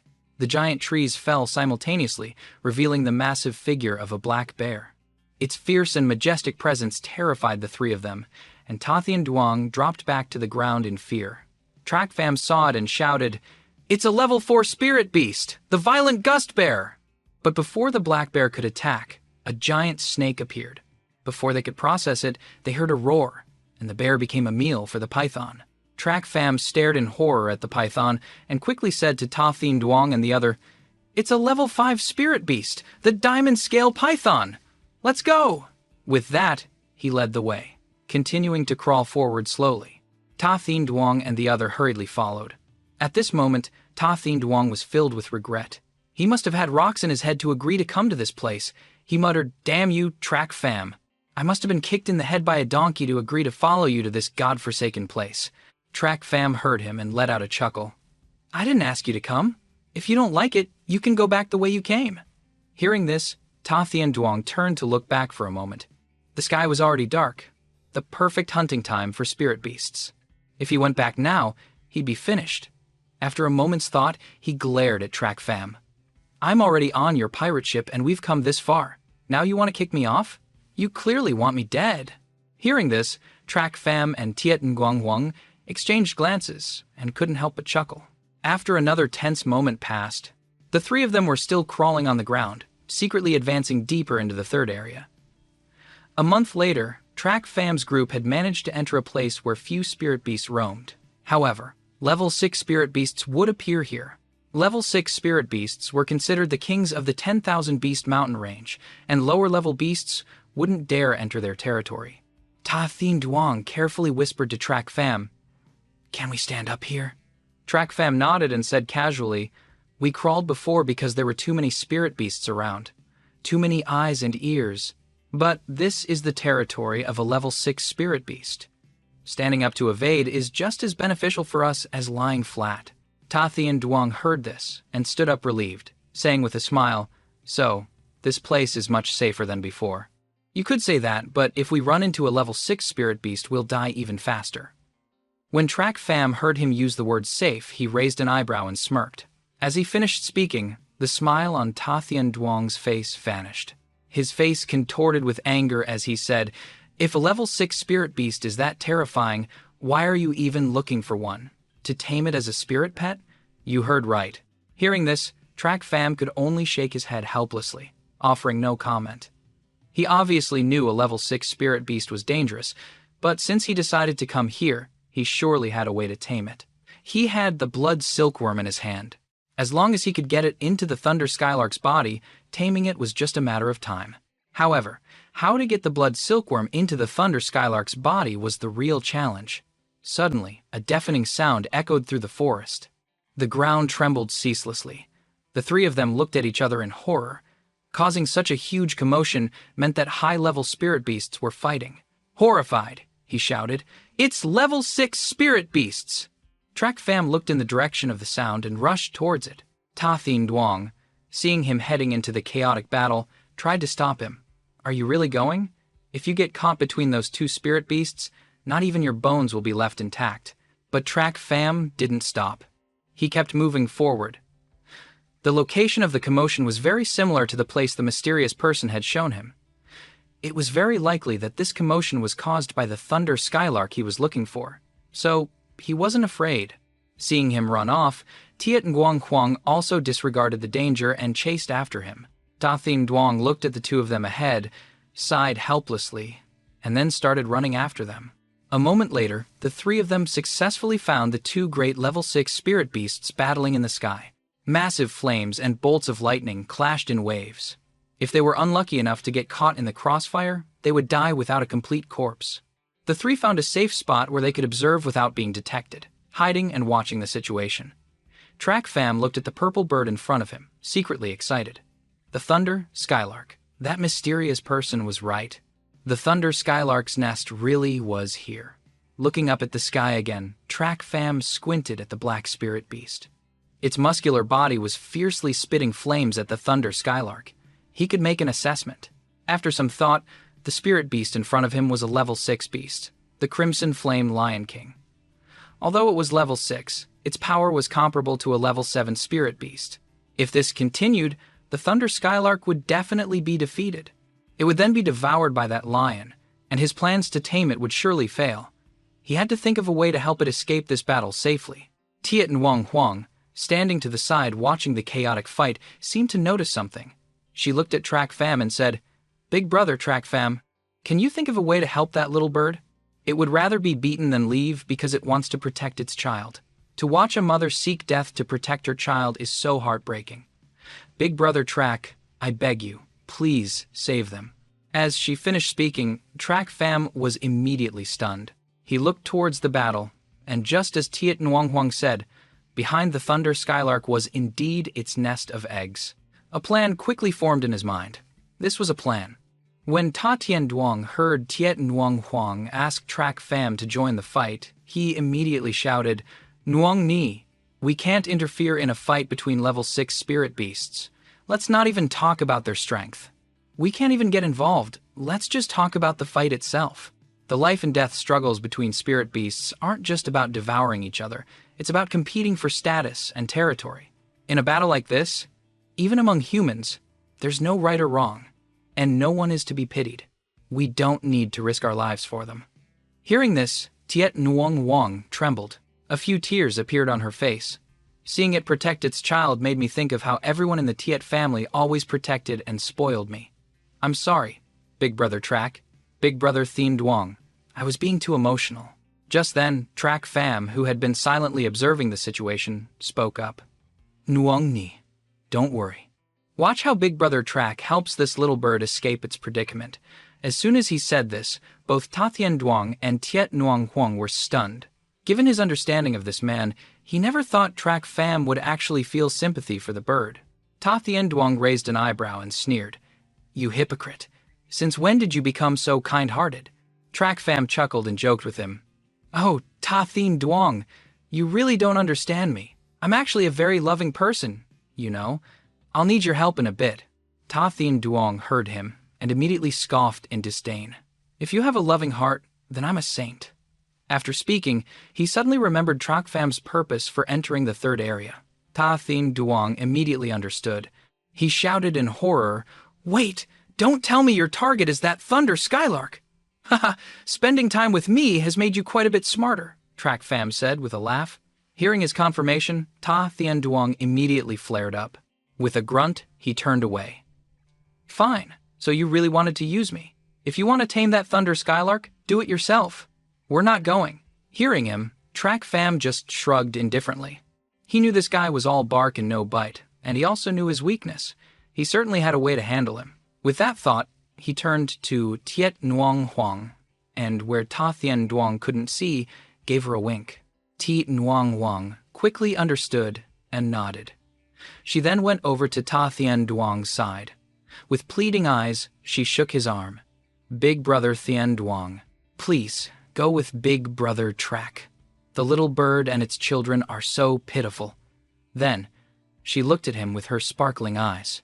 Ta Thien Duong heard her words and glanced at the thunder skylark in the sky. She said it was pitiful, but she didn't pity him, her big brother, one bit. With their combat power, joining the fight unnoticed to steal the thunder skylark's eggs was impossible. However, looking into Tiet and Guang Huang's pleading eyes and remembering the favor he owed her, he quickly relented. He reluctantly bowed his head and agreed.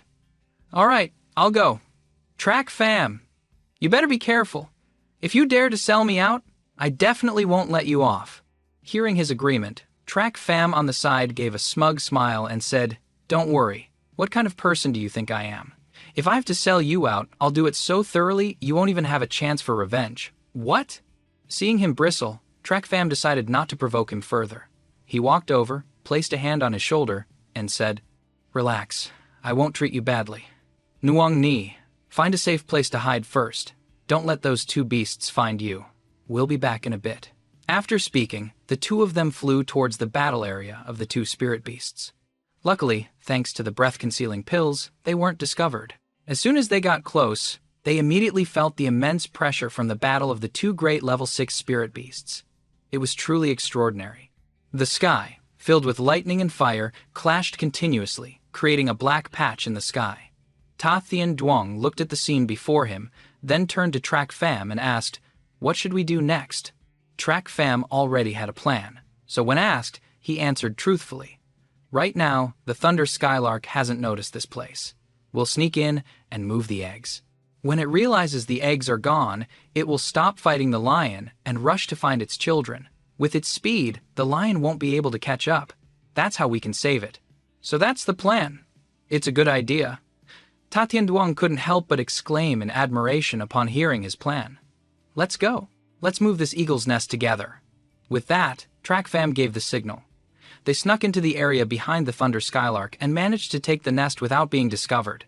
Just when they thought they had succeeded, on their way back, the Crimson Flame Lion King suddenly stopped attacking the Thunder Skylark. It took a few steps back and looked towards them. Immediately after, it launched an attack at the two of them. Sensing the danger, Track Pham yelled in shock, "Not good! That beast has spotted us! Run!" "But what about these eggs?" Ta Thien Duong said hurriedly. "Who cares about the eggs? Throw them all away!" Track Pham snapped. Without a second thought, Ta Thien Duong threw the eggs away. The eggs instantly fell to the ground and scattered everywhere. But luckily, they were spirit beast eggs, so they didn't break. Suddenly, a fireball from the Crimson Flame Lion King shot towards the eggs, causing the Thunder Skylark to cry out in fear. It immediately dove towards the eggs, using its own body as a shield to protect its children. The Skylark took a direct hit from the Crimson Flame. Lion King was severely weakened and fell to the ground. Seeing this, Track Pham couldn't help but secretly admire the Lion King's cunning. It knew the Thunder Skylark was fast. A direct attack wouldn't hit it, so it targeted the immobile eggs instead. The Thunder Skylark would definitely risk its life to protect them, making injury inevitable. Attack the enemy's vital point first. It was a good strategy. Just then, the Crimson Flame Lion King attacked the Thunder Skylark again with a massive stream of fire. The weakened Skylark could still defend itself. It unleashed a bolt of lightning towards the incoming fire, directly intercepting it. Seeing the situation, Track Pham immediately retreated with Ta Thien Duong to a rock crevice. With a loud bang, the entire forest in front of them was obliterated. Reaching a safe spot, Track Pham sighed. "It's over. We did the opposite of helping. With the current situation, we've only sped up the Thunder Skylark's defeat." He had planned to help the Thunder Skylark and then return to tame it, but unfortunately, things didn't go as planned. Helping it now had become harming it. The plan to capture the Thunder Skylark was almost abandoned. Track Pham knew Titan Guang Huang felt sympathy for the bird, but in this situation, even he couldn't do anything. Her sympathy was useless. He couldn't let her risk her life for a bird. With that thought, he went to take her hand and said, "Let's go. If we wait for the Thunder Skylark to die, that lion will come looking for us and cause trouble." But Tian Guang Huang didn't move. Her expression was heavy as she looked at the Thunder Skylark. It reminded her of the past. She remembered her kind mother, who always protected her and, before she died, told her to take good care of herself and not be lonely. Even in death, her mother only thought of her. Sadly, she was gone now. That's why seeing the Thunder Skylark trying so hard to protect its child stirred her compassion. Seeing Tiet Nguyen Ni's determined desire to help, Track Pham finally lost his patience. He said in a commanding tone, "Forget it, Nguyen Ni. Staying here won't solve anything." But when Track Pham wasn't paying attention, she rushed out to stand in front of the Thunder Skylark without a trace of fear, taking the Crimson Flame Lion King's attack. However, with her strength, one hit would be the end of her. Ta Thien Duong, seeing her rush out, immediately jumped out as well, standing in front of her. Track Pham watched the two of them go out to die. He cursed them internally, fools, but quickly rushed out as well. Track Pham was once the Demon Emperor, always living with the fake respect of others. So he had always been used to being alone, never swayed by emotions. But since meeting these two, and going through life and death together, things were different now. He didn't want to give up on either of them. He was the Demon Emperor. Even if he had to die, he would face the enemy. The Crimson Flame Lion King looked at the three humans trying to block its flames with their bodies and sneered. "Not knowing your own strength. Its sharp claws lunged towards the three. Track Fam was filled with a murderous aura. But just as the Crimson Flame Lion King's shadow reached him, Track Fam was enveloped in a bright light. The light emanating from his forehead terrified every beast in the 10,000 Beast Mountain range. It immediately withdrew its attack and fled. Who would believe that a great level 6 spirit beast from the 10,000 Beast Mountain range could be scared away? A human, watching the spirit beast in front of him run away. While facing it, Track Fam also saw from its eyes a blue flame emanating from his own forehead. The beast saw it and fled in terror. He gently touched the middle of his forehead, his brows furrowed. His forehead was still warm, but the blue flame was gone. He remembered the mysterious person lightly tapping his forehead in his dream and couldn't help but wonder what he had left on him that could make a level 6 spirit beast like the Crimson Flame Lion King run in fear. At the same time, Ta Duong behind him was equally shocked. Just what other abilities did this person have? Before, he used the strength of the Qi-gathering realm to force back a heavenly profound realm expert, knew alchemy, and could set up formations. He had thought those were his greatest skills. But look at him now. He could emit a pressure that even spirit beasts feared. He had reason to suspect this guy wasn't human. With that thought, he approached Track Fam, his body leaning in slightly. "Tell me, are you even human?" Track Fam pushed his hand away and snorted coldly, "Nonsense. Of course I'm human. Am I a ghost? Look at what just happened. Can a human do that?" Ta Duong took a deep breath to calm himself and shouted, "But I've never seen anyone scare off a level 6 spirit beast with just a glare. Did you see it just now? The moment that lion saw you, it ran for its life, as if it was afraid you'd eat it. Be honest, how many more secrets are you hiding from us?" Track Fam looked at him coldly. He walked towards Tiet Nguyen Huang, who was kneeling on the ground. "I'm not your little brother, Ta Duong." Hearing this, Ta Duong was stunned. This guy was as annoying as ever, but he was really curious about him. How many more abilities did he have? At this moment, Tiet Nguyen Huang was kneeling beside the Thunder Skylark with a pained expression. Track Fam saw this and said a few words to her. "It's not going to make it."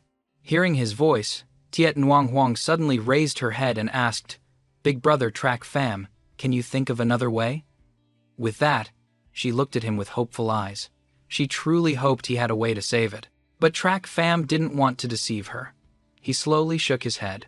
Seeing this, Tiet Nguyen Huang immediately burst into tears, which fell ceaselessly onto the Thunder Skylark's body. Suddenly, the Thunder Skylark opened its eyes and stared at the eggs that had been scorched by the flames in the distance with a hopeful look. Tiet Nguyen Huang followed its gaze and said, "It wants its children." Track Fam walked over and brought the eggs to its side, but they were already charred black, with no signs of life. He shook his head and said, "They're all burnt. There's no trace of life. Wait, where's the other one? There's one more. Maybe there's still hope." Track Fam heard her and shook his head helplessly. "When I found them, there were only these 4. There are no others around." Hearing this, Tiet Nguyen Huang was disappointed again. She bowed her head and apologized, "I couldn't help you." Just as she finished speaking, the Thunder Skylark revealed an egg from under its large wing. Tiet Nguyen Huang's face lit up instantly. Track Fam saw the egg under the Thunder Skylark's wing had signs of life and couldn't help but marvel. The Thunder Skylark had managed to protect one egg even in such a dangerous situation. It used its own life to protect its child. Suddenly, the Thunder Skylark used its last bit of strength to cry out, then turned its head towards Track Fam, offering him its last egg. Seeing this, Track Fam couldn't help but exclaim in surprise. "This egg was burned by the fire? It's injured. Even if it hatches, it won't live for long, unless..." With that, he suddenly thought of something and asked speculatively, "You want to give it to me?" The Skylark heard his words and nodded. Then it took one last look at its child and peacefully passed away. Tiet Nguyen Huang saw that it couldn't hold on any longer and cried even more sorrowfully. Track Fam and Ta Duong saw this scene, glanced at each other, and sighed internally. She was indeed kind before, but they didn't expect her to be so heartbroken over a spirit beast she had no connection with. At most, they only felt a little respect for the Thunder Skylark. They wouldn't feel this sad. They didn't know if this excessive kindness of hers was a good or bad thing. Tiet Nguyen Huang knelt before the Thunder Skylark, crying for a full hour. Track Fam finally couldn't watch it anymore. Fearing she would cry herself unconscious, he tried to comfort her. Nuong Ni, it's dead. It can't come back to life. Don't be too sad. Ta Thien Duong heard this and nodded in agreement. That's right. I didn't expect you and the Thunder Skylark to get along so well after just one meeting. Hearing this, Tiet Nuong Wong wiped the remaining tears from her face and sniffled, Don't misunderstand. I'm not crying for it. I'm homesick. Seeing it risk its life to protect its child reminded me of my father. He also does everything to protect and care for me. The two of them, Track Fam's and the others' mouths twitched slightly. They had wasted their time thinking she was sad for the bird, but it turned out she was just reminded of her family. No wonder this girl was so brave and selfless in protecting the Thunder Skylark. Seeing that she didn't care much for the bird, Track Fam opened his mouth. Nu Wong Ni, don't be sad anymore. I'll take the Thunder Skylark's body. Ta Thien Duong heard this and disagreed loudly. You beast. How can you take the body of a level 6 spirit beast all for yourself? As the heir of one of the 7 houses, Ta Thien Duong knew that the bodies of high-level spirit beasts were treasures. A level 6 spirit beast could even be used to refine medicinal pills, and he valued it greatly. Track Fam glanced at him and said plainly, Didn't you see the Thunder Skylark entrust its egg to me? Its body is no exception. So, you stay here and take care of Nuong Ni. I'll be back in a bit. After speaking, Track Fam flew away, leaving behind an infuriated Ta Thien Duong. Ta Thien Duong watched him leave and wanted to follow to see what he was up to. But he couldn't leave Tiet Nuong Wong alone in this dangerous place. He decisively gave up the idea of going with him and stayed behind. Meanwhile, Track Fam had gone to a quiet place and placed the egg in his hand on the ground. He waved his hand again. The Thunder Skylark's corpse appeared. With a quick glance, Track Fam circulated his origin power. A flame quickly appeared in his hand. This was the power of Origin Fire. Though it had no combat strength, it could be used for refining. With the best spatial stones from the Imperial family and Hidden Dragon Pavilion, plus the body of a spirit beast nurtured by the spiritual energy of heaven and earth, it could be used for refining. He could refine items that contained spiritual energy. The body of this egg has been severely injured. It needs the Thunder Skylark's spiritual energy to soothe it so it can grow. Otherwise, it will become a stillborn. To nourish it with spiritual energy, one must use something that can contain and infuse spiritual energy. Now that the Thunder Skylark is dead, I just need to hatch this egg to become my demonic creature, helping me enter Luo La Gorge. That's why he deliberately told the Thunder Skylark before its death that its body could help its child survive. And so, it agreed. But whether it agreed or not, he wouldn't have cancelled his plans for its body. At this moment, Track Fam brought the flame in his hand towards the egg and the Thunder Skylark's body, beginning the refining process. A moment later, he withdrew his hand, extinguishing the flame, and the seal in his hand quickly vanished. Looking at the glowing object in his hand, he smiled smugly. With this, his goal would soon be accomplished. On this side, goodbye. Their world was completely safe. Just then, Track Fam's figure returned. Tiet Nuong Huang saw him and immediately stood up happily, running towards him. Big Brother Track, you're back. Ta Thien Duong saw him return empty-handed and asked probingly, That Thunder Skylark's body, what did you do with it? Track Fam heard his question and immediately teased, I cut it into 8 pieces. What? Ta Thien Duong almost choked on his words and snorted coldly. Nguang Ni, don't worry. The bodies of spirit beasts are usually handled this way. It's just that I don't know what he refined it into. Track Fam, seeing that he had guessed his purpose, wasn't surprised and gave a wicked smile. If you can't guess, I'll give it to you. Out. Ta Thien Duong heard this and knew Track Fam was messing with him. He snorted coldly, I am the future of the 7 noble houses, the young master of the Sword Marquis estate. I have no interest in your things. He told him, even if I die here, die in the mouth of a spirit beast, I won't need a single thing from you, Track Fam. Track Fam saw him getting angry, shrugged indifferently, and turned to leave. All right. Young Master Ta, you have the most backbone. Ta Thien Duong, seeing him ignore him again, got angry. When you talk to someone, don't turn your back like that. By the way, do you know today is Nuong Ni's 16th birthday? That's why she was so anxious about her family and felt so heartbroken seeing the Thunder Skylark protecting its eggs. Hearing his latter sentence, Track Fam frowned and glanced at Tiet Nuong Huang, only to see her blushing. She lowered her head in a shy, embarrassed manner. Thinking about how the three of them had gone through life and death together these past few months, plus the favor he owed Tiet Nwangwang, he should give her something. With that thought, he laughed loudly. So today is Nwang Ni's birthday. Then, as her big brother, I must give a worthy gift. As he spoke, a ring appeared in his hand, the very object he had just refined. He raised his hand and offered the ring to Tiet Nwangwang, saying, "This is a thunder spirit ring that I refined from the thunder skylark's body. It can store living things, one for me, one for you. This type of ring is different from a normal spatial ring. Not only is the refining method complex and not passed down by most sects, but more importantly, it contains spiritual energy. This thing is a container for spiritual energy. These two rings are one body, so as long as the rings react, I'll know you're nearby." Tiet Nwangwang, seeing him give her such a precious gift, was immediately overjoyed and put it on. She stared at it deeply. But Ta Thin Duong on the side was not so happy. Seeing him give her a precious ring, one for each of them, he raised an eyebrow. He said loudly, "Track fam, you have to give me one too. It's not your birthday today. What's with the gift?" Track fam shook his head, shrugged, and said nonchalantly, "No, you must give me one. Otherwise, you two, with a pair of rings. I don't care. You must give me one. Or I'll just..." Seeing through Ta Thin Duong's intention, Track fam smiled and nodded, at the same time throwing a similar ring towards him, saying, "The three of us have gone through thick and thin together. How could I not refine one for you?" Holding the ring, Ta Thin Duong was immediately overjoyed but didn't want Track fam to know his thoughts. He pretended to be reluctant and said, "Let's just say you're sincere. This young master will reluctantly accept it. Nguang Ni, come and try it on." Track fam heard him and smirked contemptuously. This guy was just dying to get his hands on it a second ago, and now he's acting all reluctant. Who is he putting on a show for? Which hero was it just now who would rather die than accept my stuff? What's wrong? This young master just doesn't like you.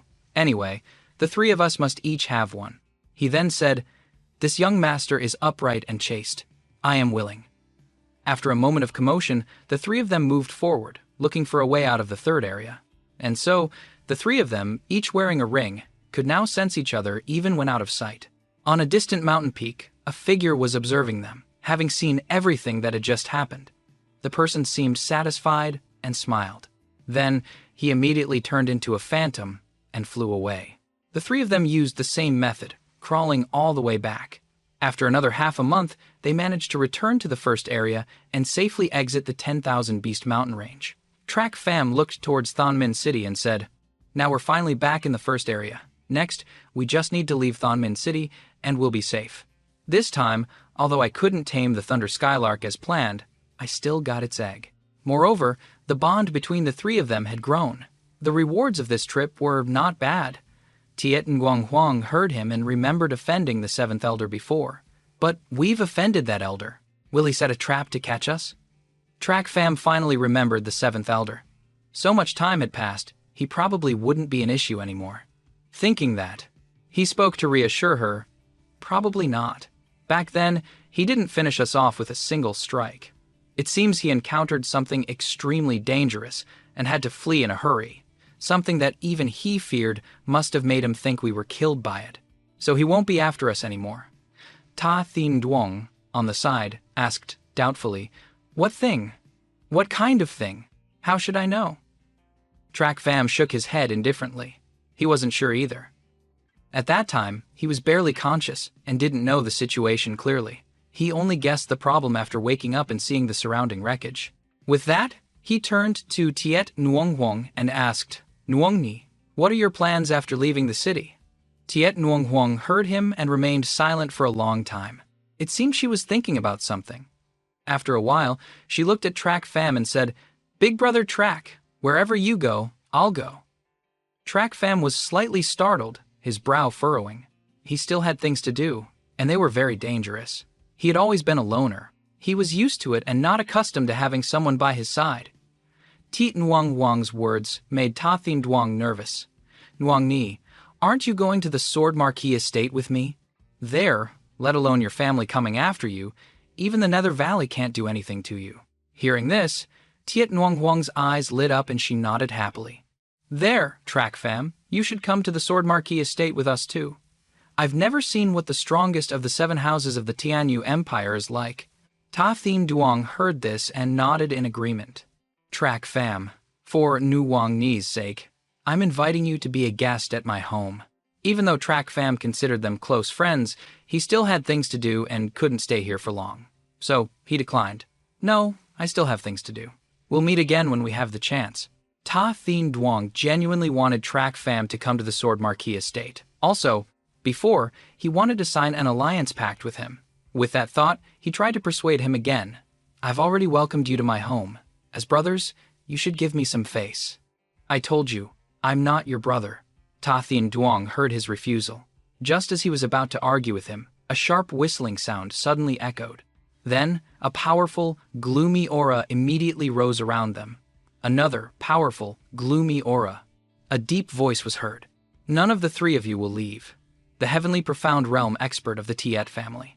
As he finished speaking, the gloomy figure of an old man appeared before them. The newcomer's strength as a heavenly profound expert made Track fam and the other cautiously step forward. Shielding Tiet Nuong Huang, he whispered.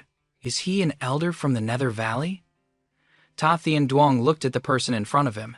In his memory, the Nether Valley didn't have this person. He shook his head and replied, I don't know, never heard of him. Seeing him shake his head, Track fam looked at the newcomer again.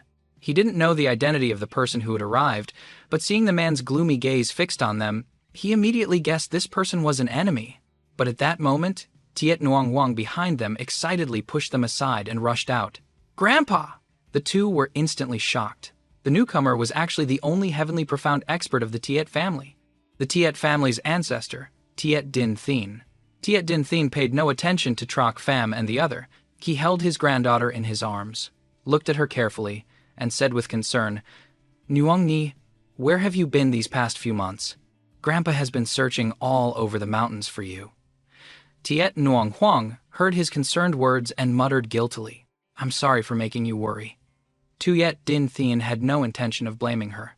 He lovingly stroked her head, then glared fiercely at the 2 people on the other side. Have these 2 brats been with you these past few months? They didn't do anything to you, did they? Tiet Nguang Huang blushed and pretended to be angry, chiding her grandfather.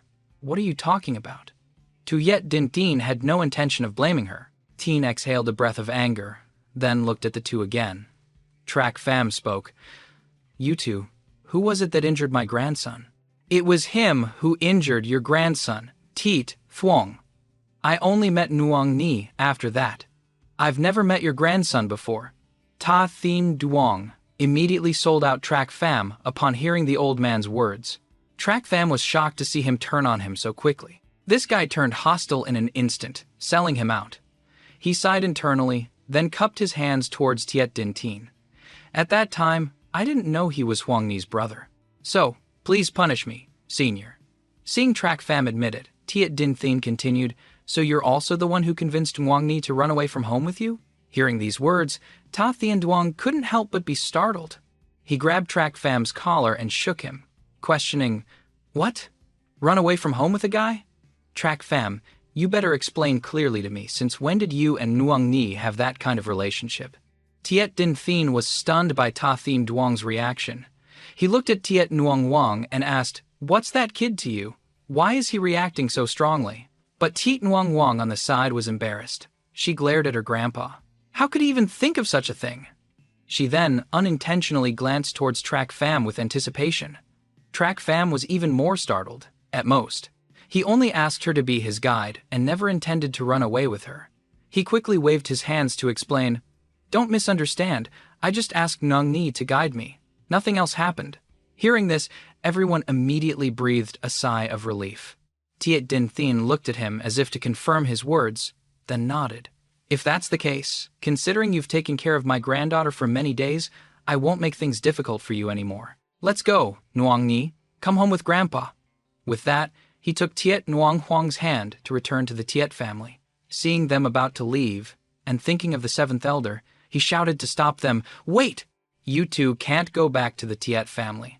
Seeing him interfere, Tiet Din Thien asked, What is it? Track fam sighed and said, I won't hide it from you. The 3 of us have offended the Nether Ghost 7th. Nuong Ni was also seen by him. He's probably at the Tiet family right now, settling scores. If you and Nuong Ni go back there, it's a dead end. Tiet Din Thien trembled upon hearing this news and couldn't stand firm.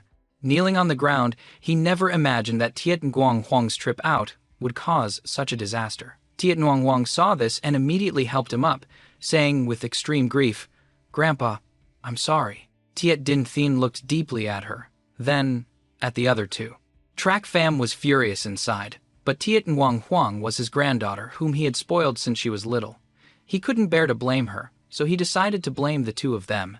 With that thought, Tiet Din Thien attacked, shocking the two of them. "It's you who brought disaster to the Tiet family. As long as I hand you over, the seventh elder will spare us for now."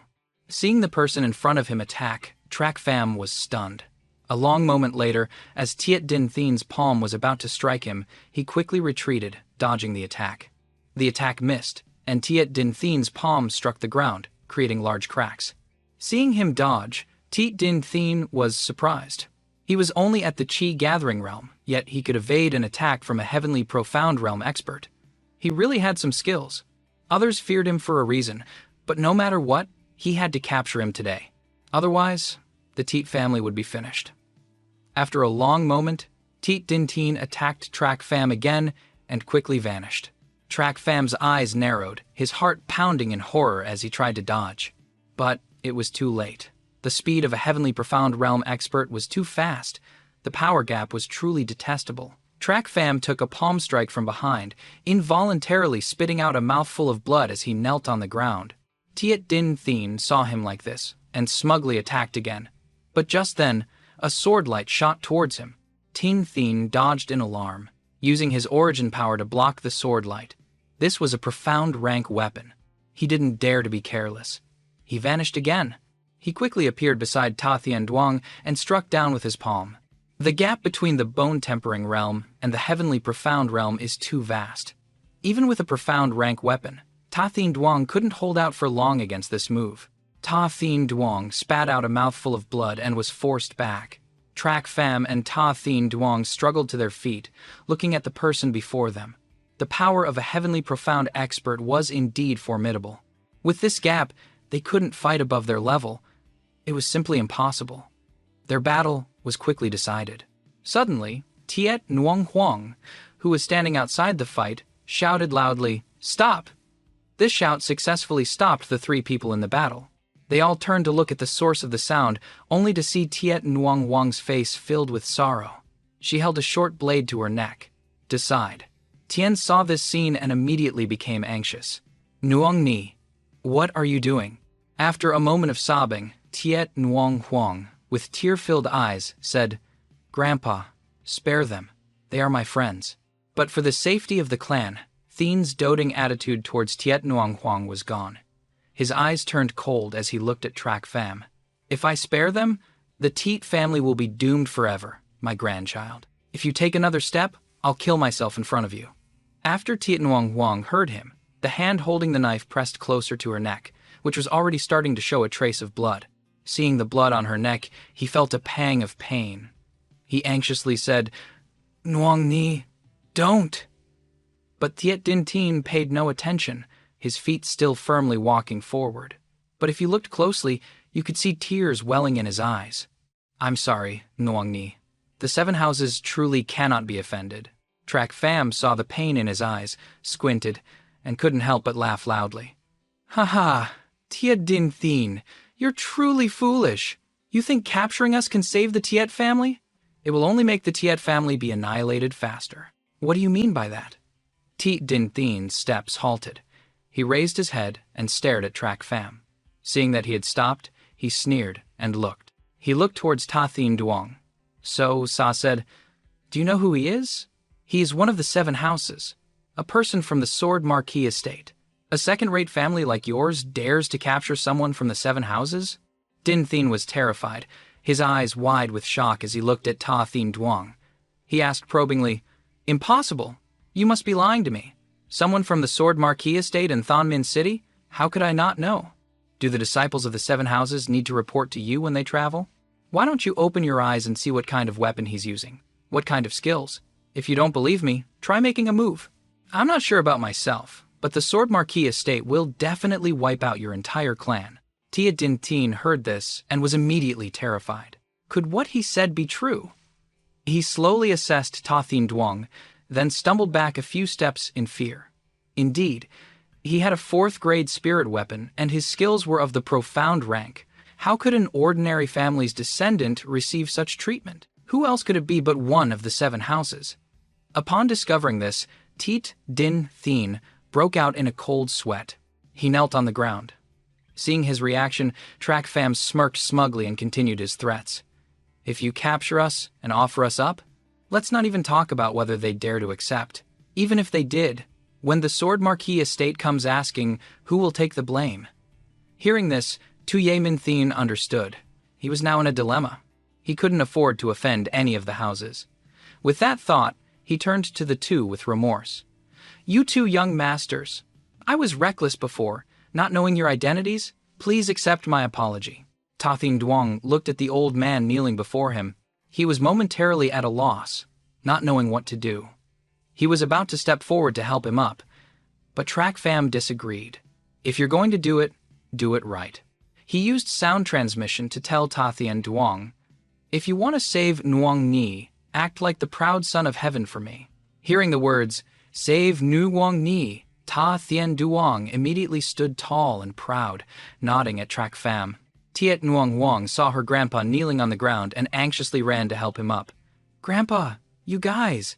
But Track Fam didn't care. He ignored her accusing glare and continued to threaten, do you know young Master Ta's status in the estate? Today, he was injured by an old man like you. The Sword Marquis estate will not let this go. Hearing that the Sword Marquis estate would settle scores with the Tiet family, he lowered his head even further, cold sweat beading on his forehead. Yes, I was ignorant. I beg for your forgiveness. Fine. We'll take Nuong Ni with us. If you want to get her back, whether it's your Tiet family or the Nether Valley, you'll have to go to the Sword Marquis estate to ask for her. With that, Track Fam was about to leave. But at that moment, Tiet Din Tin grabbed his ankle to stop him. Wait a minute. Nuong Ni offended the 7th Elder? That's fine, but you can't take her. Otherwise, the Tiet family will be finished. For this matter, even if I have to offend the young masters of the Sword Marquis estate, I will absolutely not agree. Really? Track Fam glanced at him, only to see a determined look in his eyes, resolute not to let Tiet and Guang Wang leave.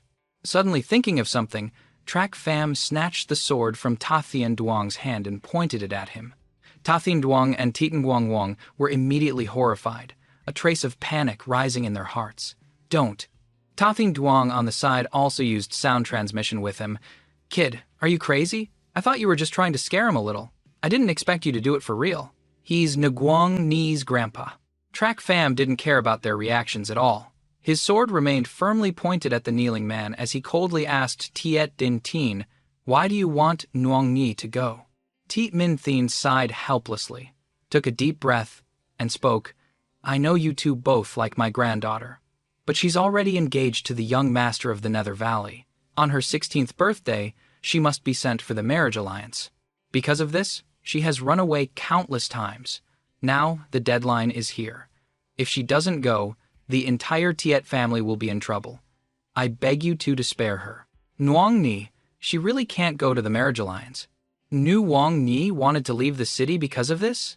Ta Thin Duong said in shock. Tiet Nuong Wang nodded gloomily when she heard the mention of the marriage alliance. Fam looked deeply at the kneeling man. He didn't seem to be lying, so they really wanted to send her to a marriage alliance. But he didn't know that this time she wouldn't be coming back. With that thought, he sighed and said, it seems you don't understand. If it's really a marriage alliance, that's fine. But it's a pity. A pity for what? How can she just marry someone from the Nether Valley? Track Fam shook his head. He said, casually, Ta Thin Duong, the marriage alliance, is a fake. The Nether Valley's marriage alliance has clearly existed for a long time. Have you ever seen a bride return alive? The Nether Valley is one of the 7 houses and has many rules. How can a low-ranking family like us make demands? Once the girl belongs to them, we can't ask, Tiet Din Tin said with a sigh. It seems no one has figured out the true purpose of the Nether Valley. They still think it's just a normal marriage, but they don't know that behind it is a long-standing conspiracy of the Nether Valley. His expression became serious as he said coldly, "Ha ha, you not asking is the same as agreeing with them. But if I tell you that all the brides who marry over there end up dead, what will you do?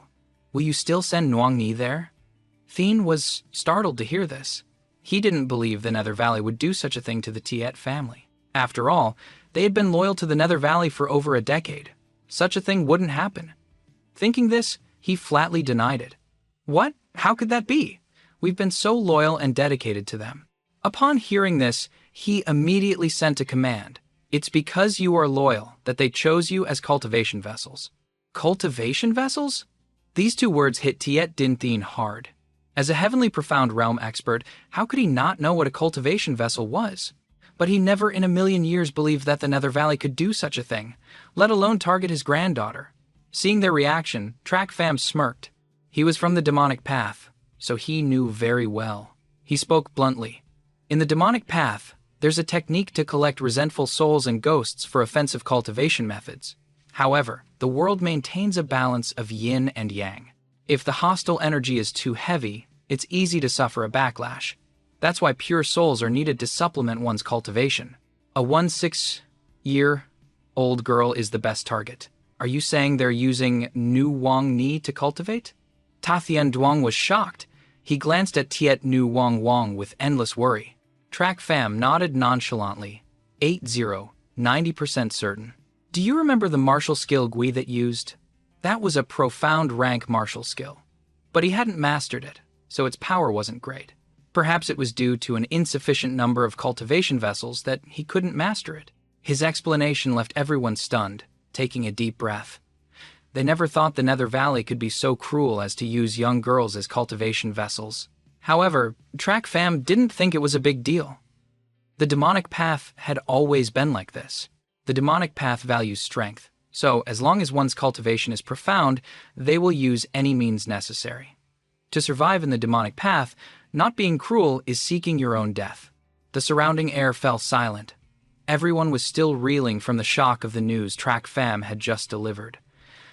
After half a day of silence, Tiet Din Thien finally spoke, "Nguang Ni. If what this young master said is true, then you should leave this place." Tiet Nguang Huang knew he was worried about her, but she was also genuinely worried for the Tiet family's safety. She looked at him. "Grandpa." Tiet Din Thien looked at her for a moment, then shook his head firmly. "Don't worry. I will investigate this matter clearly. If it's not true, I will come back for you. At that time, don't blame me for forcing you into the marriage alliance." With that, he lovingly stroked Tiet Nguang Huang's head. He smiled kindly, then his body flickered and disappeared. Tiet Nguang Huang pensively watched the figure leave, her thoughts turning to her father and brother. She remembered how they doted on and loved her. She couldn't bear the thought of them losing their lives because of her willfulness. Her body trembled. Her eyes filled with tears. She looked at Track Fam with anticipation. Big brother Track. Will my brother be in danger when he returns? Track Fam silently analyzed the situation for a moment. He didn't hide the current state of the Tiet family from her. If that old man doesn't return, the others still have a chance to live for a while longer. But once he returns, the entire family will be wiped out. Track Fam's words shattered her hopes. She truly hoped he would tell her that her grandpa would be fine, and so would the Tiet family.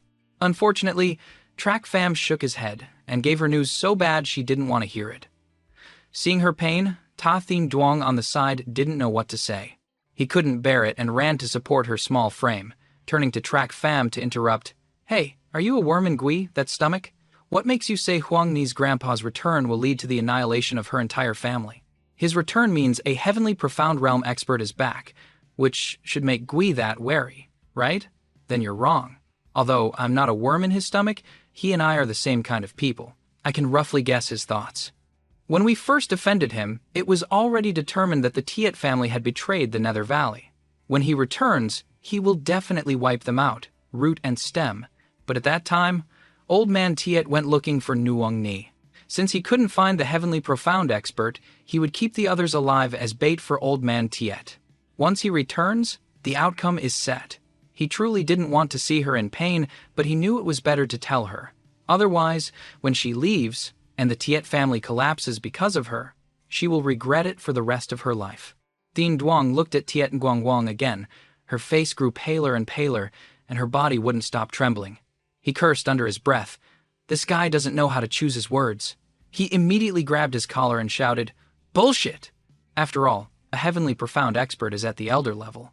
In the 7 houses, I don't believe Gui, that has the guts to wipe out a family with a heavenly profound expert. Fawn burst out laughing.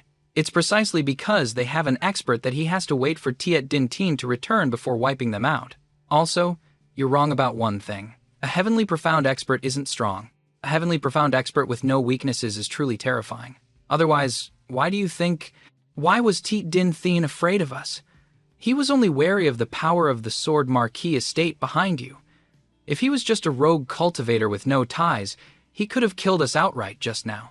But hearing his words, Ta Thing Duang really wanted to refute him. But after a long time, he couldn't say a word. How could he not know what he said? He didn't know, but he really couldn't bear to see Huang Ni suffer like this. Tiet Nu Huang was silent for a long time, her body still trembling. But now she raised her head. She said firmly, "All right, you two stop arguing. Big Brother Track, I know your analysis always makes sense. Tell me the truth. If I go back and use my status as a cultivation vessel to negotiate, can I protect the Tiet family?" Hearing she wanted to go, Ta Thing Duang immediately became anxious. "No way, Nuang Ni." Track Fam knew she was determined to go back. He sighed and nodded. "Gui, that. He really needs a cultivation vessel to master that martial art, so your method might work, but it's just a matter of not caring." Before she could finish her sentence, she was afraid the rest of the analysis would be something she couldn't accept. She was willing to deceive herself, just wanting to believe that she could save her family. She waved her hand decisively. "There's no but. If it's possible, then it's fine. Big Brother Track, Big Brother Theme Duang, thank you for taking care of me. Let's part ways here.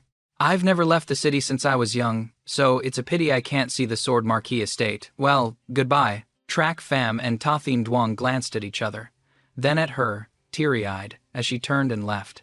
But just then, Ta Thing Duang went and took her hand. "Don't." She knew they were worried about her safety and wanted to stop her from going back, but she really couldn't abandon her family, abandon the place that had sheltered her for 16 years. She ignored Ta Thing Duang's attempts to stop her, only turning her head to give a slight smile. "You two, don't force me. I know I can't beat you, but I will hate you for the rest of my life." With that, she quickly ran away. She was afraid that if she stayed any longer, she wouldn't be able to leave. It was because of her willfulness that she didn't have the chance to repay their kindness. If so, let me repay it in the next life.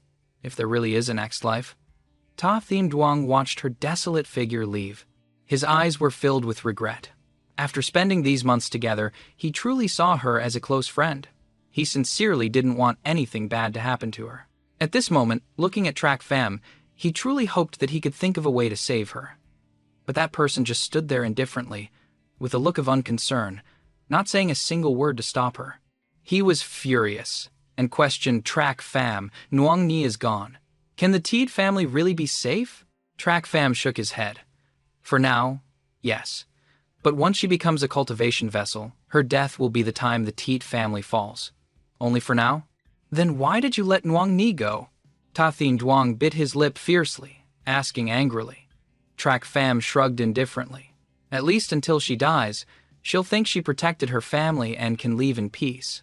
As soon as he finished speaking, Ta Thing Duang swung a punch at him. He knew this person was ruthless before, but after these few months, he didn't believe it.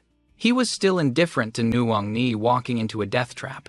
Just a moment ago, they were happily together, but now he was like this. He was truly disappointed. He turned to leave. Track Fam wiped the blood from his face, slowly stood up, and looked at Ta Thing Duang. He said coldly, "What are you going to do?" Ta Thing Duang stopped but didn't turn around. He said firmly, "I'm going to save her.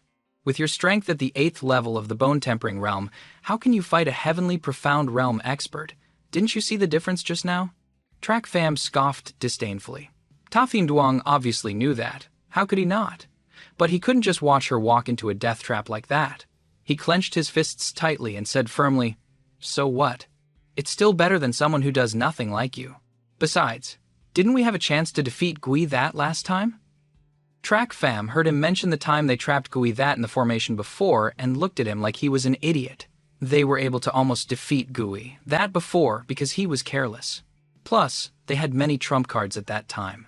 But given Gui, that's current situation, how could he? Max me again, he thought. He said coldly, "That time was because we ambushed him with a preset formation, so we had the advantage. What about now? How are you going to set up a formation in front of him and then invite him to step in? So what if it's like that?" Ta Thien Duong wasn't stupid. He knew all that. But he definitely wouldn't just stand by and abandon Tiet Nguyen Huang as he intended. Ta Thien Duong once again said to Track Fam, "Track Fam, I know you're an unreliable person, but as a man, you should still keep your promises." With that, he quickly ran off. Track Fam watched his back as he left. He clenched his fists and muttered, "Even if you go, you can only watch her walk to her death without being able to do anything. I'm willing. At least I don't want to be a coward and just watch." He looked at his back. He left resolutely. He pondered for a moment. Then he opened his mouth and whispered, "Who says I'm not doing anything?" Track Fam was always a careful person. Every step he took was always well planned, so he would never fight an enemy without a plan. What he wanted was a sure victory, to press the enemy to their death. With that thought, Track Fam turned and walked deeper into the forest. A moment later, in front of a large cave, Track Fam set up a heaven-concealing formation to avoid being disturbed while he needed quiet time for his next task. Then he went inside and drew strange patterns on the ground with his hand, covering the formation with spirit stones and diamond sand. Once the setup was stable, 2 shimmering wings appeared in his hands. They also appeared at the center. Looking at the formation before him, he couldn't help but sigh a few times. He really didn't expect that one day he would have to use such a dangerous cultivation method on himself. But right now, this was the only way for him to raise his cultivation as quickly as possible.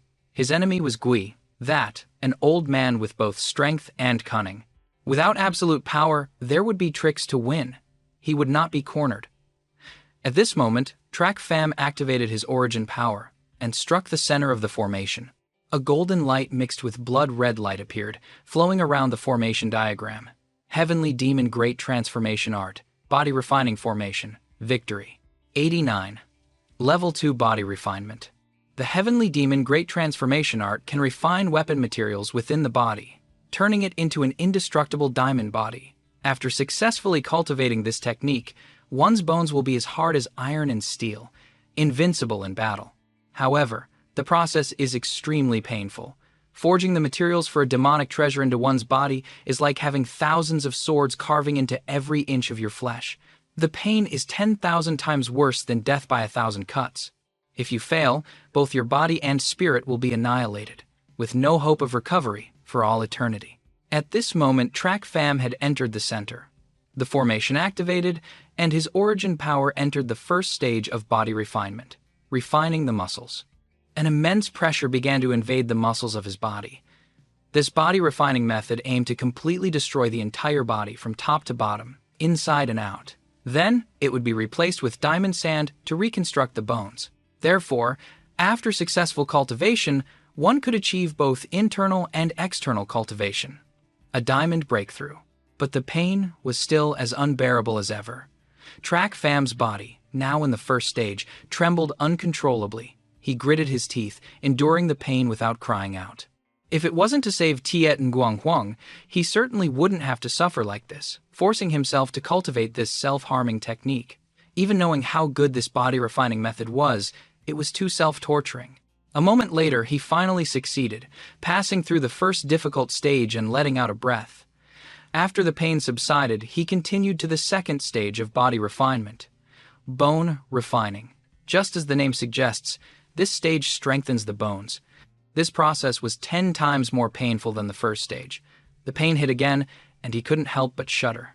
He gritted his teeth, pressed his hands to the ground, and held back the pain, not daring to cry out. Otherwise, during the strengthening phase, his internal organs would be just as painful. If that happened, his primordial spirit would scatter and he would die. At this moment, he really suspected that Amade. How did he create such a torturous body-refining method? The pain finally subsided a bit, but just then, he felt the cracking of his bones. The cracking sounds made him spit out a mouthful of blood. He let out a loud cry, Finally, the most important part has arrived. Refining the 5 viscera. As long as he can endure this final stage, the diamond body will be completed immediately. Not long after, his body was drenched. He bit his lip, his eyes showing a determined glint. Even though he had lost too much blood, a hint of a smug smile appeared. He had finally succeeded. Now, he just needed to recuperate this battered body. But just then, his smile froze. A sharp pain erupted from his chest, and he let out a loud cry.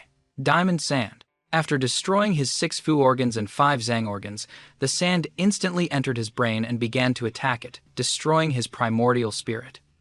The most crucial part of a cultivator is the head. Once the primordial spirit is destroyed, death is certain, with no place for burial. I never expected that the final step of this cultivation method would be the primordial spirit. He vaguely closed his eyes, feeling the pain coming from deep within. His primordial spirit was slowly being eroded to its very core. He couldn't help but laugh out loud. He, the great demon emperor, had found his own death like this. It was too ridiculous. Suddenly, fragments of memories flashed through his mind. From the moment he stepped into the demonic path, a path of life and death, he became the head of the 8 Emperors' sacred domain, the #1 person in the sacred realm. He was ecstatic when he obtained the 9 Serenities' secret records. Until he was betrayed and died without a complete corpse, he was reborn in Luosha. He became a butler, and finally met Ta Thin Duong and Tiet Nuong Huang, who gave him a memorable memory. Every memory was deeply engraved in his mind. At this moment, he kept muttering 3 words, Tiet Nuong Huang. Thinking of her, he gritted his teeth and dragged his battered body. He remembered how she had disregarded everything, even death, to stand in front of them against a pack of wolves.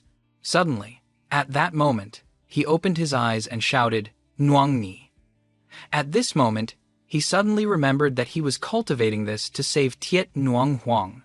He quickly sobered up. He reversed the formation, and a force that counted everything inside, gave up. At that moment, a blue flame suddenly emanated from his forehead, quickly turning into a stream of water that flowed into him. At the same time, it merged with the formation on the ground. Chapter 90. Turning the Tables. At the same time, at the Tiet family in Than Minh City, Tin Tiet Din Thien felt something was wrong as soon as he returned. The Tiet Manor, usually bustling with activity, was now devoid of guards, and there was no sound of people. It was terrifyingly quiet. Quickly recalling Trak Fam's words in the forest, he sensed that something had happened to the Tiet family. With a heavy heart, he stepped inside. Walking to the inner courtyard, he saw the figure of Gui, that, sitting there, calmly, enjoying fine tea, with an air of someone ready to pass judgment. Tiet Din Thien pretended to be calm and knelt down, facing Gui. That he spoke. I didn't know the 7th Elder had graced us with his presence.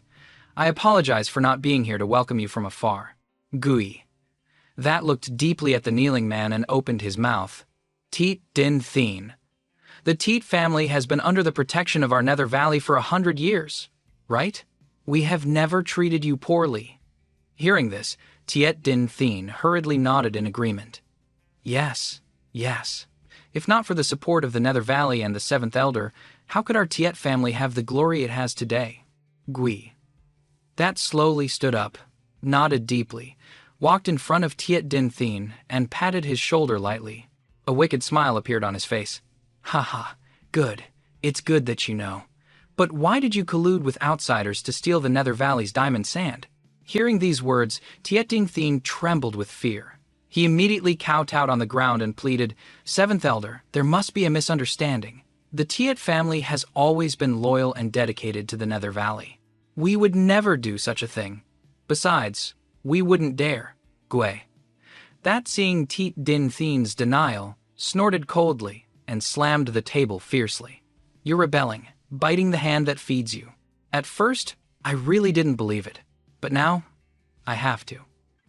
I ask you, where is your granddaughter, Tiet Nuong Huang?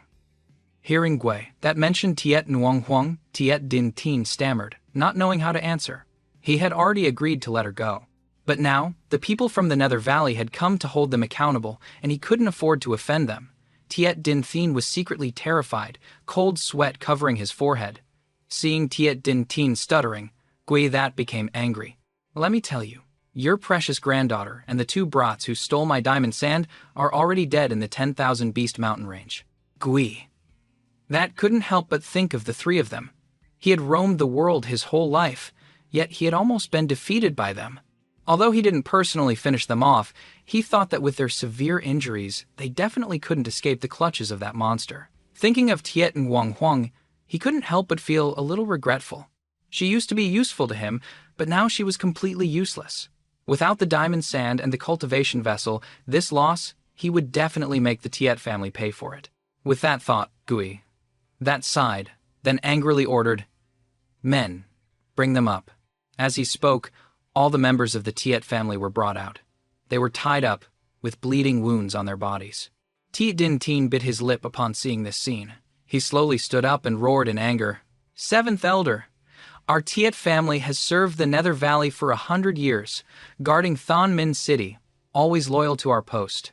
If not for our contributions, then at least for our hard work. Is this how the Nether Valley treats its subordinate families? Don't think of yourselves as a low-ranking family. But we, the Nether Valley, can cultivate as many commodities like you as we want. As I see it, you people have never been dependents, just a bunch of somewhat useful guard dogs. We give you a bone and a little reward, and you should be grateful. Now you dare to boast about your contributions and bargain with your master? Then we don't need this kind of dog anymore. A mere watchdog dares to talk back to its master? Perhaps it's time to get a new one." Gui that sneered, his words venomous. But Tiet Din Tin's eyes grew redder and redder. He clenched his fists, the chi in his body rising to its peak. His entire body erupted with momentum. After so many years of loyalty, in the eyes of the Nether Valley, his Tiet family was worse than dogs. How could Tiet Din Tin endure this? At this moment, the Tiet family and the Nether Valley had practically turned against each other, so he no longer needed to respect the people of the Nether Valley. With that thought, Tiet Din Tin looked at Gui that. "Gui that, I ask you, about Huang Ni's marriage alliance, did you want to use her as a cultivation vessel?" Hearing Tiet Din Tin say this, Gui that was extremely surprised. He actually knew the secret the Nether Valley had hidden for so long. He glanced at Tiet Din Tin, not bothering to hide it anymore. He laughed loudly. "Haha, why didn't I see you were so smart before? We've been doing this for a long time, and no family has ever found out, but you saw through it. No wonder you wanted to betray us. So it was because of this." The despicable villain, Gui that, had finally admitted it. Tiet Din Tin was furious. The Nether Valley could do such a cruel thing, and they even had designs on his granddaughter. He had almost sent her to her death. Pushed to the brink, Tiet Din Tin unleashed the aura of a heavenly profound realm expert and charged at Gui that, roaring, "You bastard! I'll fight you to the death!" Gui that, standing opposite him, was not flustered. Tiet Din Tin had only just broken through to the heavenly profound realm and was no match for him. He squinted at the charging figure, preparing to engage. Chapter 91. Just as Tiet Din Tin's palm was about to strike, Gui that also struck out with his palm, hitting him in the chest. Tiet Din Tin felt his chi stagnate and couldn't help but spit out a mouthful of blood as he was sent flying. After all, with the difference in their strength, Gui that speed was too fast for Tiet Din Tin to keep up with. Very quickly, after just a few moves, the battle was decided. Tiet Din Tin was sent flying into a wall by Gui that. He knelt on the ground, continuously vomiting blood. Seeing this, Gui that walked up to Tiet Din Tin and smiled smugly.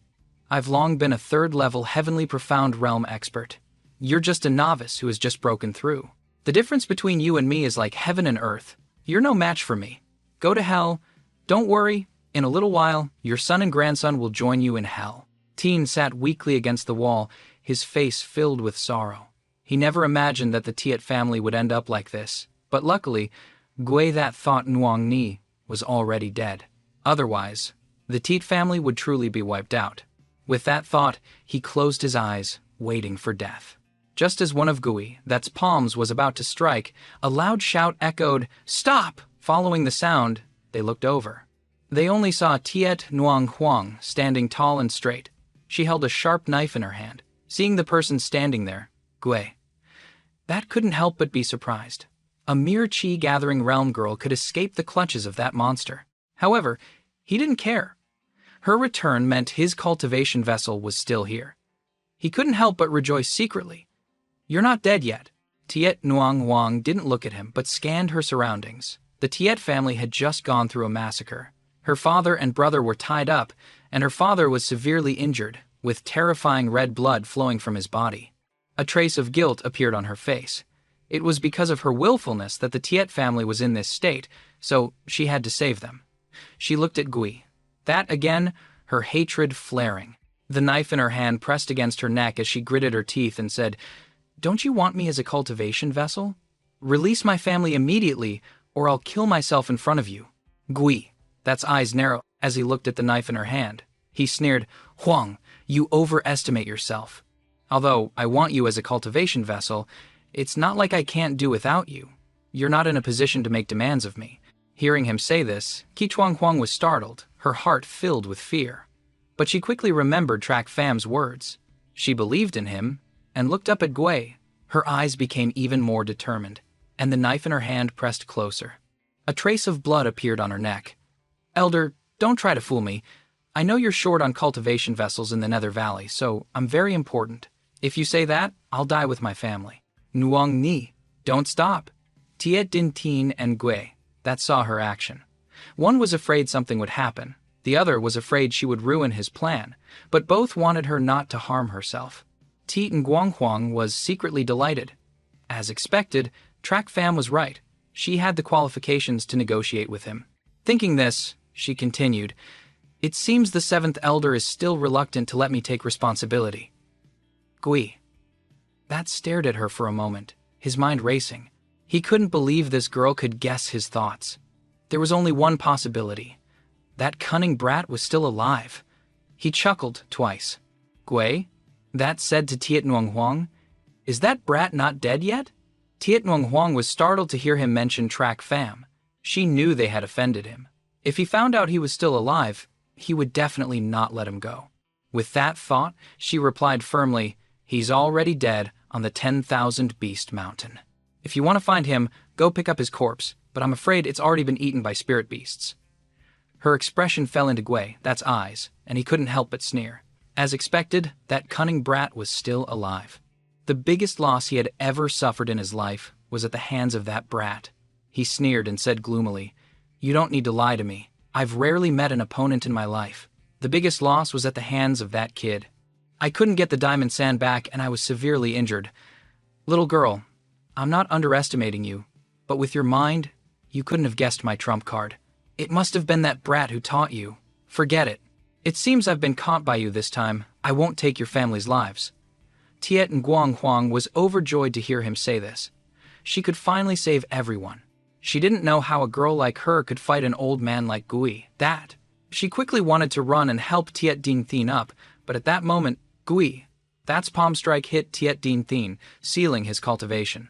Tiet Din Thin, who was already severely injured, endured the pain and immediately passed out. Tiet Nguyen Huang saw this and shouted at him, "Gui, that! I agreed not to take your lives, but I didn't say I would let them go. After all, your father is still a heavenly profound realm expert. I have to restrict his strength. When we get to the Nether Valley, I'll release them."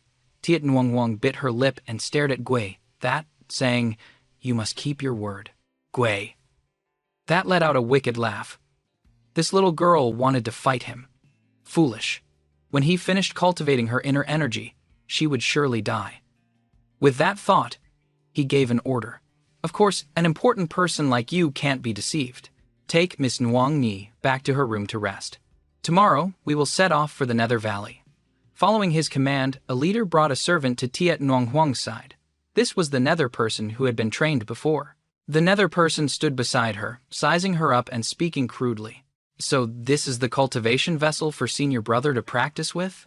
She's so beautiful." Tiet Huang Huang didn't give him a good look, ignoring his words. She immediately turned and left. The indestructible diamond body. After the servant had taken Tiet Nguyen Huang away, Yu Ming approached from behind Gui, and asked cautiously, "Master, have you thought of a countermeasure to deal with the Luo family? Their butler, Track Fam, will be our biggest problem in the future." Gui, that heard him mention the Luo family and couldn't help but ponder for a moment. After Yu Ming returned, he had reported the situation at Black Wind Mountain to Gui. Of course, he also knew that 2 elders of the Nether Valley had been killed by a Qi-gathering realm brat named Trak Pham, so he was still planning to eliminate the Luo family. With that thought, he asked Yu Ming, "The matter of him killing our 2 elders, you haven't told anyone, have you?" "Not yet. If this matter were to be revealed, I'm afraid even the Valley Master wouldn't believe it," Yu Ming reported honestly. Gi. That chuckled and said, "At first, I didn't believe a Qi-gathering realm brat could kill a heavenly profound realm expert either. But a month ago, I also met a monster like that. I suffered quite a bit. It seems the world is vast and full of all kinds of strange people. But let's deal with that brat first. As for Trak Pham, I'll think of a way." Ti Nuong Huang. Huang heard the entire conversation between the two. Gui, that was constantly worried. Gui, that had clearly targeted Trak Pham, and she was afraid something would happen to him. But she couldn't even take care of herself right now, so she couldn't help him. She could only pray silently, hoping he could leave safely and that no misfortune would befall him. She heard every word of their conversation. Gui that was constantly worried. Gui that had clearly targeted Trak Pham. She was worried something would happen to him, but she couldn't even take care of herself right now and couldn't help him. She could only pray silently, hoping he could leave safely and that no misfortune would befall him. At the same time, on a mountaintop in the 10,000 Beast mountain range, a figure in a white robe was sitting cross-legged in cultivation. Suddenly, he felt that the flame he had left for Trak Pham had lost its connection, and he was surprised. The person broke out of his cultivation state and carefully investigated. Indeed, he could no longer sense it.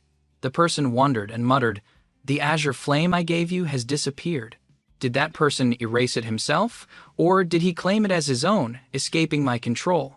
But how could my azure flame be erased by him? He can't be that heaven-defying. Could he have really refined it? But if that's the case, how can I find him?" Thinking of this, the person became a little worried, but he quickly calmed down and couldn't help but laugh. Forget it. He will definitely come back on his own in the future. And at this very moment, in a deep cave in the 10,000 Beast Mountain, purple lights appeared, illuminating the entire forest. A moment later, Trak Pham's figure slowly walked out, leaning on the cave wall. The cave wall. But suddenly, the wall exploded without warning. He surprisingly withdrew his hand and then smiled smugly. After refining his body was extremely weak, so he had been recuperating in the cave during this time. Heaven rewards the diligent. After countless hardships, he finally succeeded. Now, he has been completely transformed, truly becoming an indestructible diamond body. This body is now forged from diamond sand. It's no less powerful than a 5th-grade spirit weapon, and there's also the blue flame that person left on his forehead. Before, his strength was insufficient to control it. But now, after going through the 9 Serenities Demon's formation, his primordial spirit has completely merged with it, becoming the fire of the primordial spirit. He can also control it freely. In addition, it can ensure the safety of his primordial spirit. Even a heavenly profound expert can't do anything to him. With that thought, he quickly put on his clothes. It was time to get to work. A moment later, he had quickly dressed, tied up his hair, and headed towards Thonmin. He flew away, constantly thinking of Gay that. Gay that, your time is up. Chapter 93. Sword Marquis, Estate Elder, Kim Tu Fong. The next morning, on the bustling streets, the Nether Valley's wedding procession was on its way to the Tuyet Manor. The large procession, with a sound of horns and drums, brought a festive atmosphere to the street. People on the street chattered, all thinking that the Tuyet Manor's alliance with the Nether Valley was a step up. But no one knew that this alliance would lead the Tuyet Manor to a point of no return. At the same time, in a small room in the Tuyet Manor, Tiet Nguanghuang was wearing a red wedding dress, but her face showed no joy of someone about to get married. She was currently trying to put on the splendid jewelry, sadly telling her entire courtyard, "I'm sorry. From now on, you can't follow me anymore. Today, when I step out of this door, I can never return to this place. I originally wanted to build you a house, but unfortunately, I can't do it. I'm sorry, little one. No matter what, I will save my family." Just then, 2 maids with cheerful faces walked in and reminded her, "Miss, it's time."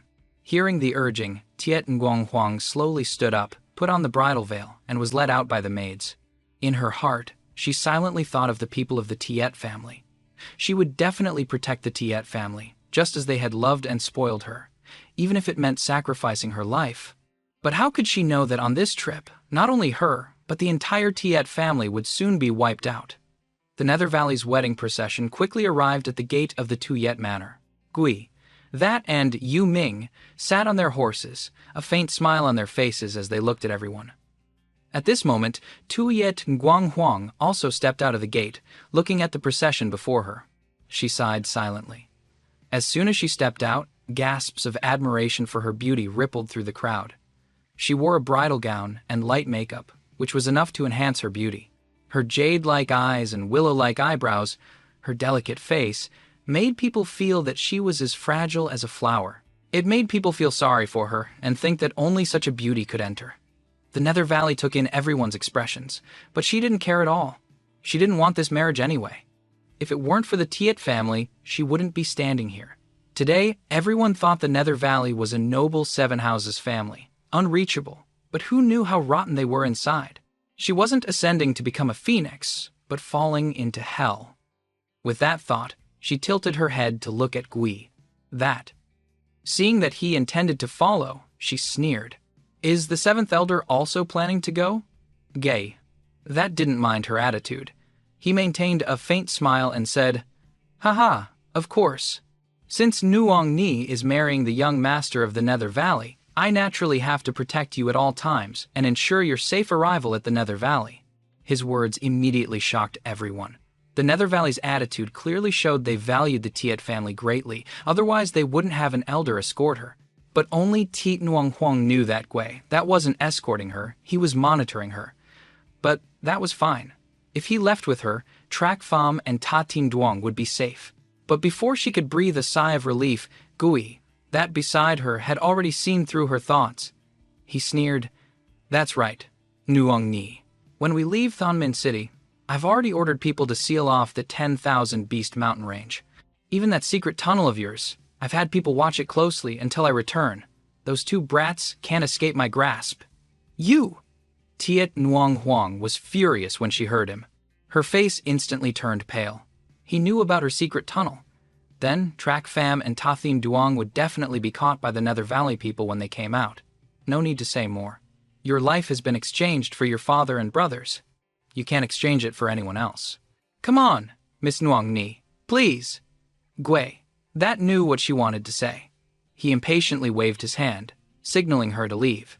In front of her was a large sedan chair, carried by 8 people. Moreover, they were all bone-tempering realm experts. Even if she had wings, she couldn't escape. She took slow steps, her brow furrowed. She really hoped Trak Pham and the others could leave in time. But just then, the thunder spirit ring on her hand suddenly reacted, startling her. She sighed internally. Could it be that Trak Pham and the others had come to save her? She subconsciously shouted, Don't come here! Her shout confused everyone around her. What was wrong with her? But only Guy, that knew that the prey he had been waiting for, had arrived. His brow furrowed slightly as he scanned the area. Suddenly, a loud shout echoed. Nuong Ni, we're here to save you. With that, a figure rushed towards. He was shocked. He thought Trak Pham would come, but it turned out to be this kid. But it didn't matter who came. As long as they appeared before him, he would make sure they wouldn't return. Looking at the charging Ta Tin Duong, he sneered contemptuously. So you're not dead either.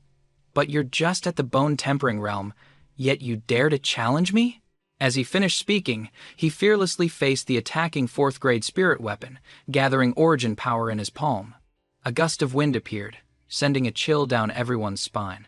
Ta Tin Duong's sword thrust was blocked by a force and he was pushed back, a little horrified. This person in front of him was indeed powerful, just as Trak Pham had said. They had only succeeded before because Gui, that was careless. But now that he was here, he wouldn't give up and leave. He swung his sword again, void-splitting style. Gui. That's eyes narrowed as he saw the technique Ta Tin Duong used. He instantly vanished, dodging the attack. That one sword strike shattered the sedan chair. Gui, that looked at the person in front of him in shock. Void-splitting style. Who are you from the Sword Marquis estate?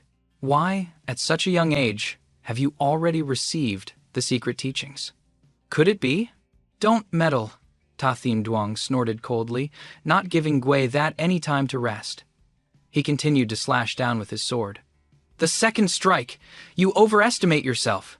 Even if you're using a profound rank martial skill, you should understand. The gap between the bone-tempering realm and the heavenly profound realm is insurmountable. Gui that sneered mockingly. As he finished speaking, Gui that vanished in a flash and quickly appeared in front of Ta Thien Duong, staring at him intently. Ta Thien Duong was surprised to see the person opposite him and raised his sword to defend. But Gui, that was too fast to dodge.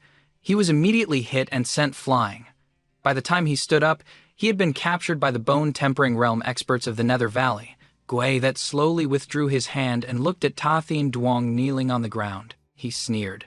Little brat, you brought this humiliation upon yourself.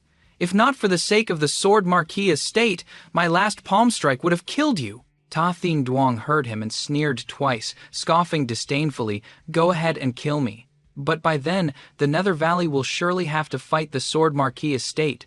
Can you bear the responsibility? He, Gui, that's face darkened. A murderous glint flashed in his eyes. You rotten brat, do you really think I'm afraid of your Sword Marquis estate? Today, you're the one causing trouble in my territory first. Even if I kill you, the Sword Marquis estate will have nothing to say. As he finished speaking, Gui that gathered his origin power again and struck down with his palm. Ti Nwang Wang, on the side, saw Gui that about to strike and anxiously shouted, Don't! But Gui that paid her no mind. Old and new grudges, he wanted to settle them all with Ta Thien Duong today. This palm strike still came down fiercely. Stop! A shout rang out. Just then, a wave of origin power shot towards Gui, that startling him. He immediately dodged. With a bang, the spot where Gui that had been standing instantly exploded, sending smoke billowing everywhere. At the same time, a figure in a white robe appeared. Gui that looked at the uninvited guest and sneered, A rare guest. It's been 50 years. How have you been, Kim? Tu Fong. Chapter 94. Finally, he appeared. The newcomer was an old man in a white robe, his face old and haggard, his eyes cloudy. The old man's hands were not intact, with only 2 fingers remaining, but they were covered in green veins and old calluses. He was truly a swordmaster, Ta Thien Duong. On one side, seeing the newcomer, he was overjoyed and at the same time rescued by that person. He shouted loudly, Eighth Elder! The person heard Gui, that sarcasm, his eyes filled with hatred as he looked at him. He snorted coldly and said, I was fine until I saw you, then I felt unwell. He had escaped from control. He immediately ran to Kiem Tui Fong, grabbed his sleeve, and pleaded, Eighth Elder, you've come at the right time. Please help me save Nuang Ni. Kiem Tui Fong looked at Tie Nuang Huang, then back at Ta Thien Duong and shook his head. Thien Duong, this is the Nether Valley's family matter. We shouldn't interfere. Gui that heard this and laughed loudly. That's right. Young people who meddle in others' affairs will pay a heavy price. The person next to you is a good example. If he hadn't poked his nose into other people's business, why would he have lost 3 fingers for no reason? Hearing this, Kim Tu Fong couldn't help but tremble, his eyes turning red. Hatred radiated from his body. He glared at Gui that and said, If I hadn't been young and naive back then, how could I have fallen for your trick? Haha. You can't say that. I've heard my master talk about you, senior. This is called a man who is not frivolous is not a youth.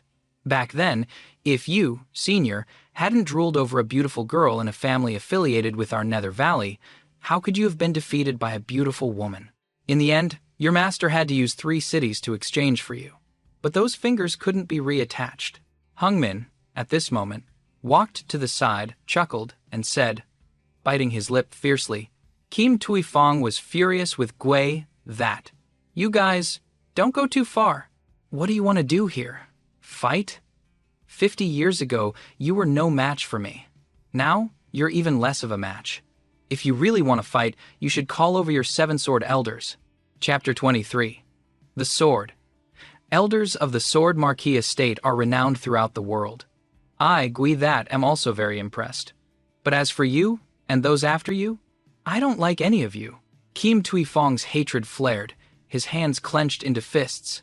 But he knew this was the Nether Valley's territory and he couldn't act rashly. He suppressed his anger. He sighed and said to Ta Thien Duong, "Thien Duong, let's go." "But Eighth Elder, even if you don't save Nuong Ni, you have to fight for the honor of the Sword Marquis estate. Just leaving like this, you still don't see it? He's deliberately provoking us. This is the Nether Valley's territory. Once we fight, whether we win or lose, we'll be the ones to suffer. Thien Duong, remember this for me. That old man, Gui. That is very cunning and treacherous. You must be extremely cautious when you encounter him in the future." Kiem Tui Fong, seeing his stubbornness, couldn't help but get angry and scold him. How could Ta Thien Duong not know what the Eighth Elder was saying? But he couldn't just abandon Tiet Nuong Huang. He said firmly, I know all of it. But I also know very well in my heart, if I can't save Ngung Yi today, I will regret it for the rest of my life." Hearing Ta Thien Duong's words, Tiet Nuong Huang couldn't help but be moved. She had made the right choice in befriending him. It was a pity that she wouldn't have the chance to repay him in this life. She would have to wait for the next. Haha, indeed. Young and full of vigor, not understanding the harsh realities of the world. Since this young master likes being a hero, saving a damsel in distress so much, then I will give you another chance. Let's see.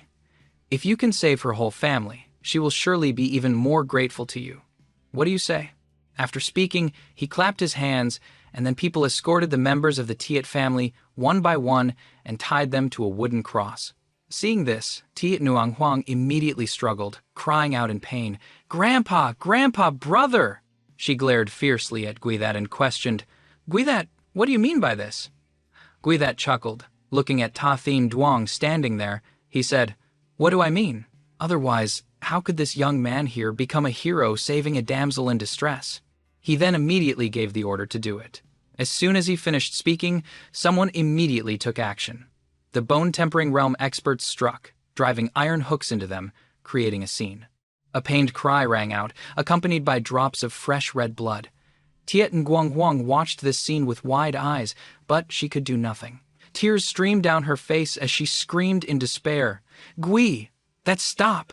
If you don't stop, I'll die in front of you!" Gui, that heard her threat and didn't care. He laughed mockingly. "Really? If you dare to die, I'll kill them."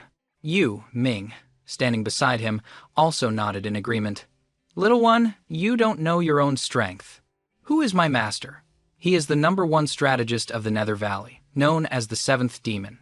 How many people in the 7 houses have been defeated by him? You think you can outsmart him by yourself? Although you hold his trump card, it's a pity you're still too naive.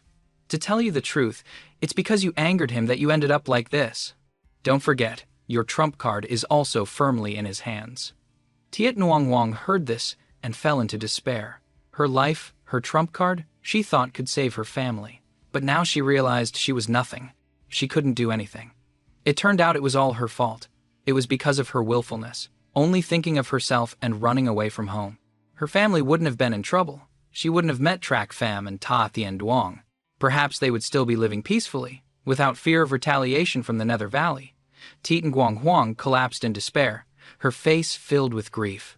But just then, a strange phenomenon appeared in the sky, surprising everyone. At the same time, the rings on Ta Thien Duong's and Tiet Nguyen Huang's hands lit up. They both looked up at the sky with joy. He had finally arrived. The person they had been waiting for had finally appeared.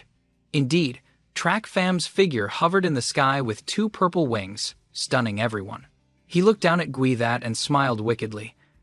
"We meet again. I lost the first round, Guithat, but the second round is just beginning." Chapter 95. The Battle. With that, Trak Pham descended, slowly landing on the ground to face Gui, that with a smile. He looked at him wickedly. Gui. That looked at the newcomer, unable to forget the incident a few months ago where he had almost been defeated by him. A murderous aura emanated from him as he gritted his teeth. Haha, a flight tool? So you're not dead, and you've even broken through to the bone-tempering realm. At the same time, Kiem Tui Fong on the other side was also extremely shocked. He was only using a flight tool to forcibly increase his speed. More importantly, he was just a kid who had just broken through to the bone-tempering realm. Yet the aura he exuded could make even a heavenly profound realm expert like him feel oppressed. He squinted at him and muttered to himself, "Who are you?" But Ta Thin Duong, beside him, heard his words and smiled smugly. "He's my friend, the person I trust the most." Hearing this, Kim Tui Fong was once again surprised. This was the first time he had heard Ta Thin Duong evaluate someone like this. He had watched Ta Thin Duong grow up. From a young age, he was more talented than others, a genius among geniuses. Yet now, he could evaluate someone like this. Just what kind of person was he? He really wanted to see for himself. At this moment, Gui. That was also squinting, sizing up Track Fam. His aura was completely different from a few months ago. But, unfortunately, it wasn't a big threat to a heavenly profound realm expert like him. What he cared about most was his cultivation speed. A few months ago, he was just a 7th level chi-gathering realm brat. But now he has broken through to the bone-tempering realm. He really couldn't underestimate him. This person was indeed a monstrous brat. The threat from him was too great, so he wouldn't let him live. With that thought, Gui. That waved his hand and pulled Yu Ming forward. "Minger, go for me. Kill him. Kill him." Track Fam looked at the person who had just stepped out and sneered. This bastard actually managed to escape. Yu Ming followed this old demon. He couldn't help but chuckle and say contemptuously, "So it's you. Good. I was regretting letting you get away last time. This time, let's settle our old scores." "Ming Er, what's wrong? Do you know each other?" There was no reply. Gui. That looked behind him angrily, only to see Yu Ming standing there, pale and terrified, not saying a word. Kiem Tui Fong on the other side saw this and couldn't help but mock Yu Ming. Gui. That, his famous and arrogant disciple, was no exception. But look at the situation he's in now. Just seeing a brat of the same bone-tempering realm, his most proud disciple, he could be scared like a dog. Kim Tui Fong wouldn't miss this opportunity to mock him. He laughed twice and said, "Haha, indeed, a great master produces a great disciple. Today, I have learned more about the disciples of the Nether Valley. They are such heroes.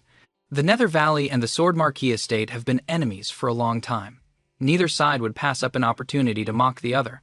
But now, he was being mocked by a defeated general. How could he not be angry? He kicked at you. "You useless thing! With your master here to protect you, you can still be scared into this state? You coward! He just broke through to the bone-tempering realm. What's there to be afraid of?"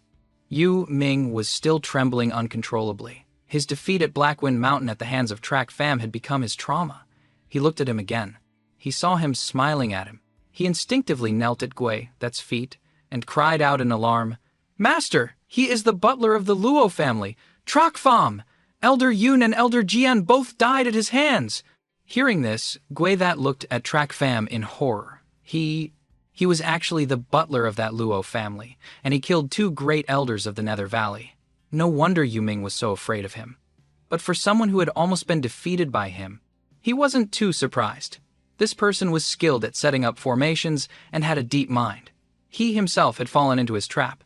But now, he couldn't set up a formation here. His current strength was only at the newly broken through bone-tempering realm, so he was no match for Yu Ming's strength. Second level of the bone-tempering realm, he thought it was just Yu Ming being affected by his previous fear. So, to help this disciple overcome his inner demon, he had to let him kill him himself. With that thought, he placed his hand on Yu Ming's shoulder to reassure him, then turned to the bone-tempering realm subordinates behind him. "Who is willing to capture that person? I will surely reward you greatly." A subordinate finished speaking and stepped forward, giving Track Fam a wicked smile. Gui that, on this side, spoke to persuade Yu Ming. "Look carefully. This kid is only good at formations. When he can't set one up, he's nothing to worry about. When that guard captures him, you kill him yourself, and your inner demon will be dispelled." Kiem Tu Fong stood to one side, observing. The Sword Marquis estate would not interfere in this matter, so he could only watch from the sidelines. Although Kiem Tui Fong disliked Gui, that seeing how he was helping Yu Ming deal with his inner demon, he couldn't help but sigh a few times. As expected of the 7th demon, in just a short moment, he was able to identify the problem and come up with a quick solution for the inner demon. With that thought, Kim Tui Fong looked at Ta Thin Duong. "Thin Duong, that friend of yours is in danger." Ta Thin Duong, hearing him, sneered. This guy was a monster. he could still gain the upper hand despite the difference in strength and a 4th-grade spirit weapon. Not to mention, now that he has broken through to the bone-tempering realm, a fight at the same level wouldn't be a problem for him. Ta Thien Duong said calmly, "That kid looks calm and composed. He'll definitely be fine." Kim Tui Fong heard this and immediately frowned. He was curious and looked ahead. He had never seen a 1st-level bone-tempering realm expert defeat a 7th-level one, but Ta Thien Duong's calm demeanor reassured him quite a bit. Of course, he really wanted the people of the Nether Valley to fail miserably in this battle. On this side, the Nether Valley subordinate approached Track Fam and said smugly, "You're truly a gift from the heavens. But after capturing you, little brat, we can achieve great merit for the 7th Elder. Men die for wealth, birds die for food. If you want to die, I'll grant your wish." Track Fam smirked contemptuously, his lips curling. "You're about to die, yet you're still so arrogant." With that, he immediately attacked Track Fam, rushing towards him with the speed of the wind. Track Fam, seeing this, was not the least bit worried. He stood there silently. In an instant, a punch landed on him. Track Fam's sound stunned everyone. Ta Thien Duong's smile vanished. He never would have dreamed that this person, who was only at the Qi Gathering realm before, could fight him with comparable speed. But why was he so slow now, not even dodging to take the hit? Tian Guang Huang was equally worried, shouting, "Big brother Track!" The people of the Nether Valley were smug, especially Gui That. But just then, a gruesome scream was heard. The subordinate's arm was twisted out of shape. Looking back at Track Fam, he was still calm and composed, seemingly unharmed. A smug smile appeared on his face. The tide had turned. His strength was astonishing. Everyone was instantly horrified. How could this be? That person was only at the 1st level of the bone-tempering realm, yet he could deform the arm of a 6th-level bone-tempering realm expert. At this moment, everyone could only describe Track Fam with 2 words: monster with formidable strength. This wasn't something a 1st-level bone-tempering realm cultivator could unleash. Although Ta Thien Duong had witnessed Jack Fam's strength, that was when he was well prepared. But now, without a formation, he hadn't even attacked, yet he could create such a shocking scene. At the same time, Gui, that also looked at Track Fam. He cursed inwardly, "Little monster." At that moment, he suddenly swung his long scepter towards Track Fam, binding him tightly. He laughed loudly. "Little brat, didn't expect this, did you? I had already guessed you would appear, so I deliberately prepared a big gift right under your feet." Kim Tui Fong's brow furrowed deeply. He glanced at Track Fam and sighed helplessly. Originally, he thought Track Fam's talent was not bad, and he would definitely have great achievements in the future. But now, falling into the hands of Gui, that's 4th-grade demonic treasure, there was really no escape. He also didn't expect Gui That to be so shameless. He could even use such a tactic against a bone-tempering realm brat. Ta Thien Duong on the side was also worried, his face scrunched up. He didn't expect that Gui, that a heavenly profound realm expert, would actually use this thing to deal with a bone-tempering realm brat. How despicable. But he didn't know that demonic path cultivators and righteous path cultivators had different stances. You can't use the same methods in a fight. The demonic path is all about being unscrupulous. They don't care about the process, only the result. As long as they win, nothing else matters. While everyone was worried about Track Fam, his face only wrinkled a little. He closed his eyes and looked deeply at Gui That. "7th Elder, you're already resorting to tricks against a junior like me. Aren't you afraid of losing the prestige of the Nether Valley?" Gui That's eyes flickered.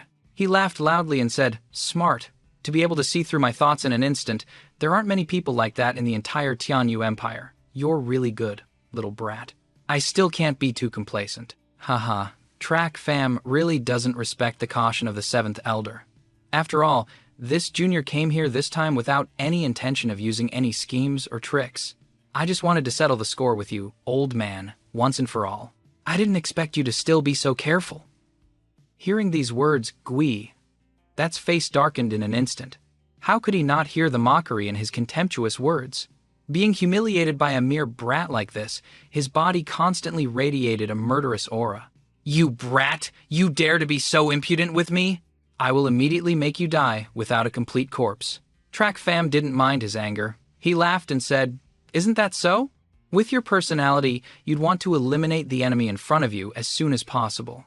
But when I just arrived, you weren't in a hurry to attack.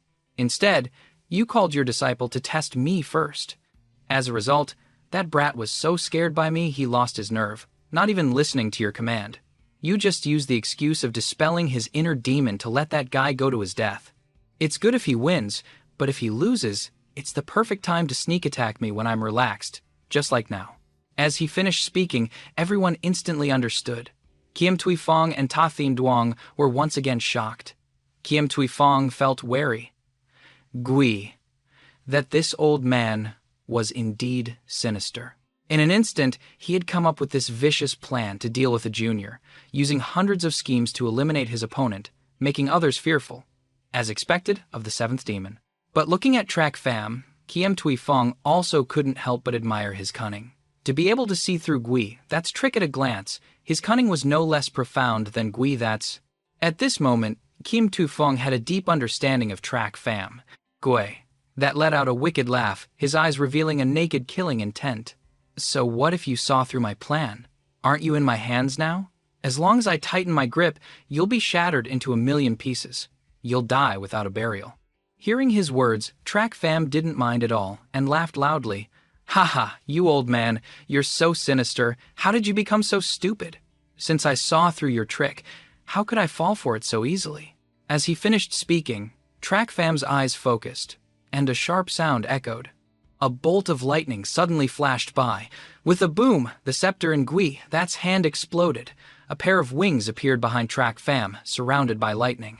Gui, that's eyes narrowed slightly, his expression gradually becoming serious. A 6th grade flying demonic treasure. So the previous one wasn't your only flight tool. You're just an unknown junior. Yet you can be so meticulous? I see. I still underestimated you. Borrowing a flying demonic treasure can indeed increase your speed to that of a heavenly profound expert. With that, Gui, that waved his hand, sending his yin and yang scepters flying towards the opposite side. One black and one white scepter flew to either side, surrounding Track Pham and blocking his escape.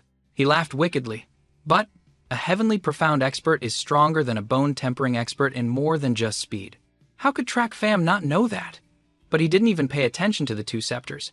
He laughed and said, "This, of course I know." The terror of a heavenly profound expert also lies in their close combat flexibility.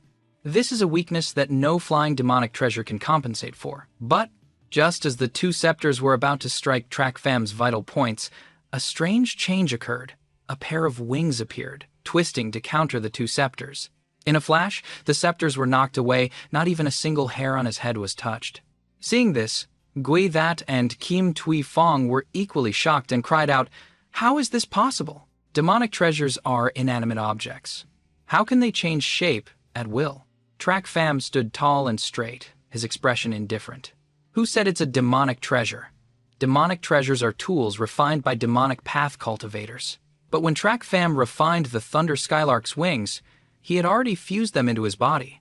It can be said that they have become a part of his body, not just an ordinary demonic treasure.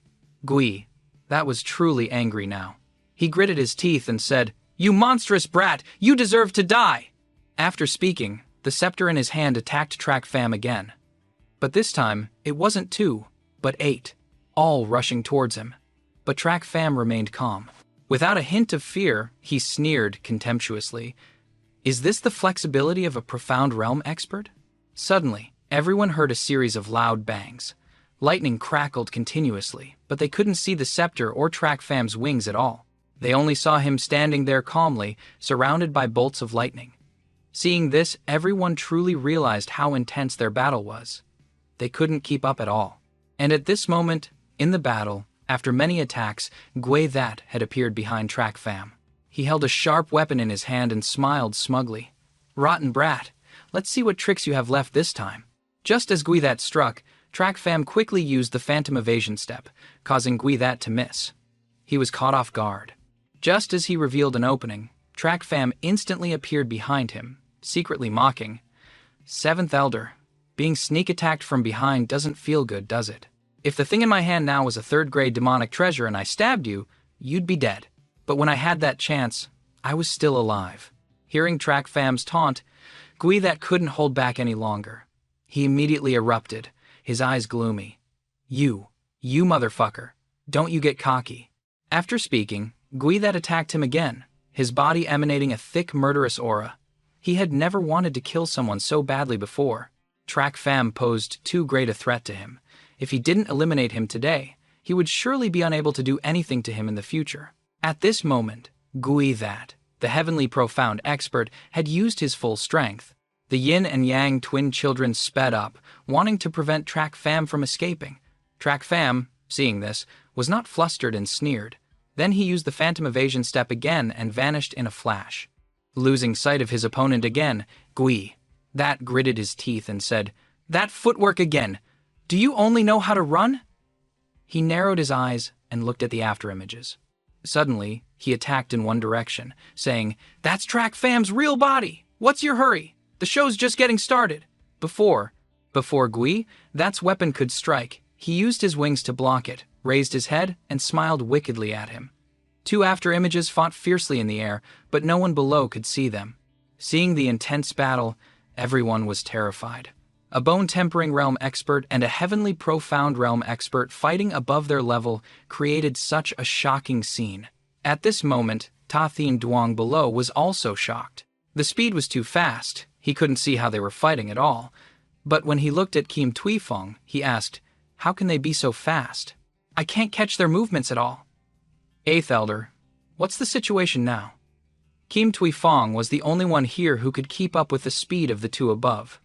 Cold sweat dripped down his forehead. He had lived for so many years, but this was the first time he had seen such a scene. It was too shocking. "Thiem Duong, this friend of yours is terrifying. I've never seen anything like it in my life." Gui that was suppressed to this extent by someone. It's clear that Gui that has gone all out, yet he can still be firmly suppressed by relying on speed alone. But he's not just using speed to fight Gui that. He's fighting him while also, right under his nose, he's slaughtering his subordinates. Why? Kim Tui Fong's eyes narrowed slightly as he looked at the battle, a faint smile playing on his lips. Haha, that's what's terrifying about that kid. By doing this, he's ruthlessly slapping that old ghost in the face. Gui, that is known as the seventh demon. Today, he's being played with like a cat toying with a mouse by a bone-tempering realm brat, to the applause of everyone. Time and time again, he couldn't do anything to his opponent. Where would his face be? At this moment, Kim Tui Fong understood. Track Fam was the same kind of person as Gui. That, vicious, cruel, and cunning. This kind of person was the most terrifying. Offending them was a big problem. Their revenge isn't just about killing their opponent, but also about taking away everything they hold dear, making them wish for death. At the same time, in the battle, after a period of fighting, Track Fam had switched from a defensive to an offensive posture. He took the initiative to approach Gui, that grabbing his weapon with one hand and said coldly, "So this is what you call a heavenly profound realm expert. It's just this." Gui that was surprised by Track Fam's change. He attacked again with force. At the same time, Track Fam let go, and the two of them retreated simultaneously. Gui that's mind raced. Track Fam's current strength was no longer the same as before. He was certain that his strength had now surpassed his own. Not to mention, this person's schemes were unfathomably deep. This was the first time he had encountered someone like this. Just then, Kim Tui Fong's laughter suddenly echoed from below, striking a blow to Gui that's heart. Ha ha ha. As expected, for every villain, there's a greater one. Gui, that you've done many evil deeds in your life, and now you're being tormented to this extent by a little demon. This is truly delightful. As he finished speaking, Gui that in the air gritted his teeth. His lifelong pride was about to be destroyed by this brat. He would not let this happen. If this continued, he would definitely be played to death by Track Fam. Suddenly, he glanced at Tiet Nguyen Huang. He decided to bet on it. Otherwise, there was no other way. With that thought, he swung his scepter again, still heading towards Track Fam, with all his might. This toy is useless against me. With that, he used his wings to block. But when the twin scepters were just a foot away from Track Fam, they changed direction and attacked Tiet Nguyen Huang on the other side. Track Fam's eyes narrowed and he quickly flew towards Tiet Nguyen Huang to block Gui that's attack. Otherwise, she would definitely be finished. Gui that, seeing this, immediately smiled smugly. As expected, he had bet right. This track fam was no longer as ruthless as he was in the 10,000 Beast mountain range. He appeared here today because he cared about that girl, Tiet Nuang Huang. So, he just needed to attack Tiet Nuang Huang to distract him. This battle was as good as won. Seizing the opportunity, Gui. That laughed loudly. Haha, so that's how it is. Track fam, oh track fam, now I've finally found your weakness. At first, your ruthlessness and selfishness always made me wary. So when you came here today, I still thought you were here for revenge. But it turns out you came here to save this girl. Track fam, on the opposite side, protecting Tiet Nuang Huang, glanced at him and said coldly, so what? The result today will not change. You will die sooner or later. If you were as ruthless as you were that day, I would still be wary of you. But now, you've fallen for that girl. I'm sure I'll win. Ha ha ha, with that, Gui. That flew over his hand. A hand seal, a profound rank martial skill. The ghost face seal. In an instant, a phantom ghost face appeared before everyone. The surrounding area was filled with the mournful cries of vengeful souls. Kiem Tui Fong, who was observing from the side, was horrified and shouted, "Not good. This is the Nether Valley's profound rank martial skill, the Ghost Face Seal. This Ghost Face Seal is different from ordinary martial skills. It attacks the primordial spirit, making it difficult to defend against. Basically, cultivators below the Spirit Illumination realm find it extremely difficult to deal with the Ghost Face Seal. If hit, a light injury would result in a coma, while a heavy one would lead to the destruction of both body and spirit."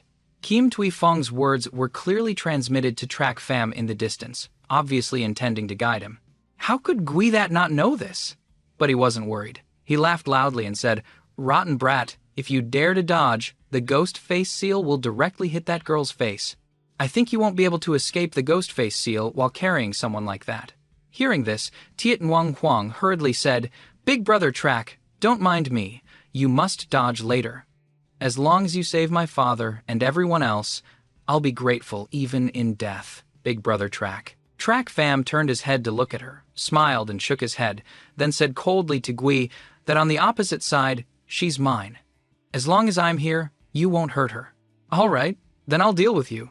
With a loud laugh, Gui, that suddenly pointed forward. The ghost face seal let out a mournful cry and shot towards Track Fam. Seeing this, Tiet Nuang Huang behind him anxiously said, "Big brother Track!" But Track Fam remained firmly in front of her. The phantom ghost face charged fiercely, and with a bang, it slammed into him. Suddenly, mournful wails echoed. A cloud of black gas enveloped him. Ta Thin Duong saw this and became anxious, looking at Kim Tui Fong. But Kiem Tui Fong also shook his head helplessly and sighed. Once this move was used, even a heavenly profound realm expert couldn't avoid it, let alone a mere bone-tempering realm cultivator. Tiet Nuang Huang had already collapsed, crying in sorrow. Gui, that laughed smugly, looking at Track Fam surrounded by vengeful ghosts, and said loudly, "Rotten brat, you've got a problem in your head. The demonic path is heartless, yet you fell in love. That has become your fatal weakness. Little girl, this brat died because of you." Hearing this, Track Ngan Huang cried out tragically, "Big brother Track! I'm sorry. It's my fault. I'm the one who got you killed." But as she finished speaking, a smug laugh came from the black gas. "Oh, you silly girl, don't cry in front of him. The more you suffer, the happier he is." Kiem Tui Fong and Ta Thien Duong were surprised and overjoyed to hear his voice. Luckily, he was still okay. But Gui? That was not so happy. His eyes filled with disbelief. Impossible. His primordial spirit should have been completely devoured by now. Just then, Track Fam chuckled softly. "You want to kill me with just this little trick? Aren't you too naive, seventh demon?" With that, a blue flame suddenly emanated from within the black gas. Lum. The black gas seemed to fear it and quickly dispersed. A hand seal appeared in his hand. He looked at Guidat and said, "If you have no new tricks, just this little bit of skill, then I'll have to get serious." With that, a sudden pressure erupted from the azure flame. The black gas in front of him was absorbed into it and completely vanished. He also felt a powerful force being slowly absorbed by his primordial spirit, growing stronger and stronger. Gui. That was terrified to see this, but he tried to maintain his composure. He said seriously, "Don't boast. Are you saying you weren't going all out before?" Gooey. That could clearly feel the naked contempt in Track Fam's eyes. He was an elder of the Nether Valley, known as the Seventh Demon. When had he ever been toyed with like this? And to lose to a mere brat at that. How could he endure this humiliation? Track Fam looked at Gui, that his face filled with mockery. A corner of his mouth lifted as he said, "Ha ha, Seventh Elder, I wonder if you still remember the words you said to me on the 10,000 Beast Mountain range a few months ago. In the face of absolute strength, any calculations and schemes are meaningless. Today, I'm returning those words to you, word for word. One move, just one move, and I'll have nothing. I'll take your head right off." Gui. That heard his insult. He roared in anger, "Nonsense!" At this moment, Gui, that finally understood. Everything Track Fam had done since he appeared was for revenge. He wanted him to feel what it was like to face absolute power. His intelligence was nothing but a joke. No matter what schemes he had, he couldn't touch him. He came here to shatter the wisdom he had always been proud of. He would make him die with his eyes open. Kim Tui Fong, on the side, was no less surprised to hear Track Fam's words. His expression became solemn as he said, "What a terrifying brat. Compared to that, Gui, this kid is much more vicious." With that, Kim Tui Fong slowly looked at Track Fam, deeply observing their battle. He feared that in the future, Track Fam would be like Gui. That, or even a more terrifying figure than that, Gia Cat Trong Fong. Therefore, it was better to be friends with such a terrifying character than to be enemies, ignoring everyone's gazes. Track Fam remained focused on Gui. That in the sky, his eyes filled with excitement. He laughed loudly. "Gui, are you ready? Open your eyes and see what absolute strength is." With that, Track Fam immediately shot towards Gui. That with the speed of the wind. Gui, at this moment, did not dare to underestimate him, and carefully responded. The two long scepters continuously wrapped around Track Fam, but the same move no longer worked on him. The yin and yang twin children couldn't even touch him. He quickly approached Gui, and struck with his palm. "You've been tricked!" "Didn't expect this, did you? The yin and yang twin children have a third child." With that, Gui, let out a loud cry. A chain suddenly shot out from his hand, aiming for Track Fam's heart. Track Fam didn't mind and sneered, "So what? In the face of absolute strength, any of your schemes are useless, including your last trump card." With that, a golden light flew out from his body. It was the Blood Infant, successfully refined from diamond sand. At this moment, the Blood Infant had materialized, essentially becoming a 5th-grade demonic treasure. It spun and attacked the chain in Gui, hand. As soon as they collided, the chain was shattered by the Blood Infant, which then shot straight towards Gui. With a whoosh, Gui arm was severed, but he had no time to feel the pain. Because Track Fam had already rushed towards him from the front, he hurriedly shouted, "Rotten brat, you really think you can kill me in one move?" Gui, couldn't help but be horrified. He now knew that Track Fam hadn't been using his full strength before. But even if he died, he wouldn't let him kill him in one move. Otherwise, his lifelong reputation would be ruined. He would also die with his eyes open. At this moment, Track Fam saw Gui, stabbing at him with his 7-fish harpoon. The corner of his mouth lifted, and then a crisp sound echoed. The 3rd-grade demonic treasure immediately broke. Track Fam immediately struck Gui with his palm, causing him to spit out a mouthful of blood. Gui body swayed, his face filled with horror as he looked at him. "You? What kind of monster are you?" His eyes narrowed slightly. Track Fam seemed to remember the pain of refining his body, and a hint of hatred flashed in his eyes. "My current body's strength can be compared to a 5th-grade treasure. A 3rd-grade demonic treasure like yours can't hurt me at all. As for why I became like this, isn't it all thanks to you?" Gui. At this moment, was like a stringless kite, falling powerlessly to the ground. His mouth was full of fresh blood, and he had stopped breathing. His eyes were wide open, not closing even in death. Kim Tui Fong and Ta Tien Duong were terrified by this scene. Track Fam had really killed the Nether Valley's #1 strategist, the one all the major families feared, with just one move. The 7th demon, Gi. Who would believe that a bone-tempering realm brat could kill a heavenly profound realm expert? He was truly a terrifying monster. After today, when this news spreads, he will become the fear of many. And at the moment, that fell, the people of the Nether Valley fled in terror. Nothing else mattered anymore. Track Fam in the sky looked down, and seeing this, he frowned in contempt. These Nether Valley brats are really experts at running away. But he let him get away, but it doesn't matter. He still has things to do.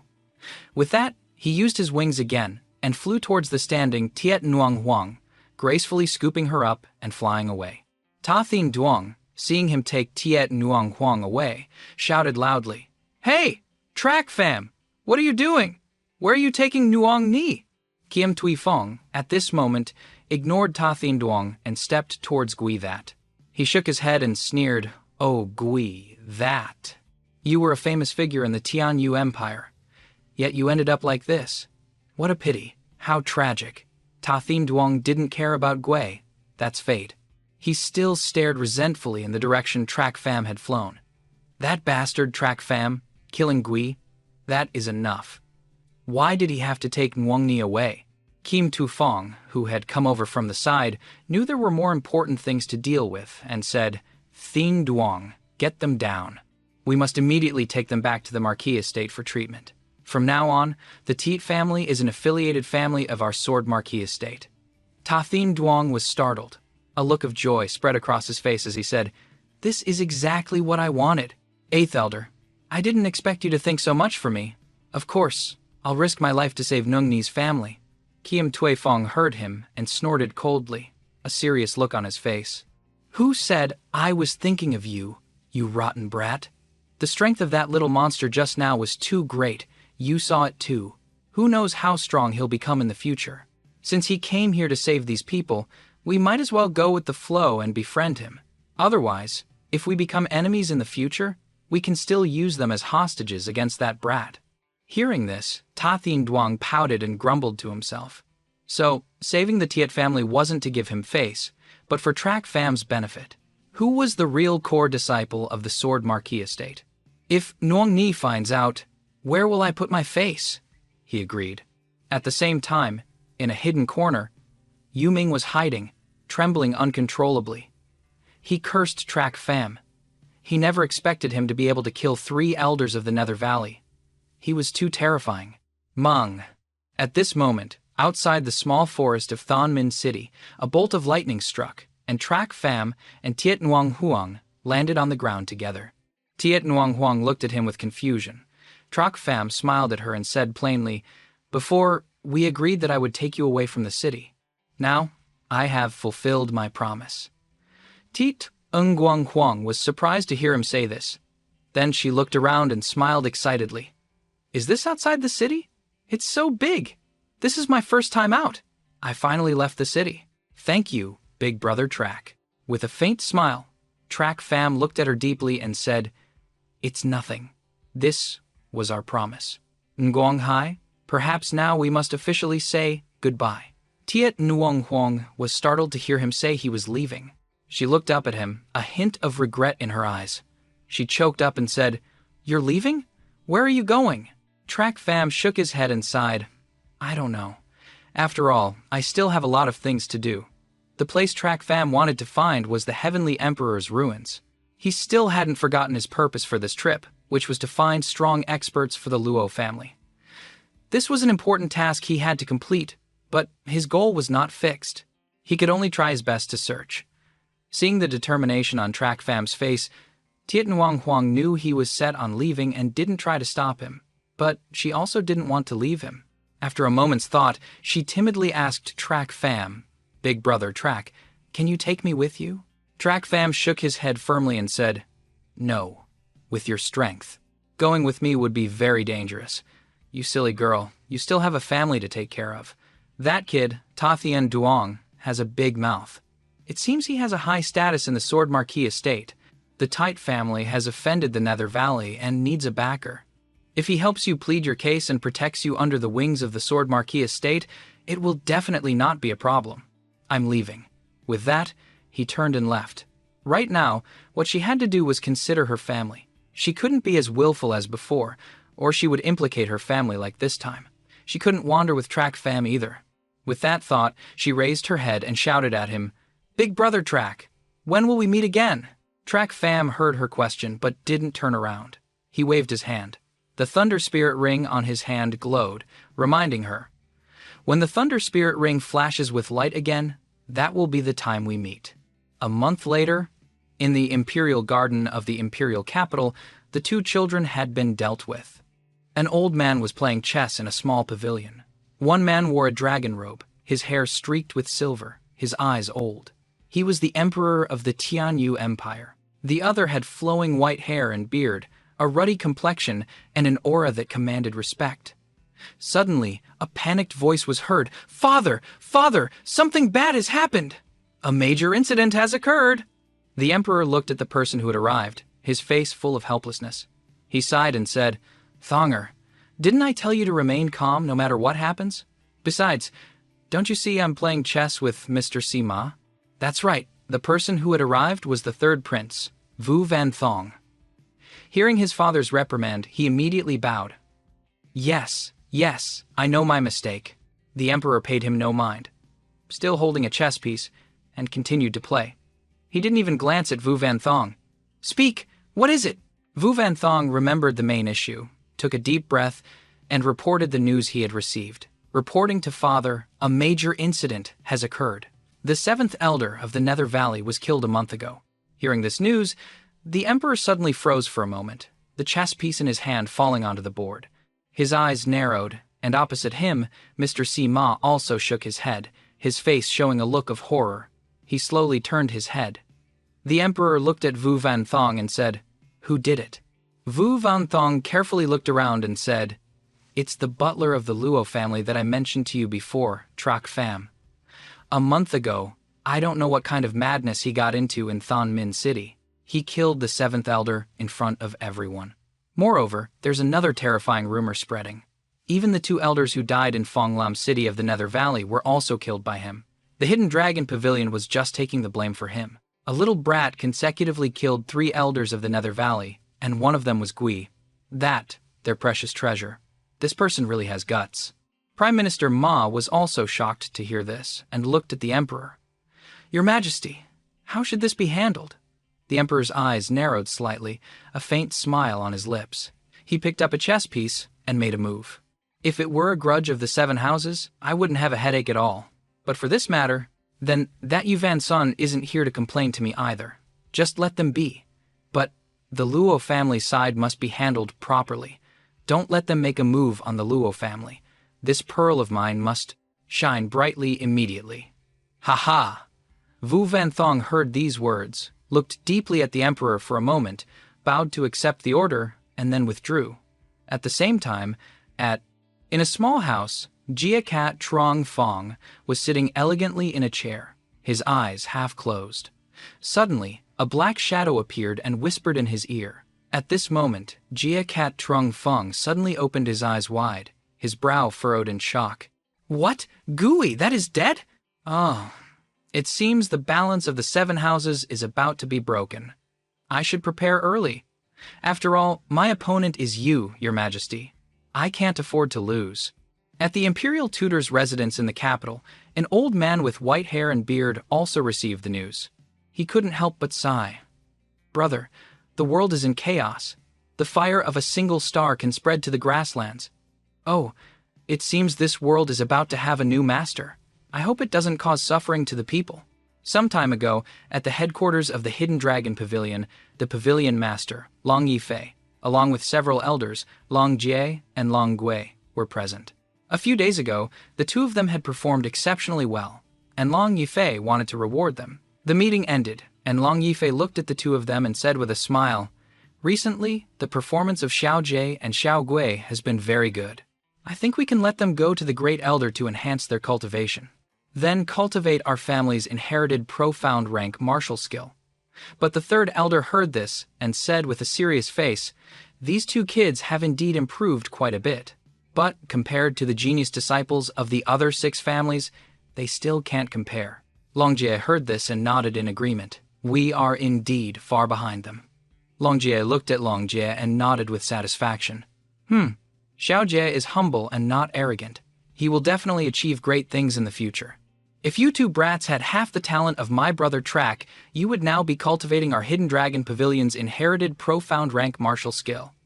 Longui heard this and pouted in dissatisfaction. Ninth uncle, why do you keep mentioning him? That brat is arrogant and self-important, and he doesn't even want to join our Hidden Dragon Pavilion.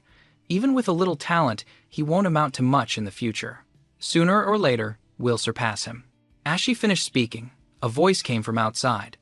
A man in black instantly appeared before everyone, quickly kneeling down and presenting a letter, reporting to the pavilion master, an urgent message from the front line. The third elder took the letter and opened it to read. Suddenly, his eyes focused. Long Ju saw that he was silent and was a little puzzled. What's wrong, third brother? What happened? Still in shock, the third elder handed the letter to Long Ju. Ninth brother, see for yourself. Long Ju was startled and took it. He wanted to see what had happened. But when he read the contents, he was no less shocked. Tears welled up in his eyes. This, my good brother. Ninth brother owes you another favor. Gui, that of the Nether Valley has been killed by Track Fam in Thonmin City. These words immediately shocked everyone. Gui that, a cunning elder of the Nether Valley, was killed by a brat like Track Fam. Who here didn't know of Gui, that's reputation? Hung Chi had even suffered at his hands before, yet now he had met such an end, which frightened everyone quite a bit. Long Yifei laughed loudly and said to the elders, "Ha ha ha, well done. It seems the pavilion master's initial choice was correct. That brat is indeed a dragon among men. Issue my order to immediately increase aid to the Luo family and send people to protect their safety. I'm sure no one objects, right?" Hearing this, the elders of the Nether Valley nodded in unison. Not to mention that the Hidden Dragon Pavilion had allied with Track Fam and agreed to protect the Luo family. Now he had even killed the arch-enemy of the Hidden Dragon Pavilion. How could they possibly object? At the same time, as the news spread throughout the continent, Track Fam became a name remembered by all the major families. After this battle, Track Fam's name would surely shake the world. In a quiet valley, surrounded by mountains and forests, where the sun never shines year-round, the surroundings are damp, and all kinds of poisonous insects appear everywhere. But this place is full of natural treasures, rare flowers, and strange herbs everywhere, which is why it is called the Nether Valley. Deep inside the valley, Yuvan's son was furious after hearing the news from Yuming's return. Yuming, you said that the three elders of our Nether Valley were all killed by that brat? Yuming knelt below, not daring to raise his head, his whole body trembling. He reported honestly, "Disciple dares not deceive the Valley Master. Elder Jian, Elder Yun, and my master, the seventh elder. They all indeed died at the hands of that butler of the Luo family, Track Fam." Hearing Yuming's confirmation, Yuvan's son immediately released a murderous aura and slammed the table in anger. "You bastard! If you knew Elder Jian and the others died at the hands of that brat, why didn't you report it to me sooner?" Seeing his anger, Yuming cried out and muttered, "Valley Master, spare me. It's not that I didn't report it, but Master didn't allow it. My master said that this matter was too strange, and even if he reported it, no one would believe it. It would be better not to say anything. Wait until he finds a chance to eliminate that Track Fam, and it will be over. But I didn't expect that before my master could make a move. That Track Fam had already come to our door. In the end, the elder looked at his expression and immediately sneered. So-called demonic path is heartless. To cultivate the demonic path and put on such a show in front of them, they weren't so easily fooled. However, everyone didn't mind and didn't bother to expose him.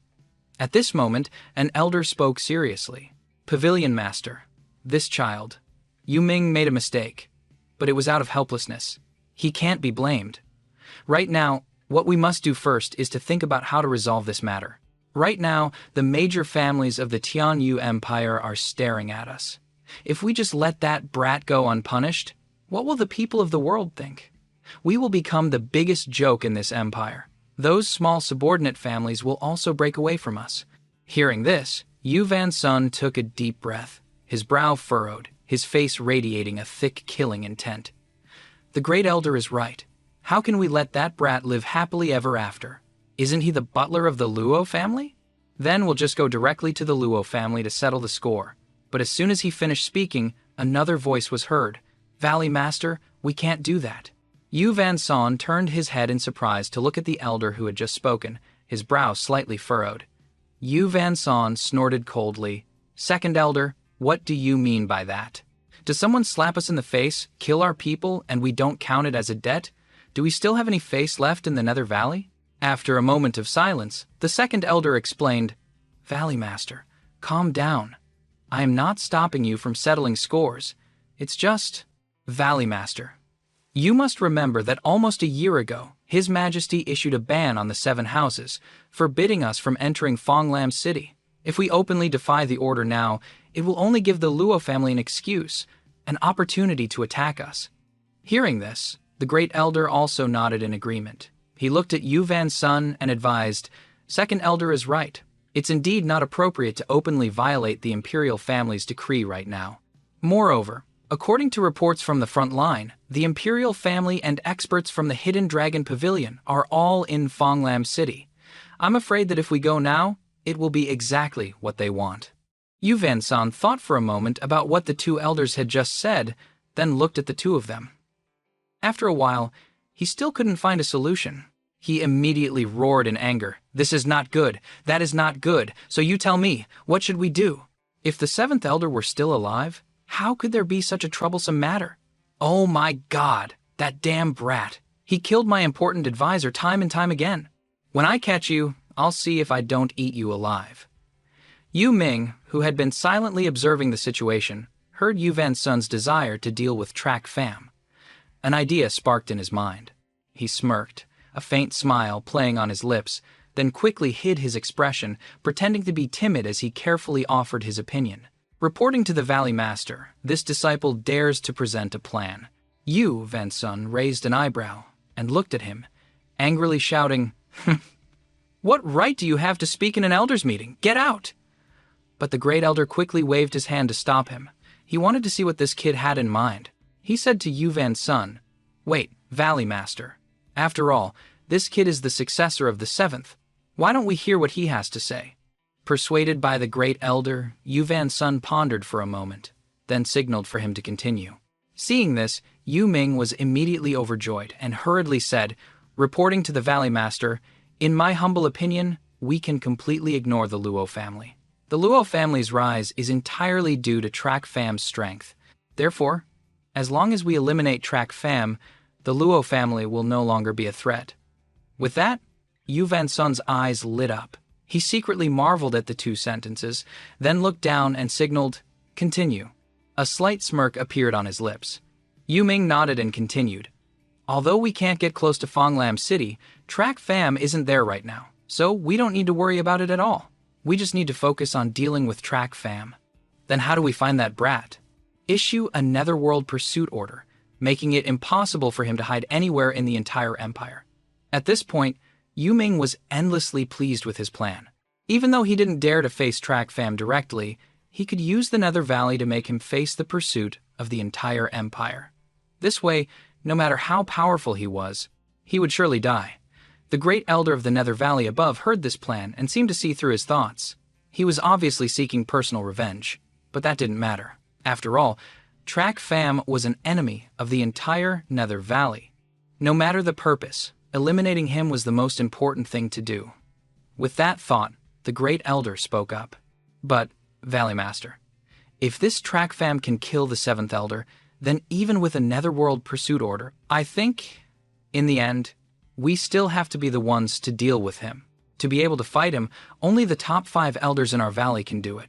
Especially the 5th elder, who cultivates the Crimson Flame demonic body, indestructible and just right to fight that brat. The 5th elder mentioned by the great elder was currently leisurely looking in the mirror with a nonchalant attitude. Hearing everyone mention him, he casually dismissed it. Don't look for me. I have to attend the 100 Pills assembly at the Flower Rain Pavilion.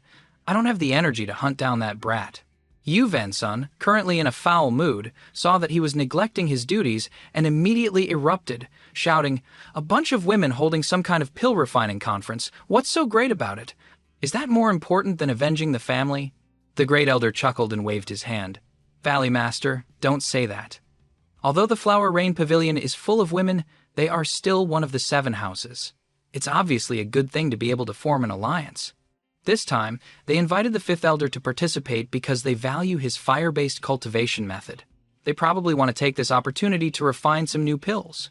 Yu Van Son heard this but didn't agree. He pouted and said resentfully, a bunch of stinking women can actually occupy a seat in the 7 houses. Sooner or later, I will take over her territory.